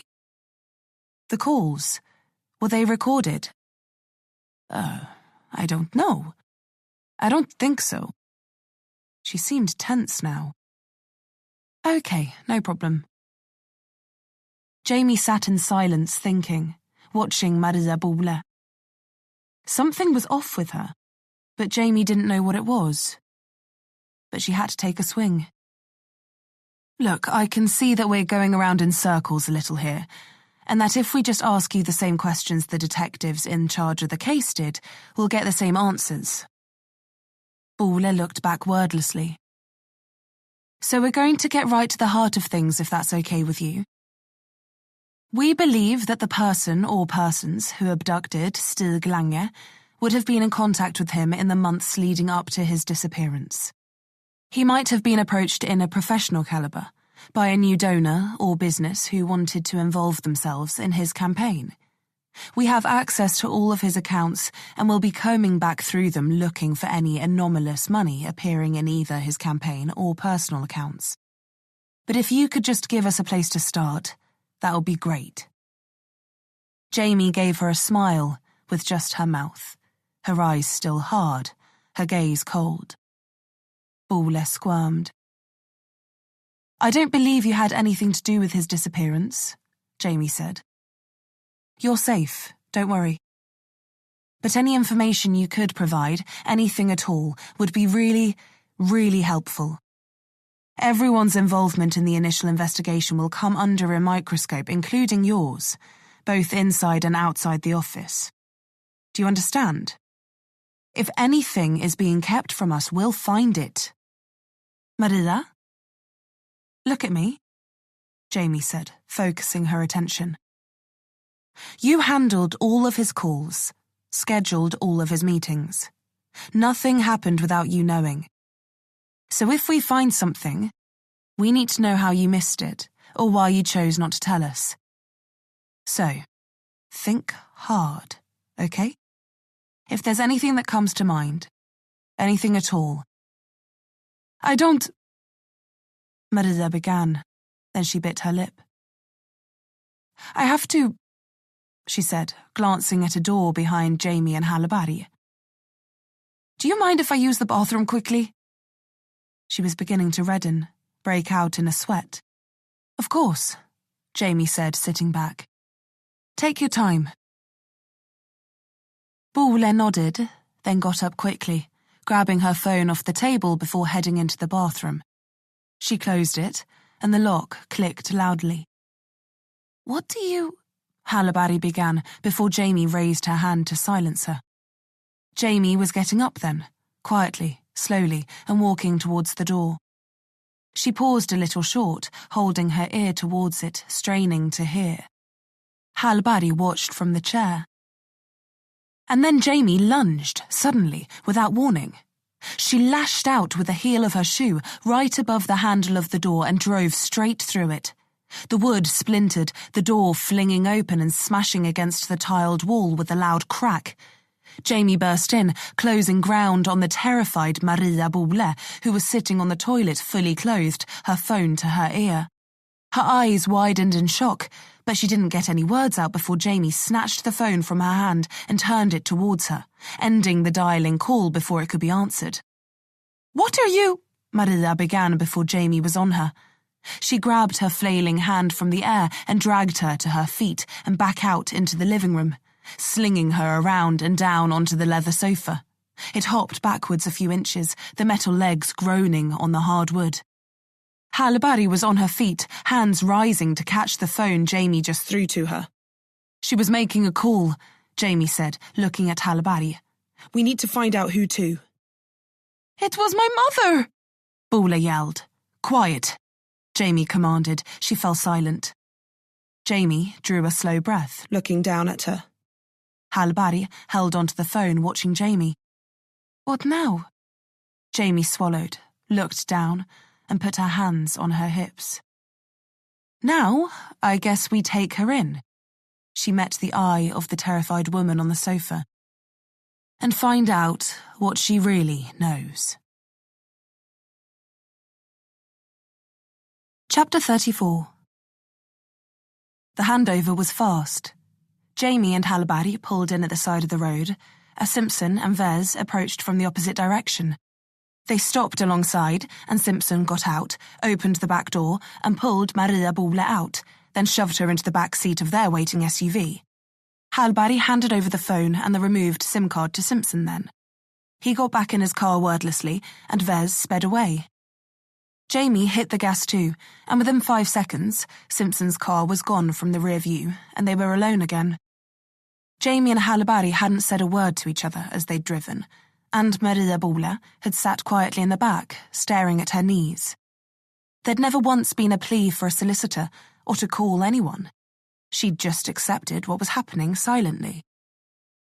Jamie didn't know how to take that, but Bohle had gone into that bathroom, spooked, ready to call someone, and she hadn't done it of her own free will. No, she'd been under instructions that if anyone came sniffing around, she was to call that number. Jamie managed to get the phone off her before it connected, but whoever was being called would know something was up. Which meant that now, a clock had been set ticking, and they had to move. While on the phone to Simpson, giving him the rundown and setting up the handover, Ottesen had located the 2 detectives that had handled the Lange case. Nas and Torgrimsson had been partners for 15 years. Both had topped out at Politiforstinspektör, the equivalent to detective inspector, and had been at that rank since their pairing. Neither had a particularly exemplary record, neither was management material, and both looked more than happy to ride that rank until retirement. They were both on the high side of 50, married with grown children, both holding down mortgages. Nas had a mountain of credit card debt, and Torgrimsson was paying a sizable maintenance allowance to his ex-wife as part of their divorce settlement. By all accounts, on their pay scales, both men should have been slowly drowning in their finances. And yet both men somehow found the cash to go on 2 holidays each last year, and not cheap ones. As well as, in Nas's case, do an extension on his house 2 years ago, and in Torgrimsson's, go to Berlin for a long weekend and blow 10,000 euros at a seedy casino. And while in court, all this would be circumstantial at best, it was enough to tell Simpson, Jamie, Hallberg, and the others that these 2 were as dirty as detectives came. Ottesen said they'd both scanned into the police HQ, but hadn't scanned out, so they were still there, and would be until their shifts ended at 5, which was 30 minutes from now. Jamie and Hallberg had no intention of waltzing into police headquarters with fake credentials, no matter how convincing they were. So they planned to ambush the detectives at their favourite post-shift watering hole instead, which they went to every night after work. And if they skipped for some reason, then that'd be a good indicator that they knew something was up, and they'd grab them wherever they could. The 30 minutes till shift end was going to feel long, but it at least gave Simpson a little time to get some information out of Bohle and Ottesen space to work his magic on the phone and see what he could dig up from the number Bohle was calling. See whether it was a direct line to Imperium or if it led to some other corrupt police officer or government official. Either way, Bohle was in trouble, and Simpson had the kind of pull to offer her protection in exchange for information. Maybe that would finally get the truth from her.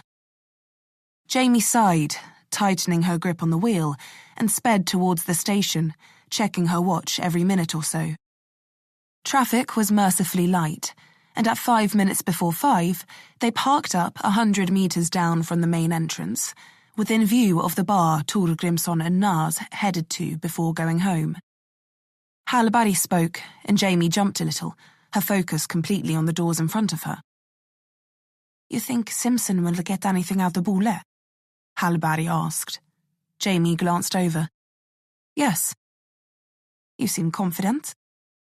Bohle was crumbling when we were speaking to her. She was easy to goad into running to Imperium, or whoever she was calling. Once Simpson gets her in a chair in a dark room and lays out her options, talk and live your life, safe and protected, or don't and go down with a ship that murdered your boss, well, it's no choice at all, really. Hallberg thought on that. "So you've changed your mind? You think Imperium killed Lange?"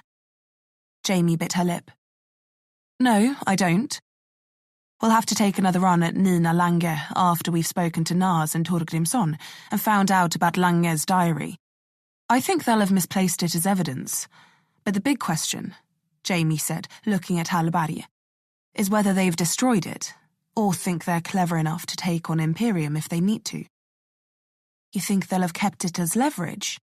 Halberry asked, raising an eyebrow, following Jamie's train of thought. If there's anything useful in there, if it tells us who Imperium used to try and leverage Lange, then they could have hidden it to try and use as a buffer. If they think Imperium are going to get rid of them, or they want out. That's a risk on their part. Jamie huffed. And taking money under the table to intentionally fuck up investigations isn't? Good point. They sat in silence then, watching the clock on the dashboard tick closer to 5. At 3 minutes past, 2 men exited, wearing straight-legged jeans and buttoned-up shirts with the sleeves rolled to the elbows. One was taller, the other stouter. The stouter guy had a receding hairline and black and grey hair, while the taller guy's was mousy brown, mid-length and wavy. Nas was the short one, and Torgrimsson was the tall one. Jamie and Halberry watched them stride up the pavement, laughing and joking, as thick as thieves heading for the bar. Neither hesitated before they pushed the door open and went inside without missing a word of conversation. Jamie was out of the car and moving before the door had even closed. She and Halberry only had a short window to act in, and confronting the detectives while they were together, off shift, and before news of the phone call from Bole landed with them, was their best option. They were off guard currently, and Jamie didn't want to give them a second of forewarning. The bar was an old, dingy dive-style pub, with wooden cladding, and was mostly empty. A female bartender in her 40s was polishing a beer mug, staring absently into space. And apart from a couple right at the back hunched over a table talking to each other, the only others inside were Nas and Torgrimsson. They were at a booth, a bottle of beer in front of each of them, and Jamie and Halberry headed straight over. The 2 men only noticed when they were 6 feet away, and both fell silent, staring up at the 2 approaching women. Jamie figured the suits gave them away, so when they pulled up a pair of chairs and perched on the end of the table, both producing their badges and flashing them at the detectives, there wasn't a whole lot of surprises there. They looked at each other, then both sat a little more upright. Karla Jansson, Jamie said. Kryddboss. Lilian Heller, Halberry added. The guys both rolled their lips into thin lines, walls up. Jamie put her badge away. I was hoping we could ask you about an investigation you conducted last year into the disappearance of Stig Lange. What about it? Nas asked, running his hand over his balding head. Torgrimsson had wedged himself back into the corner of the booth and was watching Jamie. She kept it light. We've just been asked to go over some of the facts to make sure that nothing was missed. She sighed for emphasis. Look, we don't want to be here, and we understand that an abduction like this leaves little room for any investigation to take place. We can see from the reports that no evidence was recovered at the scene, and that there was no clear and present threat to Lange leading up to the incident. So then what's the problem? Nas snorted, taking a swig of his beer. Jamie smiled. We just wanted to loop you in on the investigation as a matter of courtesy, before we dug into the evidence and reviewed it. We've already spoken to several witnesses, and we wanted to speak to you to hear your side of things before we requisitioned all the evidence. Everything recovered from the scene, Jamie said, eyeing Nas for any sign of a tell, as well as everything taken from Lange's office. He kept his face straight. All of his personal effects, his hard drives, his paper diary. An eye twitch. I didn't see that it was logged in evidence, Jamie said, doubling down. Nas grunted and sneered. What paper diary? So that was how he was going to play it. The paper diary that the other witnesses have sworn never left Stig Lange's side. So, if it never left his side, don't you think it was probably grabbed when he was abducted?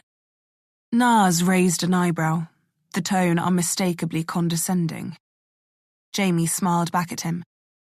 It's possible, but the question of why it would be taken remains unanswered then. They took the cash from his wallet, but left his cards. His car keys in the ignition, his phone on the driver's seat. But they take the time to rummage through his bag and take his diary. Doesn't that seem odd to you? I don't know. I wasn't there, Naz replied, taking another drink of beer. That's the thing though, Naz, Jamie said. You were there. You were on the scene less than an hour after the call came in that he was missing. You did the initial assessment, and there was no mention of any of Lange's possessions being taken. In fact, your report said that Lange's belongings were all left at the scene, which suggested that there would be a call for ransom. Then everything was logged. Phone, wallet, his coat, and satchel from the back seat. Everything. But no diary. So either the person who took Lange knew to take the diary and put everything back as it was, or it was never logged in evidence. Or it was never there to begin with, Naz replied, looking at the ceiling. We never knew about any paper diary or heard about it until now. He looked down at Jamie. And it very much feels like we're being accused of something. Jamie measured the man. The rough stubble, the sunken eyes, the blotchy cheeks, the unclean fingernails wrapped around the neck of his sweating beard. Just trying to cover all our bases, Jamie said, deflecting the accusation of an accusation. Thing is, Naz went on, we're good at our jobs, but no witnesses ever mentioned a paper diary. And we took the electronic diary that Lange's secretary kept, and we went through it, and followed up on everything out of place and came up with nothing. He licked his lips. Everyone of interest had an alibi, and none of the people we spoke to had motive to go after Lange. So we did what we were supposed to do, and we waited for a ransom call. Except one never came. Torgrimsson chimed in from his position at the back of the booth. He had his arms stretched out, one along the spine of the bench, and the other on a shelf above the table, running the length of the wall. Jamie turned her eyes back to Naz after a few seconds. Okay, great. Well, we'll need to go over that electronic diary again just to make sure.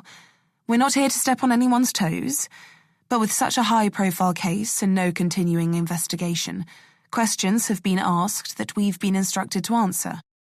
For now, let's go over what happened at the scene, shall we? This isn't exactly a good time, Naz said, taking another drink. But I'd be happy to schedule a meeting for some time this week. No, Jamie sighed. Now is the perfect time, I think. So you and Torgrimsson here don't have time to compare stories before you tell them. Naz smirked back at her.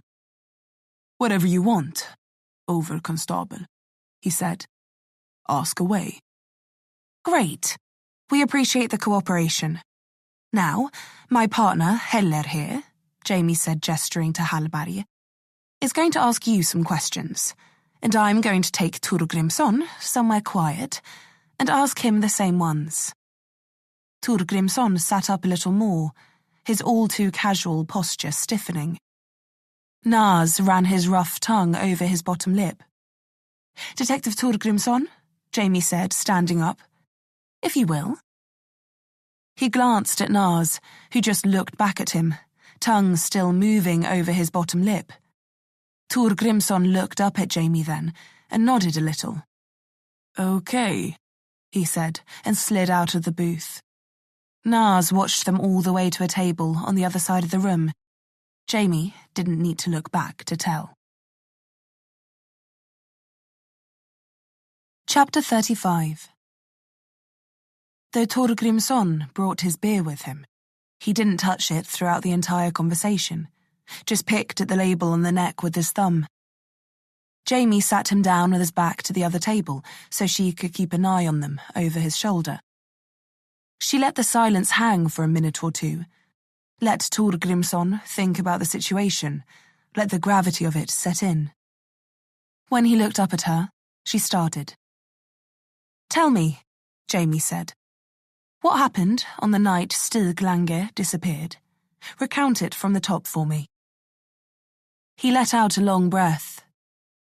"It was 7-ish, I think a little after, when the call came in. Officers had attended the scene, responding to a call that Mr. Lange had seemingly vanished. They reported a suspicious scene, signs of a possible abduction. His keys, phone, wallet, all left at the scene. His car door was open, but there was no signs of a struggle. His wife, Nina Lange, had seen him pull into the driveway, and when she went to check on him a few minutes later, she found the car abandoned, and then called the police." "The officers then called you to the scene?" Jamie asked, watching his facial expressions, the way he looked almost conflicted over it. He nodded, taking a chunk of paper under his thumbnail. "The officers called back to dispatch and instructed Naz and I to investigate and take over the scene." "Were you on duty at the time?" He shook his head. "No, but we were on call." "And what time did you arrive at the scene?" "Sometime around 8. Jamie was comparing his story to the report she'd all but memorized. "Then what happened?" "We had the attending officers set up a cordon, then canvassed the neighbors to see if anyone heard or saw anything, or had any security cameras or footage that may have covered the incident." "Did they?" Jamie asked, knowing what the report said. "No," Torgrimsson replied. "Nothing. The closest camera was 3 houses down, and while it caught Mr. Lange arriving home, there was no one following him, and it didn't catch any other vehicles leaving, which indicates that if a vehicle was used in the abduction, it arrived and departed in the opposite direction." Jamie nodded. "And no one saw anything?" "No. No shouts or screams were heard. No engines. Nothing to suggest that anyone else was on that street at the time." Torgrimsson relayed the information stiffly, but with confidence. "Whoever took Mr. Lange planned it meticulously and executed it perfectly." Jamie drew a slow breath, watching Naz sneer and grin at Hallberg in the corner. "Let me ask you, then, what do you think happened?" Torgrimsson narrowed his eyes a little. "What do you mean?" "No DNA or evidence was recovered at the scene to suggest who might have taken him, or how.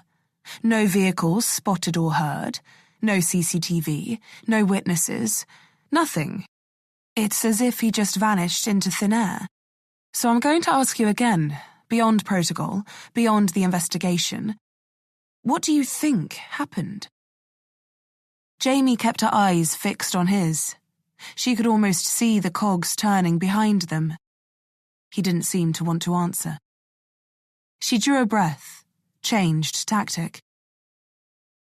"We've been asked to find Stig Lange, and our investigation has 2 paths to go down. Either we decide that your investigation thus far has been airtight and build on what you have, or we decide that your investigation was botched, and then you and your partner are dragged into the spotlight." "The investigation is solid," Torgrimsson said then, almost forcefully.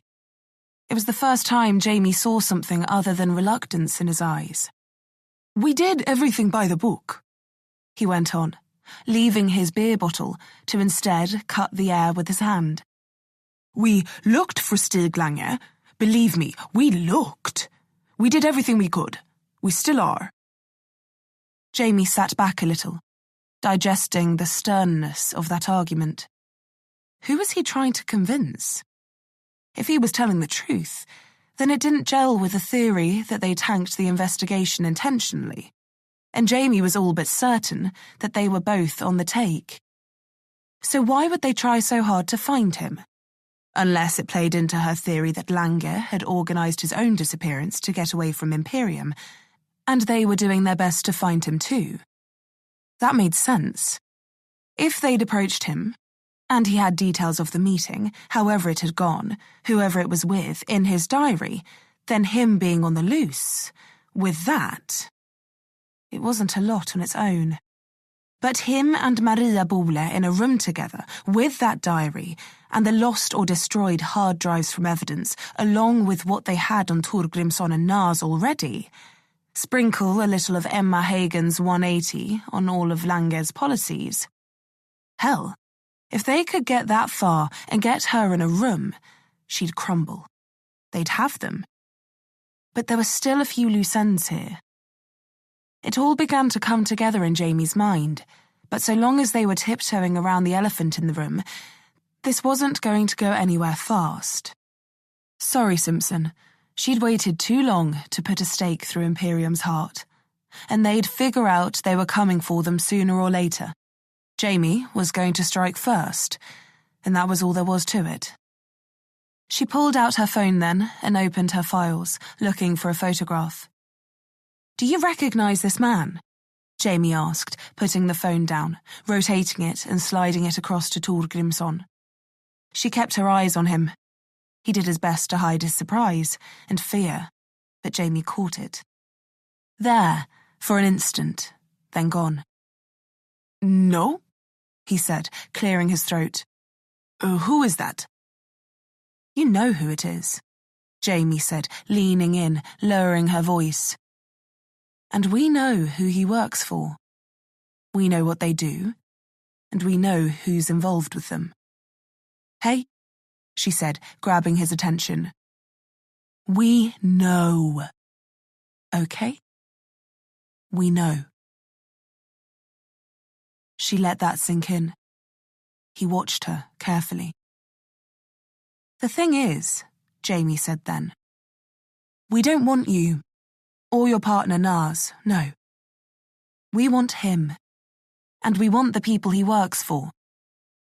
The Lange investigation is at the heart of all this, and if you make the wrong move after walking out of here, then you're going to be caught in the crossfire. Because there will be one. Both sides are gearing up for it, and if you don't make a choice now, then this goes one of two ways. You either go down with them, or they put you down themselves." His eyes twitched. "I'm not going to sit here and try and convince you of anything, but what I am going to give you is 3 names. Ingrid Falk, Rasmus Alinder, Jörgen Johansson." "Who are they?" Torgrimsson said, trying to feign a disinterest. "They're what happens if you put your faith in these people." Jamie produced a card then and slid it across the table next to her phone, pulling the device back towards her as she did. "All suicides, from the outside at least. So unless you want your wife and kids to find you hanging in your garage one of these days, you'll rethink your position here." Jamie lifted her eyes towards Nas. "Your partner is greedy enough and cocky enough to think that he's going to come out of this in one piece. You don't strike me as the stupid type, though. So what I'm going to do is lay out a scenario for you, and you don't have to say anything. I just want you to think about it, and then decide what to do afterwards." Jamie met his eye again. "I think that these people you work for approached Stig Lange to try and get him to represent their interests in Høyre. I think he saw what was coming if he didn't cooperate, and then disappeared before they could get to him. You and Nas were instructed by your bosses, both sets, to find him, because he's dangerous. But you haven't, which looks bad. From where I'm sitting, and from where they are. Which now means you not only have them breathing down your neck, but Kripos too. And when they get wind that Kripos are sniffing around, you think they're going to have any interest in you and Nas walking around knowing what you do? No. The only reason we're talking right now and you're not choking on the barrel of a gun already is because we're ahead of them on this. Not by much, though. So, you can be sure that clock is ticking already. And when it hits 0, she exhaled, looking down.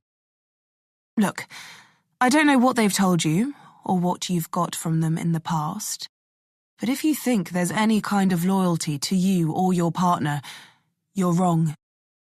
You're tools to them, and you can be thrown away like tools. Remember those names. Ingrid Falk, Rasmus Alinder, Jörgen Johansson. There's your proof of what I'm saying. So make your choice. We can help you, but not if you're dead. You cooperate, and we'll do all we can to protect you and your family, get you out of the country even, if you help us. Torgrimsson opened his mouth to speak. Don't, Jamie said, cutting him off. She reached over, touched her card. That's my number. Call me if you come to your senses. If you don't, let me tell you, from personal experience, running doesn't work, not in your own. You don't have the resources or the contacts. They do. They'll find you, and they'll fucking kill you. Your whole family too. You have two choices here. Side with them and die, or give us something and give yourself a fighting chance. Jamie pushed back from the table and got up. Your window is closing, Torgrimsson. I hope your affairs are in order. She walked from the table, not looking back, and tapped Hallberg on the shoulder on the way past. Come on, she called. We're done here. I'm not finished, Hallberg replied, twisting on the chair. Yeah, you are, Jamie said. You're not getting anything out of him, she said. They've made their choice. Hallberg's chair ground on the dirty wooden floor, and then she was walking after Jamie. Na's laughter rang out behind them. Bye-bye, he cooed. Nice chatting to you. Then Jamie was out in the afternoon light, sucking hard on fresh air and heading for the car. Hallberg caught up with her halfway across the road. What the hell was that? She asked coldly. I was in the middle of an interview. Don't take this the wrong way, Hallberg, Jamie said. But I gave you Nas because I knew he wasn't going to give up anything. So? I was what? Just a distraction? Call it what you want, Jamie said, circling the car and opening the driver's door. But what you did might have just given us the biggest break in this investigation yet. She stared at Jamie, her eyes cold. You know, I'd appreciate being looped in on these kinds of things before you decide them. If I didn't think I could trust you to do your job, I would, Jamie said, getting in. Hallberg sat next to her and pulled the door close. I don't know whether to take that as a compliment or an insult. When you get your own, Hallberg, you'll understand, Jamie said, giving her a quick grin as she started the engine. Now that is a compliment. Hallberg huffed a little and shook her head. I'd still like a heads up next time. Did you get anything out of Torgrimsson at least? Maybe. But Simpson's not going to like it. Jamie pulled away from the curb. Hallberg laughed. And why not? Because it supports the theory he already shot down. Of course it does, Hallberg said. See, this is why you keep making decisions without running them by anyone first. Hallberg put her elbow on the sill and rested her cheek on her hand, watching the city streak by. And why is that? Because you're always fucking right. Chapter 36. The safe house was on the outskirts of Bergen, in a quiet, old neighbourhood full of overgrown trees. Jamie watched on the monitor from the other room as Maria Bole sat, drenched in lights, in front of a camera set up on a tripod. She could see Simpson's shoulder in the left foreground and Maria Bole's scared face above it. I'm going to ask you again, he said, slowly, emphatically. Were you approached, prior to Stig Lange's disappearance, by the person who supplied you with the number you were instructed to call? No! Maria Bole pleaded, holding back tears. Simpson sighed. If you don't help me, Maria, I can't help you. And if you walk out of here without our protection, then the people who gave you that number to call are going to kill you. Do you understand me? You can't let them do that, Bole yelled. If you know that's going to happen, you can't do that. I don't even know who you were trying to call, Simpson said. Tell me, and I can help you. If it's who I think it is, then yeah, they'll scoop you up and slit your throat. But I can't offer you anything unless you help me. His voice was even and calm. Jamie and Halibari had got back 20 minutes ago, and Vez had given them a brief of what had gone down. Bole was pleading total ignorance. It looked convincing. I don't know anything, Bole sobbed then, hunching forward and burying her face in her hands. I don't know anything. Simpson let out a long breath. Let's go from the top. Once more. How did you receive the instructions to call that number? I already told you, Bole said, her words muffled through her fingers. And I'm going to ask you to tell me again, and this time, don't lie to me. Her head shot up, throwing her hair everywhere. I'm not lying! She shrieked with the kind of pitch and force of someone fearing for their life. Simpson just stared at her in silence. Bole eventually regained herself, swallowed, and then recounted it. I received a letter, she said, about 2 weeks after Mr. Lange went missing. I opened it, and inside was a note that said I needed to save the phone number on the page in my phone, and that if I heard from Mr. Lange or anyone came asking about him, I was to call them immediately. And why would you do that? Because... She shook her head. Because they included pictures of my family, taken recently.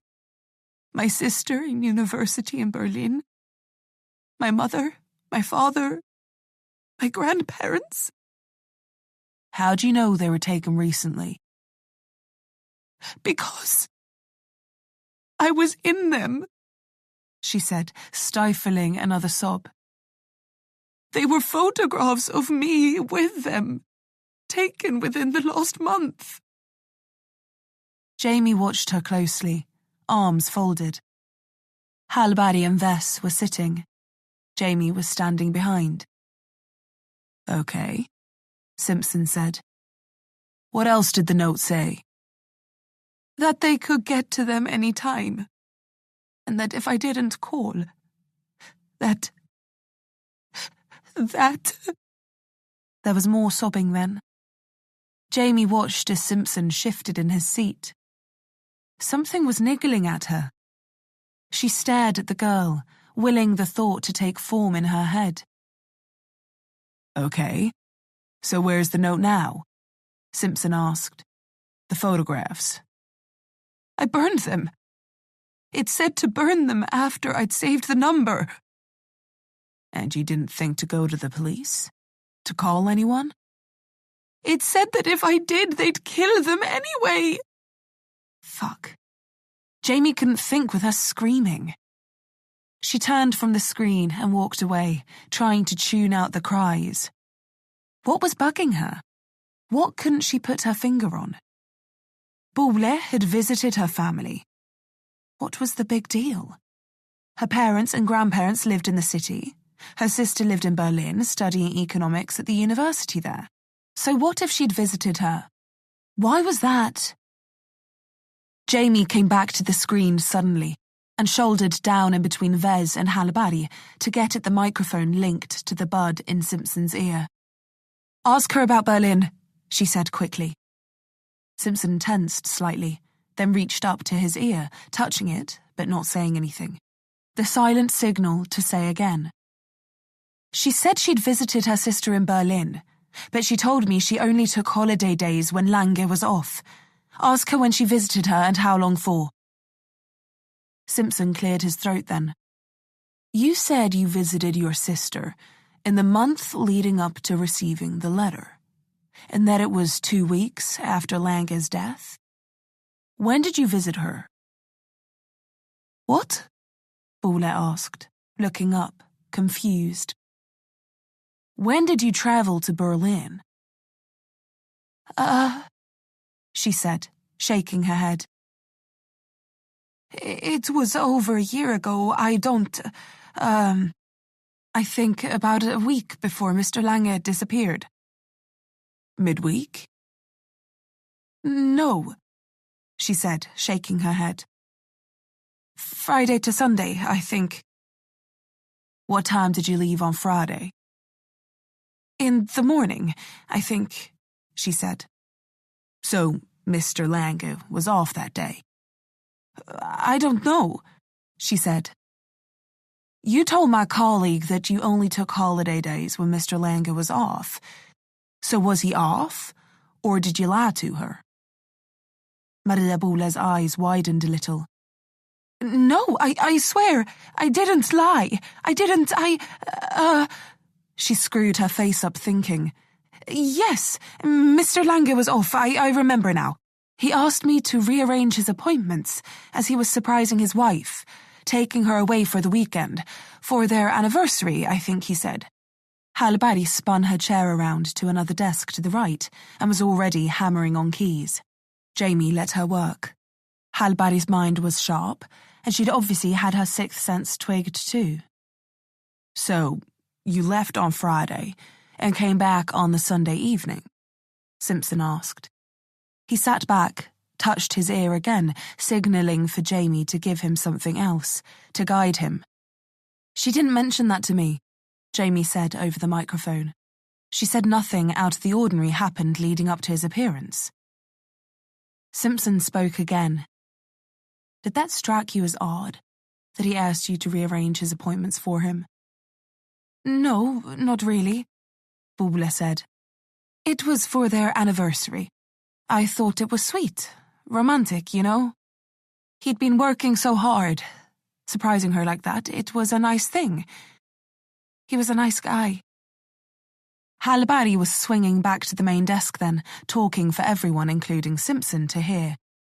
Our research shows that Stig and Nina Lange were married in April 1998. He disappeared on Tuesday, the 19th of September. She's lying. Simpson tapped his thumb on his knee, processing that. You're lying to me, Maria, he said, his usually dulcet drawl taking on a sharp, cutting tone. What? She stiffened. I'm not. I promise. Lange's anniversary was in April, not September. You're telling me he took his wife away on the weekend of the 8th to the 10th of September. Is that when you visited your sister? Yes. I remember because she didn't come home that summer. She stayed in the city, so it was the perfect time to see her. Before her term started. Boole was growing shrill again. So why did Lange tell you he was taking his wife on an impromptu anniversary getaway then, huh? Tell me that. I don't know. The truth, Maria, the truth. Tell me the fucking truth. He was out of the chair, standing over her, yelling at her, loud enough to strain the makeshift soundproofing tack to the walls in there. Jamie had a cold sense of dread creep up her spine then. His wife, she said, mostly to herself, her stomach knotted. She leaned into the mic again. The wife, Simpson. Lange's wife. If I'm right, and Lange organised his own disappearance, then that was one last weekend for them together before he went. I know you don't like the theory, but we have to act. And we have to do it now, before it's too late. Simpson was still standing, hands balled into fists. But he wasn't saying anything. They know, Simpson. Imperium know we're coming for them now. If it wasn't Bole's phone call, it was speaking to Naz and Torgrimsson, and now they're going to be scrambling. If Kripos is already looking at them, they've got nothing to lose. I'm going to get Nina Lange. I'm bringing her in, okay? Simpson was a statue, and Maria Bole was a bawling mess in front of him. Simpson? Go, he said under his breath, but loud enough for Jamie to hear. That was all the encouragement she needed, and was out the door in seconds with Hallberg hot on her heels. But as Jamie ran down the front path towards the car, she knew that, just like always, she was already going to be too late. Chapter 37. Jamie drove quickly. She wove through traffic, keeping her speed high and even, aiming for gaps, ignoring the car horns that blared and faded behind her, watching as headlights strobed in the rear view. Hallberg sat with her eyes forward, holding onto the handle above the door, jostling side to side as Jamie closed ground on the Lange residence. It was dark by the time she wheeled into the street and pushed the car as hard as she could before standing on the brake and sending it to a juddering halt outside Nina Lange's home. Jamie leapt from the car and bolted straight up the driveway towards the wide-open front door. Her heart was hammering in her throat. She already knew what she was going to find. Then, her pistol was in her hand, and she was holding it outside her hip, both hands on the grip, muzzle to the ground, her pace slowing to a walk. She steadied her breathing, listened for any sign of movement, and found none. Jamie swallowed, hearing Hallberg come into the hall behind her. She touched Jamie on the shoulder to let her know to proceed, and they pressed inwards, measuring their steps into the empty house. Everything was lit brightly, but there was no sound. Jamie crept towards the corner of the hallway, where it opened out into the spacious living room and kitchen, and paused briefly. One last check for any sound. Nothing. Jamie peeked around the corner, bringing her weapon up slightly, her eyes going to the counter. A half-eaten plate of food on it. A knife was on the side of the plate. A bottle of red wine lying on its side next to it. The contents spread out across the white marble surface. She went deeper into the kitchen, seeing a fork on the tiles, the food from its prongs splattered around it and up the polished cabinets. Wine had crept along the grouting, drifting outwards from the shattered remains of a wine glass. The same kind Jamie had seen Nina Lange sipping on earlier that day. Shards crunched underfoot as Jamie rounded the island, just to check that Nina Lange's corpse wasn't slumped against the counter. She lowered the gun and swore. Shit. Hallberg drew a breath, facing the room, keeping her pistol raised. What now? She asked. Jamie took stock of things, reached out, stuck her index finger into what looked like a plate of chicken and red pepper pasta. It was still warm. We couldn't have missed them by much, Jamie said then, wiping her finger off on her jeans. Head outside, knock on the neighbours' doors, see if anyone saw or heard anything. That's our best bet. Hallberg nodded. Yeah, okay. What are you going to do? Jamie bit her lip, knowing they'd cover ground much quicker with them both working on it. But this was a crime scene, and soon enough it would be crawling with police. Maybe police who were going to cover up that this was an Imperium abduction, which meant that if anything valuable or incriminating, like the missing diary, was lying around, then they'd risk it slipping through the fingers. She needed to take this chance to be alone here while she had it, even if that meant gambling with Nina Lange's life. Go, Jamie said. Quickly. Hallberg nodded and then disappeared back out the front door. Jamie made a beeline for the stairs.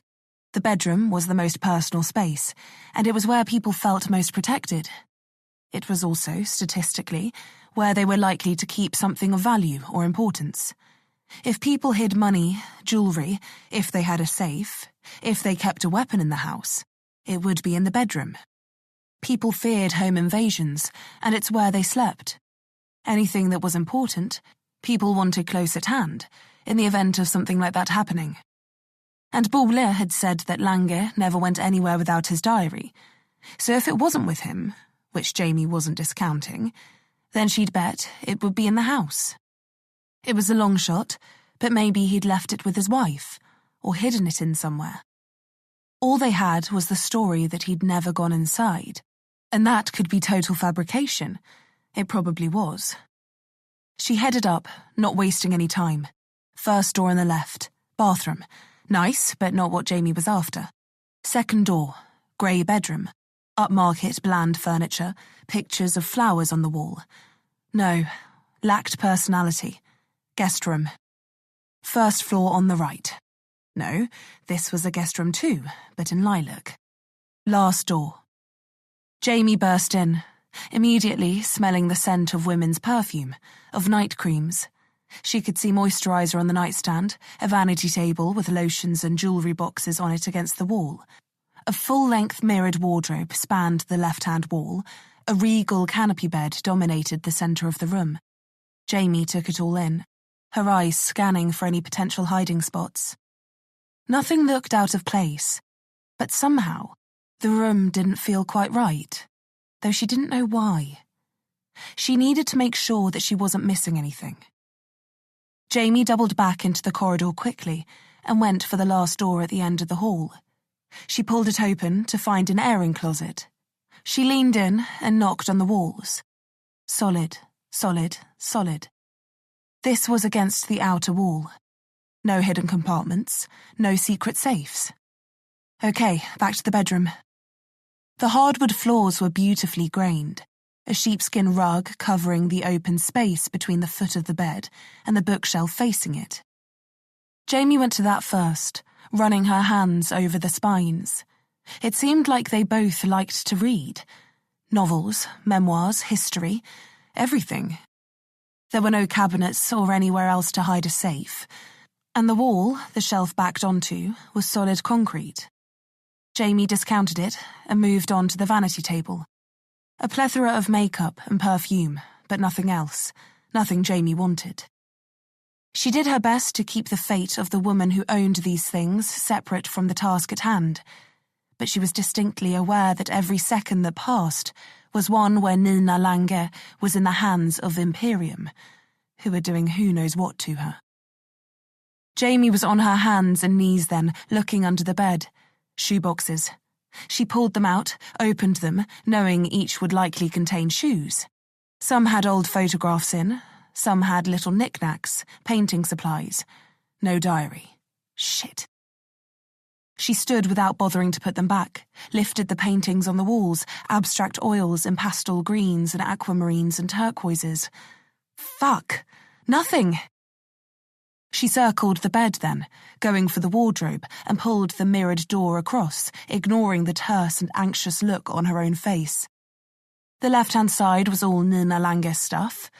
2 stacked rails, one with beautiful dresses and gowns and other fancy clothes on top, and below, blouses and suits and other everyday wear.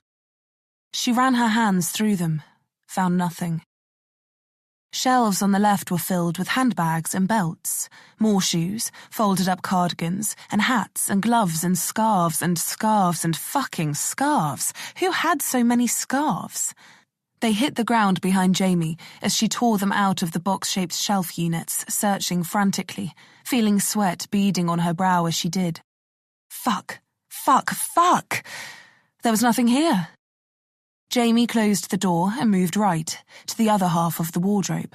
Her dread that she'd made the wrong call growing, her fear for Nina Lange's life reaching tipping point. She pulled the wardrobe door aside and was met with a strong wash of men's aftershave, woody and rich and earthy, Stig Lange's side. She ran her hands along a colour-arranged array of suits, then over the more casual clothing below. Nothing. Nothing. Nothing. There was nothing fucking here. She moved shoes around, lifted hats and t-shirts. A unit of 2 drawers at the bottom was stuffed with socks and thermal underwear, but nothing of any use. Jamie leaned in then, pushing the rack of clothes left, seeing a recess that ran behind the corner of the door. Boxes were stacked up, clear crates with more shoes. Jesus, how many shoes could one couple use? Jamie spotted ski goggles too, winter sports clothing, ski boot boxes, and... She froze, her eyes searching the stack. That same feeling of something being off niggling her. Maybe a change in the air, or just a feeling that something was off. But what was... Her skin erupted in gooseflesh before she could home in on it, and a metallic click ringing out behind her told her she was no longer alone in the room. Jamie peeled herself out of the bottom of the wardrobe, Stig Lange suits brushing her hair as she stood upright, lifting her hands instinctively. She'd reholstered her weapon on the way up, but now she wished she hadn't. Jamie's eyes tracked the floor and then climbed the man in front of her. He was tall, with mousy brown hair brushed into a rough, wavy side part. His face was long and angular, but familiar. Thorgrimsson, Jamie said, hands next to her ears, throat tight as she stared down the barrel of his service-issue Sig Sauer P320 handgun. It quivered slightly in his grip, but from this range, no more than 6 feet, there was no way he wasn't putting a bullet through her head if he pulled that trigger. And that's exactly where he was aiming. The man in front of her didn't say a word, just retightened his grip on his weapon. His eyes flitted to the open wardrobe, and then back to Jamie. "There's nothing in there," Jamie said. "I swear." Thorgrimsson's jaw flexed as he decided what to do. "Look, we just..." Jamie put her hand on her chest. "I just came... I was worried about Nina Lange, and now she's gone, okay? She's gone. They took her and..." Jamie cut herself off, hearing footsteps in the hallway. Nars stepped into the room, weapon drawn as well, and filed up next to Thorgrimsson. When he saw Jamie, his look of quiet apprehension turned into a smug grin.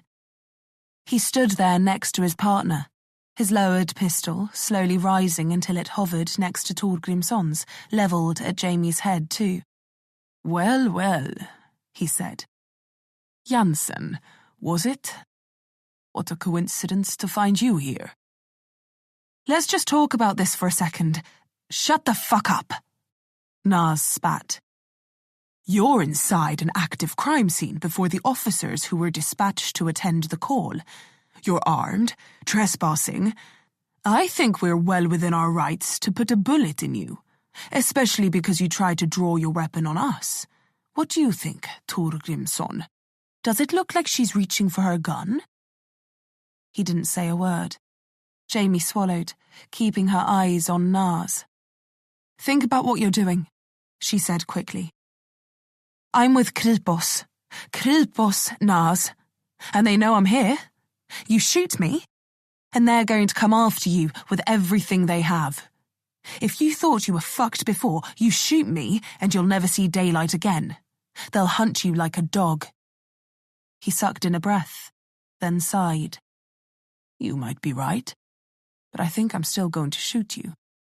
Because let's face it, if I kill you now, at least I'm giving myself a head start." Jamie tensed. "Don't do this. Nina Lange is missing. Kidnapped," Jamie added. "And we're wasting time here. We need to find her. We can still save her." "Maybe you kidnapped her," Nars said. "Maybe that's what you're doing here. Because you kidnapped Maria Bole, right?" Jamie said nothing. "You and your partner, Heller. Maria was seen being manhandled out of her apartment building by 2 women fitting your descriptions earlier today. So don't tell me this is just a happy fucking coincidence. In fact, I don't even think you're Kripos. I think you're full of shit." Nars spat, narrowing his eyes at her.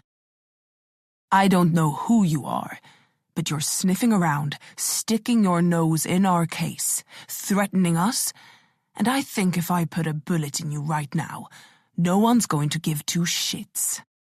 I think Kripos are going to say they don't even know who you fucking are, And I think I'll probably get a fat bonus too. He grinned at her again now, his hand steady as he pointed the gun right at Jamie's head.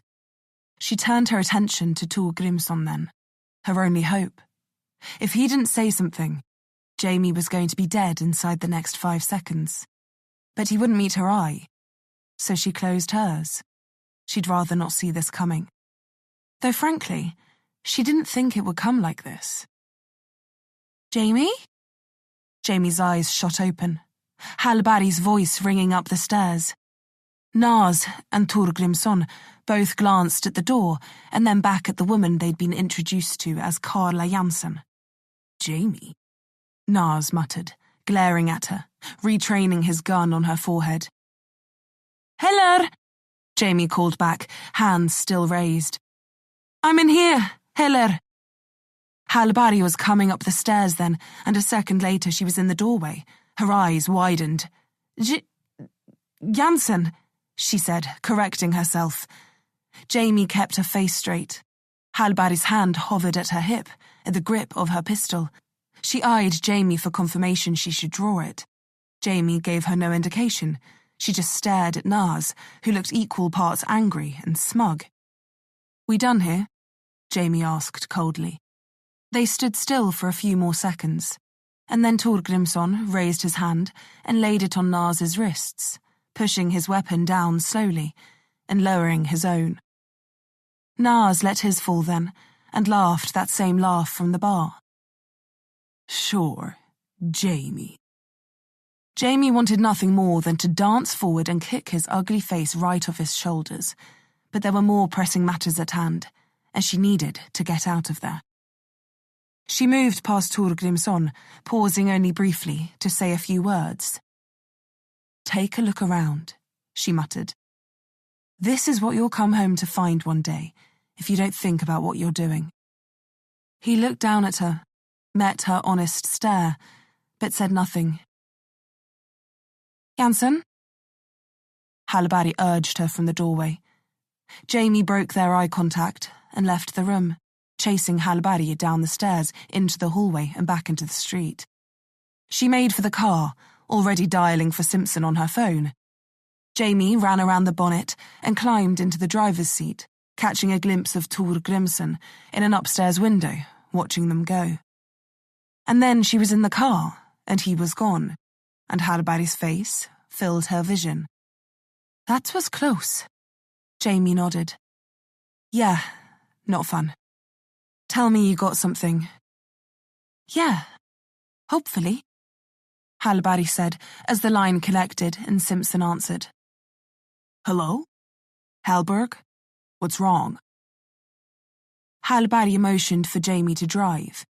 She didn't need to be asked twice, and spun the tyres, hurling the car forward and away from Nina Lange's house, the growing sounds of sirens echoing behind them.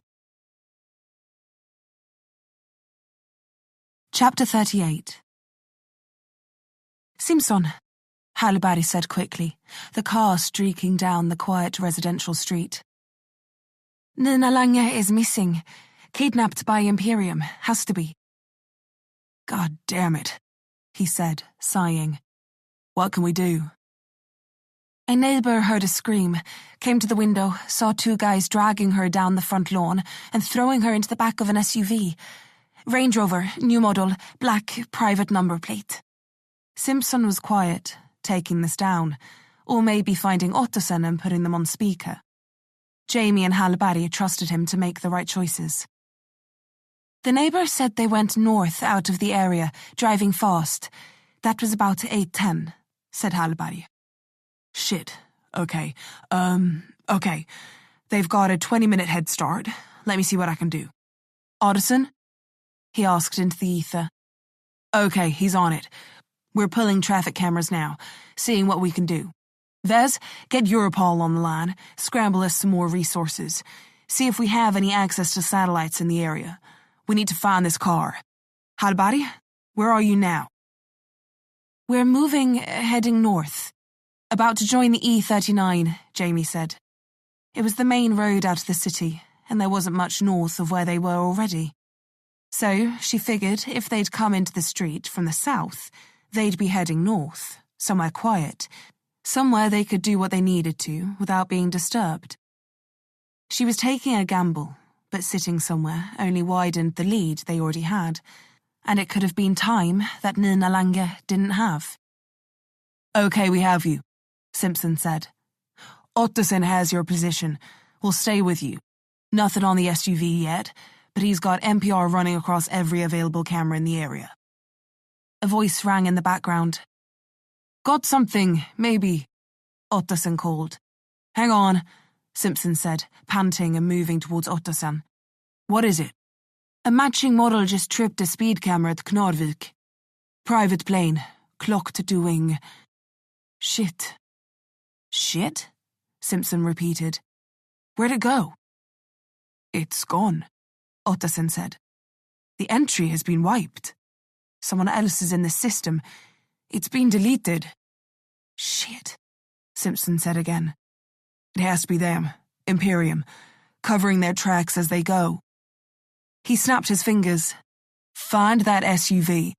Vez, where are we on support from Europol? Sat coverage? Tell them we need it now. And we know where... Halibadi?" "I'm here," Halibadi said.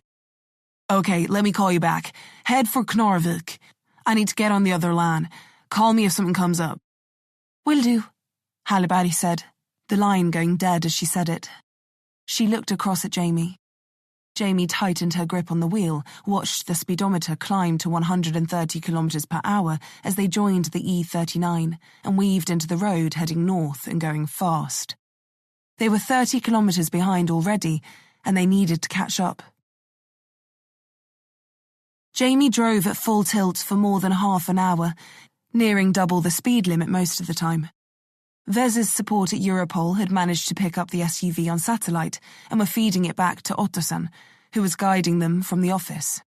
They'd stuck on the E39 until they'd reached Ostereidet and then pulled off, heading north up one of the finger-like peninsulas that jutted out into the Fensfjordan. The area was rural, remote, and littered with narrow, barely paved roads that led to even remoter properties. The streetlights disappeared behind as Jamie wrestled the car down into third and sent it screaming around a corner and onto the street heading to Askeland.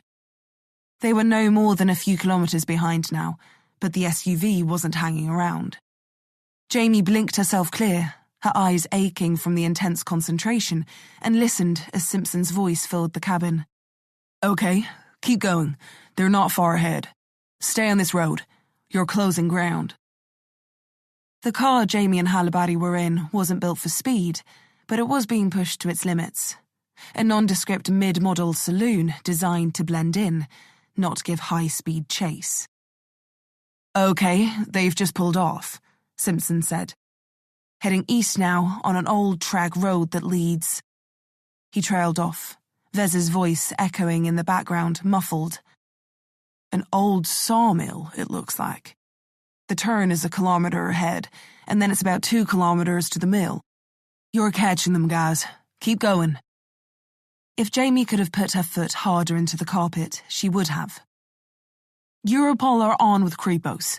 They're scrambling a team, but they're 20 minutes out by helicopter at the earliest," Simpson carried on, reiterating the situation. "It's just you guys." He seemed to drift off for a moment.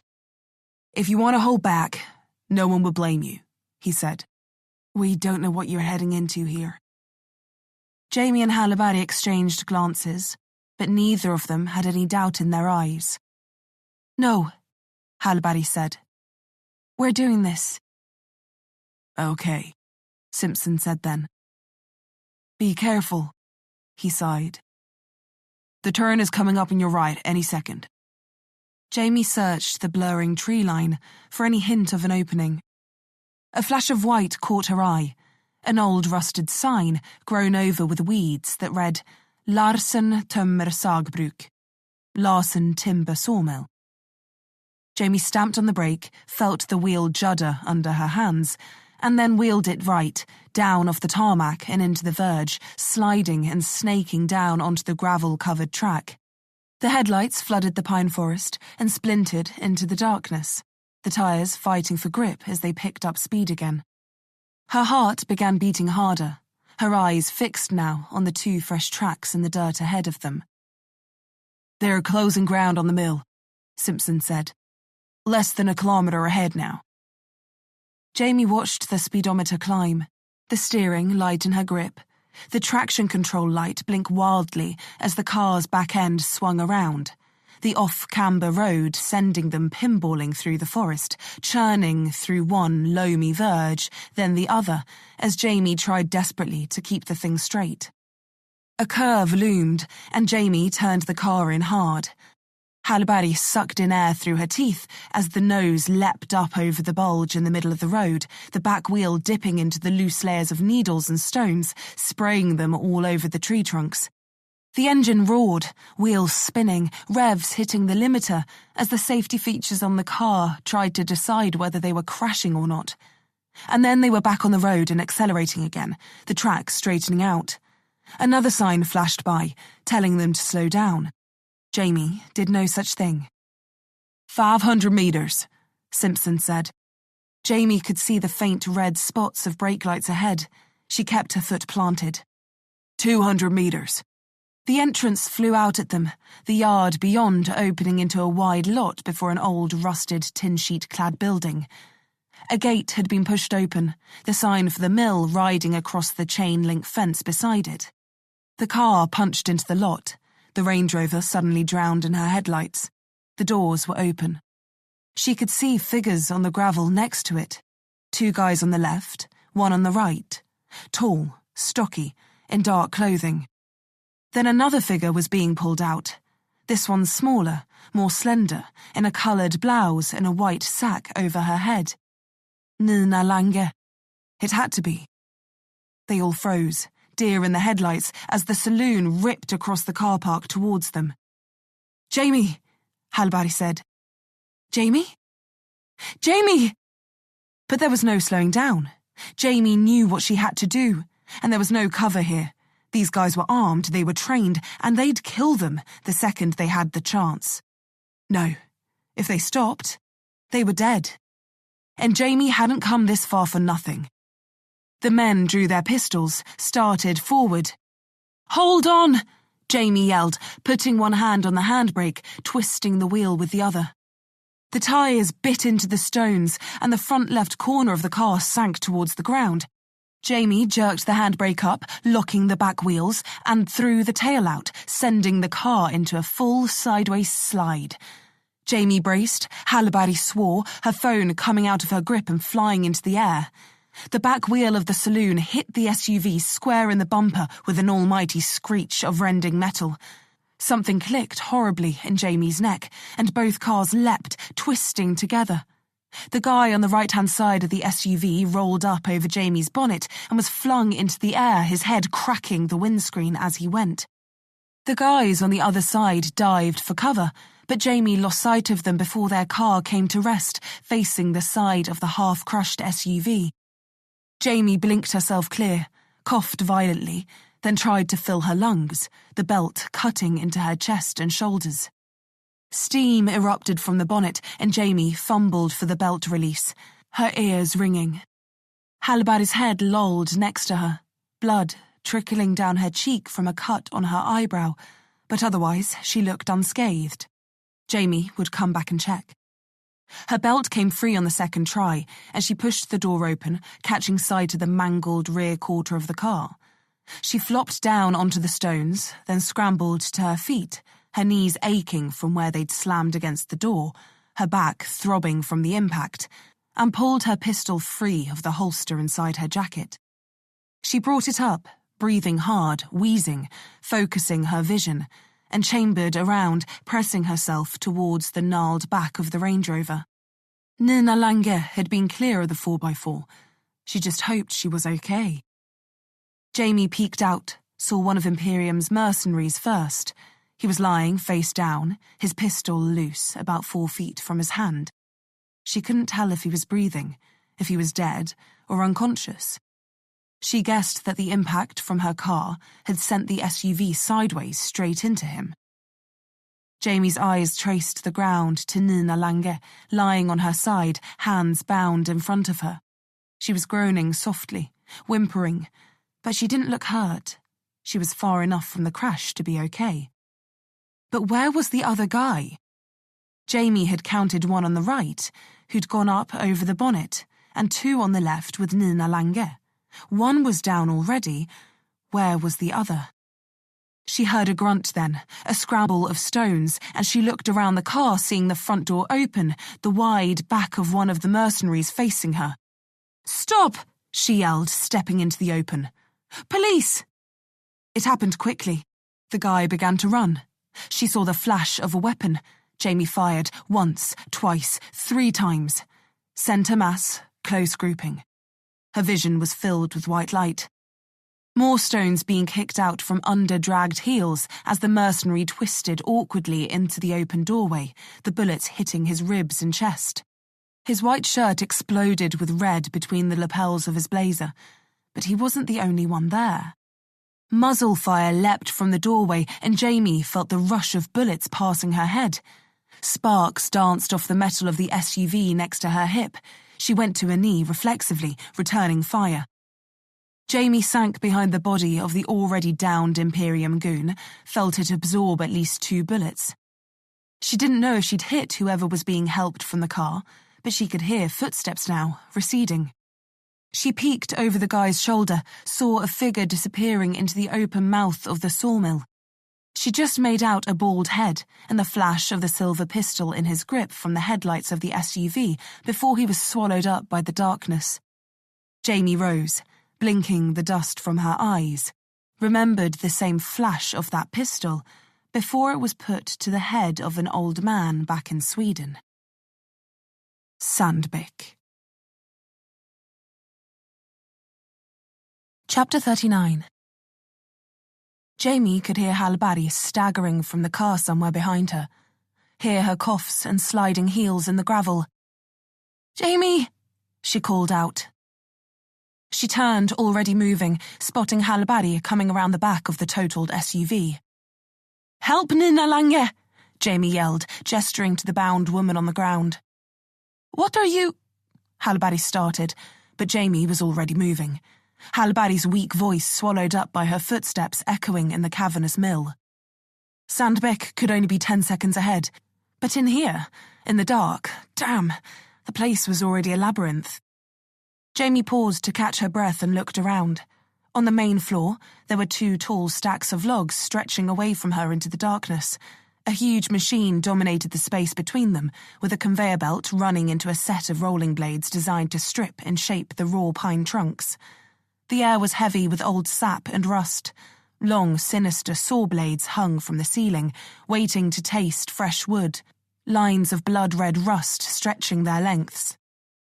A pair of stairs ran up either wall, connecting the ground to a series of catwalks that crisscrossed the mill and would give a bird's-eye view of the processing happening below. Jamie expected that maybe 40, 50 guys would have worked here in its heyday. Now the place was a graveyard for rotting trees, an environmental butcher's shop. As Jamie traced forward, searching the dark paths for any hint of movement, she felt the soft, gritty texture of old sawdust beneath her feet. She looked down and could see that she had carved a rough path through the ancient layer, and then immediately began searching it for any hint of Sandbeck. She spotted the track ahead. It seemed to slow, spread out into a mess as he paused to choose his direction, and then it went left, between the left-hand stack and the great machine. Jamie followed it quickly, keeping her eyes fixed on the room ahead, glancing down every few seconds to make sure she was still on course. She could see one of Sandbeck's steps was deliberate, one a little dragging. He was limping, injured from the crash. That's why he was being helped from the car by the 3rd Imperium goon. Her heart began to beat harder, a strange, cruel excitement riling in her. No, she had to keep herself even, focused. She didn't have him on the ropes yet, and he was still dangerous, a trained, ruthless killer. Jamie exhaled, slowed her pace, raised her pistol. She was in an alleyway now, pinned between the bulk of the machine and a stack of timber heavy enough to crush her 100 times over. She reached out and touched the rough, rusty chains that held the stack in place, and wondered whether there was a release clasp on the other side, whether she'd just been lured into a position where she was about to get squashed like a bug. Jamie quickened her pace then, seeing that it opened out ahead, but also that any leftover light from the headlamps of the cars outside was well and truly gone. She was forging ahead into darkness and into what she was afraid was going to be a trap. She had to stop, rethink this. She was going to be outsmarted otherwise. Jamie glanced back over her shoulder. Was he going to circle around and come from behind? Was the stack going to fall? Was he going to put a bullet in her the second she stepped around the corner? That's what she would do. Fuck. As the seconds ticked by, Jamie grew more uneasy. Her eyes moved to the machine on her right then, the thing designed to slice up great trunks of wood. The conveyor belt sat at chest height, guardrails on either side stretching overhead. In front, blades angled down towards it, and corkscrew-shaped rollers designed to strip the trunks hung ominously. But she could already feel the weight of the stack to her left. She made the call and reached up, swinging her leg onto the conveyor and then levering herself upwards and onto the machine. There'd be no power here, right? The thing wasn't going to spontaneously start up, was it? Jamie crouched, keeping herself low, minimizing herself as a target, and scanned the room, listening for any sound, listening for any hint of Sandbeck. God, she just hoped Halabari wouldn't follow her in here.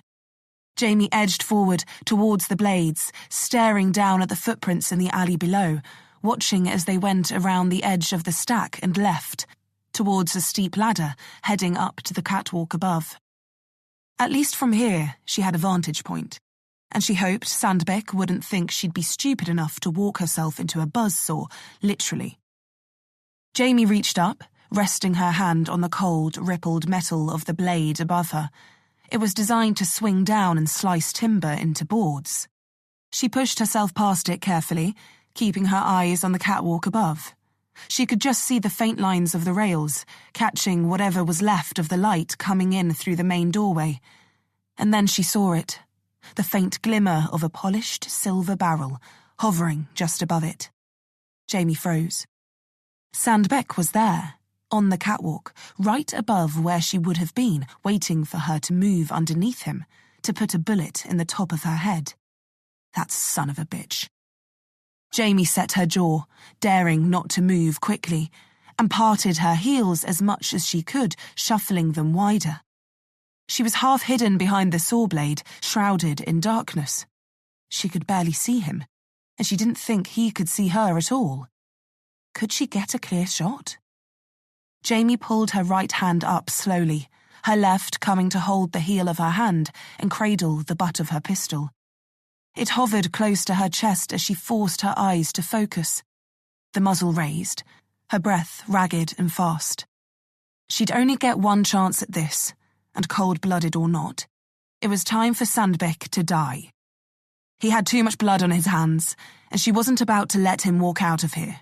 Not this time. Jamie raised her pistol, pushing her hands out into the darkness. The cool, sharp lick of the saw blade touched her forearm, quivering as her hands shook. You can do this. Deep breath, grip not too tight, slow exhale, wait for the heart to slow. Squeeze, don't pull. Jamie set the man up in her sights and filled her lungs. This was it. One muscle twitch, one bullet sent her mass. One less motherfucking killer to worry about. Jamie let her breath dispel from her chest, let her diaphragm tighten and her heart slow. She could feel the tension of the trigger beneath her sweating finger. And then she heard it, her name ringing through the stillness. Jamie? She pulled the trigger instinctively. 2 muzzle flashes filled her vision, 2 concurrent shots filling the room. She heard a grunt, then Halabari's voice, swearing, yelling out in shock. Jamie turned her head, watching as Halabari scrambled for cover. Sandbeck had seen her enter, readjusted his aim, taken a shot at her while she was clear in the doorway. Fuck! Jamie searched the catwalk. Nothing. He was fucking gone. But she'd heard a grunt, and her aim was true. Had she hit him? Was he dead? Jamie strained her ears, heard footsteps clanging on steel, laboured breath fading, moving away. The clang of metal on metal. His pistol clipping the rail? She needed to go after him. Now he was running, and she couldn't let him get away. The catwalk was ahead, Sandbeck's position practically level with hers, but it arced up in a set of stairs to a raised platform over the machine, too high to reach. Shit, she was going to lose him. Jamie turned, planted her foot on the guardrail of the conveyor belt, felt the sting of the saw blade as she shouldered past it and up. The rail took her weight, the tread of her boot finding purchase on the rust, and she leapt forwards, right across the gap, and onto the chained stack of timber. It jostled under her, chains groaning, and she clambered forward, toward the catwalk above it. The timber shifted and moved, the chains cutting into the wood with a sudden strain. And then one of them gave way. The ratchet on top twisted and pulled itself apart, flinging the sheared bolt into the darkness. It hit one of the saw blades like a gong, and a deep, reverberating twang rumbled in the mill. The wood began to shift. Jamie gasped, feeling it twisting under her. She climbed, 1, 2, 3, gaining momentum, and threw herself at the catwalk just as the other ratchet followed its partner. Her chest hit the rail and knocked the air from her lungs, her hands hooking over. There was nothing under her then, as the pile avalanched down into the space next to the machine. Her legs dangled in the air for a moment, then scrambled for the steel girder supporting the catwalk. The toe of her boot found it, and she was climbing. Yes, push up, knee over, turn. Her heels hit the rough grating, and she was running hard. Dust plumed into the air around her from the old wood, the impact enough to make the whole building tremble. Her left hand went out for support, touched the rail on her left. It came away wet. She held it up in front of her face, saw something black and glistening on it. Tar? No, the smell of iron. She knew it too well. Blood. But not hers. Sandbeck's. She must have hit him. He couldn't be far ahead.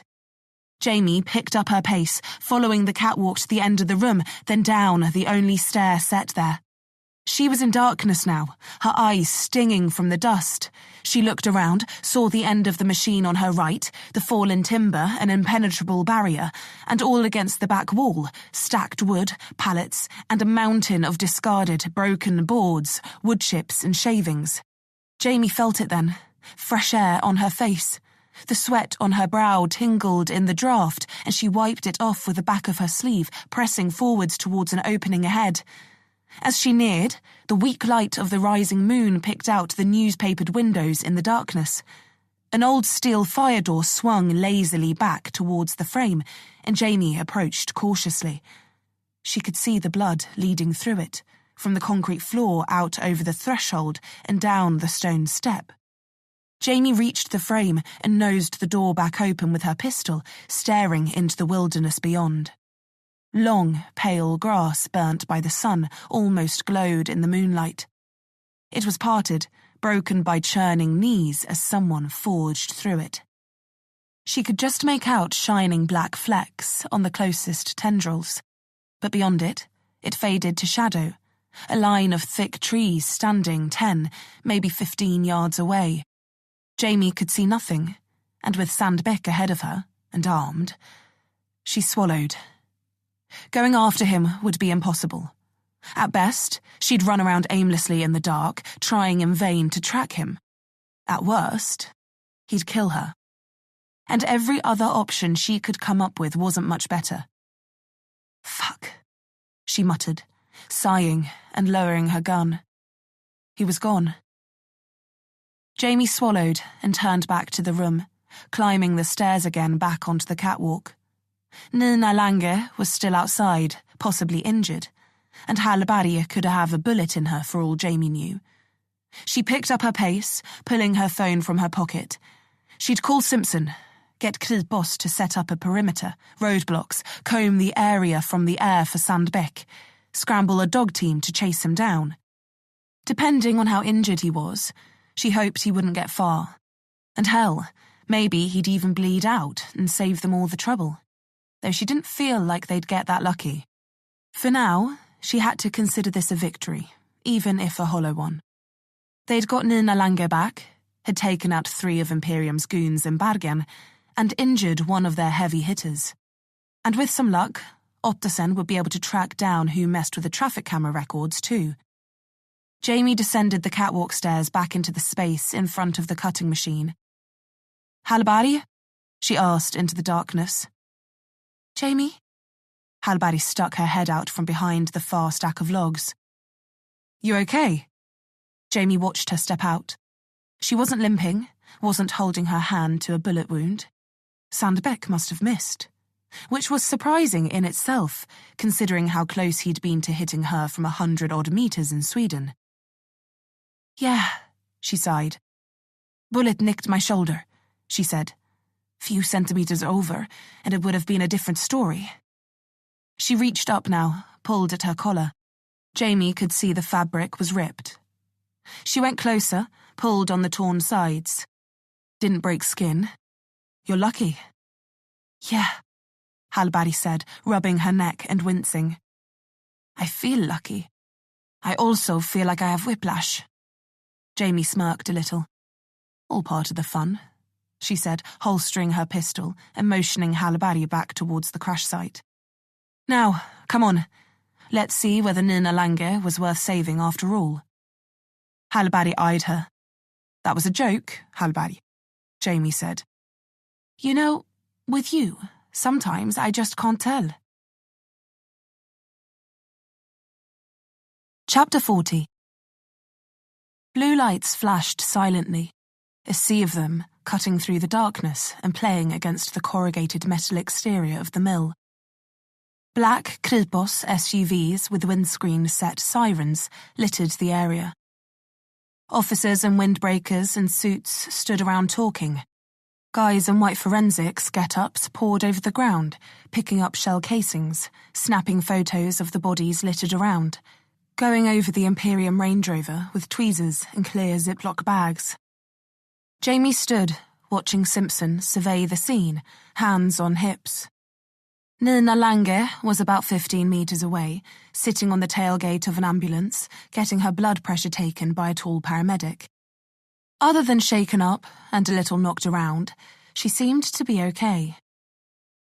Simpson hung his head, the distant barks of the dog teams combining the forest behind the mill, echoing eerily in the still air. He turned to face Jamie, lips rolled into a wide line. "You going to say something?" Jamie asked, after a few seconds of awkward silence. Simpson had sent Hallberg away after hearing what had happened. She was hovering next to a Kripos car, watching discreetly. "I don't know what to say," Simpson said then. "This is a bit of a mess. Not exactly how I envisioned this thing going." Jamie drew a slow breath, looked over at the totaled cars, the one she was driving still smoking softly, the side a mangled mess. "Me neither." She let her breath out. "But we saved someone's life." Jamie lifted her chin towards Nina Lange. "If we hadn't got here when we did, she'd be strapped to a chair in there having her fingernails ripped off with a pair of rusty pliers right now."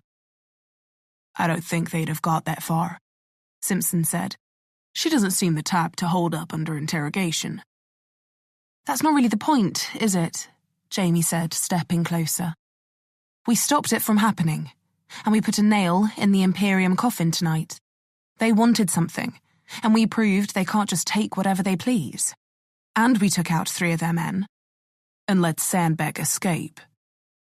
Jamie set her jaw. "I got him, though. He's wounded, and bleeding. The dog team will pick him up before dawn, if he doesn't die before then." "He's been operating across a dozen countries for years, undetected. He's killed 20, 30, 40 people, maybe more. We didn't know he existed until a few months ago. So excuse me if I'm not more optimistic about how all this is going to play out." Jamie read the cutting tone in his voice, the unmistakable condescension. Simpson, this may not be a win, but it's sure as hell not a loss. No? Simpson said, shaking his head, his grip tightening on his hips. Because it sure as hell feels like one. He pointed a finger at her then, and Jamie resisted the urge to snap it in two. You know, before I brought you in, I was trying to decide if something like this was going to happen. If you'd pull the same shit you have before. And what shit is that? Jamie folded her arms now. This gung-ho, do-or-die shit. Jesus Christ, Jamie. You rear-ended their car at 50 miles per hour with the person you were trying to save still inside it. She wasn't inside it. Next to it, then. The point is the same.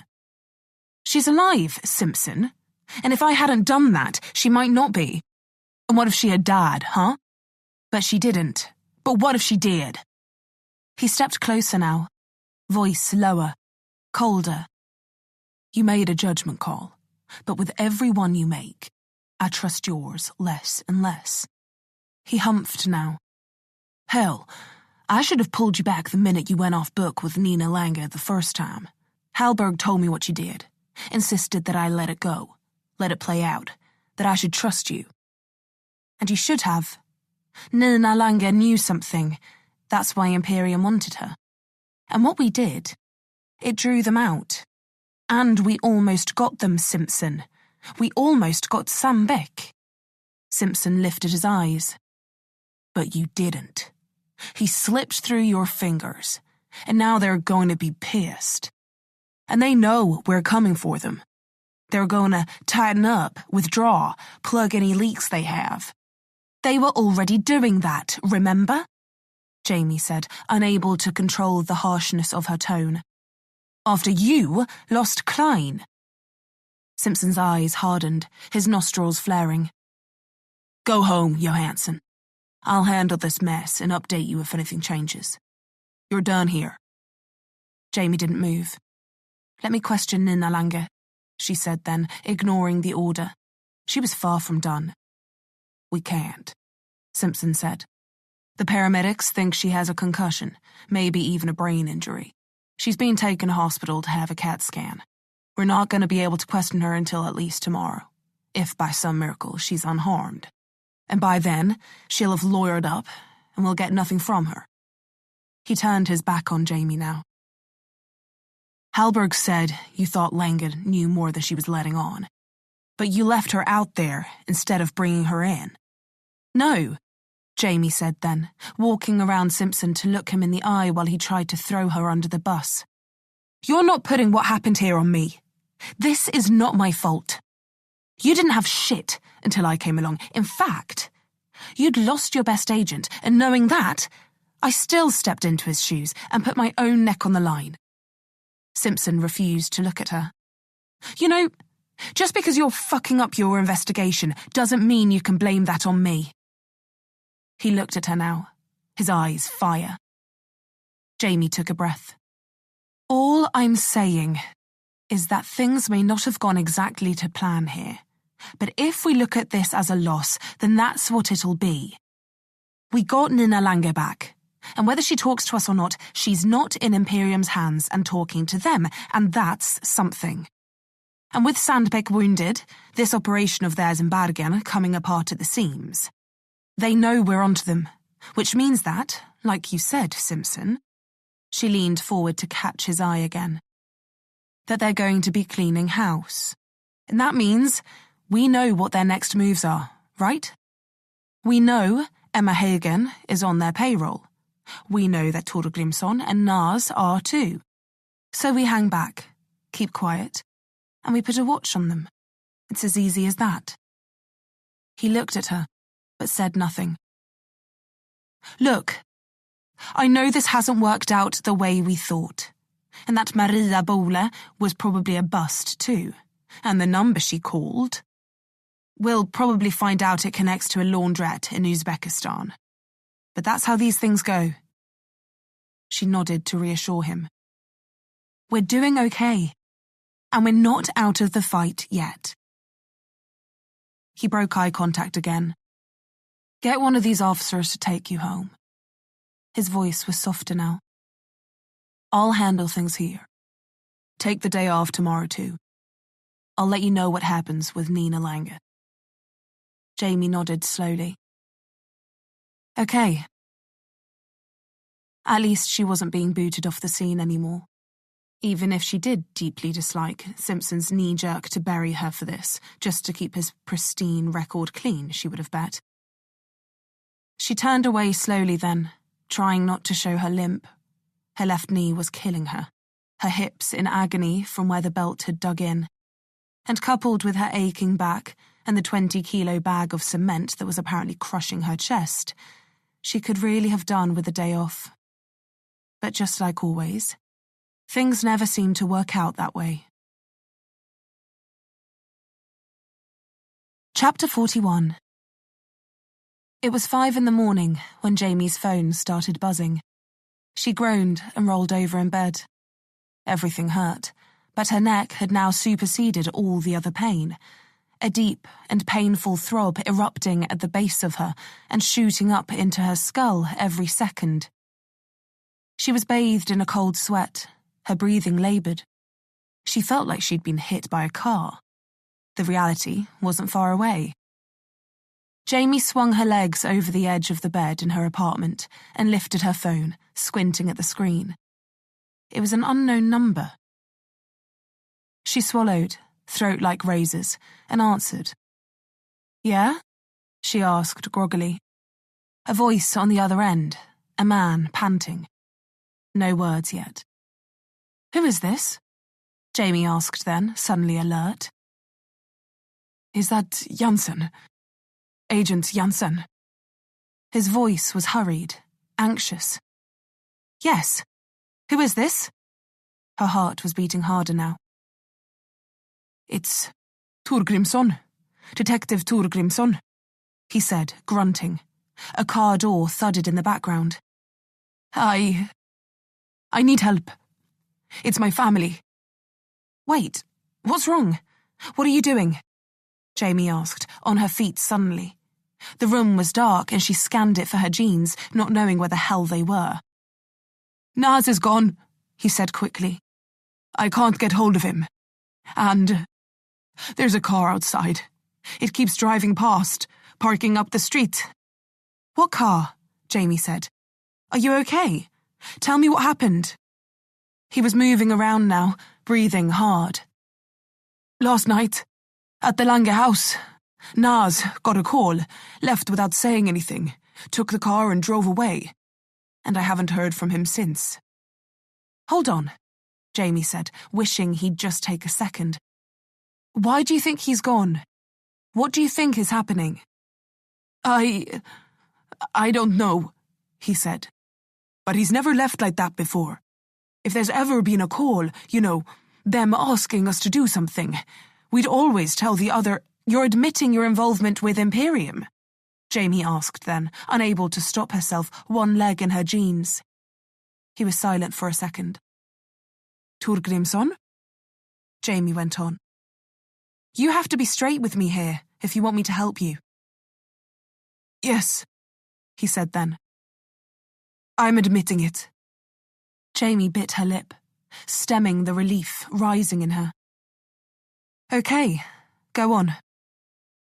"We'd always tell the other, and most of the time we'd both go. But last night, he took a call, and then a second later he was driving away. And his phone's been off all night. I had a trace run on it, and it was last pinged on the E39 heading north. Then it went dead." The E39? That was the road they'd taken when following Sandbeck. Shit. Had Naz been called to go pick him up? To run interference, maybe? She couldn't say anything about that. "And you haven't heard from him since?" Jamie asked. "No, I haven't." "And who are the people outside your house?" "I don't know," Torgrimsson said. "I was up. Something didn't feel right. I had a feeling, Jamie knew. "And I checked outside and saw a car parked there I didn't recognize. I know the car's on this street," he said decisively. "Then it moved off and parked further up.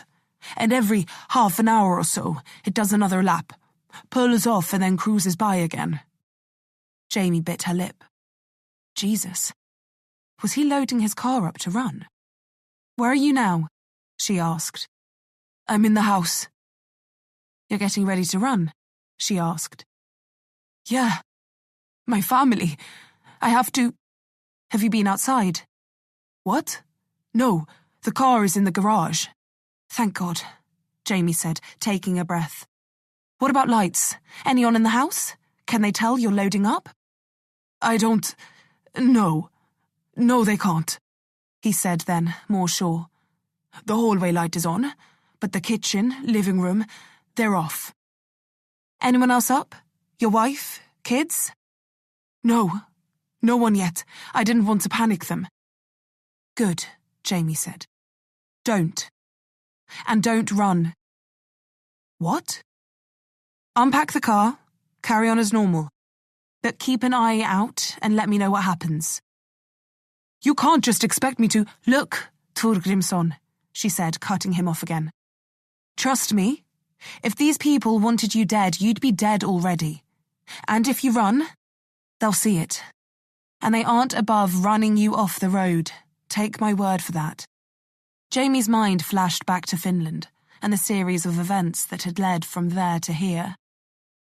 So you just expect me to sit here? Yes, that's exactly what I expect you to do. Because if you run now, they'll kill you. If they think you're going to run, they'll kill you. Right now, you're safe, but... Jamie bit her lip. Some things happened last night. What things? Torgrimsson cut in. I can't say. But a car showing up outside, Imperium tightening things up. It's not really surprising. Jamie buttoned up her jeans now, looking for her pistol and jacket. Where the hell had she flung things last night? She didn't even really remember getting home. Hell, maybe she was concussed. She shook it off, steeling herself. But you running now, that's not going to help anyone. And if you do... Damn. It pained her to say it. There's nothing we'll be able to do to help you. Or your family. Torgrimsson was silent, but he'd stopped moving at least. Look, what you're doing, calling me like this, it's the smartest thing you've done in a long time, okay? But you being involved with Imperium, that's not enough for us. It does nothing for our investigation, understand? But that doesn't mean you're powerless here. We need to nail Imperium, and to do that, we need to know how high up this goes. We need more evidence, and we need to remove the people at the top. You understand what I'm saying? Jamie finally found her holster and threw it around her shoulders. Boots now. I do, he said quietly. But my family... There's no reason you can't run. But how far are you going to get? A car drives by 3 times and you're already packing. Staying on the run, under the radar. It needs planning, focus, experience, contacts, and lots of money. And doing it with a wife and kids? You won't make it a week. But help us. Find us something solid. Help us nail whoever's pulling the strings. And I can get your family out. We can disappear you. New names, new country. Total immunity. You can guarantee that? Jamie pushed her feet into her boots and headed for the door, pausing just as she reached it. There are no guarantees, especially not when it comes to Imperium. But you're staring down the barrel of a gun here. He scoffed a little, then made a weak little noise. So what am I supposed to do? Jamie opened the door and stepped into the corridor. Stay by your phone. Don't move. I'll call you back in a few hours. What are you going to do? Jamie opened her mouth, already heading down the stairs, but she didn't have an answer for him. Just pick up when I call you, okay? Okay, he said, and then hung up. Jamie paused for breath on the second-floor landing and leaned heavily against the rail. A deep, aggressive pounding building behind her eyes. She tried to focus them, but everything was swimming in circles. A wave of nausea rushed through her, and her mouth began to salivate like she was going to vomit. She waited a full minute before it passed, and then checked her phone again. 5:17 a.m. She swiped up with her thumb, found Simpson's number, and dialed without hesitation, on the move again. There was no time to lose now, and her concussion would have to wait. Chapter 42. Simpson was already there by the time she arrived, coffee in hand. He met her in the lobby and gave it to her. "Took your time," he said, eyeing her. She knew she looked like shit, and the reason she'd taken so long was because she'd pulled over to throw up on the side of the road. Twice. Her hair was tied back, her eyes heavily bagged, and no doubt her breath smelt like vomit. "Traffic," she grunted, then slugged some of the coffee.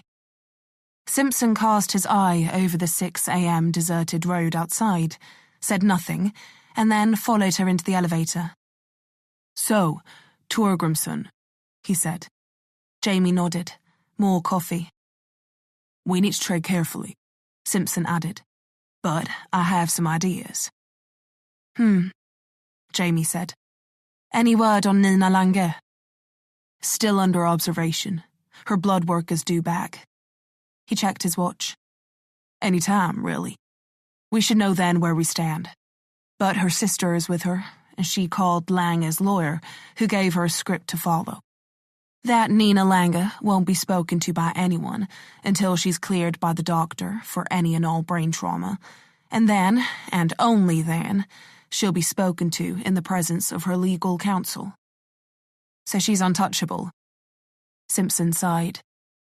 "Yeah.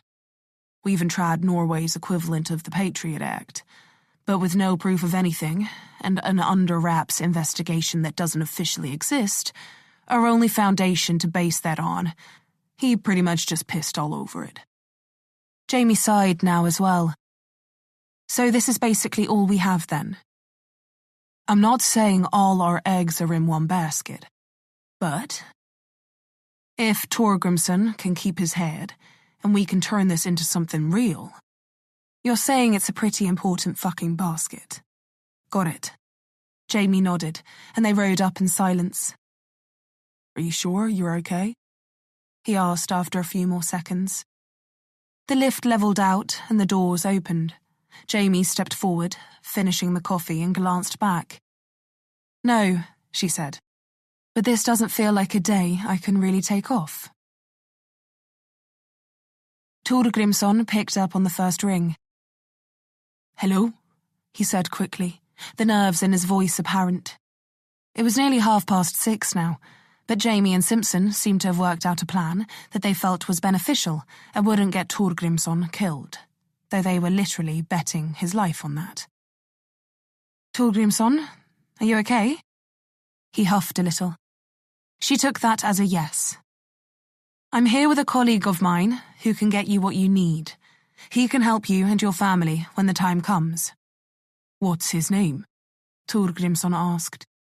"My name isn't important," Simpson said, trying his best to obscure his American accent. It didn't really work. "How do you expect me to trust you if you won't even tell me who you are? Like you, Johansson, that's not your real name." Simpson narrowed his eyes. "That other Kripos agent, Heller, she called you Jamie." Simpson closed his eyes and exhaled, his nostrils flaring. Jamie cleared her throat. "It doesn't matter what our names are," Jamie said. "And you can trust us or not, that's your prerogative. But you don't really have another option here, do you?" Torgrimsson grumbled. "So, what do I have to do?" Simpson stepped back in now, the same chewed-up, half-British, half-Jamie-didn't-know-what accent coming out again.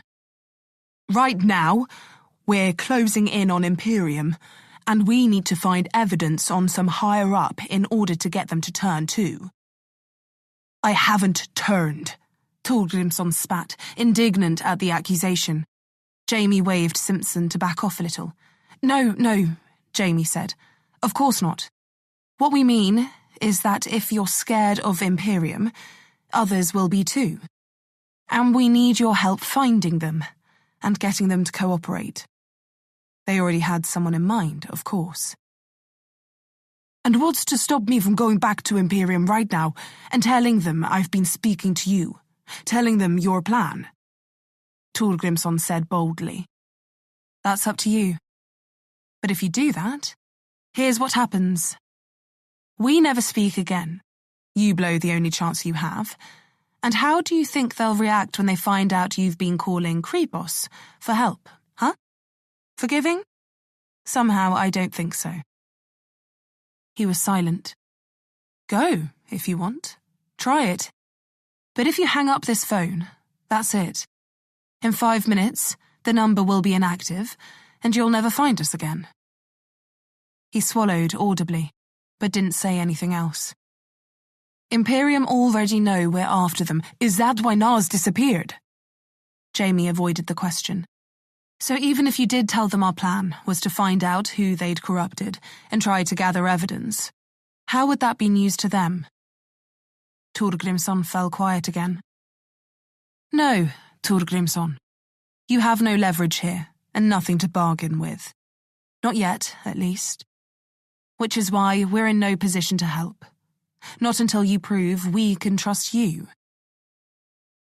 So what the hell do you expect me to do? He hissed. It was still early, and Jamie figured his family was still asleep. She took a second, head still swimming, and gathered herself. They needed to be careful here. Looking at the Lange case, we believe that Emma Hagen, Stig Lange's replacement, may have been installed by Imperium in order to further their business interests. Torgrimsson was silent.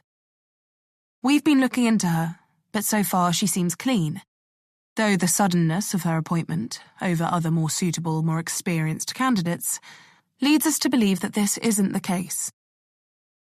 And you expect me to, what, break into her office? Steal her computer? He asked, practically incredulous. Simpson stuck out his bottom lip, as if he thought that wasn't such a bad idea. No, Jamie said. That's too risky. Imperium will be watching things more closely than ever, so we just need you to be our eyes and ears, okay? It's important that you stay safe, and that you don't take any risks. Keep us informed of any developments. He exhaled slowly. She could hear a rustling on the other end of the line, like he was rubbing his face. And how will I get in touch with you? We don't want to put you or your family in any extra danger, so pick up a prepaid phone that you can use to call us. He exhaled again, shakily. Okay, he said. I can do that. But I don't know how I'm going to find out anything about Emma Hagen. I don't have anything to do with politics, he said, the defeat clear in his voice. Simpson drew breath. Well, Torgrimsson, he said, if you want your family to survive, you'll have to figure it out, won't you? He reached out and killed the call. The line went dead. Jamie stood up and laced her hands behind her throbbing skull. That was a little harsh, don't you think? Simpson had his hands on his hips again, staring down at the phone. Yeah, he said after a while. But this isn't a game, Jamie, and I'm not prepared to lose anyone else. I'm already down one agent. Hallberg's still at the hospital. Nina Lange's sedated, awaiting her CAT scan, and you... He looked up at her, his face breaking into a concerned half-smile. I appreciate you coming down here. But look at you. You're a fucking mess. And you're in no fit state to be doing this. You need rest. Jamie swallowed, holding it together. What I need is for this to work. and for Torgrimsson's family to survive.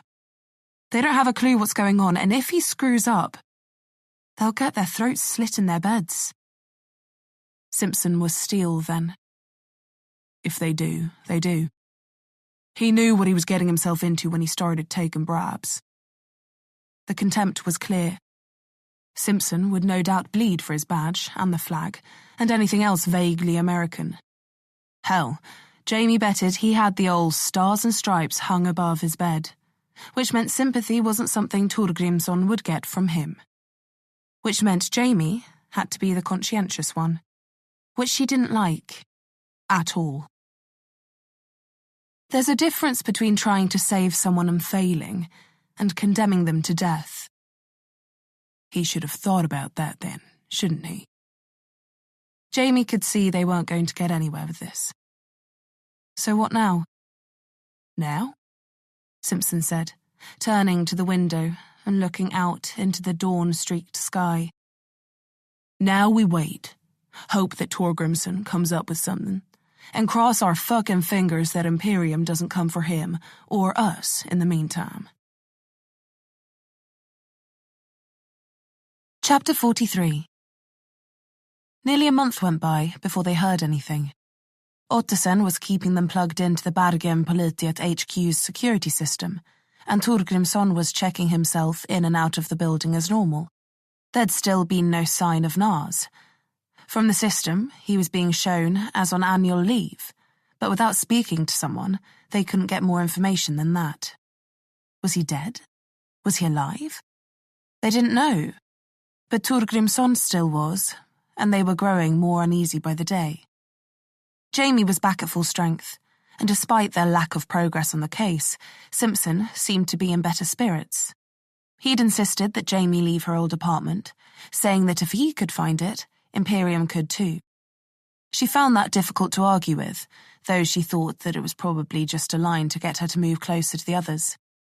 They'd been set up with a number of apartments in a new block about 2 kilometers from the office. It was a modern place with underground parking, a view of the coast, and clean Scandinavian design. Though apart from the Spartan interiors, Jamie's favourite thing was the communal gym and pool on the ground floor. She'd been reluctant to move there until she'd seen it, and then she gladly accepted. Simpson had insisted that she not go running as normal in case someone spotted her around the city. So being able to do lengths in a pool and then hammer out her daily run on a treadmill was something that she found calming. It was the only solace she had from the daily grind. They'd all appear at the office within 10 minutes of each other, all travelling from the same place, and then they'd spend the day combing through acquired data from suspected targets of Imperium.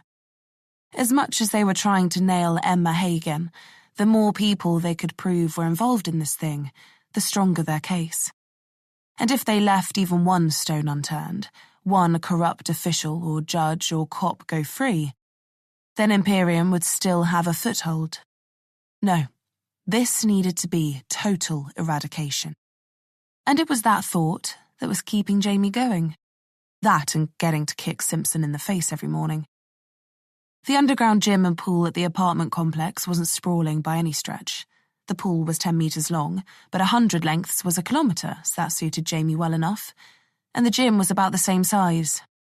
But another room was attached to that, which was used to store weights and extra gym equipment, but was also lined with mirrors and intended for use as a yoga studio, or at least that's what Jamie suspected.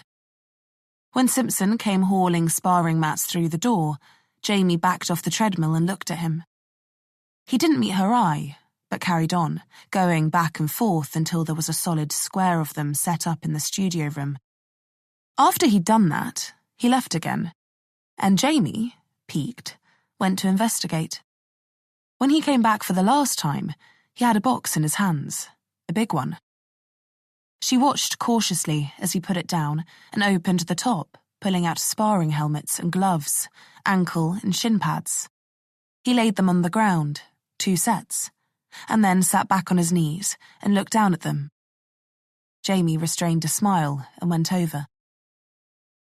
2 minutes after that, they were laying into each other with abandon. And it had been like that for nearly 2 weeks now. Come on, Jamie said, feeling the sweat run down under her headguard and over her brow.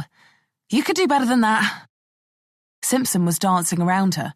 He'd kept his cards close to his chest for the most part, but he'd let slip that he wrestled in college, boxed while he was at Euston PD, and the FBI weren't afraid to teach their agents to fight.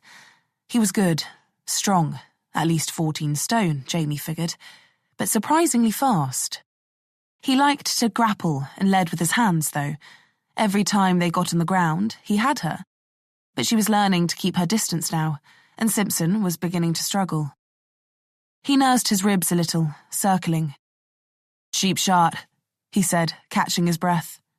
Maybe you're just getting slow, Jamie replied, motioning for him to grow a backbone. Maybe I'll let you hit me. Jamie dropped her hands a little. If you do again, it'll be the biggest mistake you make. He grinned, feinted, and then came in at her. He wasn't going full tilt. He never did. But he wasn't pulling punches either, and wasn't afraid to put her on her back. His right hand came over the top lazily, his left shooting up underneath in a hard jab to the body. Jamie stepped back out of the way of the overhead and carried the jab with her right forearm, rolling behind it and throwing her left knee up towards his gut. Simpson dropped his left hand, his elbow connecting with her rising leg, and it sent a bolt of pain down into her ankle. Jamie grunted, planted it, and then kicked out at his calf. Her shin struck it squarely, but Simpson was already swinging another heavy right. Jamie threw her hand up to block and felt his fist smack into the side of her own head, dulling the blow but not stopping it. Her eyes lolled a little, but she didn't quit. Her sessions with Sung Suk all coming back. She hopped, kicking upwards now as she gave him space, and put her foot into his ribs again, same spot as she had a few minutes before. Despite Simpson's capabilities, she knew that hurt. His eyes narrowed, teeth baring as he squirmed, his intercostal spasming. His hands widened for a half a second, and Jamie transferred to her other foot, slotting her hand between his wrists, and struck him square in the solar plexus. He doubled forward now, fighting to keep his balance, but Jamie had hit this combo 1,000 times, and there was only one way it ended. Onto her right foot, left foot, stepping backwards, knee out up, counterbalance, and then over the top. The pad on the front of her shin, what would be the laces on her boot in any other instance, swung up, tracing the line of his back, and then slinging down over the nape of his neck, connecting with the back of his head. The dull slap of plastic-coated foam hitting plastic-coated foam filled the room, and Simpson sprawled forward, fighting for air. He landed hard and keeled onto his back, raising his hands and waving for Jamie to stop, though he didn't seem to be able to find the words between the stifled gasps. "Told you," Jamie said, pulling off her gloves and tearing off her headguard. Simpson raked in a breath and threw his own headguard off.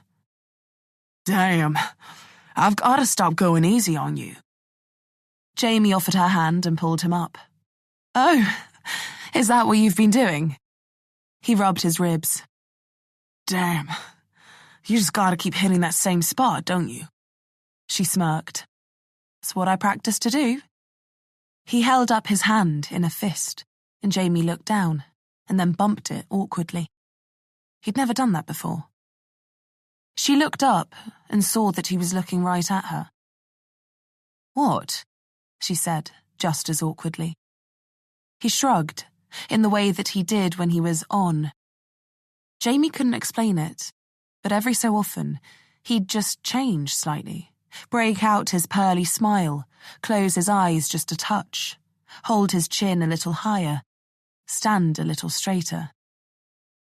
"In a weird way," he said, "I'm gonna miss this." "Getting your ass kicked by a woman half your body weight?" He laughed, a little too heartily, a little too toothily. "No. This. Here. This place. Since you came on board, things have been easier." Jamie tusked.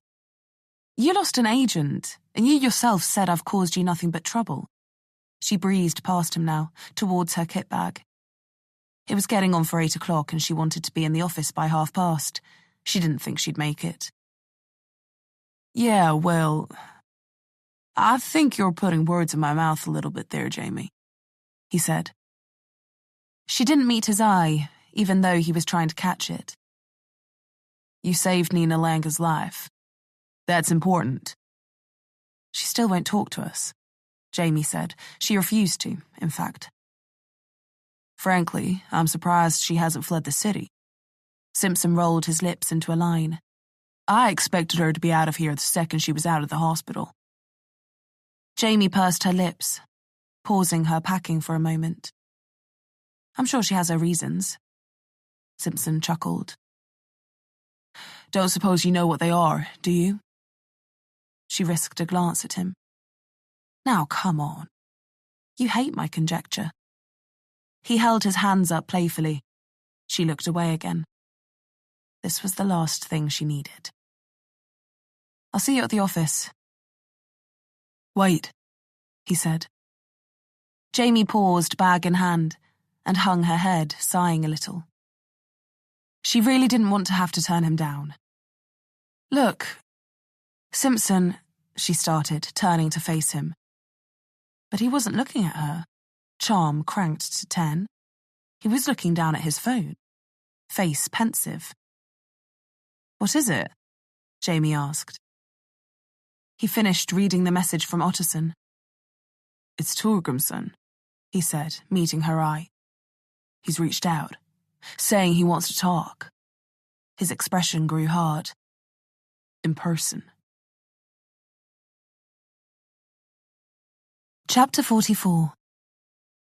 They figured that Torgrimsson had lost his nerve, that operating as normal, doing Imperium's bidding, was the safest thing possible for him, that he had no intention of crossing them, and that he was quietly looking for a way out, a way to escape. They'd been keeping a close eye on him, and honestly, had all expected that to be the case, and that they were going to need to pick him up the second he tried. So the fact that he was reaching out to them, after a month of radio silence, asking to meet... Do you think it's a trap? Simpson asked, driving quickly. Jamie sat in the passenger seat of the BMW saloon, watching the road ahead as Simpson confidently navigated the early morning traffic, sliding through gaps, much to the dismay of people behind. She bit her lip. I don't know. What did the message say? Otterson had Jamie's SIM plugged into a device that allowed them to track incoming calls and messages, triangulate the caller, and detect whether anyone was trying to reverse the trace or find out where they were using it. Just that he needed to meet with us, and didn't want to tell us what he had over the phone, Simpson said. It could be, Jamie said. I guess we just have to make sure that we do it on our terms. Somewhere we can see him coming, make sure he's not followed. That's a big ask, Simpson said. We'll figure it out. And if he's wired, or Imperium are tracking him? Simpson asked. Jamie drew a slow breath. Then I guess we just have to be prepared to grab him and get his family out too. His family? Simpson questioned. Yeah, Jamie said. If Imperium see us grab him, they'll go after him, no doubt. Trust me, I know how these guys work. You better than anyone, he muttered. She didn't know if that was some sort of snipe or something else. She ignored it either way. So we set the meet. We have him come to us in a taxi. We have him ditch his phone, his wallet. Drop them in a train or bus station locker? Simpson added. Fuck. How many American spy movies had this guy watched? Or was that really how they did things in the FBI? Whatever, Jamie said. Then we take him somewhere quiet, and we make sure he's not wired or anything. And that he's not there to kill you. Jamie raised her eyebrows. What? Well, if Torgrimsson's gone back to Imperium, told them everything, maybe he's been instructed to take you out. Been told that it'll buy his family's safety. He and Nas have both seen you, have your contact information. Maybe he's smart, managed to keep his phone call with you quiet. Jamie brushed it off. No, if they had any idea that he'd been talking to us, he'd already been dead. Willing to bet your life on that? Sounds like I am already, Jamie said, watching with growing dread as a red light turned green and they accelerated towards the office. I mean, you're a big fish. A big fish? Yeah. You've been on Imperium's ass for a while now, and wounding Sambeck like you did. He sucked air between his teeth. Maybe they're taking the chance to get rid of you, while they can. So then you go instead. He looked at her. They don't know me. Exactly. No, I mean, they don't know me, and I'd rather keep it that way. It benefits no one for any of us to be identified. If you've been made, if Sambeck or anyone else puts two and two together and realizes who you really are. Jamie was quiet then. She didn't like the line of thinking, but she couldn't really disagree with it. They didn't say another word the whole way to the office. Chapter 45. Torgrimsson came by taxi, as instructed. Simpson had been outvoted on the train station locker drop. Instead, the taxi took Torgrimsson towards the south end of the city and dropped him at the public car park for Ulriken, a mountain that overlooked the water and the city itself. There was a public cable car there that took people to the park at the top. He stepped out of the taxi, his phone ringing the second he did. Simpson and Jamie were already at the top, nonchalantly pressing binoculars to their eyes, like the other visitors and tourists there. Torgrimsson, Jamie said. Look to your right. The big man with the mousy brown hair hung his head and sighed in the distance below. Is this really necessary? He asked tiredly, his voice in both Jamie and Simpson's heads being fed through their earpieces. She ignored the question.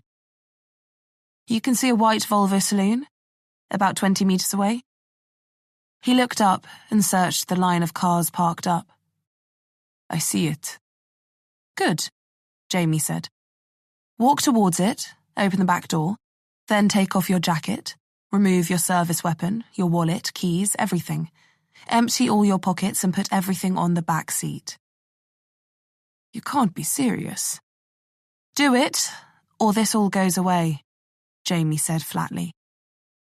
For God's sake, he muttered, sidling over. When he got there, he reached out tentatively and opened the back door. Simpson stepped away for a second, touched his ear, hailing Hallberg.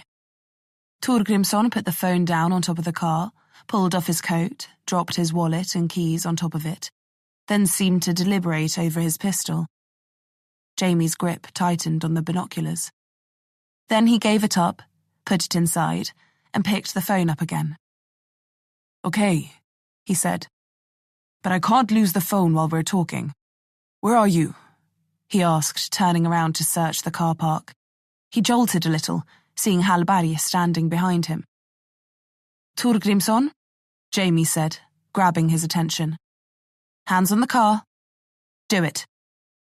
He sighed again, turned, and put his hands on the roof of the car as Hallberg patted him down. He knew the procedure well enough, but he still didn't seem to like being on the receiving end for once. Hallberg moved away from him then, nodding into the distance, signalling that he was clean. Happy now? Torgrimsson asked, still looking around. Not yet, Jamie thought. In the back of the driver's seat, she said, there's a ticket for the tram. Take it, get in, and head to the top. Now? Now, Torgrimsson. And you can ditch the phone. She hung up and watched as he pulled it from his ear, turned his head to squint up in the now mid-morning sun, and then dropped it on top of his coat.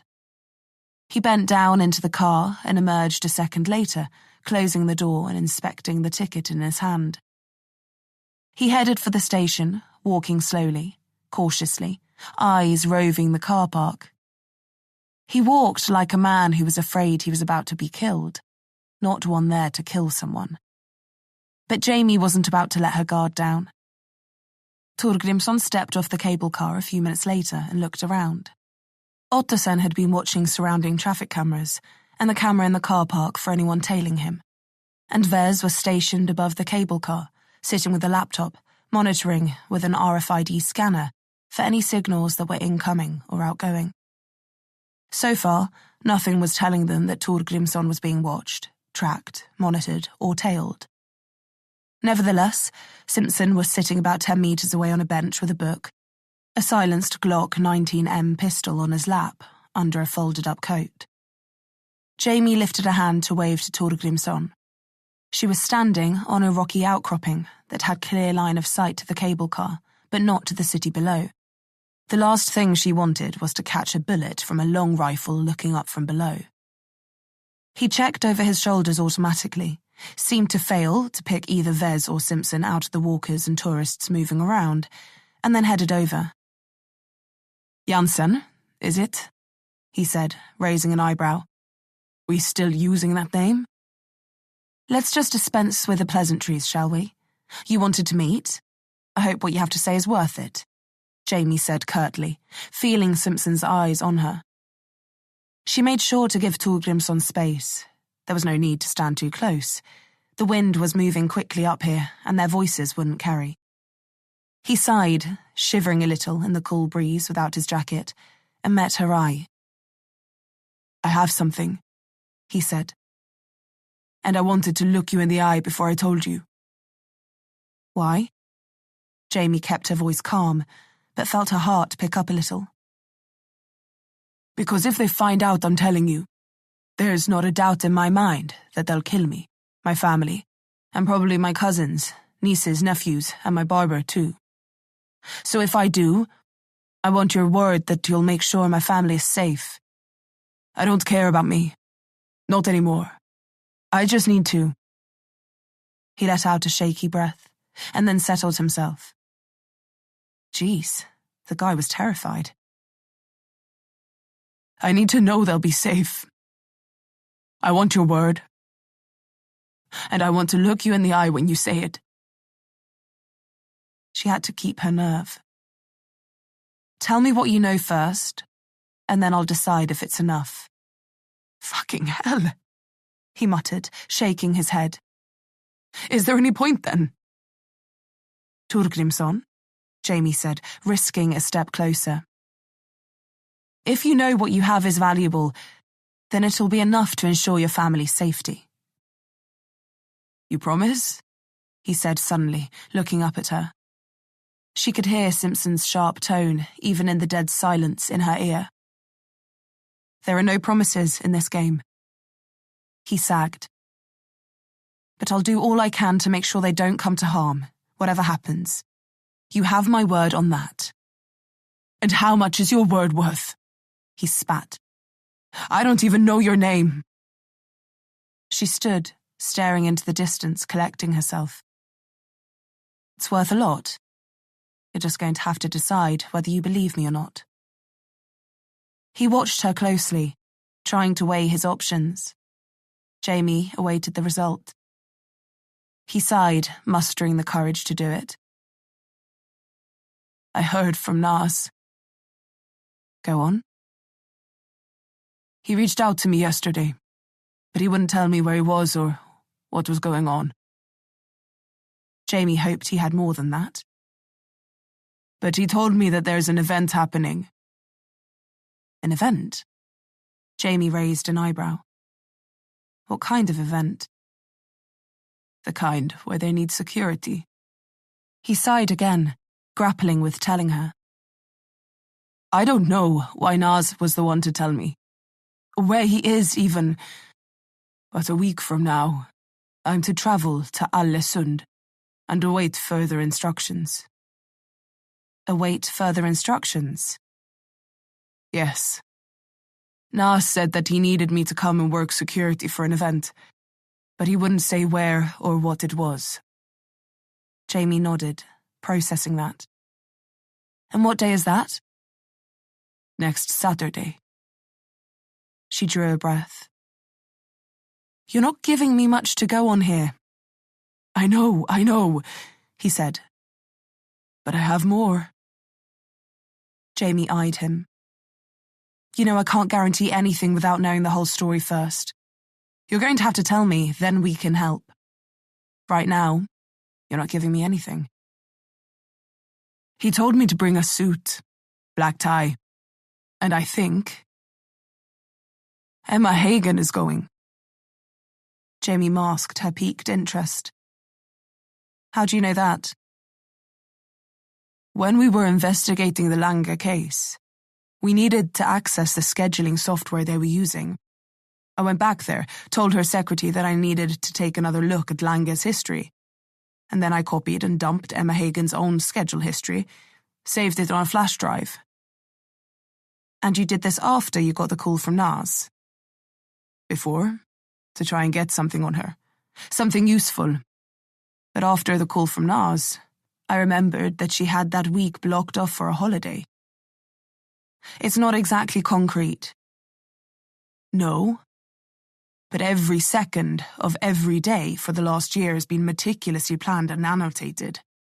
Where, when, travel details, links to voice notes, everything. Her whole life.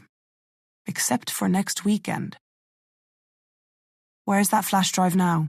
It's somewhere safe. Don't fuck with us here, Jamie said, her voice dropping a few tones. I'm not. But I have to try to protect myself somehow. Jamie bit her lip. I understand. But we're going to need that flash drive to confirm what you're saying. Otherwise, we have no way of knowing whether what you're telling us is true, or whether you're walking us into a trap. He looked angry then, his brow crumpling, nostrils flaring. I'm sticking my neck out here for you. Risking everything. Everything. So are we. And we're only going to get one shot at this. You're going to have to wear a tracker, some sort of recording device, and— Whoa, he said, stepping back and putting his hands up. There's not a chance in hell I'm going to be wearing anything walking in there. Torgrimsson, you're going to have to. How else do you expect us to get anything worthwhile out of this? Jamie searched his face for any hint of an inroad here. He licked his lips, lowering his hands. There is another way. I've worked security at these kinds of things before. Events where people get together like this. Privately. There are no names, no guest lists, but people are invited. Big people. Politicians, judges, business people. Jamie kept her expression even, waiting for whatever was coming next. It's a way that they can get everyone together, seeing each other's faces. You don't know who's going to be there until you are. But it's— he snapped his fingers. What do you call it? The thing with nuclear weapons. It struck her.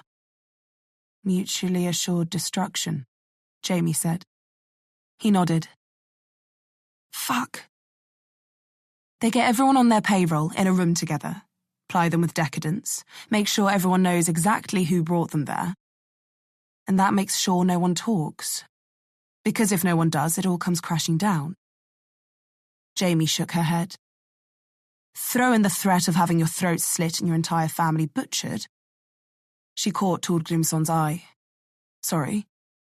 But it's elegant, if not a little bit terrifying.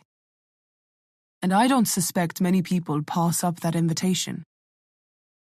For fear of their lives. Jamie finished for him. So what are you suggesting? We follow you to Allesund, tail you to wherever the party is being held, and then snap photos of the guests as they come in. Will that be enough? Torgrimsson asked. Probably not, Jamie said. Attending a party isn't illegal, last time I checked. Then we probably need to go with the other option. Which is what? Jamie narrowed her eyes slightly. Like I said, he mumbled, turning to look out over the hazy vista, rolling mountains drowned in yellow sunlight. These events don't have a guest list, and no one knows exactly who's going to be there. He glanced at her, met her eye. Which means, with some luck, a little help, and good timing, pretty much anyone can slip inside unnoticed. Chapter 46. Simpson had been silent for nearly 30 minutes. Jamie, Hallberg, and Vez were all watching him closely. Ottosen was still trawling through all the schedules they had access to in order to try and match what Torgrimsson had said to people they suspected as being involved with Imperium. So far, everyone was booked to be away that weekend, which meant it was looking more and more likely they might have to take a chance.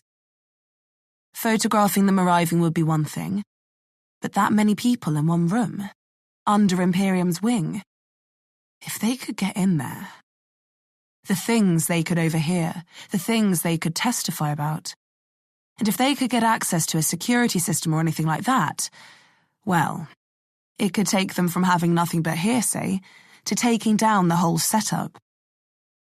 But it involved doing the unthinkable and heading right into the belly of the beast. Jamie was scared, terrified even. She didn't know whether Sandbeck had got a good look at her at the sawmill. She didn't think so, and if they had a picture of Jamie Johansson on file, they'd see her with long blonde hair, blue eyes. Now she had short black hair, and coloured contacts wouldn't be a big ask. But was that enough to keep her safe? She didn't know. But they'd made no headway on the case in nearly a month, and everyone they suspected of involvement with Imperium had been going about their normal lives. There was no mysterious money moving, no shady deals being struck, nothing. This was maybe the only shot they had, and the longer they waited, the smarter Imperium would get, the harder it would be to catch them. Jamie couldn't stick the waiting anymore. "Well?" she asked, unfolding and then refolding her arms impatiently. Simpson massaged his mouth with his fingers. "I'm thinking." "You've been thinking for 30 minutes, Jamie said. "Yeah, and I'll be thinking for a while longer," he said curtly. "This isn't a quick decision." He looked up. "We have to be smart about this. Have to make sure Torgrimsson isn't playing us." "I don't know if he is," Jamie said honestly. "But if he's not, this is the break we've been waiting for." Simpson didn't reply. "Come on. The Langer lead is dead in the water. No one's going near her. Because as many people as they've got on the take, Imperium know that Klipos is watching Nina Langer now, and exposing themselves again is going to be too risky." Simpson was still, and then nodded slightly in agreement.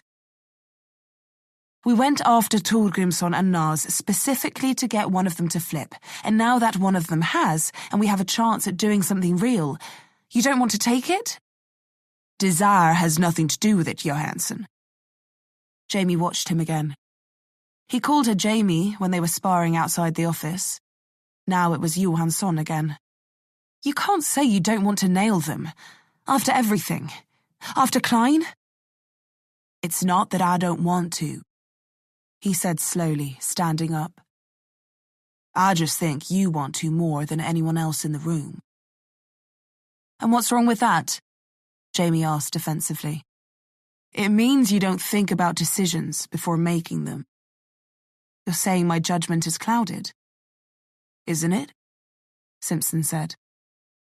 Damn, he could be a real prick when he wanted to be. "No," Jamie said flatly. "It's not. My vision and my focus are clear. I'm not saying we rush headlong into this. We do our homework, our due diligence, and if everything checks out, we go through with it. If it doesn't, we back out. Even if it's at the last second. And on your word, too. No questions," she said, holding her hands up. He measured her, as if deciding whether to believe her. Then he raised his hand slowly, his index finger extended. It bobbed softly in the air. "I'm not saying okay.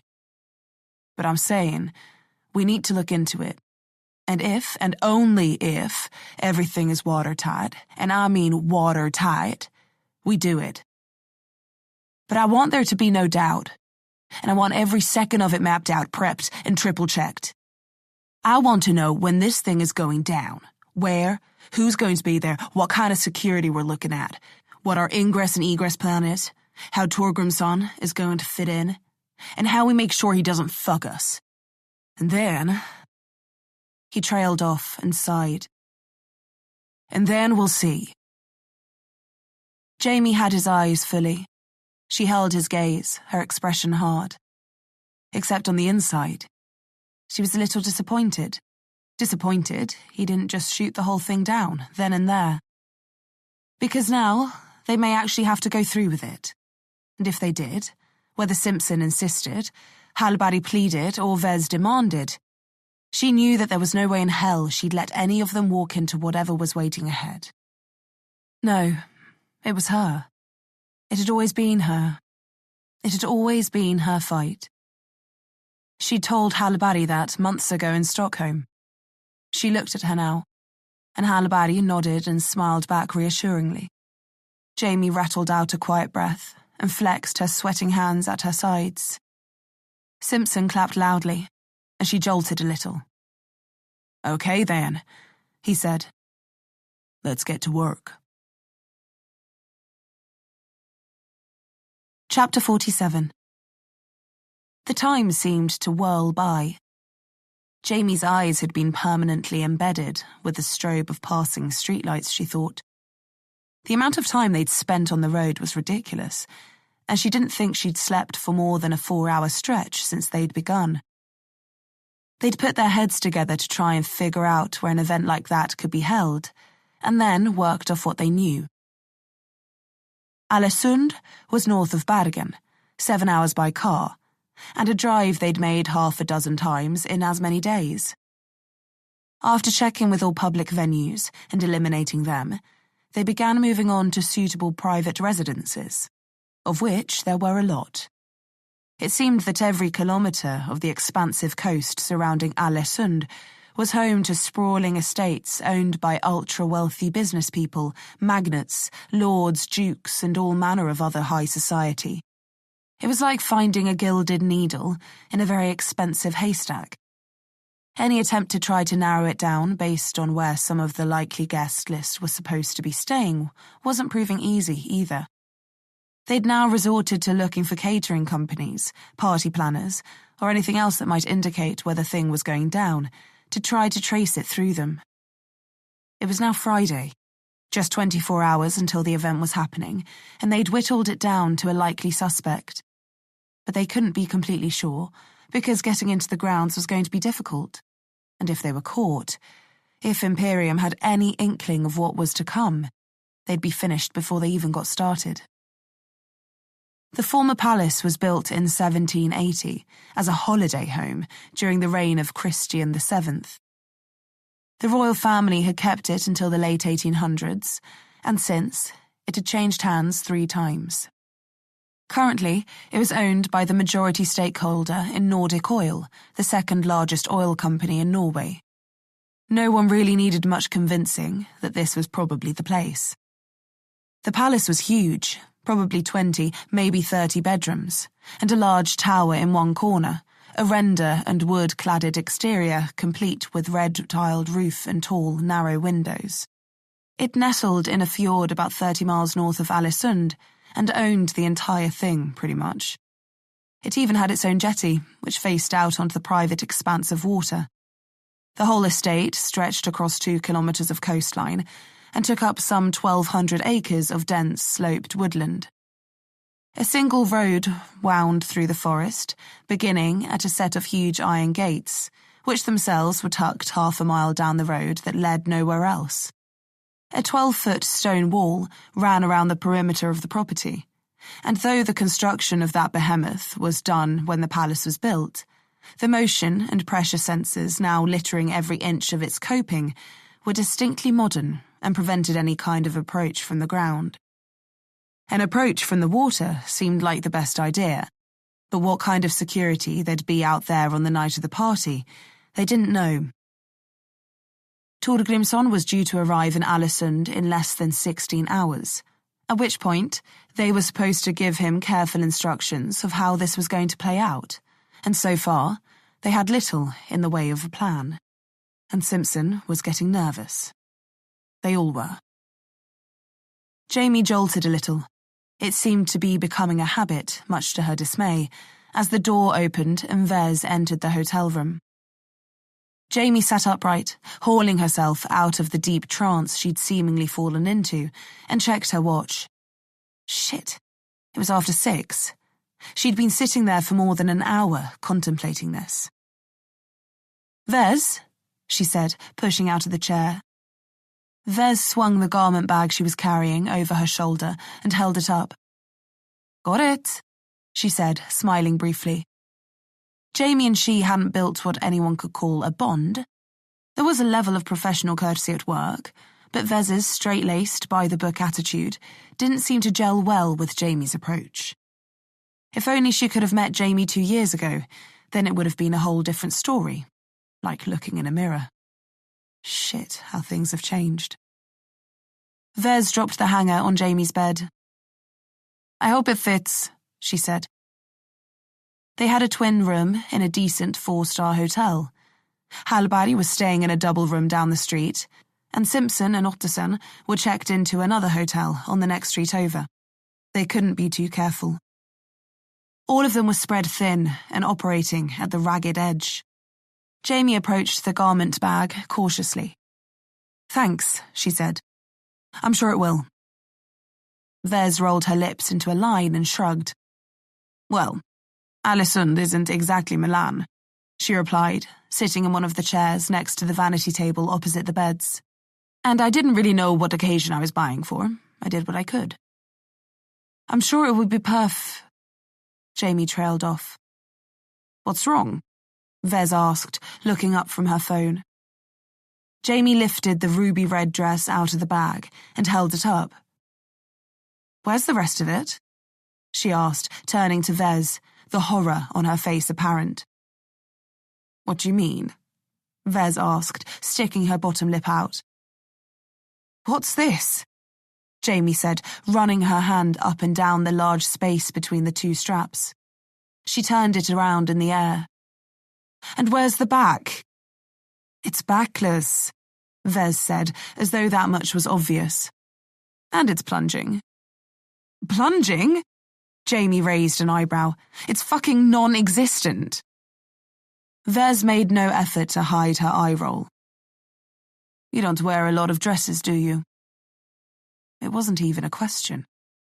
Vez was a smart woman, attractive, naturally feminine, and even in trousers, heeled boots and loose blouses she wore to work every day, Jamie could tell she took fastidious care of her appearance, took pride in it. That was just one more thing they butted heads over, she supposed. Vez's eyes went from Jamie's mud-splattered boots, still dirty from trudging around outside the walls of the palace, up her stretchy function-over-fashion jeans, her loose unisex long sleeve, right up to the hair that she hadn't brushed for 2 days and was pinned and ponytailed roughly. I can't wear this, Jamie said, throwing it down on the bed. The idea is to blend in, not do whatever this thing is. Vez laughed through closed lips, like when a child says something mildly amusing but totally ignorant. Trust me, Johansson, she said, voice dripping with condescension. You'll stick out more going into a party like this wearing anything else. There'll be 100 women there, and they'll fall into 2 categories. There'll be dignified wives wearing long gowns, complete with sequins, pearls, and diamonds, and all manner of other clanging, bangled jewellery. And the other? Jamie asked. Will be paid more to be there for the night than the jewellery on their wives' necks is worth. Vez got up and walked towards her. And trust me, you're not going to pass for a judge's wife. Jamie understood then. So you want me to dress like an escort? It'll certainly be the safest option. Jamie gritted her teeth. If it's any consolation, Vez said lightly, squeezing her on the shoulders. Of all the women there, I doubt many of the men will be looking at you. Jamie stared up at her, unsure if that was a compliment or the most offensive thing anyone had ever said to her. You'll just fall right through the cracks, she said, patting Jamie's upper arms and then walking towards the door. That's what you want, right? To go unnoticed? She glanced back. Jamie didn't have the words. I'm going to get some coffee.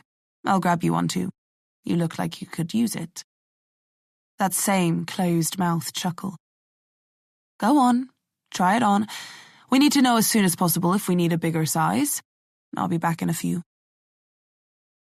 And then she was gone. The door closed behind her. Jamie stood in silence, reeling.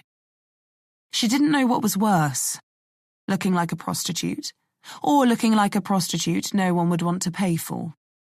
Either way, what little confidence she had before was now totally gone. And the worst thing of all, even worse than the gut punch she'd just been given, was that, Jamie held up the dress again, scowling profoundly, in this fucking thing, there'd be nowhere to hide her gun. Chapter 48. Torgrimsson was working security, along with what seemed like half of the rest of the Bergen Police Department, and plenty of other trained professionals. All ex-military, with square shoulders, square heads, and tight tuxedos that showed off the telltale lumps of their concealed firearms. Torgrimsson was stationed outside, on the veranda that led down the lake, which was more heavily patrolled than the grounds themselves. Which left Jamie and Simpson with only one option, and that was going straight through the front gate. Ottosson was driving a Mercedes S-Class that they'd managed to secure from a luxury rental company, and Simpson was sitting in the back with Jamie, queuing up to the gate in a long procession. He was in a three-piece tuxedo, with a green and black paisley waistcoat. His thick hair was coiffed perfectly and styled back, and his strong jaw was shaven clean. He drummed nervously on his knee with his fingers, looking out of the window at the creeping trees. This is stupid, he muttered for the 1000th time. Jamie had to agree, and was doing her best to breathe through it. It was just after 8, and contacting Torgrimsson now was too risky. He'd told them there was no strict guest list, but Jamie and Simpson figured there had to be some sort of way that they were monitoring who was going in or out. Whether that was collecting IDs, or they had some sort of facial recognition system in place, Jamie didn't know. But whatever it was, she had a feeling that they'd need help getting through the gate. Torgrimsson was to be there for 8, and if he wasn't... Well, Jamie guessed that Simpson and she would be ripping free the pistols taped under the front seats and shoving them in the faces of whoever came to turn them away. Ottosson was under strict orders to turn around and get them the hell out of there at the first sign of trouble. But as they edged closer to the hulking iron gates, bumper to bumper with the blacked-out town cars, hemmed in by slippery, mossy banks on each side, turning around here was going to be pretty impossible. Which brought Jamie back to Simpson's point of this being a stupid fucking idea. She pulled at the hem of her dress, not liking the seemingly endless stretch of bare thigh staring back up at her through the slit in her hem. In fact, she felt practically naked. Her exposed back was sticking to the leather of the seat, and the fact that she could feel the air conditioning on her sternum told her that plunging was not a neckline she was likely to explore again. Hell, she wasn't even allowed to wear a bra. And she didn't even want to think about the underwear that Vez had made her wear, and just how little of it there was. The car ahead crawled through the gate, and then accelerated away into the woods, heading for the palace to join the other guests. Ottosson trundled on, and then slowed as a man stepped into the road and held his hand up. Another came to the window and knocked on it. Neither of them were Torgrimsson, but both of them were large, formidable, and armed. Fuck, Simpson said, knees bouncing quickly now. Jamie could see his fingers flexing, his eyes going to the bottom of the seat in front. Ottosson glanced at them in the rear view as the guy knocked for the second time. Simpson swallowed, then nodded. Ottosson wound it down, and the guy looked inside, then glanced into the back, at Jamie and Simpson, who'd taken to looking out the window as regally as he could. Jamie smiled easily at him, though she could feel her pulse racing. Invitations, the guy said, looking at Ottosson. He looked in the rear view again, then smiled at the guy, patting his jacket innocently. I don't, Ottosson said, shrugging and chuckling nervously. Wait here, the guy said, pulling his head out of the window and heading for the other big guy. We're so fucked, Simpson said under his breath, leaning forward and looking out at the two conversing guards. Invitations? He looked at Jamie then. Why the fuck didn't Torgrimsson tell us? Where the fuck is he? Jamie couldn't answer either of those questions, but unless a miracle happened, she guessed they were about to get murdered. Or turned away. She suspected the former. Yuck. This was not what she wanted to be wearing when she died. The guy came back to the window now and bent down. Out of the corner of her eye, Jamie could see Simpson practically vibrating in the seat. She kept her eyes fixed on the mercenary with his head in the car. He opened his mouth to speak, but just as he did, another voice echoed outside. The guy in the window withdrew and stood up, and past him, Jamie could see Torgrimsson jogging down the road, lit up by the headlights. He was calling out to them, and the two mercenaries turned and walked to greet him. Torgrimsson wasn't small by any stretch, but he was dwarfed by the two guys on either side of him. He tried to catch his breath, but it was clear he'd run the best part of a mile to get there and was red in the face. The mercenaries both focused on him, their backs towards the cars, and Simpson took the opportunity and leaned forward, unstrapping his pistol and pulling it onto his lap. He looked at Jamie, motioning her to do the same, but she had faith in Torgrimsson. And even if she didn't think a pistol was going to do much good here. They might take out the one guy in front of them, but if they started a firefight, with the amount of security waiting ahead, Jamie didn't think they'd be the ones to finish it. No. The much safer option would be to get out, ditch the car, and run as fast as they could for the main road, and hope that Vez and Hallberg, who were waiting for a distress call, could pick them up before Imperium caught up. Torgrimsson was speaking quickly, gesturing, looking from one guy to the other, and then he fished in his pocket and pulled out a piece of paper. He handed it to one of the guys, and he read it, and then looked at the other. Then they both turned to look at the car.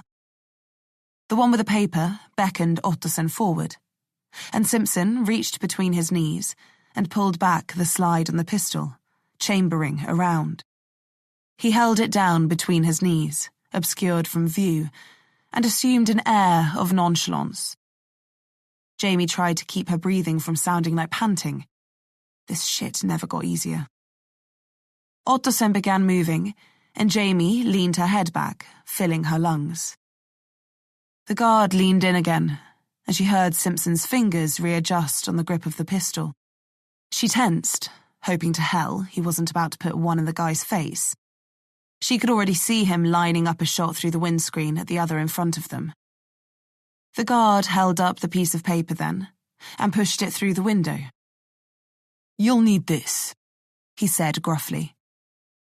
Ottosson reached out and took it nervously, and they all watched as the guard stood up and waved them through. As the car began to pull forward, she locked eyes with Torgrimsson through the passenger window, registering the frightened look on his face. And then he was gone, dwindling in the rear window, bathed in the dim glow of their retreating lights. Simpson reached forward and took the paper from Ottosson's hand, reading what was written on it. "It's just coordinates," he said, looking up at Jamie, brow furrowed. "From a hashed email, dated this morning." She took it from him and looked it over. He was right. It was just a printed email with a pair of coordinates on it that she assumed led to the palace, which meant that the guests had no idea where they were going until that morning. It was untraceable, seemingly innocent. But she guessed that everyone invited had this email, and if they didn't bring it or weren't able to produce it at the gate, they wouldn't be able to enter. She assumed that there'd been another one some weeks earlier with just a date written on it too. They really weren't taking any chances here. As the car wound forward through the undulating forest, she held on to the paper tightly. Simpson had come to his senses and had put the pistol back under the seat in front. Neither of them knew what lay ahead, but with Torgrimsson now a mile behind them, they didn't have any more help. They were officially behind enemy lines, and there was no quick way out. The trees broke suddenly, and then they were climbing up a road hemmed in by manicured, rolling lawns.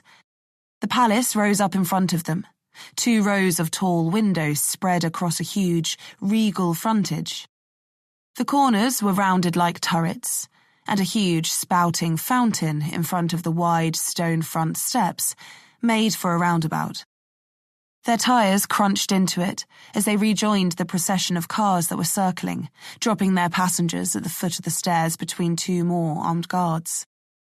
The pairs, guys in tuxes and women in, as Vez had guessed, either dresses that made Jamie's look reserved, or draped in diamonds and sequins and long, modest gowns, moved up a red carpet towards the top, where a barrier had been set out.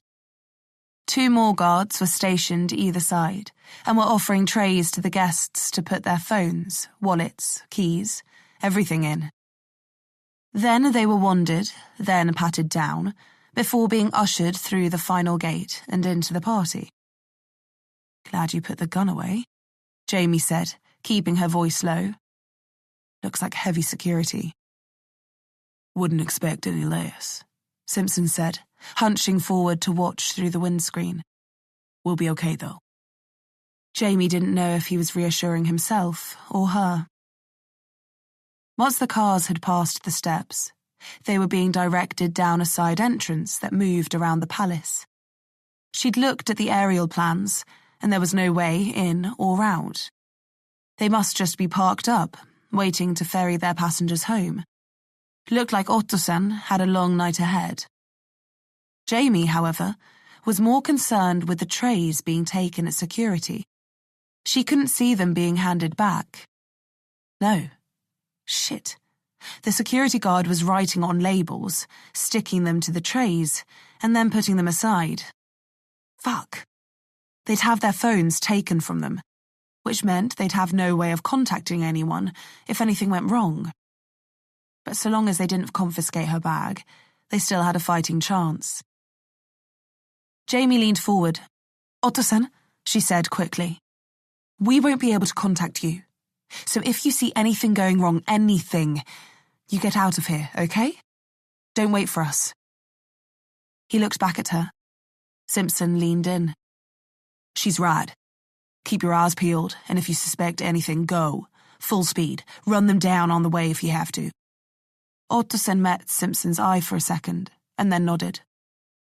"Okay," he said quietly. He wasn't a field agent. He was a cybersecurities officer, an analyst, a computer expert. He'd not been trained for this kind of thing. Hell, even driving the car was above his pay grade, and Jamie could tell Simpson was thinking the same thing as her. That if something went wrong, which they both had a feeling it would, they didn't want his blood on their hands. They'd both rather be abandoned with no escape plan than to have Ottosen hang on and die with them. Though neither had any more time to think about it, because the moment they both leaned back into their seats, Ottosen was stopping again, and the door was being pulled open for Jamie. She filled her lungs, fastened her smile in place, the red lipstick alien on her mouth, the makeup heavy on her cheeks and eyes, and swung her smooth, well-muscled legs out of the car. The waiting mercenary held out a hulking hand, and Jamie took it, with painted red nails, and levered herself upwards, clutch bag in her other hand. She wobbled on the loose gravel, regained her balance, and then took the first stone step, shaking her head a little so her fringe obscured her face from any security cameras that might be trained on them. The air was chilly, though she wasn't sure if that could be counted on as the reason she was shaking. Simpson was at her side then, offering his arm, and behind, the door had already been closed. She was led upwards as Ottosson moved away, and then they were alone, moving towards the gate where they knew they'd have their phones taken. Jamie just wondered how long it would be before someone recognised them, and whether, when that happened, they'd have any warning at all, any chance of escaping, or if, before they even knew it, they'd be manhandled into some secluded room and executed.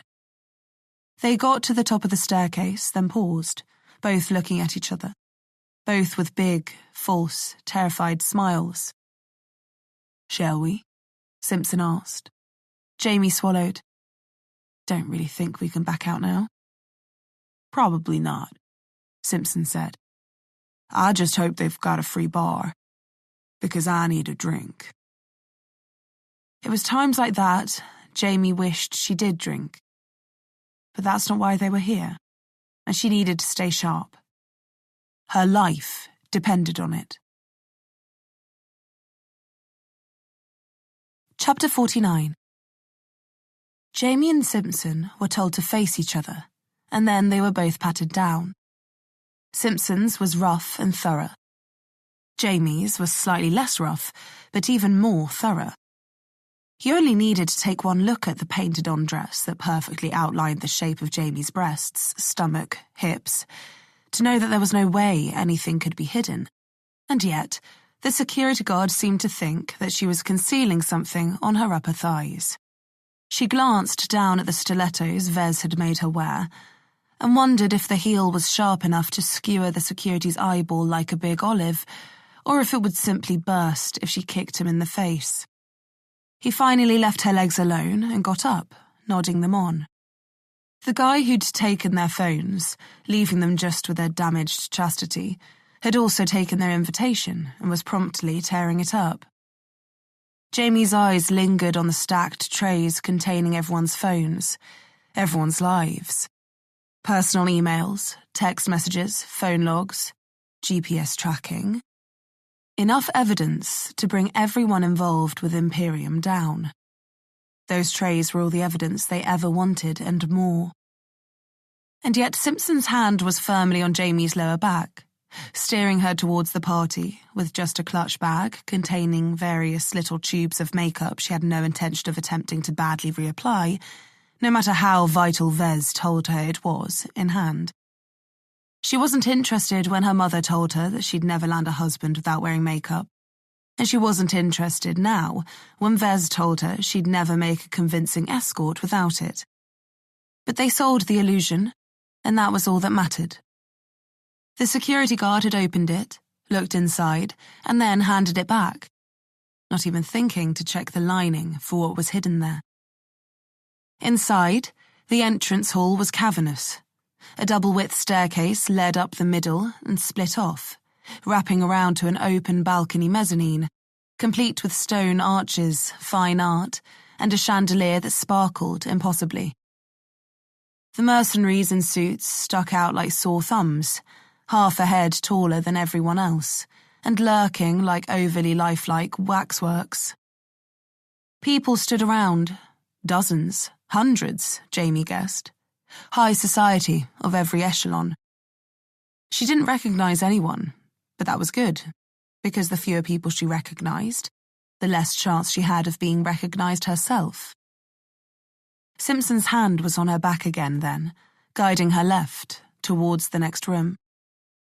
It had the feeling of a regal dining room, but it had been cleared of any furniture, and now played host to a sprawling glass and gold bar, attended by a dozen bartenders. Laughter echoed from the people in the room, and the cacophony of clinking champagne flutes backed by the distant, cavernous hum of a string quartet made the whole place vibrate. Jamie and Simpson headed for the bar. They needed to get their bearings and decide on a plan of attack. They'd pored over the floor plans of the palace, but of the 50 rooms, they had no way to know which were set up as what. Simpson stood at the bar and waited for some attention, while Jamie turned her back to it and casually surveyed the room through her dark hair. She spotted 3 security cameras and 6 guards. She had no idea what kind of technology they'd be employing, but her haircut, combined with Vez's styling, would hopefully disrupt any facial recognition that might be going on and prevent anyone from picking her out easily. Every inch of the place was being watched and, she guessed, recorded and chronicled for future blackmailing, so they couldn't be too careful. But security cameras meant that there was a security room somewhere, which meant that they had something to aim for.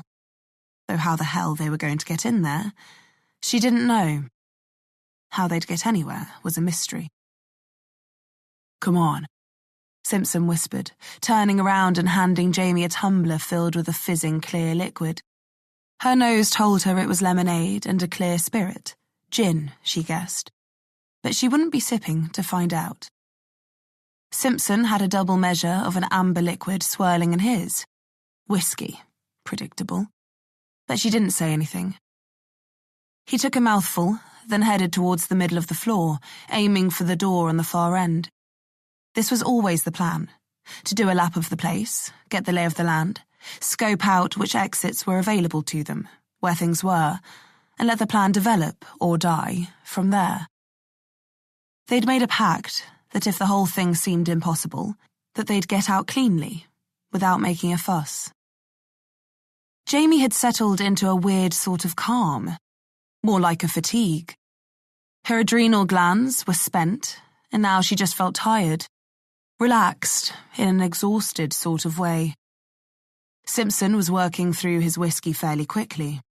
Guess they both had their own way of dealing with things. If nothing else, maybe they could just eat some expensive amuse-bouche, laugh and pretend like they were normal people, maybe dance a little, and then head home. Would that really be so bad? As Jamie squeezed past what she guessed were judges, politicians, police officers and business people, she couldn't hold on to the fantasy. Every person here had taken a bribe, betrayed themselves and what they stood for. Imperium was a cancer, and it had been allowed to run rampant. So, no. As much as she just wanted to slide under the radar and suck down some crab cakes and caviar, she had no intention of doing that. And as she watched Simpson down the rest of his whiskey and place it on the tray of a passing waitress, she figured he was in the same frame of mind. The decadence was sickening, and arrogance disgusting. They just needed an opportunity. They were in the room that opened out through a set of glass doors onto a paved veranda, overlooking the fjord and the grass lawn below. Lights strung above it in long lines when Simpson stopped and turned, looking at Jamie. She paused, full drink still in hand, and met his eyes. "Behind me," he said. "Don't look. It's Emma Hagen." She lifted the glass to her lips slowly and tipped the liquid against them, not letting any pass. She lowered the glass then, resisting the urge to lick them. She knew she wouldn't like the taste anyway. "Want me to just tackle her?" Jamie asked. "Sure. Then I'll throw her over my shoulder and we'll just walk on out, shall we?" He smiled easily, though his angst was hard to hide. Jamie raised her eyebrows. "May cause a little bit of upset," she replied. "We'll call that Plan B, then." He laughed a little. It felt forced. The small exchange of humour did little to lighten the mood. Emma Hagen's presence wasn't surprising, but all it did was confirm their suspicions, and that wasn't proof. It came to them at the same time then. "We should split up," they both said in unison. Each nodded in confirmation. "I'll meet you on the veranda in 20 minutes?" Simpson asked. Jamie nodded again. "Sounds good," she replied. Simpson leaned in then, kissing her on the cheek. "Be safe." he whispered in her ear, resting his hand on her hip. He let his lips linger for a moment, and the nape of Jamie's neck tingled, his breath hot on her skin. He pulled away, letting his fingers slide from her side and drop slowly to his own. Simpson's broad back disappeared into the crowd, and Jamie was on her own once more.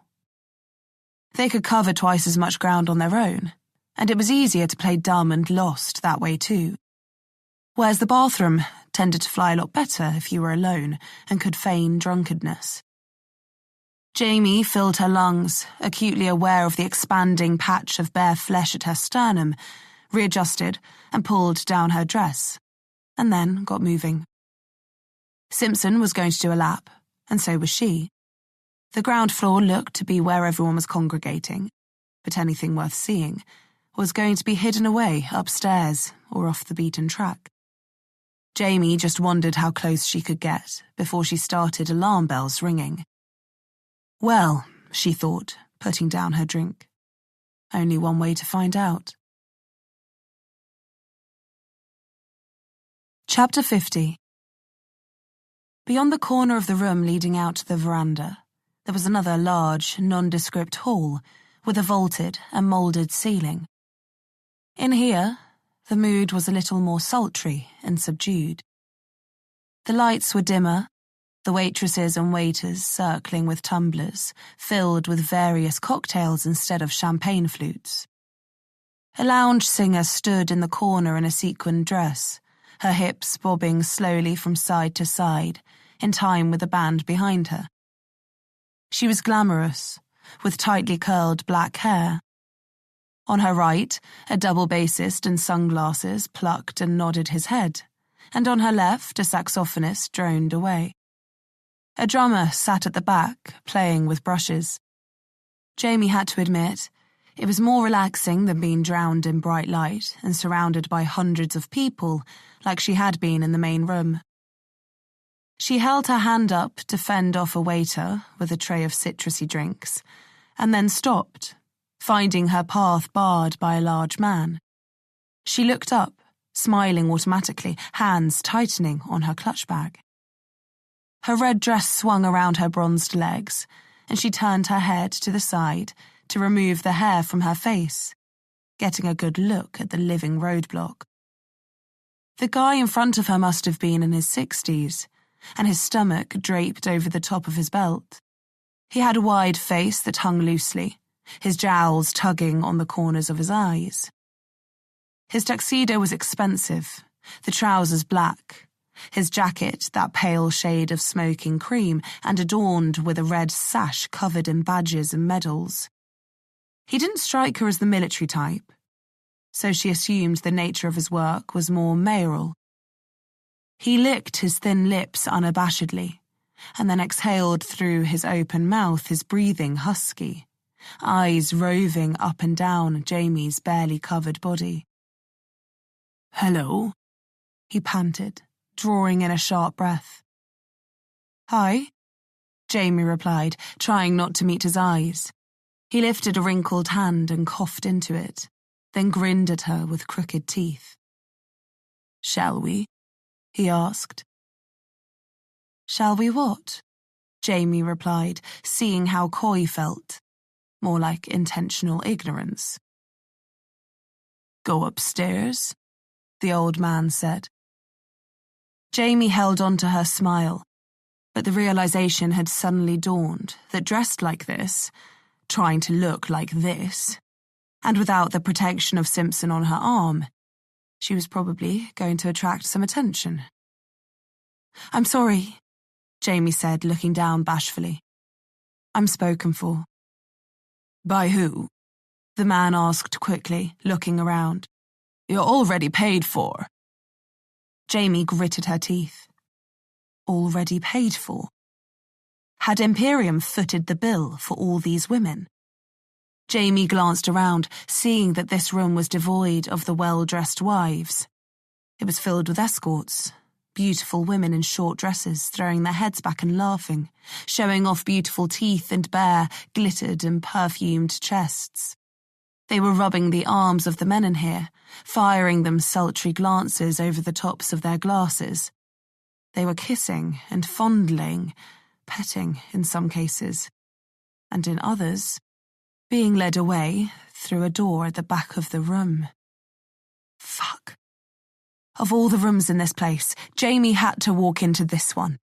The one where the guys looking for a good time came. She drew a slow breath, wondering if she could flee, and what kind of message that would draw. The mayor of Halitosis was staring at her. "Don't you want to talk first?" Jamie asked then. "You may not like me." She had to try and buy some time. He stepped forward without warning and reached around, taking a handful of her backside and squeezing hard. "I've heard all I need to," he growled. Jamie couldn't repress a shudder, but she managed not to throw her knee into his crotch. She laughed strangely and pushed his hand off. "Hold your horses, tiger," she said. Fuck. That was about as far from natural as she could get. He narrowed his eyes at her questioningly. She cleared her throat then. She needed to tread carefully. If she was the only escort here that was prepaid and not doing her job, then that was going to raise eyebrows. "I'm sorry," Jamie said. "I'm just a little nervous." "First time," she added truthfully. "Oh, ho, ho," the mayor said. "Then I'll be honored to introduce you to a few things." He grinned at her again, and Jamie swallowed the rising bile in her throat. "So," he went on, "what you say? Shall we head upstairs? The night is wasting." Jamie stole another glance around. How normalized this all was here. And this guy, here, in his mayor's dress. He wasn't obscuring his identity. He was proud of it. They all were. She could see men draped in clergy stoles, men with military medals on their lapels, men handing women their business cards. There was pride here. They were wearing Imperium's brand as a mark of honor. They were operating freely under Imperium's protection. Sanctioned, protected debauchery. It struck her then, how this snuffling pig in front of her could be useful after all. "Yes," Jamie said then, giving him a big smile. "Take me upstairs." "That's the spirit," he'd chortled, offering her a route to the door. She expected it to come, but it didn't stop being any more sickening when his hand hit her backside again, his fingers digging into the crease between her butt and her thigh, lingering there, inches from the place that Jamie had made sure very few people had ever had any access to. She stepped forward quickly, out of his grasp, and headed for the door, hearing him puffing away behind her as he sidled to keep up. She pushed through the heavy oak door and into the corridor that ran behind the main staircase. Jamie glanced out at the dignified party, the bright lights, the champagne flutes on silver trays. She could slip away now, rejoin high society, rethink her approach. But she might just be wasting the best chance she'd get all night.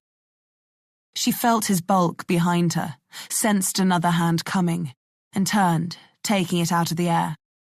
His fingers danced at her hip, trying to spider their way to her. "Save some for the room," she said, as seductively as she could. She never had much practice with it. "You're here for my pleasure," the mayor spat, snatching his hand back. "Remember that." He glared at her for a second. "One word from me, and you'll be out of here before you can even swallow." Jamie held fast. Oh, she couldn't wait to get him behind a locked door. "You're right," she said then. "I am here for your pleasure. Anything you want. So let's not waste any more time, shall we?" She turned on her heel then and headed past the main staircase, following the red carpet down a long hallway. At the end, she could see just another girl in a dress being guided up what looked like another set of stairs. Jamie kept walking, kept the mare following, did what she could to swing her hips without turning over on her ankle, and reached it without further incident, though she thought if he'd got within arm's reach, he probably would have taken another fistful of whatever he could have. Jamie made sure he was still in tow and that he wasn't about to keel over, and started upwards. At the top, Jamie was standing at a fork. To her left, a hallway ran back to the mezzanine and the main staircase that led down to the front door. Ahead, there was a long corridor. It went straight to the back of the palace, with doors all down both sides, and then hooked left at the end. She knew where she was then, the image of the blueprint in her mind aligning with what she was seeing. This was the west upper hallway. These were bedrooms and bathrooms. What would have once been the guest wing of the palace. And the stairs they'd just come up was the staff stairwell. The corridor they'd come through, the staff quarters. At the end of this corridor there was a left turn and a hallway that ran down the length of the back of the building.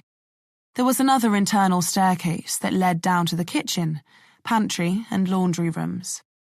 And if there was going to be some sort of security centre, Jamie guessed it was going to be somewhere around there.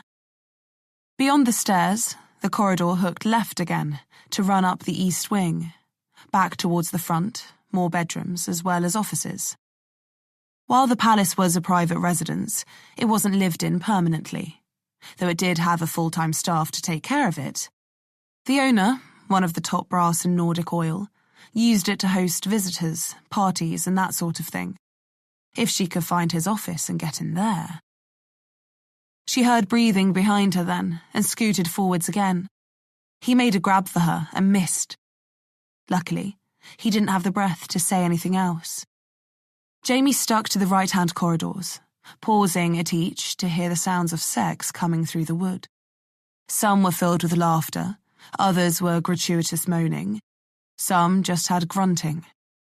Jamie grimaced and pushed on, relieved to find the fifth one down was silent. She pressed on the handle, and the door swung open. A woman, in a dark knee-length dress and apron, was in the process of stripping the bed. She was wearing rubber gloves to do it. Jamie didn't blame her. "Sorry," she said tiredly. "Won't be long. Try the one opposite, I just finished up in there." Jamie nodded apologetically and backed out, closing the door. She crossed the corridor and opened that one, the mayor just about catching up, his face red and blotchy, eyes bloodshot from the cardio. "In here," she said, not even able to look at him. He collapsed against the doorframe, puffing hard, and then pushed himself in, swinging the door closed. Without invitation or delay, he started wrestling with his dicky bow and top button. Jamie looked around the room for any hint of cameras, thankfully seeing none, and then checked out the rest. A big four-poster bed sat in the centre. A doorway led to an ensuite bathroom. A dark wooden dresser was sitting against the left-hand wall, an incense stick burning on top of it. Jamie approached, seeing that the dresser top also played home to 2 oil stick air fresheners, a bowl of potpourri, and a ceramic dish with a lid on it. She lifted it, seeing a pile of condoms sitting there. She grimaced. The lights went down around her then, and she turned. The mayor was unbuttoned fully now, his liver-spotted stomach hanging between the loose, crumpled sides of his shirt. His belt was also open, the ends lolling against his thighs, what hung between hidden by his sagging stomach. "Take it off," he commanded, flicking a hand at her dress as he advanced. Jamie swallowed. "Fuck. Okay. No, you can do this. You have your plan." "How about," Jamie said, approaching and putting a hand on his hairy chest. "You learn some manners first. Didn't your mother ever teach you how to treat a woman?" His lip quivered with sudden rage, and his fat hand came up quickly, though predictably. Jamie caught it with relative ease, dug her nails into the flesh behind his thumb and bent it back. His eyes widened and he squealed a little. "On your knees," Jamie commanded. He sank down. "You're going to do as I say," she spat. He whimpered, looking up at her like a puppy dog. But she could see he was getting off on this. It would make this next part easier, at least. She threw his hand back to him and walked past, sitting on the bed, sliding back a little.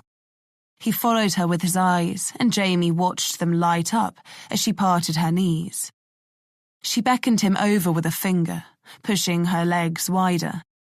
He got the picture and scuttled across the floor, like a little fat pig, eagerly diving between them, knees still on the floor, elbows on the duvet. She kept reminding herself this was the only way. She swallowed hard, exhaled, steeled herself, and then lifted her right heel over his shoulder, feeling his hot breath on her inner thighs. And then she squeezed, her right thigh against his throat, her left hooked under his armpit.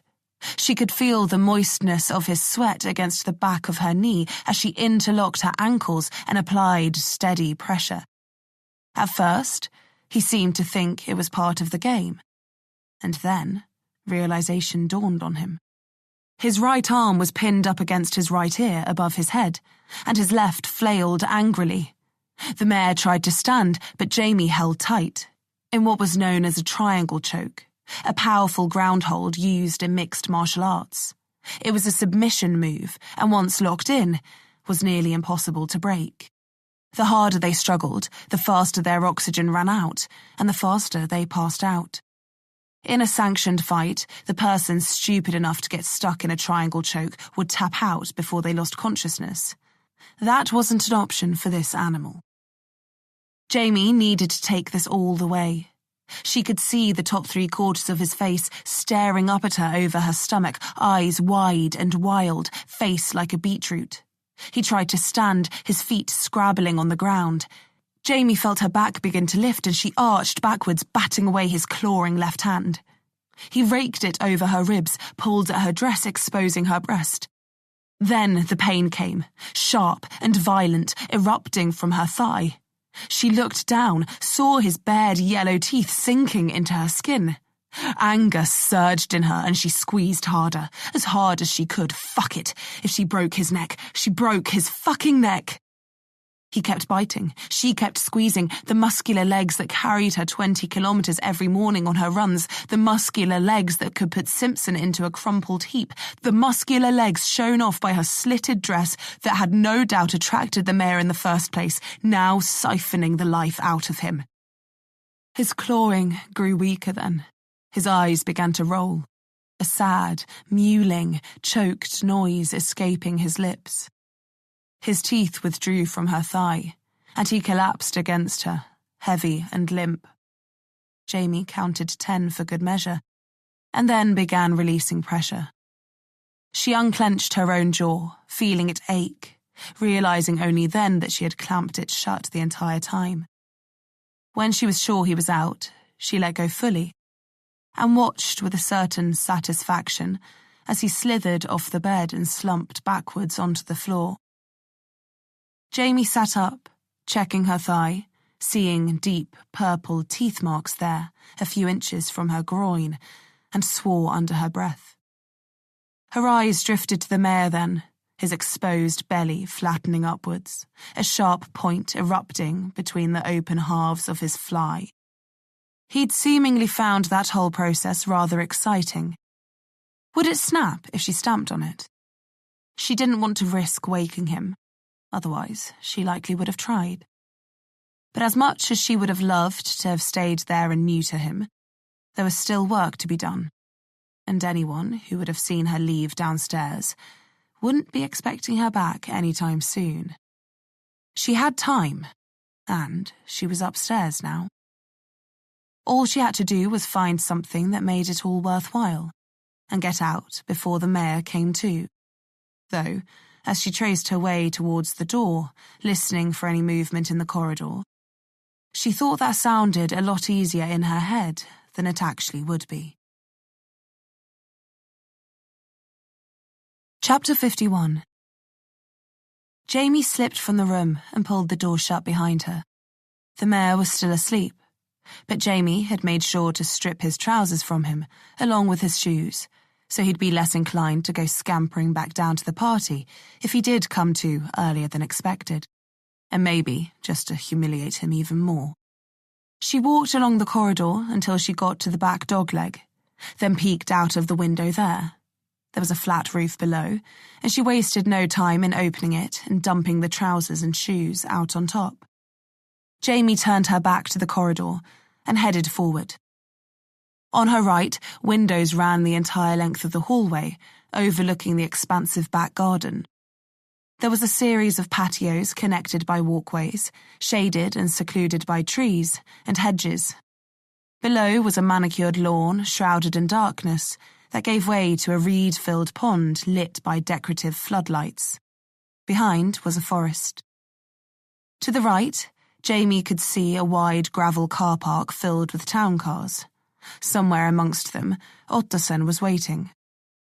She could make out the drivers congregating, smoking, talking in the semi-darkness, but it was too dim to make out anyone in particular.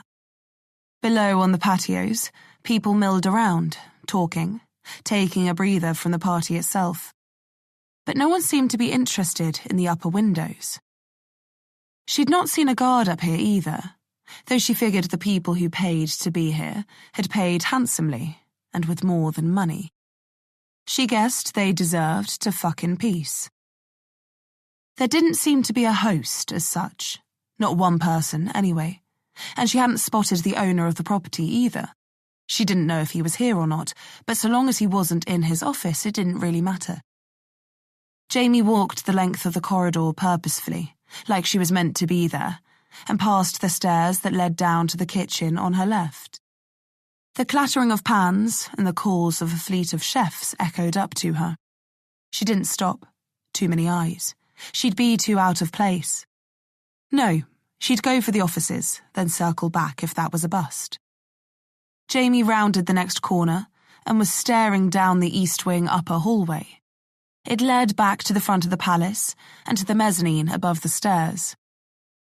She just needed to try every door now, find a computer or laptop.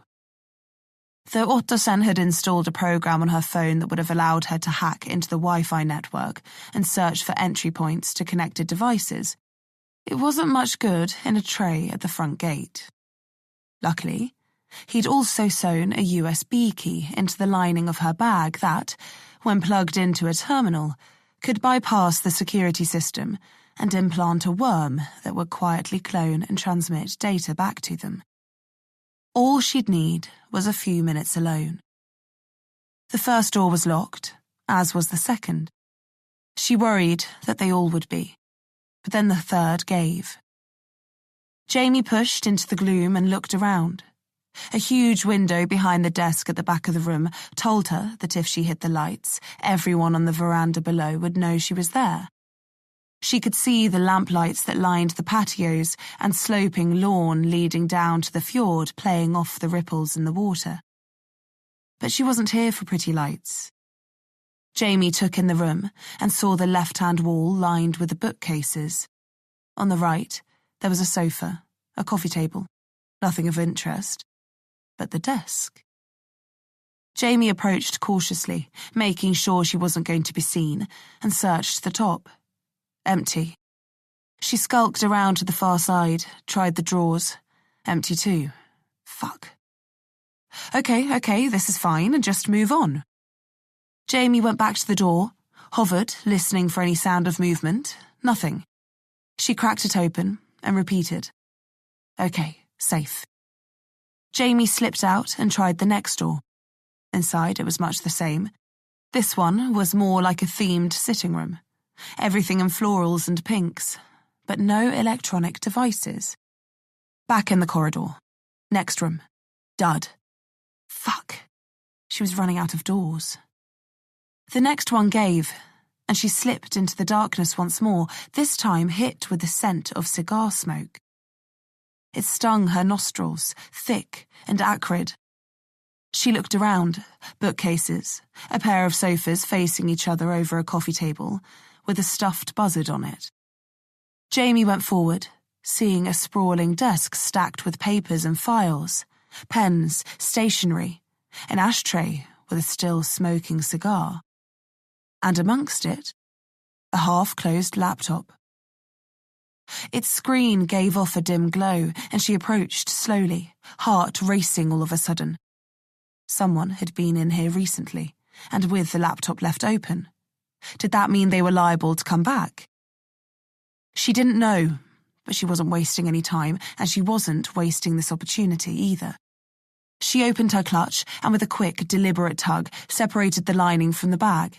She emptied the USB key into her waiting hand and went around the desk, opening the laptop a little. She crouched behind it, staring up at the semi-shut screen, and pushed the USB into the port. A little window popped up on the display as the program began to load, and a series of green bars filled quickly and then disappeared. A second later, another one flashed up, saying, "Uploading."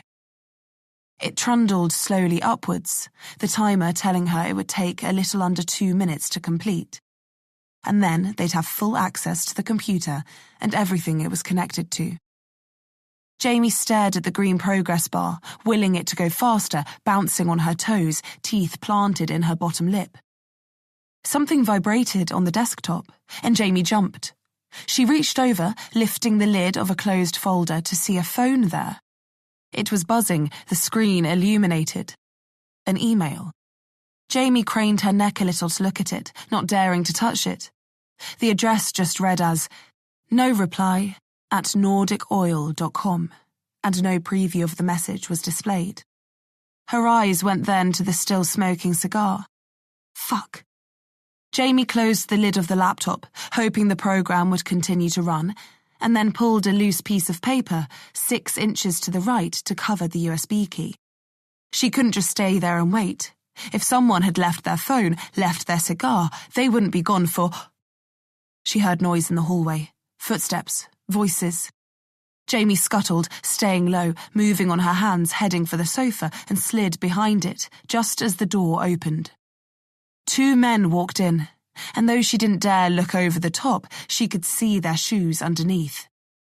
The one at the front stormed forward, then stopped, turning to the second, who seemed to be limping. "I want him gone, and I want him gone now." He exhaled hard. "I want it done quickly and quietly." The guy went on. "And how the fuck did an FBI agent get in here anyway?" Jamie's fingernails dug into the carpet under her hands. Simpson. Fuck. "You've got a leak," the first speaker went on, "and you need to plug it. Now, where the fuck is my—" He moved towards the desk, and Jamie watched, holding her breath. He rummaged through some papers, then she heard him pick something up. There was a sudden crackle of burning tobacco, the smell thick in the air again, and then a column of smoke rose above the desk. The feet turned back towards the door. "What are you still doing here? Go, fix this," it snapped. "And find whoever else is here that shouldn't be. I doubt he came alone." The man with a limp turned and sidled out, and then the speaker followed him, the door snapping shut. Their footsteps receded, and Jamie pulled herself to her feet, breathing hard. She moved towards the window quickly. Now wasn't the time for stealth. She pressed her face to the glass and looked up the east side of the palace, towards the veranda where she'd agreed to meet Simpson. She could see him. Shit. He was just standing there, staring out at the fjord, drink in hand. And they were coming for him. Whether the guy with the cigar was the owner of the place or just some middleman in charge of the party, she didn't know. But she had a sickening feeling that she knew who the other one was. Someone used to leading a team of mercenaries. Someone used to enforcing Imperium's will. Someone not afraid to disappear an FBI agent. Someone recently injured and still carrying the effects of that wound. Sandbeck. Jamie swallowed hard. Simpson was out of time, and her shoes were not made for running. Chapter 52. Jamie snatched the USB key from the laptop, not bothering to check whether the program had finished, and headed for the door. She flung it open and stumbled into the corridor, her ankles threatening to roll over. She was already on her tiptoes, so running was tough. She shuffled awkwardly for about 10 meters, then reached down and pulled her heels off one at a time, swapping her clutch to her left and the shoes to her right. She was up to sprint in 10 seconds, the slash in the side of her dress allowing for reasonable freedom of movement, even if the seam was complaining as she went. Jamie measured her pace. She needed to be careful here. Get to Simpson before they did, but at the same time, she didn't want to round the corner and go crashing into Sandbeck. She slowed to a jog, and then, as she got to the corner, a walk, getting her breath back. There were no voices ahead, so she guessed that Sandbeck must have headed down the security stairs through the kitchen. Shit. She must be just ahead of him. Maybe she could still reach Simpson in time. Jamie rounded the corner and, heels in hand, moved across the gallery, heading for the main staircase. She got above it, glancing down at the main foyer, and stopped. There must have been 8 guards down there, heads moving like lighthouses, searching for anything out of place. Like an unaccompanied escort pushing 40, with her heels in her hand and her fringe slicked to her forehead with sweat. Jamie swallowed and made the call, turning and heading across the landing instead, going for the corridor that led back towards the west wing and the staff stairs she'd used to come up. She'd done an entire lap of the palace now, barely 500 meters, she guessed, and her feet were aching like she'd just run 50 miles. Christ, why did anyone wear heels? The most uncomfortable thing she'd ever had to put on. And that included the thong Vez had made her wear. Jamie could feel the sweat beading on her back between her shoulders. She could feel the material of the dress rustling and pulling in all the wrong areas, what little there was of her underwear trying to lodge itself in all the places it shouldn't be. She reached the staff staircase and swung around the railing, slingshotting herself down. She counted the steps subconsciously, pounding downwards, then hit the bottom, turned, and ran straight into someone. Jamie rebounded off in surprise, blinking herself clear. "I'm sorry," she said, looking up at the man in front of her. "I was just—" She cut herself off, recognizing the guy in front of her. "Johansson?" Detective Nars asked, doing a double take. Jamie stared at the shocked face of Torgrimsson's partner, and they stood like that for a moment, neither knowing what the hell to do. Then Nars moved, one hand towards his earpiece, the other towards the pistol hanging from his ribs. Jamie didn't have time for this. She launched herself forward without warning, driving her knee square into Nars's crotch, then swung her heels up and over his shoulder as hard as she could. They smashed into the side of his head with a dull clatter, and he crumpled to the ground, wheezing. There was no honour in fighting like that, but damn, it was effective.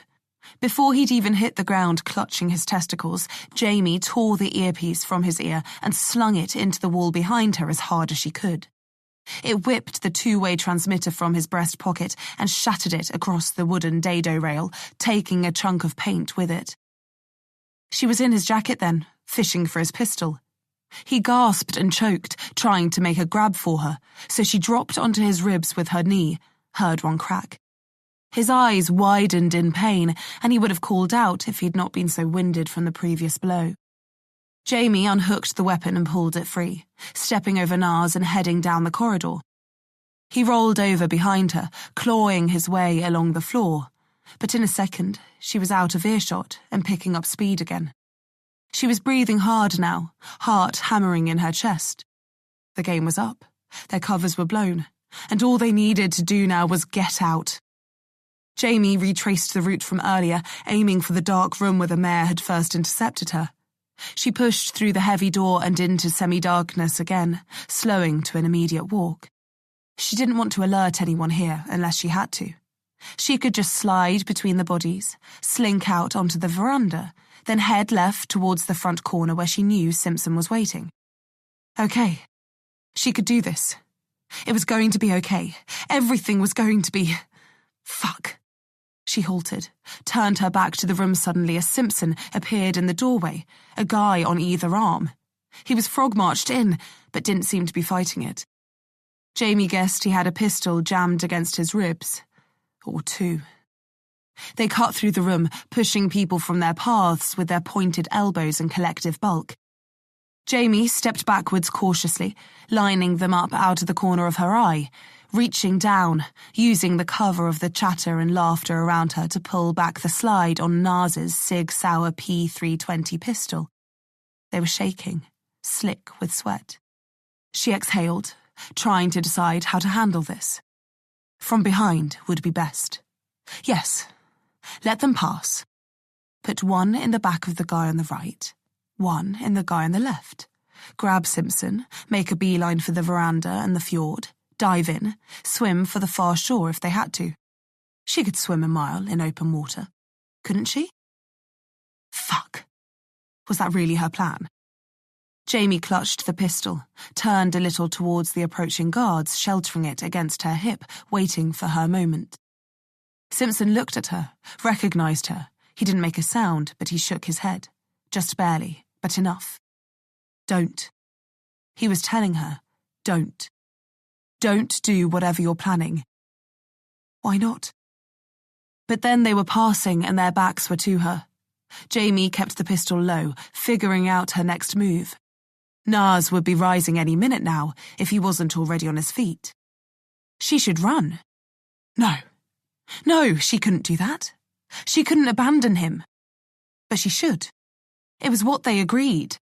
She should run for the door, head out to the car park, find Ottosen, and make a run for the exit. That's what she should do. They had the worm in place now, hopefully, so she needed to get back to base and start figuring out what their next move was going to be. And yet, she was already following Simpson. How did they spot him anyway? How did they know it was him? Had Klein given him up? She'd have to find out the answer to that another time. Right now, there were more pressing things to deal with. She pushed the pistol into her clutch, keeping her hand on the grip as she traced through the crowd after Simpson. Her eyes roved the faces of the people as she squeezed past. Fuck, she must look like a mess. She just hoped that by the time anyone realized that, she'd be past them and gone. The two mercenaries guided Simpson through the dark room and into a quieter library area. The walls were lined with books, and old-timey sliding ladders clung to the shelves. Leather seats and sofas were dotted around, and people lolled on them, leaning and sitting and lounging, talking to each other, laughing, drinking. A man looked to be eating the face of a young escort in the far corner, his hand up her dress in plain view of the room. No one seemed to care about that, or about the two guys frog-marching a guest through the middle of it. Jamie figured that they were all on Imperium's payroll. They knew what the organisation was about, what it was capable of. Hell, he probably wasn't even the first guest to be escorted out that night. Everyone just turned their heads away, which suited Jamie just fine, as she trailed them from the darkened room and into the library. The trio ahead turned and went towards a door between two bookcases. The guard on the right reached out and opened it, and Jamie could see then that there was indeed a pistol jammed against Simpson's ribs. They disappeared through it and it closed behind them. Jamie, who'd hung back a little, crossed the floor quickly and opened it. She let the handle down carefully and pulled it towards her a few inches, looking through the gap. They were receding into the distance down a narrow internal corridor. It was lacking the ostentatiousness of the rest of the house, but was still nicer than any apartment she'd ever lived in. The trio were maybe 20 meters ahead now, and Jamie needed to make up some ground. No. What she needed to do was figure out how the fuck she was going to get Simpson free. They were tightly packed in here. She doubted they'd have a lot of space to turn around, to move. This was as good a place as any. Beyond them, she could see a door. It had glass panels and led outside. Okay. Right. This was it. She just needed to get them apart, get that gun out of Simpson's ribs. Jamie's bare feet thankfully didn't make any noise on the plush carpet as she closed ground on them. When they were 15 meters ahead, she crouched for a step and ditched her heels, then the clutch. She kept the USB key in her hand. She needed to make sure they didn't find the worm quickly. There was a light fixture on the wall, and she reached up, dropping the key into the tulip-shaped glass shade. Jamie exhaled, picking up the pace, They were 20 metres from the far door now. She would only get one shot at this, and she needed to make it count. The plan was there. She'd call out, one would turn. There'd be a moment where their attention was split. The one on the left had the pistol in Simpson's ribs. She'd take him out first. Get close enough that she could guarantee a headshot. The only way to ensure that trigger wasn't getting pulled. A body shot wouldn't cut it. She didn't want to kill anyone else. She'd had her fill. But this was Simpson. She couldn't let him die. 10 metres ahead now. Just a little closer, she had to be sure. 5 metres. Jamie steadied her breath, chose her footing, drew a deep breath, raised her pistol, opened her mouth to speak, then froze. A shape stepped from a side corridor into the space between her and the mercenaries. A man alone. He was wearing a black suit, had broad shoulders, was holding the left a little lower, cradling his arm slightly. She knew instantly from the gait and the bald head, despite his back being turned, who this was. Sandbeck. "Hey!" he called before Jamie could react. The mercenaries stopped dead, turned in place, Simpson still between them. Jamie had her pistol up, 2 metres from Sandbeck's back. A few metres in front of him, the mercenaries had turned fully, Simpson still suspended between them. Fuck. Their eyes widened, the one with the gun on Simpson reacting first. "Get down!" he yelled, his weapon flying from Simpson's ribs. Sandbeck reacted instinctively, diving back into the mouth of the adjoining hallway. Jamie fired twice as he did, not aiming for him. As much as he was due a bullet, Simpson's life still hung in the balance. The first bullet struck the mercenary with the pistol mid-chest, and he convulsed, fired, the bullet ripping into the ceiling, sending plaster pluming down over Jamie's head. She put her second shot between his cheek and nose. Blood spattered up the pristine wall. He tipped backwards, the second mercenary already going for his weapon. Jamie charged forward, her pistol coming up again. But before she could zero in on the second guard, Simpson threw his elbow into the guy's gut, stepped outside him and fired a hard punch into his chin. The guy stumbled, his pistol in his hand, fighting for balance. Simpson didn't let up, though, and led with a sharp hook to the body before he ripped the gun from the guy's grip, twisted it around, and then put 3 into his chest. The guy shuddered, and then landed flat on his back. But Jamie saw no blood. Ballistic vests. But now that there'd been shots fired, the whole place was about to erupt into madness. Simpson's hand was out, waiting for Jamie, and she took it. And then they were sprinting for the exit.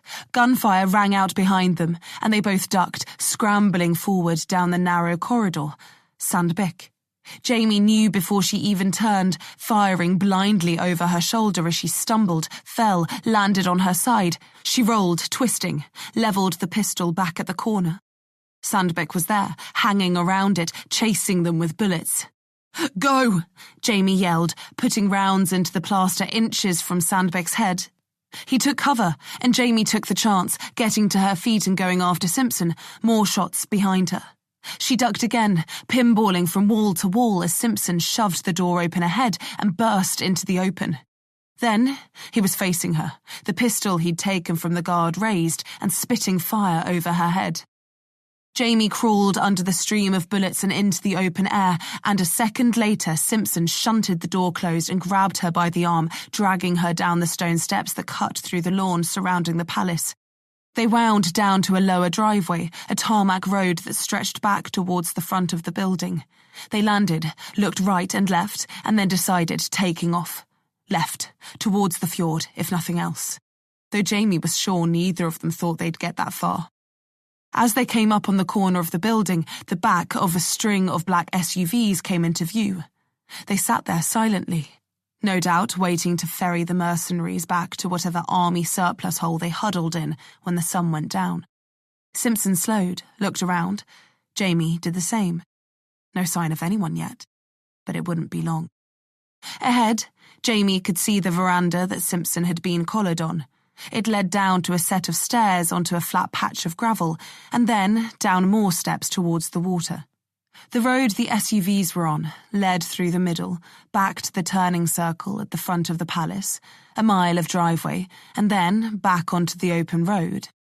Simpson and Jamie got low and moved around to the far side of the 4x4s.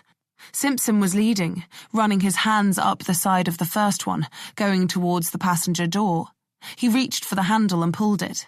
The thing opened, and he leaned inside looking for keys. Jamie felt a twinge of pain next to her belly button and looked down. Had she scraped it on something? Bumped it? Her hand came away red. Soaked red. A wave of nausea rolled through her then, her mind replaying the last few minutes over. All the gunfire, how miraculously Sandbeck hadn't hit her. Except he had. She'd never been shot before, but they were right. You didn't feel it right away. Jamie exhaled, her whole world rocking back and forth, and then she collapsed against the side of the truck. Simpson pulled his head out, glanced back at her. "No keys," he said, near frantic. Then his expression changed. "Jamie?" He knelt next to her. "What's... shit? Are you... fuck," he said, breathless all of a sudden. His hands were on her stomach then, tracing across her ribs. "You're hit." Jamie laughed, then grimaced, the pain setting in now. "Could you be any more American?" He met her eyes, not a hint of humour there. "We need to get you out of here. Now." There were voices all around. Simpson stood, looking through the windows of the SUVs. "They're looking for us," he said. Jamie nodded, her mouth dry. She looked down at her side, lifting her hand to get a better look. The wound was about 4 inches to the left of her navel. What was there? Anything important? It was her gut. Everything that was in there was important. There wasn't really a good place to get shot, after all. Simpson was on her again, pressing her hand into her stomach. "Keep the pressure on," he ordered. "I'll be back." He got up and ran to the next truck, checking for keys again. Jamie could hear voices now, footsteps, as Imperium's guards spread out to look for them. Sandbeck's voice echoing, telling the mercenaries to find them. She just tried to breathe, keep her heart rate down, though she could feel it racing in her neck and behind her eyes. If they discovered her here, she'd be dead before she could even lift her gun. She looked down at that now. It was still in her hand, but it felt heavy and wet. There was blood on it. Her blood, she thought. It was all up her arms, running down her legs. Fuck. That was a lot of blood. "Jamie," Simpson said, appearing again. "Come on. We have to move. Can you walk?" She nodded. "Yeah, I can walk," she said, letting Simpson pull her to her feet. She suppressed a groan of pain, bared her teeth, and then put her weight on her feet. She wobbled, but then held, and started forward, still clutching her stomach as Simpson hauled her along awkwardly. "This one," he announced, turning towards an open door and swinging Jamie up onto the passenger seat. She sprawled in, swearing as she went, still holding the gun. Simpson lifted her legs and swung them in, her dress riding up. He paused briefly, glancing down at her exposed thighs. Jamie caught him. "Not really the time," she growled through gritted teeth. "Are those teeth marks?" he asked, meeting her eye. "It's a long story," she said with a pained sigh. "Now can you please get in the fucking car?" Simpson looked down again, narrowed his eyes a little, then nodded. He opened the back passenger door then, to save himself from being exposed to the palace, and climbed in and then over the centre console and into the driver's seat. He reached up and pulled down the sun visor, and a key fell into his lap. Simpson raised it to the ignition and held it there for a second, looking over at Jamie, eyes wide, breathing ragged. "You ready?" he asked. "This could get rough." Jamie swallowed, exhaled hard, and then leaned forward, grabbing hold of the door handle and slamming it shut. "Let's go." Chapter 53. Simpson shoved the key into the slot and turned it, slamming the automatic shifter into drive. The dashboard lit up, the headlights bursting into life, engine roaring. The whole car shuddered and then crabbed to the left as Simpson ripped the wheel over, the wheels spinning and spraying the SUV behind with loose gravel and stones. Jamie could see figures rushing over the lawns now, could hear the dull shouts of guards ordering the guests inside, could see white rosettes punching holes in the night. The first bullets landed, pinging off the bonnet and windscreen. She ducked instinctively, but they seemed to just bounce off.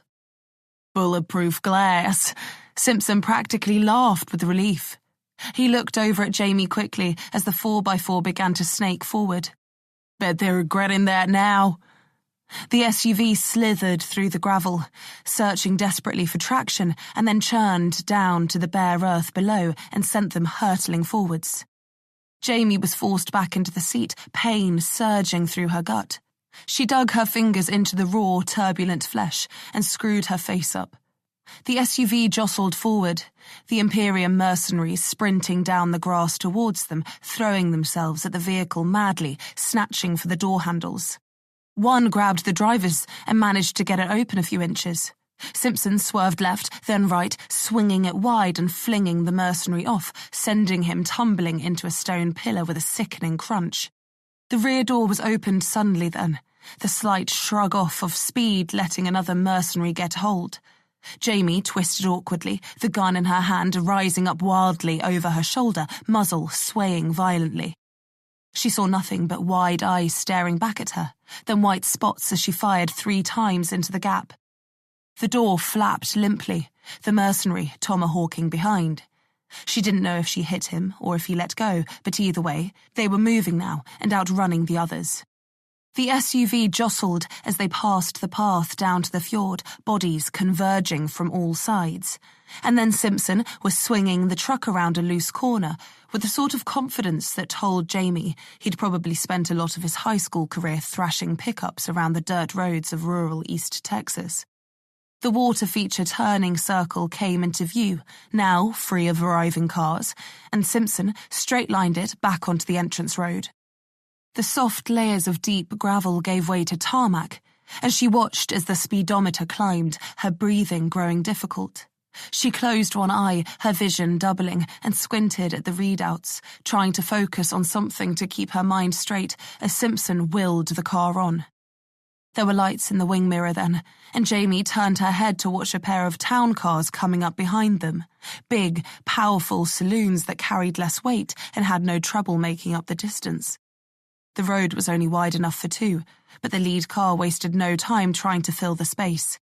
It came up fast on the right, and Simpson reacted, turning the wheel, sending the SUV lurching across the smooth surface with a sudden shriek of hot rubber. The car behind braked hard, the nose diving, and the second car pulled out and gunned it, slotting into the space on Simpson's side instead. His window was peppered with spiders' webs then as bullets buried themselves in the glass, the impacts making the whole car shudder. "Fuck!" he yelled, wincing away from them. They traded paint, fighting for road as the town car tried to send them into the verge in the waiting tree trunks. Jamie was going to throw up. She tried to breathe through it, the pain making her vision split and reform 10 times a second. "Hold on," Simpson yelled, grappling with the wheel.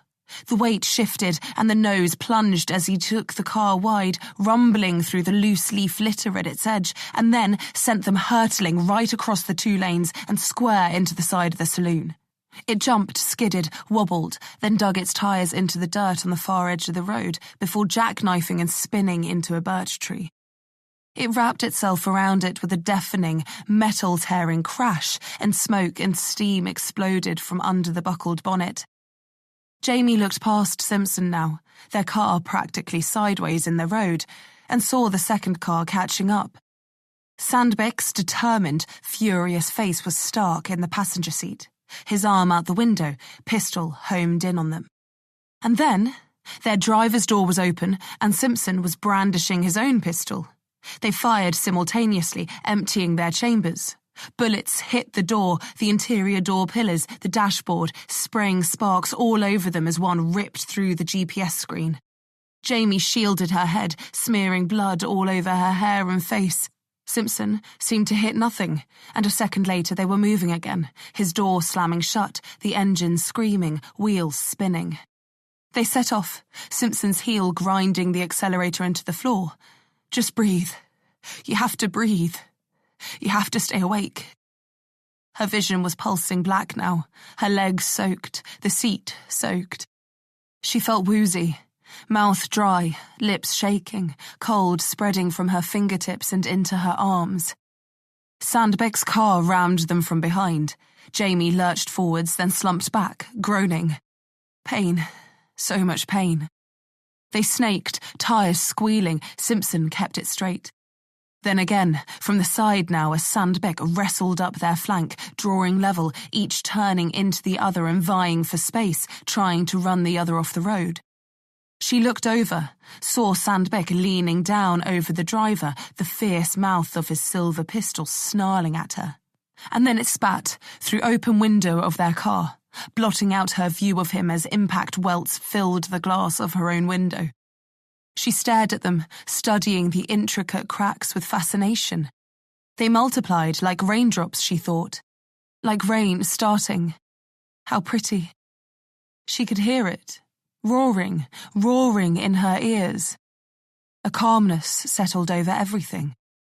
Then there was a distant bang, an eruption of white smoke or steam in her peripheral, and the car next to theirs weaved, spewing the gas from its front end. The radiator, she thought, her mind vague. Simpson must have shot the radiator. She smiled. Clever. He was so clever. She looked over at him. He looked back at her, face shining with sweat, eyes full of fear, mouth moving. Talking. Simpson was talking. She couldn't hear him. Was he miming? How funny. God, she was tired. Why was she so tired? She needed to sleep. She should sleep. Weakly, she reached out, squeezed Simpson's arm, and then closed her eyes. And then Jamie slept. Chapter 54. The first thing Jamie became aware of was the soft beeping of the heart monitor. And then, the pain. She moved slightly, winced, then tried to swear, her throat stinging and dry. The smell of a hospital room filled her nostrils, and her eyes opened, aching in the glow of the halogens overhead. The world swam into focus, and Jamie lifted a hand to her neck, massaging the pain away. She'd been intubated, she thought. Hey, a voice said out of the ether. Don't move. You're okay. Simpson? Jamie croaked, squinting at the shape taking form at her right elbow. Not quite, came the reply. A square, sharp jawline coming into view. She saw his keen eyes, his slicked-back hair, a compassionate expression on his face. The most she'd ever seen. Vuk, Jamie said, still not quite believing he was here. Wherever here was. Where was she? Jamie blinked a few times, coming back to the moment. What are you doing here? She asked. He smiled, amused slightly. Turns out I'm listed as your emergency contact. Jamie laughed a little, then groaned. Where am I? Was she safe? How long had she been out? Why hadn't Imperium come for her? Would they? They needed to get out of there. Oslo, Vuk answered. Oslo? Jamie shook her head. No, I can't be. We were... She screwed up her face, trying to figure out what the last thing she remembered was. You were rushed to a local hospital, treated there, stabilized, then airlifted to Oslo for surgery, he said plainly. They said it was touch and go. You don't seem too broken up about that. He shrugged and ran his hand over his head, pressing his hair to his scalp. They don't know you like I do. She laughed again, then cried a little. Fuck. Vik looked better, though. Time away had been good for him, it seemed. He looked like his old self again. Are we... Is it safe here? Jamie asked, keeping her voice low. His smile broadened. Yeah, he said. You're safe. He hooked a thumb over his shoulder towards the door.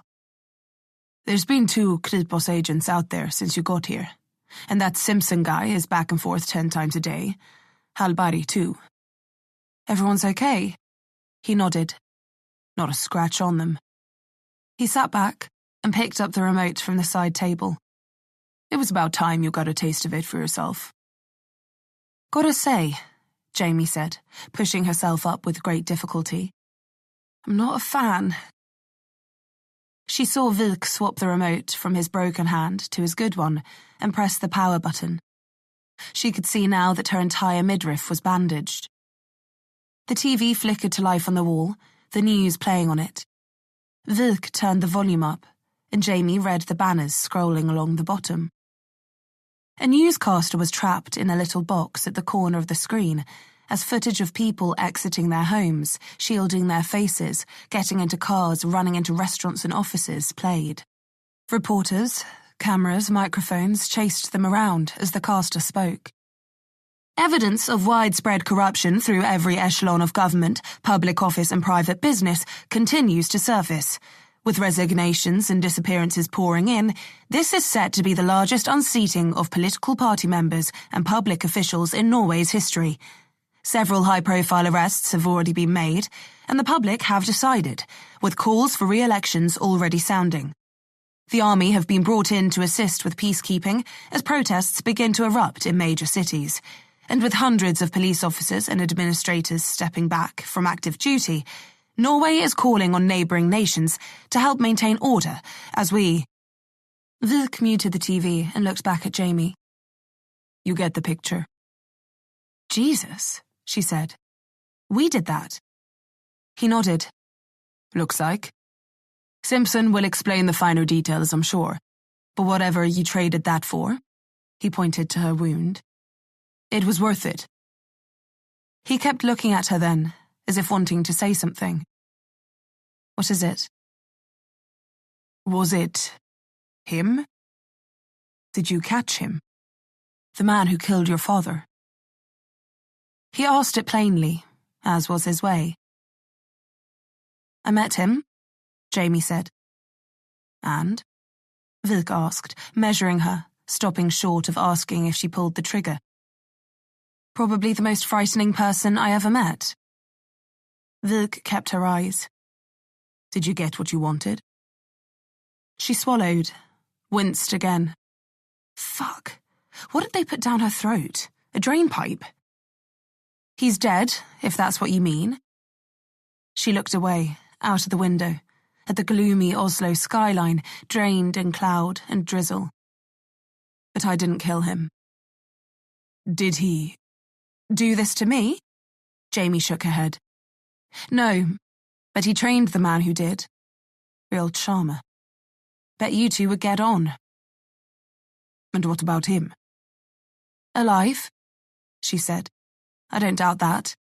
He's slippery, smart, skilled, ruthless. There was a rap at the door, and Simpson's face appeared there in the gap. Knock, knock, he said. Vik raised his eyebrows and rolled his eyes. Jamie didn't need to ask what his take was on Americans. Simpson let himself into the room wearing a pair of jeans and a loose checkered blue shirt. How are you feeling? He asked. Ready for action, Jamie replied. Just finished up my morning 10 kilometres, can't you tell? That good, huh? He grinned with perfect white teeth. Glad to hear it. My ribs still need a few more days to heal. He came over and clapped Vik on the shoulder, much to his dismay. She kicks like a horse, you know that? Simpson asked him. I'm aware. Vik growled. He stood then, shrugging off Simpson's hand. I'll leave you two to talk, he said quickly, turning away. Vik, Jamie called after him. He paused and looked back. Thanks, she said.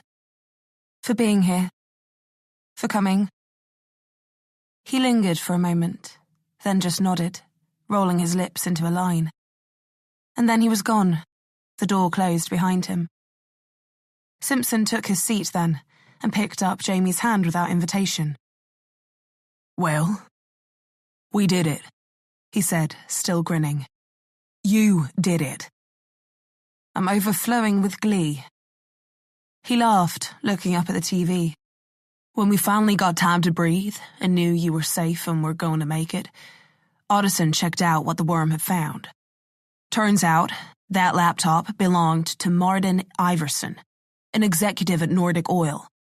He was staying at the palace during the party, and once we got into his email account and onto the Wi-Fi network... Simpson clapped, and then made a rocketing motion with his hands. The guests' phones were mostly out of reach, but a select few staff, guards, high-ranking Imperium employees weren't. Won't this damage the case, everything being out there like this? He closed his lips a little and sighed. Kripos and Europol were dubious about our methods, and weren't sure the gathered evidence could be relied upon. They thought Imperium would claim it was fabricated, and with no photo or video evidence from the party of the people inside. What about our witnesses? Torgrimsson, Maria Bole? There's no sign of Torgrimsson, Simpson said. He's gone. His family too. In the night after the party. Looks like he drove straight there, collected them, then... Jamie drew a slow breath, regretting filling her lungs all the way. He'll show up, once he realizes how hard running is. And he'll talk. Maybe. But we weren't prepared to wait around, Simpson said. So you leaked it? He broke into a gentle smile. No, he said, lifting his hands. That would be wholly irresponsible. Kripos and Europol are denying all knowledge of an investigation into any alleged corruption. He shrugged. But now that it's out there and plastered across every news outlet, they're pretty much obligated to launch one and review the evidence presented. Jamie leaned her head back. That's good. She coughed, whimpered a little. Fuck Imperium. Yeah, Simpson added. Fuck Imperium. They get everything they deserve. He sighed. Just a shame we never managed to find Stieg Lange. His testimony would go a long way here. Jamie let out a low, close-lipped chuckle. What's so funny? Simpson asked, raising an eyebrow. Oh, just another one of my hunches. Jamie replied. This really the time to be coy? She looked at him. You tell me. Okay, I'll buy it. You get a lead on Stieg Lange while you were unconscious that you're not telling me about? Something like that. But I'll keep you in suspense for now. You know withholding information during an active investigation is a crime, right? Jamie smirked at him. Yeah, I do. Except there is no investigation. Not really. Because Stieg Lange isn't missing. He never disappeared. I'm not following. What do you mean he's not missing? If he never disappeared, then where is he? Simpson asked, leaning in. He's still in his house, Jamie said, looking at him. He never left. Chapter 55. It was nearly 2 weeks later that Jamie and Simpson pulled up outside the Lange house in Bergen. It felt strange to be back, especially outside the guise of her assumed identity, outside of the investigation. She was back in her trusty jeans and boots, the dress long gone, thankfully, her hair back to its natural blonde and pinned back, though still a lot shorter than she would have liked. She was walking unassisted now, but it was painful and awkward. She was limping badly. But she was on her feet, and that was something. The doctor told her it would be 3 months before she could run again. She'd be there within 1, she promised herself that. They moved slowly up the drive, Simpson hovering at her shoulder, ready to catch her if she stumbled. Any more thoughts about what comes after this? He asked. It had been a whirlwind 12 days since she woke up. The bullet had done damage, but missed everything vital. It had ended up puncturing her small intestine, and they'd taken 2 inches out. The surgery had taken 7 hours, and she'd been unconscious for nearly 3 days before they brought her out of sedation. Everything leading up to those final moments in the car was blurry and grey. She remembered being in the palace, chasing down Simpson and the guards, Sandbeck, gunfire, realising she'd been shot. But not much else. No details. Just snatches, flashes. Simpson's face, his frightened expression. "No," Jamie said. "Some time to recover. Get myself back," she said. "I'll go somewhere quiet, drop off the map for a while. I'm pretty good at that." She needed it. Though Imperium were on the back foot, on their knees by public standards, Jamie didn't think this was quite over. They might have lost their pull in the political and business world, but they still had men at their disposal. And they'd be looking to make someone pay for what happened. And it wasn't like they didn't know her name already. "Sounds good to me," Simpson said. "Think we could all do with a break after the last few months." He was talking like it was over, and she hoped for him it was. That he could go back to Texas or Virginia or wherever it was that they had him stationed before this, and go on with his life. Imperium had recognised him at the party, but so long as he was very far from here, maybe they'd just let him go. The risk of going after him greater than the reward. But for Jamie, she had no intention of running. When they came for her, she'd know it, and she'd be ready. She reached out and knocked, the reverberation from the door making her stomach ache with each rap. After a while, it opened, and Nina Lange stood there. She eyed Jamie and Simpson in turn, saying nothing, and then wrapped the draping hems of her cream cardigan around her waist, raising her eyebrows and waiting. "Mrs. Lange," Jamie said, "we're sorry to bother you. All communications with the police regarding the investigations into my husband's disappearance, or the incident that took place, must be directed to my legal counsel," she said formally. "I'll thank you to respect that." She tried to close the door, but Jamie put her hand out to stop it, regretting the action as soon as she did. She suppressed the pain as well as she could, breathing through it. "Mrs. Lange," she went on, voice strained. "Let me introduce myself properly. My name is Jamie Johansson, and like your husband, I was a victim of Imperium Holdings." She drew a breath and straightened, but said nothing. There wasn't a person in Europe who didn't know that name, or hadn't heard about what had been going on. "My partner and I were working undercover, trying to expose their actions, and we've succeeded in doing so." Nina Lange said nothing. "We're not saying that it's over. Far from it. But what we are saying is that it's time for Mr. Lange to come forward." Nina Lange measured her, then let her face settle into a scowl. "Is that supposed to be some kind of joke? My husband is still missing, Mrs. Lange," Jamie cut in. "I know it's frightening, and that you have no guarantees of anything, but with his testimony, we can keep building the case, keep putting people away for this. He's going to be needed at work too. Emma Hagen has stepped down from her position at the head of Høyre. If he stands up now, he can make a difference." She swallowed, then hardened. "You're sick. Coming here, to my home, saying these things, when you should be out there." She flung her hand into the air. "Finding him.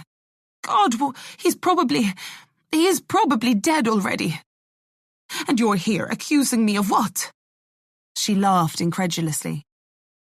Simpson stepped forward a little, laid his hand on Jamie's shoulder. "How sure are you he asked her. Jamie looked at Nina Lange, smirked a little. I'm sure. Good enough for me. Simpson pulled out his badge and held it up. Special Agent Bo Simpson, FBI, acting under the authority of the National Criminal Investigation Service and Europol. We need to come inside. Absolutely not, Nina Lange snorted. Mrs. Lange, willfully lying during a federal investigation is a felony that carries serious jail time. Falsifying evidence is also a felony, as is falsely reporting a crime. And quite frankly, we can go on and on. Now, my partner here, he said, gesturing to Jamie, has been polite. But in the spirit of helping things along, I'll say it again. We need to come inside. And if you decline, then I'll put you on the ground and in handcuffs. And then, when my partner finds Mr. Lange, you'll be remanded into custody and charged with as many crimes as I feel like slapping you with. He grinned at her. And thanks to that friendly look you're giving me, I might just feel like booking off the whole day just for you. So, what do you say? She shifted from side to side, grinding her teeth as she decided whether to continue lying or to just give up. Eventually, she made the right choice and stepped aside. Though I don't know what you expect to find, she muttered as Jamie limped past, heading for the stairs. Simpson went up behind her, giving her space, but holding his hands out to catch her if she fell backwards, which she refused to do, but almost did. Nina Lange watched carefully from the bottom of the stairs. Jamie was breathing hard, sweating by the time she got to the top, and ambled towards the master bedroom. In here, she said to Simpson, and he followed her in. The room still had that slightly off quality that it had when she'd been confronted by Torgrimsson and Nars. And now she knew why. Jamie approached the mirrored wardrobes and slid the furthest one back. Would you mind? She asked Simpson, gesturing to the boxes stacked up against the inside wall. Sure, he said, walking over and taking them out. They were all fairly light, and he stacked them neatly on the floor. While he did, Jamie watched Nina Lange, who was now hovering silently in the doorway, trying to keep herself calm. There, Simpson said, standing up and proffering the empty closet to Jamie. She moved past him, reaching up and brushing the clothes on the rail aside. She took one last look at Nina Lange, and then reached out, running her hand over the inside panel that would have been the outside wall of the house. She let her fingers trace the smooth surface, her eyes inspect it. And then she paused, looking back at Simpson, who was standing at her shoulder, peering into the gloomy wardrobe. Jamie pressed, not hard, but enough to activate the mechanism. The latch gave, and then the wall sprang back towards her. She pulled the hidden doorway out, revealing a space about 2 feet in width. The compartment turned right and led down a steep and narrow staircase that ran behind the headboard of the bed, into darkness. Damn, Simpson said, surprised. Nina Lange was in the room now, kneading her hands, tears in her eyes, but she was saying nothing. Jamie drew a breath, eased herself down onto the little plinth inside the wardrobe, and stared into the darkness. Stig Lange? She called. There was no response. My name is Jamie Johansson, formerly of Stockholm Police, and the London Metropolitan Police. As I'm sure you've seen, Imperium Holdings operations have been exposed, and Europol and Kripos would very much like to hear your experiences. We're here to formally offer you protection in exchange for your cooperation. There's a car waiting outside, and we can take you straight to Kripos HQ for you to give a statement. Still no response from the darkness. Please don't make me come down there, Mr. Lange, Jamie said tiredly. I got shot to make all this happen, and stairs are my least favourite thing right now. She looked back at Simpson, who offered a little shrug, then gestured to the hole, asking if Jamie wanted him to go down. She shook her head, gathered her thoughts again. Mr. Lange, she went on, I know you're scared, and I know it seems impossible to trust anyone right now, but I promise you can trust me. I've given everything to bring Imperium down, and now we need your help to do it. The city is in chaos. Hydra is imploding. Bergen needs you, Stig. Your country needs you. That little patriotic push made Simpson offer Jamie a nod of approval and a thumbs up. Americans. There was a creak from the darkness then, and Jamie turned her attention back to the stairs, squinting down into the hole. Slowly, a man's face began to take shape. He looked pale, drawn, tired. But there was no denying it. The man crawling up the steps out of the basement panic room that he'd been hiding in for more than a year was Stig Lange. Chapter 56. Jamie and Simpson stood on the front lawn of the Lange house, staring out at the grey sky. Winter was fast approaching now, and there was an undeniable chill in the air. How did you know? Simpson asked, still flabbergasted by the whole thing. Droves of officers, detectives, investigators were in and out of that house. Crime scene techs, too, who went over everything. Everything. Jamie cracked a smile, trying not to feel too smug. We had all the information, she said. I guess it just never occurred to anyone. He looked over at her and folded his arms. Come on, you've got to give me more than that. Nina Lange's bank records, before Stig disappeared, their food bill was about 1,400 kronor a week. Okay. And after he disappeared? Simpson scoffed, shook his head. It was still 1,400 kronor a week. Fuck. If she was alone, it should have halved. Half the food, half the price. He laughed to himself. Okay. So how did you know about the secret panic room? Jamie looked up and down the expensive street, seeing expensive cars and security systems blinking on the front of everyone's house. You know how many millionaires live on this street? Simpson took a quick survey. Lots, I'm guessing. Yep. And people who are well off are afraid of getting burgled. She turned and looked back up at the house. Stig Lange built this house himself, and being a prominent figure in Hydra, having such a deep, known love for his wife. I don't know, I had a feeling. And when Hallberg and I came back here to find her, I went upstairs to see what I could see.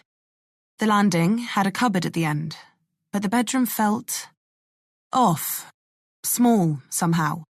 The walls didn't seem to line up. So I pulled the blueprints when I had time, looked over them. And they showed the panic room? Jamie shook her head. No, they didn't. That's the point.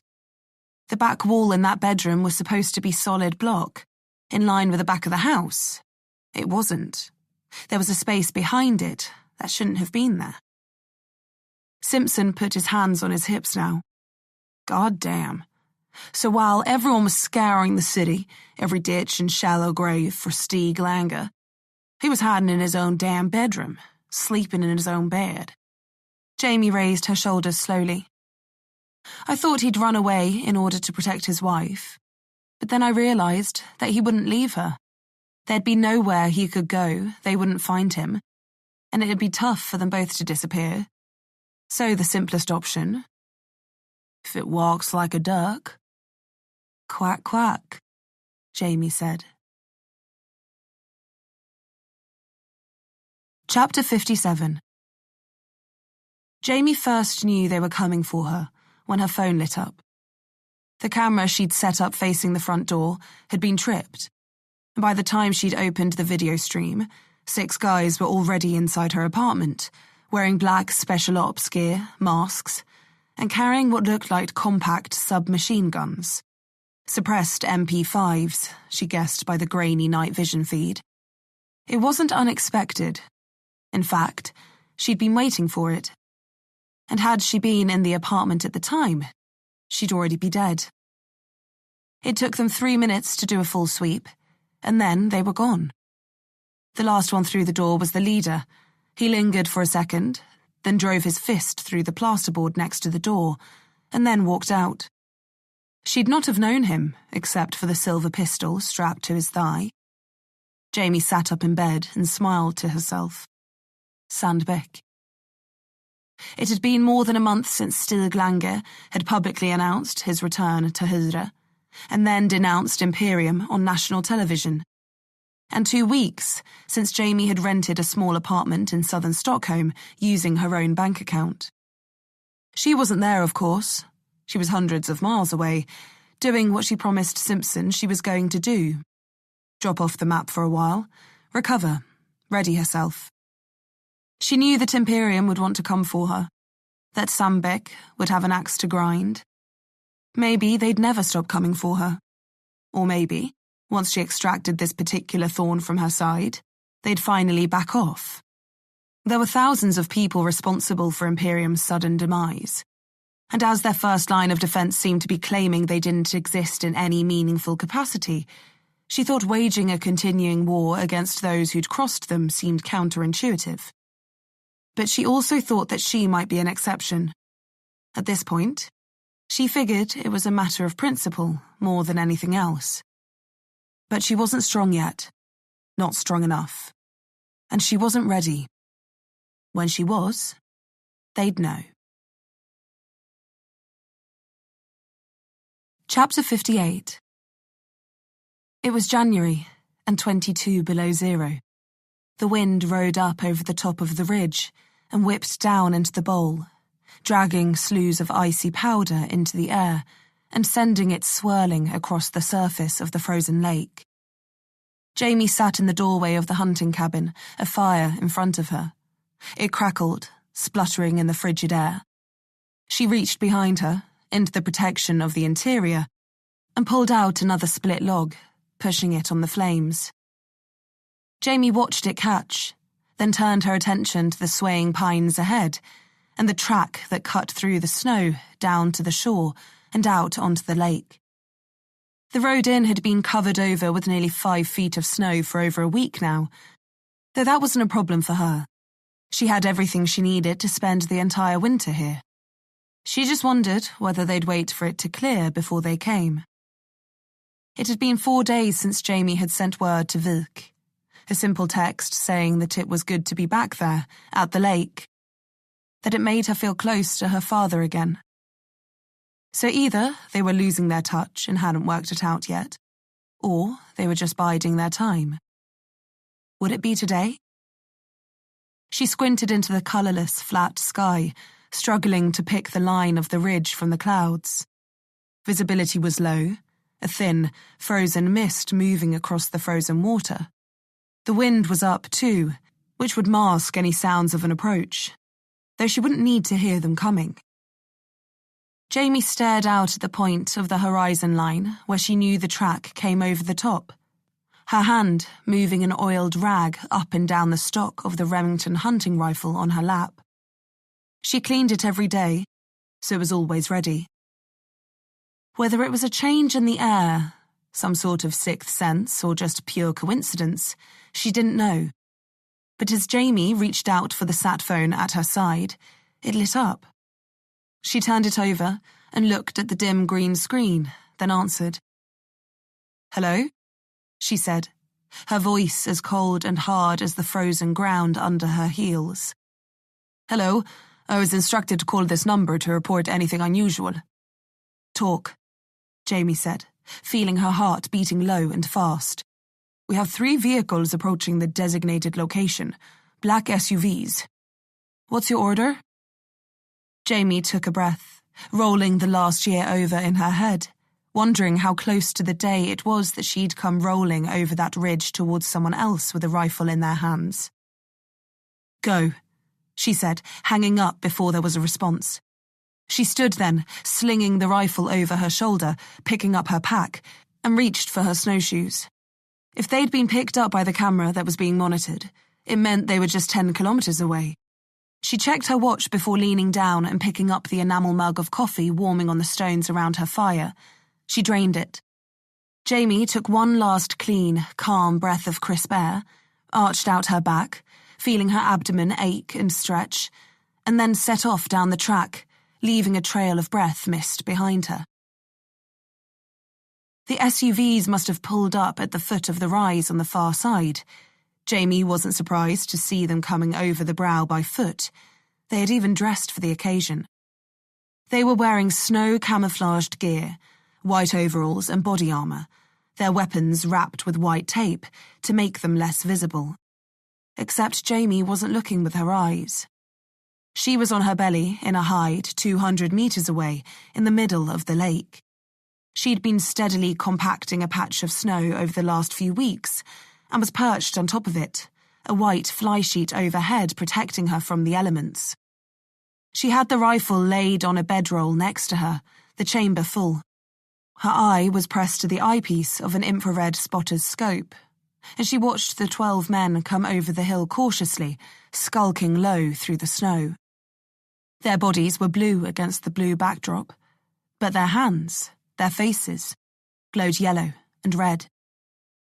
Picking them off from here was not her intention. First, 1 against 12 wasn't great odds when it came to a firefight, even if they were only armed with— Jamie switched views on the electric scope and dialed up the zoom— AK-5 assault rifles. Standard-issue Swedish military weaponry. Though the only gun she cared about was the shining silver pistol stuck to the thigh of one of them. She didn't know which yet. Second, killing them wasn't prudent either.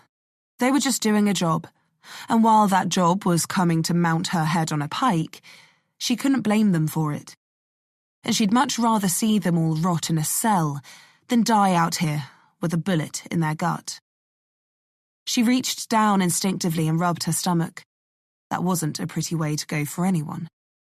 Still, if they fired, she'd fire back, though she hoped that she'd not need to. Jamie repositioned and looked down the spotter's scope again, watching them trace down the hill towards the cabin, her fire still smoking in front of the open door. They'd head right for it. They had no reason not to. They were at the bottom of the slope now, on flat ground, pushing through the snow. It was up to their waists, 4 feet of loose powder, not easy to move through. They'd be tired, their footing unsure, the blanket of snow ahead forming an undulating, unreadable surface. It's why she'd waited until then to make that text to Vilk. Jamie held her breath, watching as the first 2 guys, walking shoulder to shoulder, rifles raised, plunged beneath the surface. She held her smile, waiting to see what happened next. The remaining men, all backed up, ducked, hid themselves beneath the powder, crouching. Now she smiled. It was freezing out here, colder than freezing, a lot colder. And they couldn't wait around all day without going hypothermic. Jamie also knew what that was like, but this time she was wrapped up in 6 layers, snow boots, a full neoprene face mask. She wasn't taking any chances. The 2 men who went under didn't reappear.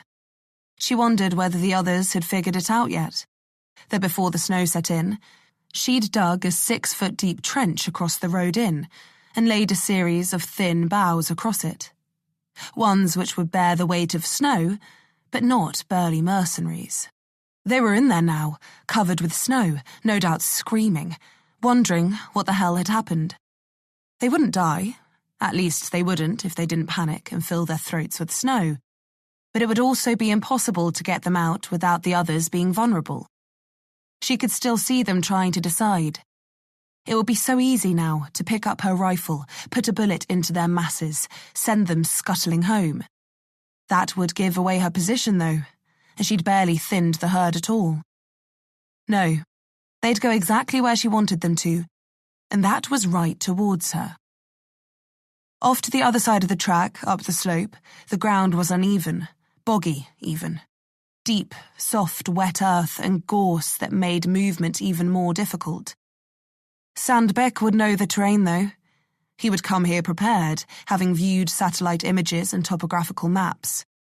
And he'd know, at 22 below, that the lake ice would be solid and flat and predictable. But Jamie knew a lot about lake ice too. She remembered what her father had taught her, about how to cut a hole in it to fish, about how to move across it, about how to know if it was strong enough, and about how not to cause it to break. She'd learnt that lesson the hard way.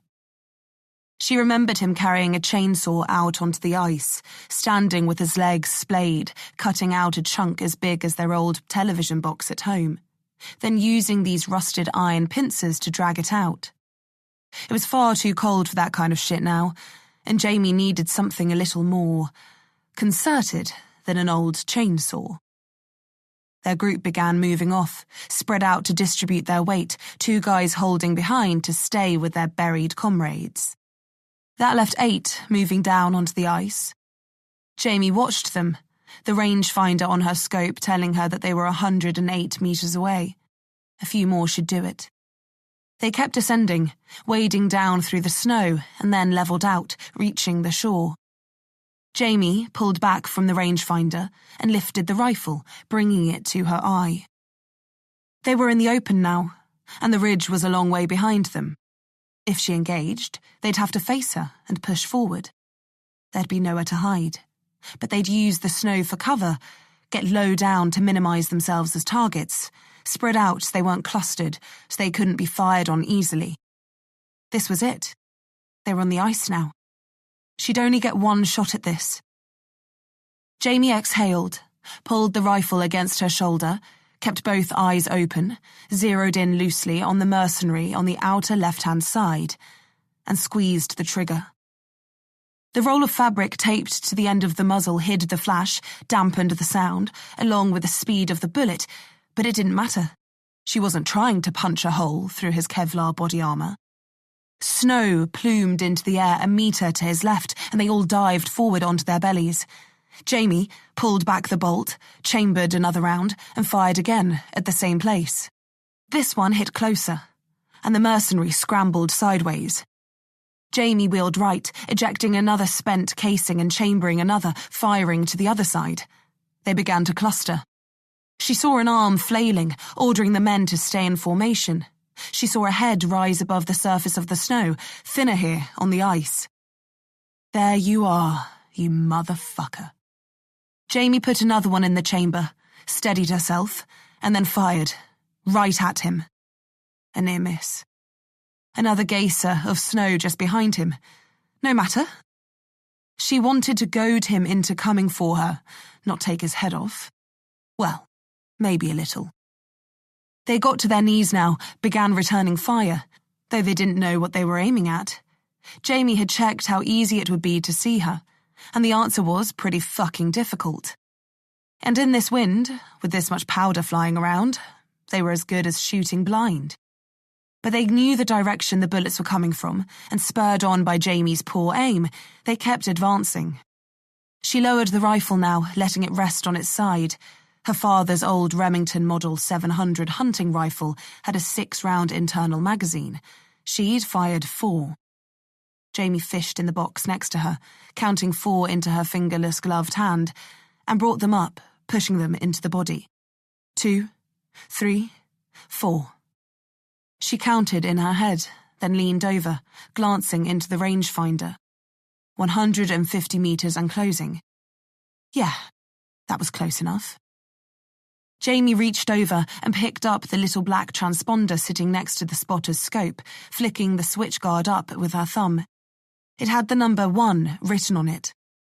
Sorry, Dad, she muttered, narrowing her eyes. This is definitely going to scare off the fish. She pushed the switch upwards, and there was a moment of stillness. Then snow jolted into the air like a synchronized fountain, running in a line away from her, past the left-hand side of the mercenaries and around behind them.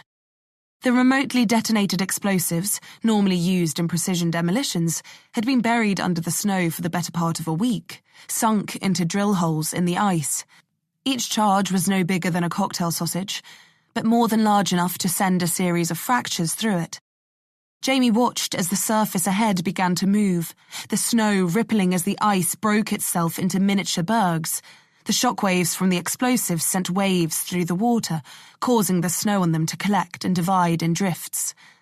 Weight began to stack up, and the first jagged tail of ice poked up, the upending piece dumping snow into the freezing lake water. Screams reached her, yells of shock and surprise as the men got up and started running, legs pumping through the snow. Jamie put down the first transponder and picked up the second, labelled number 2.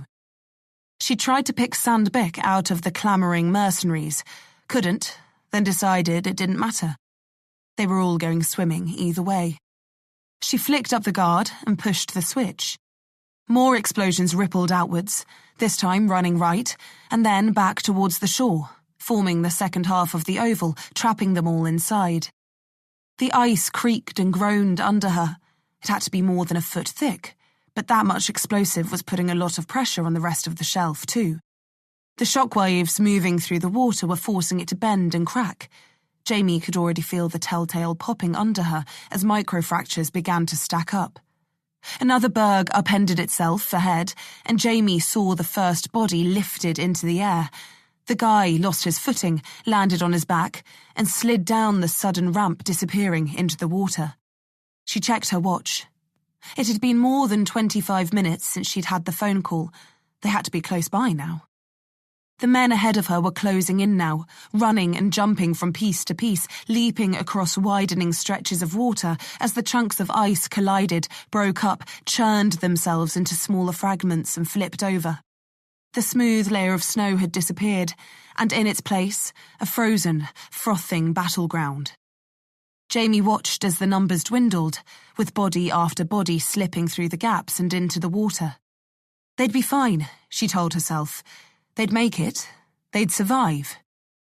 She didn't harbour any guilt, but she wasn't keen to add any more lives to her conscience.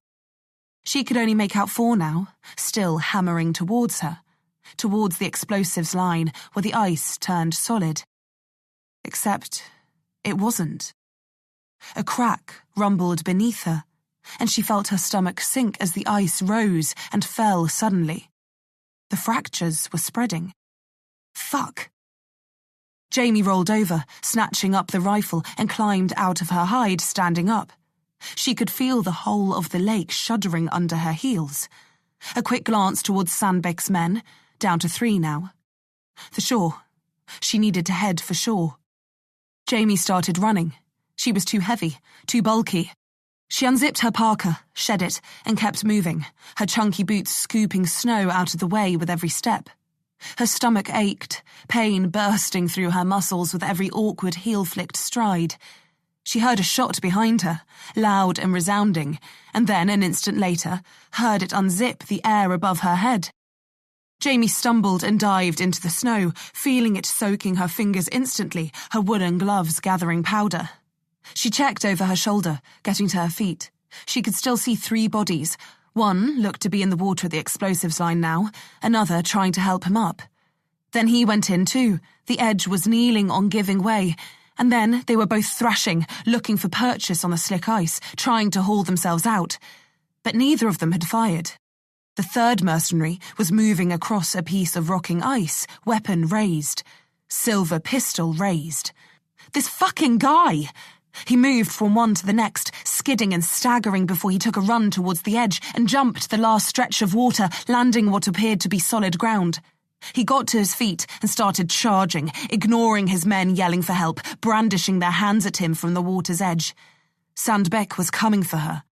Jamie started moving again, running hard. Another shot. She sidestepped, turned, pulled her own pistol from the holster at her hip and fired back. Sandbeck strafed, moving low and fast, his bulk much more efficient at ploughing the snow from his path. Jamie lined him up, held tight on the grip, and fired again. The shot flew high, her aim thrown off as the ice beneath her rose a foot, and then plunged back down, knocking her off balance. Another deep, bellowing crack rang out, and she stumbled backwards, then forwards, finding her balance. Sandbeck was doing the same. They both threw their weapons up like Western jewelers and fired. She hit him, center mass, and his bullet hit her in the shoulder, no more than 3 inches from her heart. Shit, he could shoot. The impact blew her off her feet, the ballistic vest she was wearing stopping it from tearing her shoulder in two, but doing little to dull the pain. Jamie gasped, opening her eyes, and got a mouthful of snow. She pulled her head from it and got to her knees. But before she could stand, she felt a hand on the back of her head. It ripped the beanie cap from her head and then came back for more. His fingers dug into her scalp, scraping roughly against her skin, and took a fistful of her hair. Jamie was dragged to her feet, and then they came free of the ground. She was flying, and then she hit, landing square on her back. Sandbeck assumed her vision, standing over her. Jamie's fingers flexed, looking for her pistol, but it was gone, out of her grip. She was breathing hard, fighting to catch her breath. She reached up, pulling down her mask, letting the cold air rush between her lips and into her lungs. The ice groaned and wailed beneath her, shaking and splitting across the entire lake. Sandbeck took hold of his helmet then and pulled it off, peeling his white balaclava off with it. She looked at him then for the first time she'd clearly seen his face. He was bald, his skin pale, face square. He had the pronounced cheekbones of a Balkan, his pale eyes grey in the flat light. They were narrow and sharp and lifeless, focused and dead. His mouth was nothing but a carved slit in his joyless face. "Jamie Johansson," he spat. "I've waited a long time for this." Jamie swallowed, staring up at Sandbeck. He let his pistol hang loosely at his side, the cries of his drowning men echoing unanswered around them. She watched as his boot rose, traced a path over her head, and then lowered, grinding down under her chin, forcing it upwards. The sharp treads cut into her skin, the pain behind her eyes immediately blinding as she felt her windpipe being forced closed. She sucked in as deep a breath as she could, listening to the cracking of the ice be replaced by the roaring of blood in her ears. She'd been here before. She knew how this ended. And this time, there was no fighting it. There was no kicking him off. There was no one to save her. Jamie conserved her strength, conserved her breath, feeling his boot crushing her throat. She listened to her heartbeat, focused on keeping calm despite it all. And had she not lived through everything she had she not survived this long, despite the numerous attempts to kill her, had she not persisted and endured and fought every step of the way, she might have panicked. But what Sandbeck didn't know, and what Jamie did, was this place. Was the snow-covered ridge coming in? Was the distance from the cabin to the shore, from one shore to the other? Was the ice they were on? Was how not to break it when you didn't want to? How to break it when you did? And what happened then? Another deafening crack rang out. The ice moved, fractured, buckled, bucked. And by the time Sandbeck realised that Jamie's hands locked around his ankle weren't trying to push him off, but were, in fact, holding him in place, it was too late. Jamie felt the coldness of the water on her back first, then suddenly around her ears, spilling over her face, into her nose and stinging her eyes closed. And then the pressure was gone from her throat, and she was underwater, the coldness setting her skin alight. She opened her eyes, still holding fast on Sandbeck's boot, and watched him kick and claw in front of her, the lighting fading above them by the second as the ice closed up overhead and they sank lower. And then she let go, drifting backwards, the pain in her neck receding, the burn in her lungs low and tolerable. Her time at the lake had not been misspent. But for Sandbeck, in his heavy tactical gear, writhing above her, clawing his way towards the surface, banging and hammering on the underside of the ice, it was already too late. Jamie watched him for a few more seconds, his movements growing frantic, more panicked by the moment. And then she turned away, squinting into the distance. She could see a patch of light, a long way ahead. But she was strong. And she'd done what she said, been running in a month. She was swimming a week after. Knowing each day, each plunge, each swearing, cursing mission into the slushy, freezing waters was all leading up to this moment. And now, kicking off her boots and slipping out of her heavy snow trousers, moving slowly, swiftly through the water, this finally felt like the end. In the darkness around her, she found comfort, she found solace. There was nothing, and no one. As Jamie Johansson swam beneath the ice, she'd never felt more alone, or more at home. Her time here as a child, with her father, had been the happiest of her life. And it was fitting now that this was where it ended, where she could finally lay him to rest. His face loomed ahead, calling her towards the light. With each kick and pull of her numb fingers, it grew dimmer and dimmer. She didn't know how long she'd been down there, how far she'd swum, but it felt like far enough. Jamie slowed, letting a quiet smile play across her lips, a faint glow of pale daylight filtering down from above. She turned her face skywards, feeling a distant warmth against her skin. And then, after everything, Jamie Johansson closed her eyes and just stopped fighting. Epilogue. The spring was waning, the last of the snow clinging to the tops of the mountains in the north. Simpson drove with eyes tired, slowing the car into the small village of Arvidsjaur. He sighed, the window open, and rubbed his forehead, keeping his eye out for the sign. He indicated left and pulled off the empty road into the car park of a dimly lit roadside restaurant. Finding a space was easy, and he killed the engine, looking out at the deserted town. It was only 9 in the evening, but it might as well have been 4 in the morning. He stepped into the cool northern air and cracked his back, a longer drive than he expected. Simpson headed for the restaurant, skirting the backs of the few odd 4x4s parked up. A haggard, one-eared dog hurled itself against the back windscreen of one, barking and gnashing its teeth through the glass, filling it with fog. "Fuck," Simpson muttered, exhaling and removing his hand from the pistol holstered at his hip. "Stupid dog," he said, shaking his head and walking away towards the entrance. The place looked tired as he felt.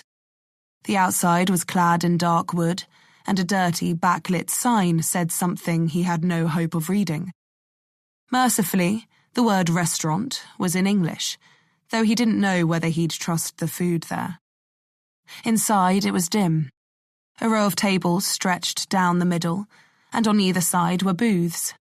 One lying against the back wall, the other down the front, each with its own window. It wasn't hard to spot her. There was no one else in there. He headed down the line of windowed booths and slid in opposite. The light overhead was making her hair glow practically white. She turned her head to look at him and smiled warmly. He returned it. The last time he'd seen her face, he'd pulled her out of a frozen lake and done CPR for nearly 2 solid minutes before she'd thrown up 2 lungfuls of water and opened her eyes. She was bundled into a helicopter right after, wrapped in foil blankets, and then she was gone. And now here she was, sitting in a roadside restaurant in the middle of nowhere, looking wistfully out the window. "Hey," he said. "Hey," she replied. "It's good to see you." She looked at him for a few seconds. "It's good to see you too. Drive okay?" "Long," he replied, rubbing the back of his neck and looking around for any of the waitstaff. "I told you," Jamie said. "You didn't need to come." "I wanted to," he replied, waving at the woman at the back of the room on her phone. She didn't look up. He returned his attention to Jamie then. "I wanted to see you, though," he said, laughing and hooking a thumb over his shoulder towards the door. "I did almost get eaten by a dog on my way in here." "He hasn't got out, has he?" Jamie asked, her eyes widening a little in alarm. No, Simpson said quickly. "He was in a car. Wait, that's your dog?" She sighed. Sadly, yeah.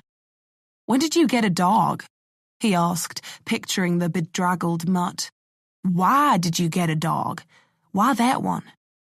She shook her head and closed her eyes. Don't ask, she replied, laughing to herself. He watched her laugh, felt at ease in her presence. He'd missed her. Anyway, he said, reaching into his inside pocket. Here it is. He withdrew an envelope and put it on the table, sliding it across to her. She looked at it. You don't have to take it, he said. My offer still stands. She looked at him then, grinned a little. Thanks, but I don't quite think I'm cut out for the bureau. He offered a shrug. Don't know if you don't try. It's not really my scene. And this is? He asked, gesturing around. It suits me. For now. She took the envelope and pulled it towards her. For now. Jamie slid her thumb under the flap and opened it, pulling out the appointment letter. She glanced over it. Look okay? Simpson asked. Jamie nodded slowly, then folded it back up and slipped it into the envelope again. Thanks for this, she said. The least I could do. But the Minister for Justice would have given you pretty much anything you asked for after what you did. Though I think your friend Veek will be sad to lose you from the department. Simpson sat back, folding his arms. Jamie smirked at that. Veek's never been sad about anything in his life. He's not good at the whole showing your emotions thing. Coming from the expert? Simpson raised an eyebrow. She feigned a sneer. But it'll make him an excellent kriminalkommissarie. He'll do well at the SPA. He's got big shoes to fill. I hear his predecessor was smart, capable, Simpson added. Jamie nodded. Ingrid Falk was a good person. She made mistakes. Haven't we all? Jamie let that hang for a few seconds. If anything, Veek will be more upset about losing Hallberg than me. Simpson chuckled. I doubt that. She'll go far, and Europol will be a great fit for her. Better than the SBA, I think. Time will tell. It always does. Jamie sighed, lifting the envelope and tapping the corner on the table. You really want to go through with this? Simpson asked then. Kurajak is a long way from Stockholm. Jamie couldn't help but smile at the pronunciation, or lack thereof. Swedish place names didn't really lend themselves to the East Texan drawl. I'm sure, she said. Small, quiet municipality, open spaces, clean air, one of the lowest crime rates in all of Sweden. I need a break, a fresh start, you know? A little normality. She looked up then, met his eye, hand tightening on the envelope. I mean, seriously, what's the worst that could happen? You've been listening to Old Blood by Morgan Greene, narrated by Sophia Engstrand. Published by Quest, an imprint of W.F. House Limited. This work is copyrighted 2021 Morgan Greene. This recording is copyrighted 2022 W.F. House Limited.